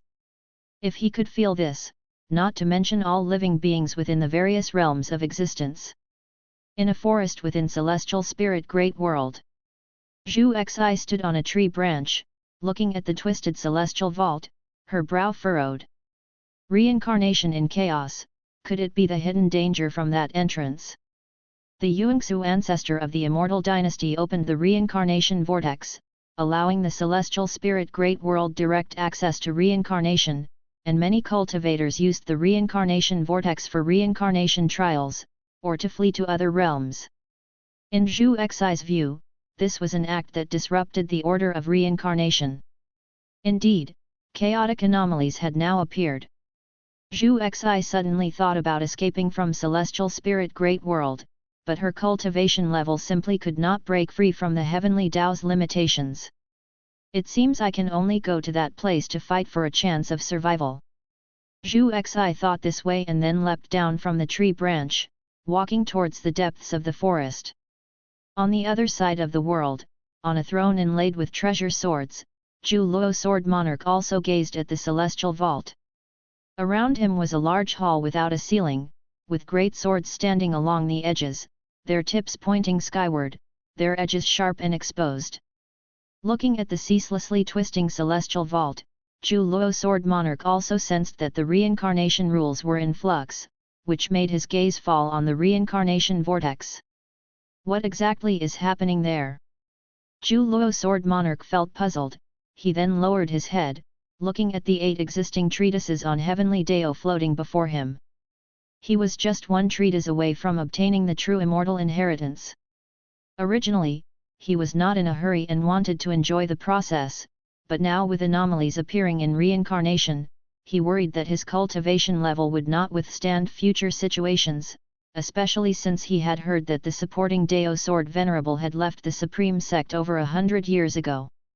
If supporting Dao Sword Venerable had indeed fled Celestial Spirit Great World, he could not afford to be careless. Zhu Luo Sword Monarch pondered for a moment and immediately stood up. With a wave of his right hand, he gathered the 8 treatises on heavenly Dao into his sleeve, then vanished from the spot. While all living beings were anxious about the anomalies in the celestial vault, this was just the beginning. When the nature's spiritual energy began to descend, the beings were about to face true panic. In the land of reincarnation, the grey lotus sea.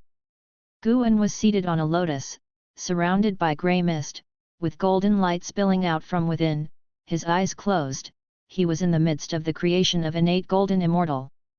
The top of his Dao fruit had cracked open, and a bud was growing out, while the golden light around him was the light of a golden immortal, and the grey mist was the innate chi condensed from spiritual energy and the Dao rules. Upon closer observation, one could see his entire person slowly shrinking. It was an indescribable state of profound mystery. His cultivation level was soaring, striking towards a higher realm. Above his head emerged a chi sea, continuously expanding and annihilating. That was the image of Lucian. Breaking through heaven encompassing free immortal, returning to the innate state, and sculpting a golden immortal body. Although Guan had not completely broken through yet, he had already acquired many memories about the innate golden immortal. Upon reaching the innate golden immortal realm, the Dao fruit transformed, and both body and soul were reshaped. From then on, the cosmic space could no longer restrain him, and moving through the cycles of yin and yang reincarnation became effortless. As an immortal, golden immortals were stronger than free immortals, and after the Dao fruit of the golden immortal blossomed, it could even create a new world, establishing its own world rules, birthing all living beings, and continuously undergoing reincarnation, thereby allowing the Dao fruit itself to grow continuously. So much fortune and profound mystery were produced by the golden immortal Dao fruit, aiding Guan in better understanding the 3000 great Dao. During this process, Guan truly felt the vastness and unfathomableness of the great Dao.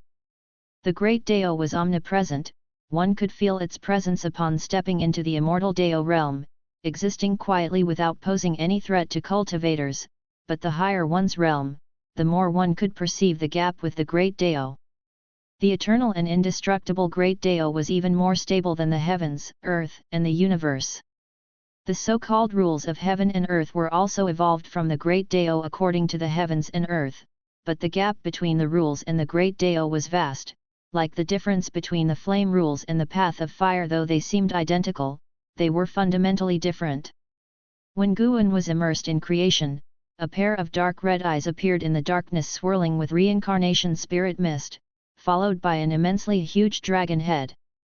This dragon head was pitch black, with blood-red horns and floating whiskers that dispersed the spirit mist, covering 1,000,000 grey lotuses just by poking its head out. The 100-meter lotus beneath Guan appeared minuscule in front of this dragon head. He sensed the appearance of the dragon head, opened his eyes, and his eyes shot out golden light, which did not pass beyond the lifespan barrier. The dragon head swept over the top of Guan's head, followed by an immensely shocking dragon body. This dragon body was actually a murky yellow river, thousands of miles wide and with an immeasurable length. Looking at the yellow river, Guan could not help but think of the netherworld from the Huaxia mythology. Heaven encompassing free immortal. Guan thought silently. He sensed that this dragon's cultivation level was comparable to that of the heaven encompassing free immortal, yet its aura was different. When he sent out lifespan detection, he received no response. This indicated that this dragon was not a living creature and might even lack its own will, but merely possessed a powerful aura. Eventually, the yellow river black dragon disappeared at the other end of the Lotus Sea.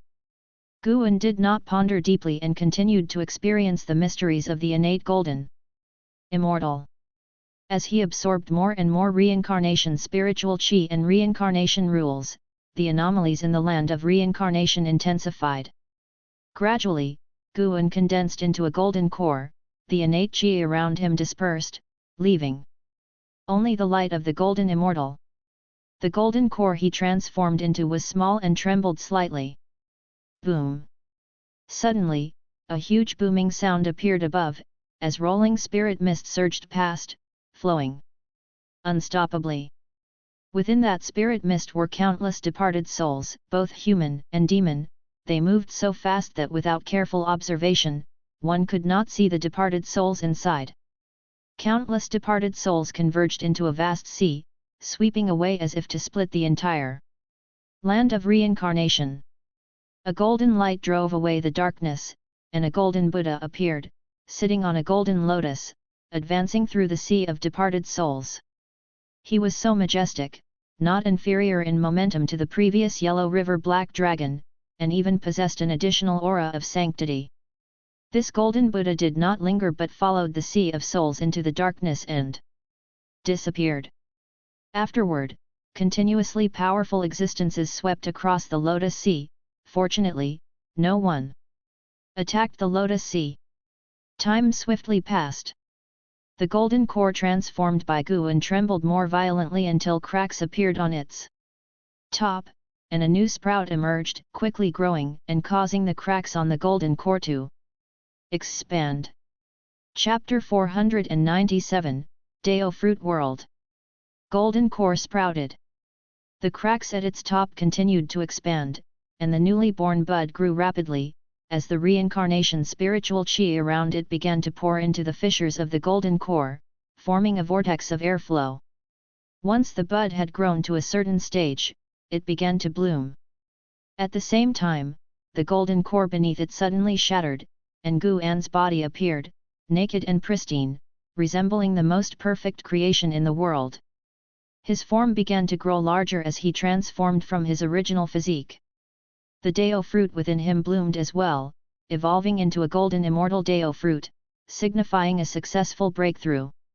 From this point, he had become an early-stage being of the innate golden immortal realm. His mana transformed into innate magical power, vast like the boundless primordial waters at the dawn of chaos. The phenomenon caused by the lifespan barrier reached another stage, affecting all the heavens and myriad realms, with the spiritual energy of many worlds sinking and the Dao rules of outer heaven twisting. The major forces of various worlds began to act, investigating the cause or preparing to flee. Chaos. This was the scene playing out in many parts of the great heaven and earth. Even the supreme sect in the celestial spirit great world was thrown into disarray, with LV Badian even leading people into the Third Medicine Valley, seeking to find Guan's whereabouts. They hoped an Xin could contact Guan, and if not, at least reveal to them the truth behind the heavenly phenomenon to put them at ease. Regrettably, an Xin knew nothing, and after much maneuvering, LV Badian and the others could only leave with heavy hearts. Longqing came to an Xin's side, looking together in the direction of LV Badian and the others leaving, and asked, "Senior sister, is Master really going to leave Supreme Sect?" This time Guan's departure had been so long that even the disciples within the Third Medicine Valley began to worry he would leave the Supreme Sect. An Xin looked toward Longqing and asked with a smile, "If Master were to leave, how would you choose?" "Of course, I would follow. What other choice could there be?" Longqing answered without hesitation. An Xin followed up, "If you follow Master, you will never be able to enter the mortal world for the rest of your life.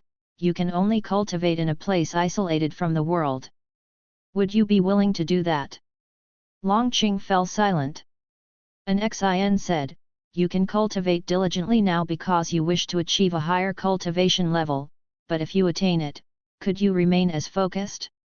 Don't rush your answer. I'm talking about a lifetime, countless years." Longqing opened his mouth, but no words came out. In one's life, isn't the purpose of cultivating to enjoy a better life? To him, life meant integrating with society or with the immortal cultivation realm. At this moment, other disciples in the valley were discussing their futures. If their master truly left, what path should they take? It was a matter they had to consider. The celestial vault above was still distorting, occasionally showing unusual rainbows, and the earth's spiritual chi continued to sink, causing the ground to tremble slightly. The tense atmosphere between heaven and earth was still intensifying. It was unknown how much time had passed. Naked, Guan slowly opened his eyes and instinctively pulled up the consumption page of the lifespan barrier, only to find that he had expended 500 million years of lifespan. His cultivation level had reached the middle stage of the innate golden immortal realm.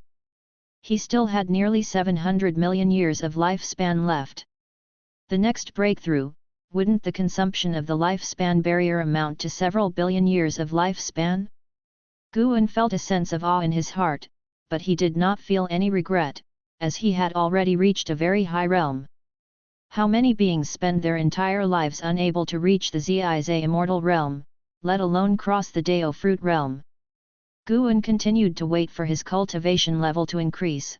He had gained a certain understanding of innate golden immortal. As the Dao fruit blossomed, the great divine power nurtured in it, the longevity true words, underwent a transformation, and according to his plan, it engendered even more mysteries. As for the world cultivated by the Dao fruit of the golden immortal, it must be studied further. And whether his own world planted with medicinal herbs could seize lifespan was unknown to him. The world nurtured by the Dao fruit was intrinsically a part of him, there was no seizing lifespan from oneself for oneself. Moreover, this world could not directly bring external objects into it and required a lengthy evolution, not an instant formation. The world of a golden immortal could be illusory or real.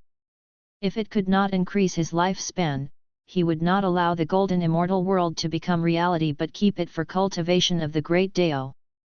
Guan looked up and saw, in the depths of the darkness, another colossal entity, its aura on par with a perfected profound Yuan free immortal. Indeed, the land of reincarnation was more terrifying than the universe. During his breakthrough, he had already encountered many auras of profound Yuan free immortals, and even those of heaven encompassing free immortals.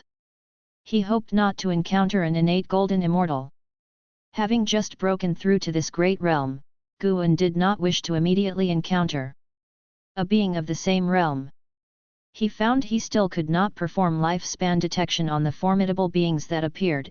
It seemed the land of reincarnation had no living creatures.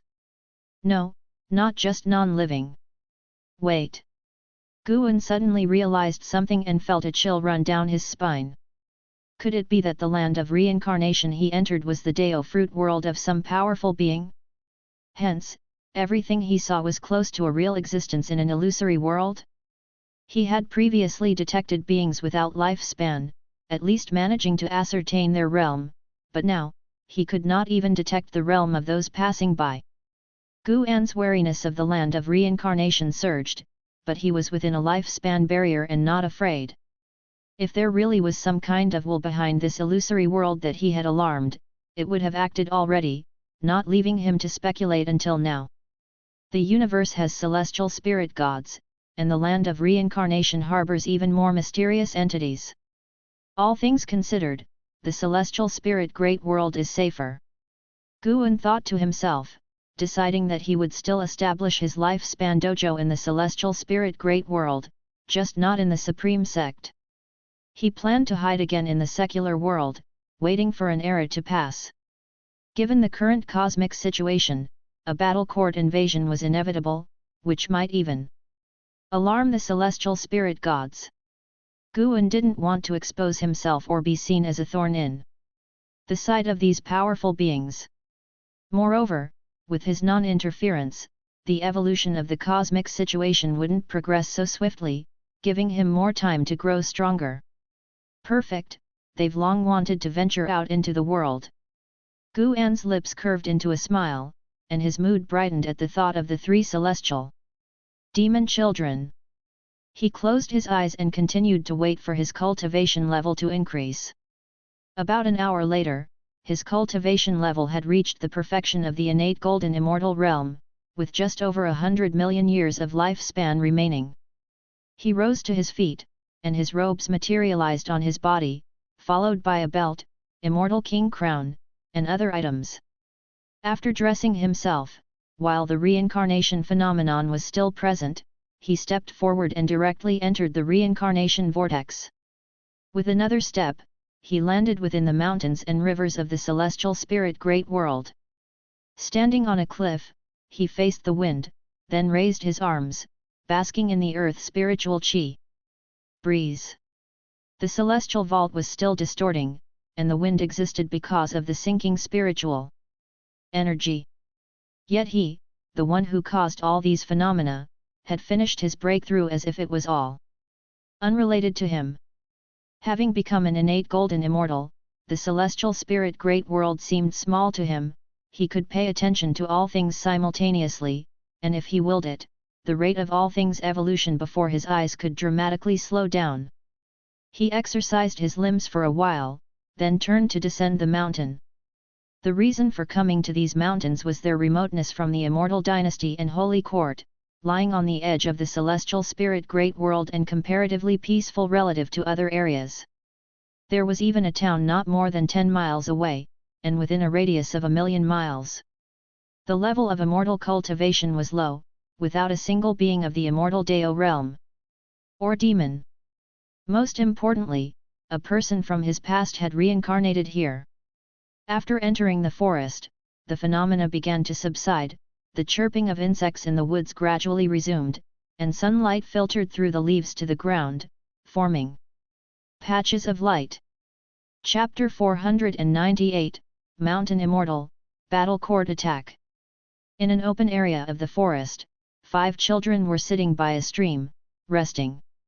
Among them, the tallest boy sat on a rock, holding a vine in his hand, his gaze fixed deep into the mountain woods, his eyebrows tightly knit. A girl in tattered clothes turned her head to look at the boy on the rock and asked, "Big brother, how much farther do we have to go? Let's not run into demons later." The other 3 boys chimed in agreement. They were all tired from walking and wanted to go home for a meal. The boy known as Big Brother was named Yi Xiao Yang. He glared at his companions and said, "What demons? We're here to seek immortals. If you're sincere in your heart, you'll encounter spirits. What's the rush? We've hardly walked any distance at all." Tang Monk had to travel 81,000 li to retrieve the scriptures. Upon hearing this, the 3 boys looked even more pitiable. "But even if you're Tang Monk, we're no Sun Wukong or Zhu Beiji. Yet, I'm so hungry. Big brother, can you bring more cakes next time we go out?" Yi Xiaoyang was infuriated. He jumped off the rock, ready to chastise his companions, when the sight ahead caught his attention. He stared with wide eyes, completely petrified. The girl in rags turned her head to look as well, equally frozen in place. Seeing the 2 of them react like this, the other 3 turned to look, following their gaze. A handsome man in white emerged from under the shade of the trees, a treasure sword at his waist, a delicate crown on his head. Together with his peerless handsome face, he appeared like an immortal descending to the mortal realm. An immortal, truly an immortal. One of the boys murmured to himself, unable to help but rub his eyes. The newcomer was, in fact, Guan, who cast lifespan detection at Yi Xiaoyang. Yi Xiaoyang, unrefined Qi 14/85/4999. His maximum lifespan is not bad. Lu Jujia has been born into a good life this time. That's what Guan thought to himself, then he proceeded to deploy lifespan detection at the other 4 children. He discovered that their maximum lifespans were also quite impressive, with the shortest being 3,000 years. A cluster of talents? Guan stopped across the stream and, with a gentle smile, asked, "Little fellows, what are you doing here? Aren't you afraid of running into bad people?" Yi Xiaoyang snapped out of his trance, asking excitedly, "Are you the immortal from the mountains?" The other 4 also looked at Guan nervously and expectantly. Guan, instead of answering, countered with a question, "Do you want to cultivate toward immortality?" At his question, the 5 kids, boys and girls alike, became even more excited, replying in a flurry. "Of course we do. Big brother, please teach us. You must be an immortal. I've never seen anyone like you. Yet, big brother, we really want to cultivate toward immortality." Seeing this group of lively, excited children, Guan, who was already in a good mood, grew even more delighted. It was hard to see such vivacious kids in the Third Medicine Valley. Guan cleared his throat with a cough and said with a hint of mystery, "I do know a bit about immortal cultivation. But if I teach you, can you promise not to tell anyone else, including your families?" At his words, the children, without a second thought, immediately agreed. "Come here tomorrow, and I will impart to you the art of immortal cultivation," Guan said with a smile, his gaze then drifting to the celestial vault. The battle court had begun to stir again. They were targeting Yang Immortal Emperor, with the provocation of worldly unusual phenomena also playing a part. The battle court feared an unprecedented catastrophic reincarnation calamity was upon them, one that might overturn all heavens and myriad realms, so they wished to seize the celestial Dao Golden Core before that and also to slay Longqing. They were afraid Longqing might escape into the reincarnation, having previously evaded them that way. Longqing's ancestors had even utilized reincarnation to flee all the way from outside the universe to this cosmos, using the celestial spirit god to foil their plans. This time, how would Yang Immortal Emperor withstand the battle court? The celestial Dao Golden Core could not grant him greater power. Hearing Guan's words, Yi Xiaoyang and his friends suddenly got anxious, feeling as if Guan was deceiving them. Despite Guan's persuasion, they could only suppress their anxieties and head back home. Yi Xiaoyang took a few steps, then couldn't help but look back, seeing Guan standing by the stream with a smile, watching him and his friends leave. He felt inexplicably dazed. For some reason, he felt a kinship with Guan, an attachment so strong that it filled him with reluctance to leave right now. He feared that once he left, he might never see Guan again. Yi Xiaoyang opened his mouth, wanting to say something. Guan looked at him and smiled, "Hurry back home. Tomorrow I'm still waiting for you guys to tell me the story of Journey to the West." At these words, Yi Xiaoyang's heart settled down. He chuckled and quickly turned to catch up with his companions' retreating figures. As Guan watched them leave, he thought to himself, the name Panan sure has spread widely. Not just Journey to the West, but the investiture of the gods and romance of the three kingdoms have also made their way to this land. Guan saw the driving force behind this.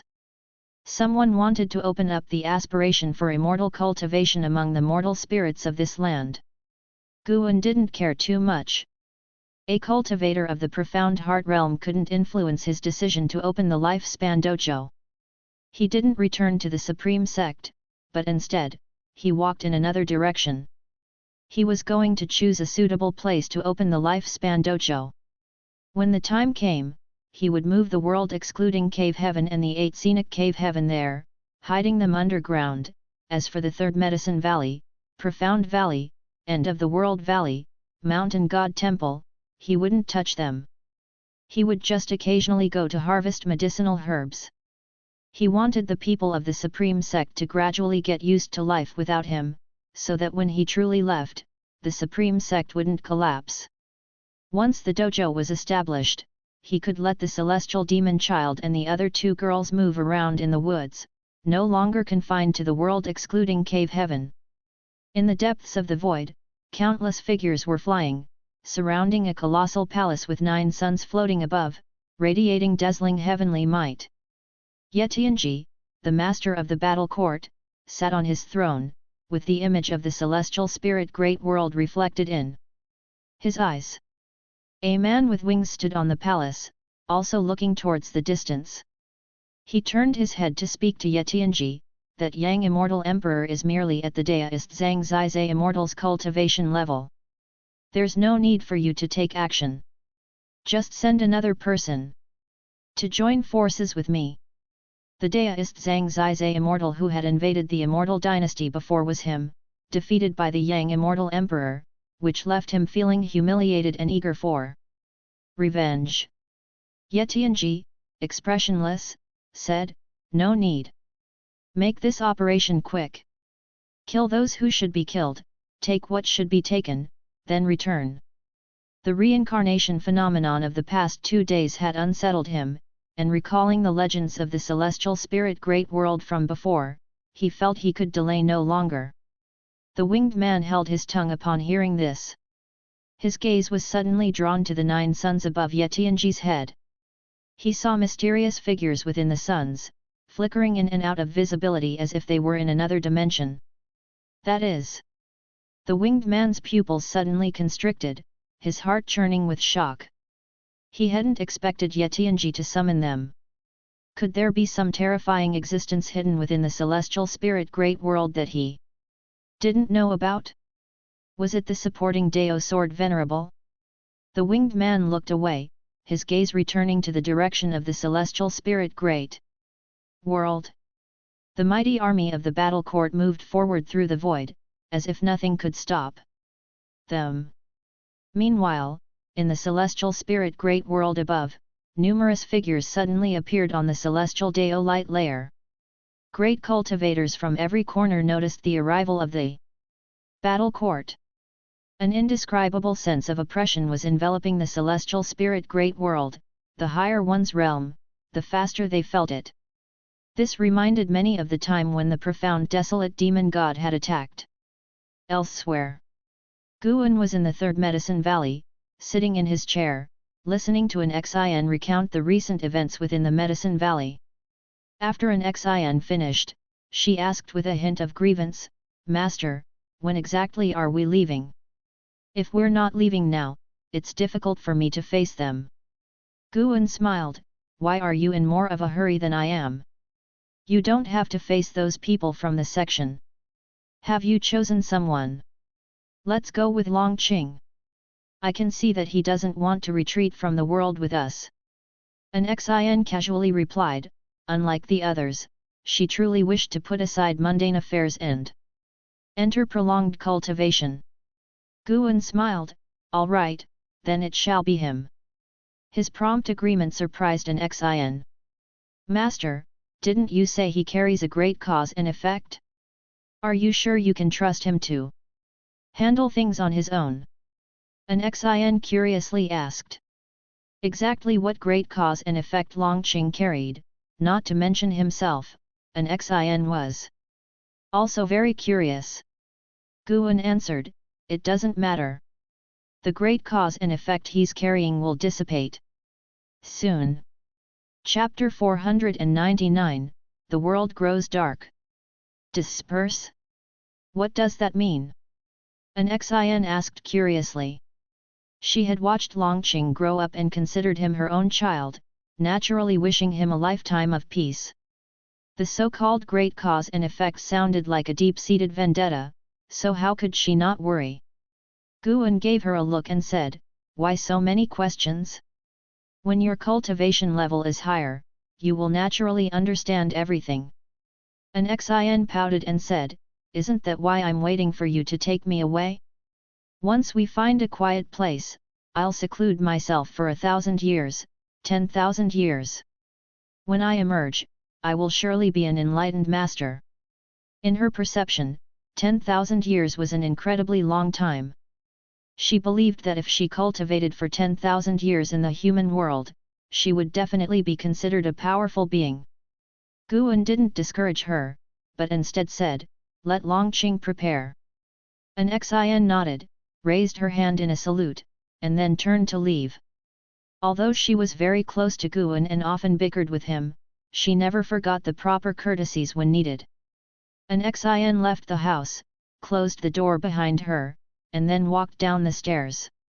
A female disciple passing by asked curiously, "Big sister, the master isn't here, what are you doing going up there?" An Xin replied, "Even though master isn't here, I still have to manage things. We can't let the master return to find the house full of dust." The female disciple felt that made sense. She stepped forward, linked arms with an Xin, and began to sigh, wondering when the master would return. An Xin casually comforted her, and the two walked off into the distance.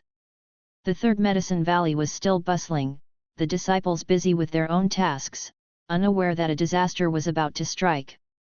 As time passed, more and more beings felt the terrifying pressure from the battle court. When the disciples of the third medicine valley felt the pressure from the battle court, chaos had already erupted across the world. Most living beings did not know where the pressure was coming from and felt only fear. They fled in panic, finding that no matter where they ran, the pressure only increased, amplifying their fear. Guan saw that the Yang Immortal Emperor and the Saint Minister hastened to outer heaven. They were preparing to negotiate with the battle court. The oppression from the battle court this time was even stronger than the profound desolate demon god before, wearing down even the confident Yang Immortal Emperor and the ambitious Saint Minister. Especially the Yang Immortal Emperor, he felt that no matter how much he gave, he would always face an insurmountable enemy. For the Saint Minister, he could no longer care about his ambitions, focusing only on how to lead the Holy Court through the difficult times ahead. Sheng Tian had already abandoned them. What was the Holy Court's next move? That night, all beings found it hard to sleep. The next morning, Guan arrived early at the forest, waiting for Yi Xiaoyang and his 4 companions. He sat on a rock by a small stream, looking up at outer heaven, where the Yang Immortal Emperor and the Saint Minister faced the profound Yuan Free Immortal in a grand hall. The negotiation appeared to be going poorly. Guan was not interested in the profound Yuan Free Immortal seated above, he was curious about the 9 suns. The 9 suns hid 9 profound Yuan Free Immortals, the suns acting like some sort of gateway, the spaces connected originating from other universes.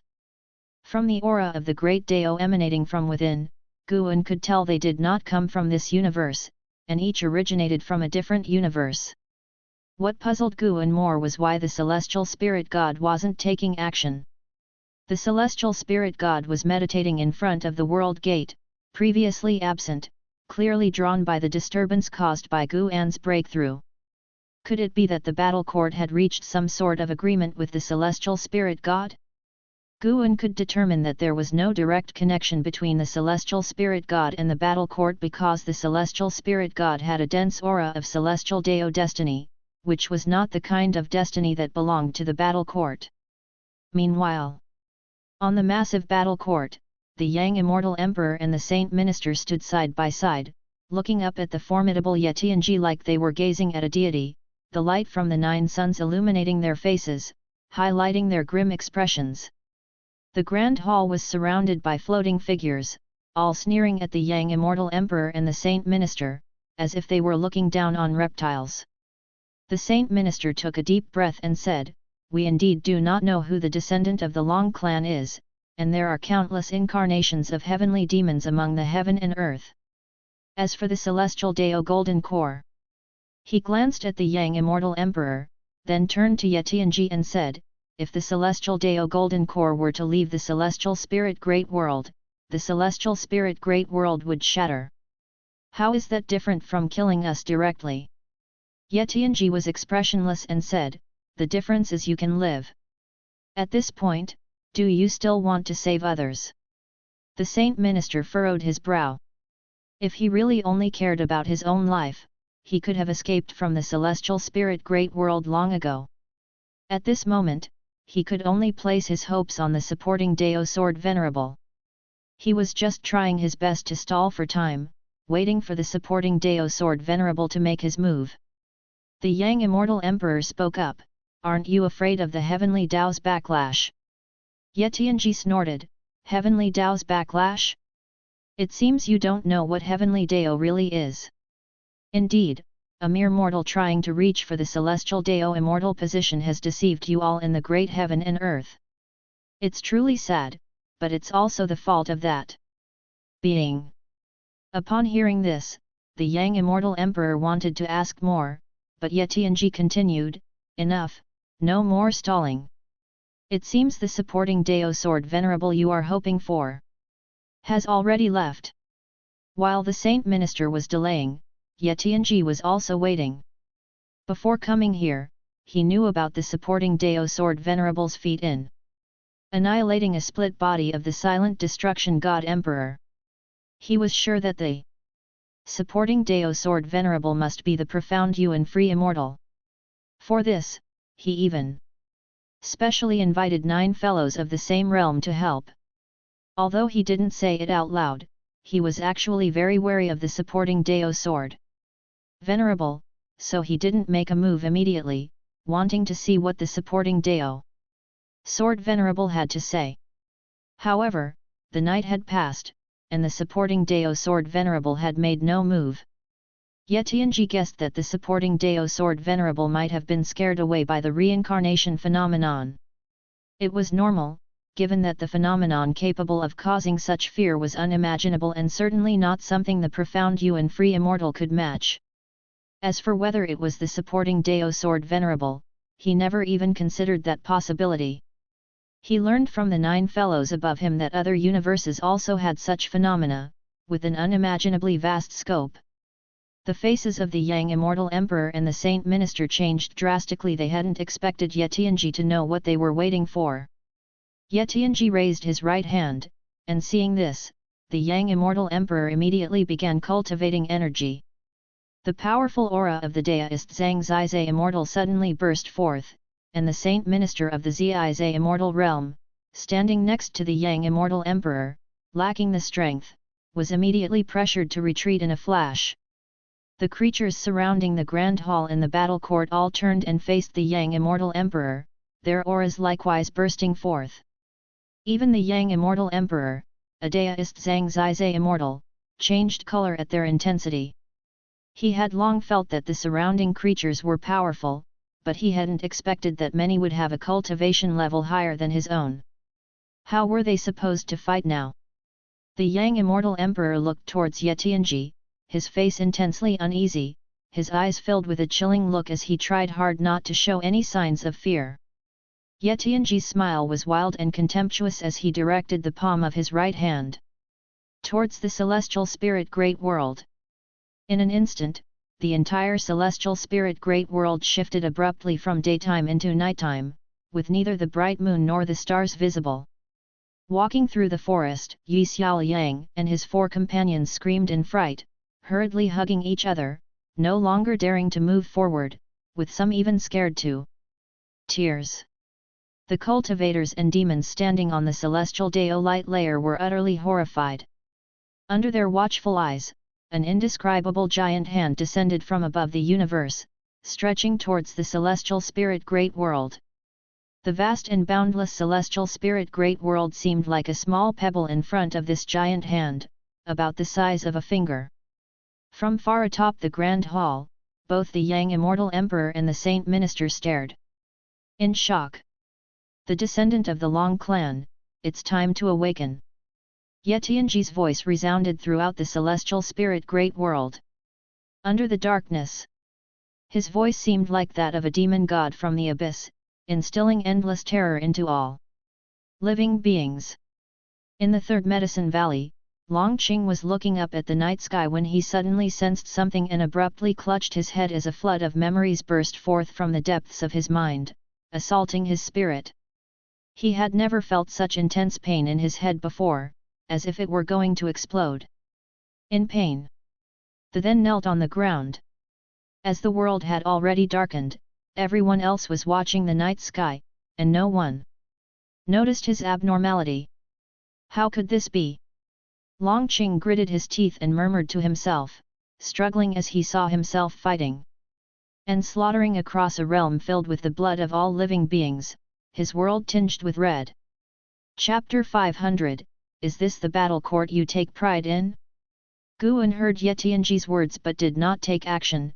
He watched Ye Tianji help Long Qing awaken his past life memories. It's time for this young man to face his own destiny. If Guan had helped him recover his memories, Long Qing might still have entertained some hope. Now that Ye Tianji was helping him awaken the memories, Long Qing realized just how heavy the causality he bore was. Guan couldn't take care of Long Qing forever. Long Qing was already over 1,000 years old, it was time to face his destiny. The fate of the Long clan, though tragic, was also wrought with many evil deeds. Their downfall was lamentable, yet seemed only natural. Of course, there were good people in the Long clan, but because of Long Zhan, the clan was prone to producing violent individuals. Just like Long Qing, Guan could see that in his past life, Long Qing had also committed evils. Guan defended Long Qing from the battle court as a favor for Long Zhan. Moreover, since the battle court was no good either, destroying it would mean Guan was thoroughly erasing the causality left by Long Zhan. The battle court was created by Long Zhan, and Long Qing was his only descendant. Guan felt it necessary to reverse this bad karma. Besides, if he did not intervene, the celestial spirit great world would probably not withstand the battle court's assault, which was not something he wanted to see. Guan looked up at the night sky, his divine sense locking onto Yetianji, as he examined the deeper causality of the battle court.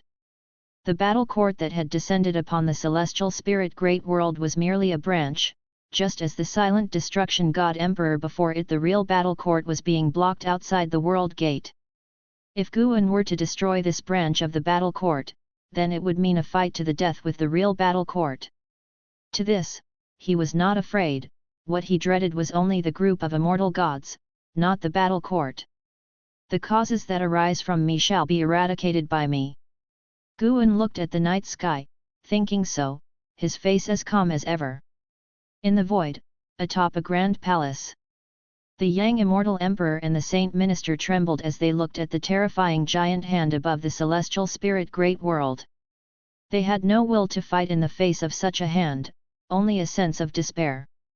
Even though the Yang Immortal Emperor had glimpsed such a vision in the celestial Dao Golden Core, when he saw it for real, he was chilled to the bone.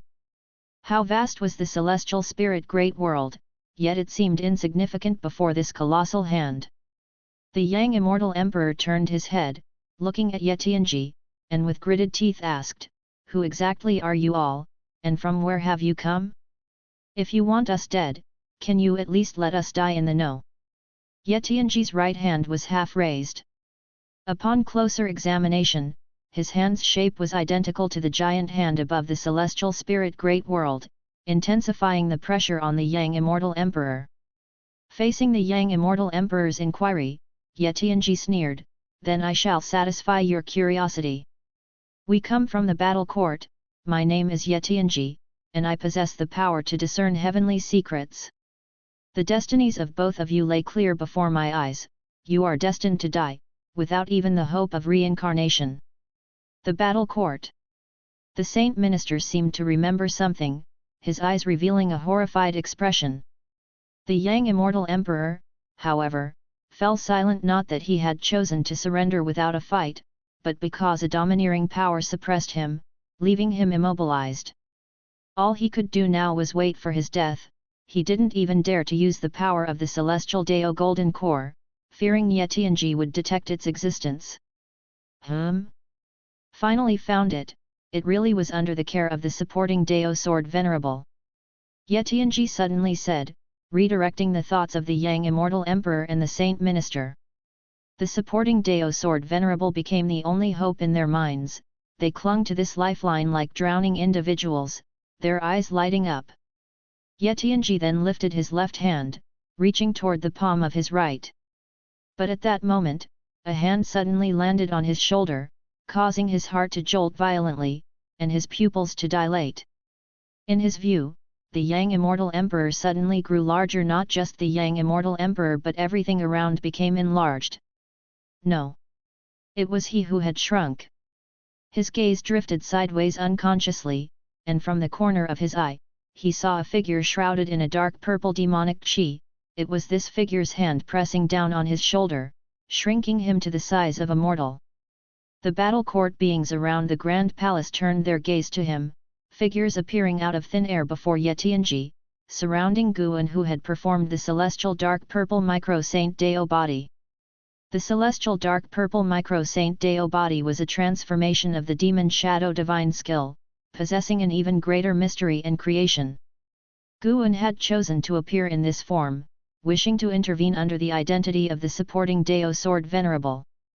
He was unconcerned about being surrounded by 9 profound Yuan free immortals. Even if he stood still, those 9 profound Yuan free immortals wouldn't be able to breach the defense of the celestial dark purple micro Saint Dao body. Guan's eyes settled on Yetianji. Yetianji, late stage of the profound Yuan free immortal realm 1,297,298/30,000,000,000,000,000,000,000,000,000,000,000,000. A 12 billion year existence. A lifespan of 30 billion years. Not too bad, worth taking action for. Guan's gaze flickered towards the 9 venerable profound Yuan self-free immortals around him, only to discover that he could not conduct lifespan detection on them. That indicated these 9 were not their true forms, their auras seemed just like that of living spirits. No wonder those 9 suns connected to other universes. They were merely some special power transmission channels. For their true bodies to come here, they probably needed to pass through a world gate. Seeing Yetianji shrink, Yang Immortal Emperor was momentarily stunned and then saw Guan's figure. Supporting Dao Sword Venerable. Yang Immortal Emperor became excited, ecstatic with joy. The distant Saint Minister followed his gaze, equally surprised. His senior had indeed taken action. Yetianji glanced at Guan with a taut heart that gradually calmed and coldly said, supporting Dao Sword Venerable, you truly have taken action. What exactly is your relationship with the Long clan? The 9 venerable profound Yuan self-free immortals all around emitted black gas, their true faces obscured, as mysterious as Guan. They didn't speak, but their mana had already formed a barrier to prevent Guan from escaping. Guan could even feel their invisible power attempting to probe the surface of his celestial dark purple micro-Saint Dao body, but they simply could not achieve it. I have said, do not involve all living beings. No matter who you are, no matter where you come from, Guan's voice sounded, hoarse and ice-cold, with utmost killing intent that brought Yetianji's recently stabilized emotions of terror surging back. Yetianji felt the same as Yang Immortal Emperor. Unable to move. Mana nearly solidified inside. How could this be? Could it be that he has surpassed the profound Yuan self-free immortal realm? Yetianji suddenly sensed danger. He had estimated Guan to the highest degree, yet Guan was even more powerful than he had anticipated. What brought profound Yuan self-free immortal to this shattered great thousand world? Yetianji couldn't understand, and at the same time, he felt Guan had no relation to the Long clan. The Long clan did not possess such a powerful being. If they did, how could they end up in such a plight? In an instant, he thought of many possibilities, even considering Guan as an enemy of the battle court. Fellow Daoist, do you truly wish to oppose the battle court? With such cultivation level, hidden in the shattered great thousand world, for what reason? The descendants of the Long clan aren't worth your concealment here. Could it be that you came for the celestial Dao golden core? Laughable, for the sake of all living beings? If all living beings aren't here, why the pretense? The surrounding 9 venerable profound Yuan self-free immortals spoke in succession, their tones full of hostility.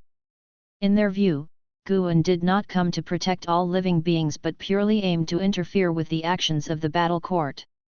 Guan slowly raised his head, looking down upon them. Boom! A golden light burst forth from within him, in an instant scattering the 9 venerable profound Yuan self-free immortals. Dao protecting divine essence. And he had unleashed it with the full force of the perfected profound Yuan self-free immortal realm, enough to disperse these not true form beings.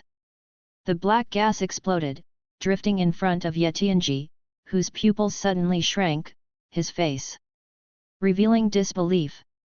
The battle court powerhouses around the Grand Hall were also scared, retreating en masse, distancing themselves from the Grand Hall, including the man with double wings who had previously battled with Yang Immortal Emperor, not daring to get close.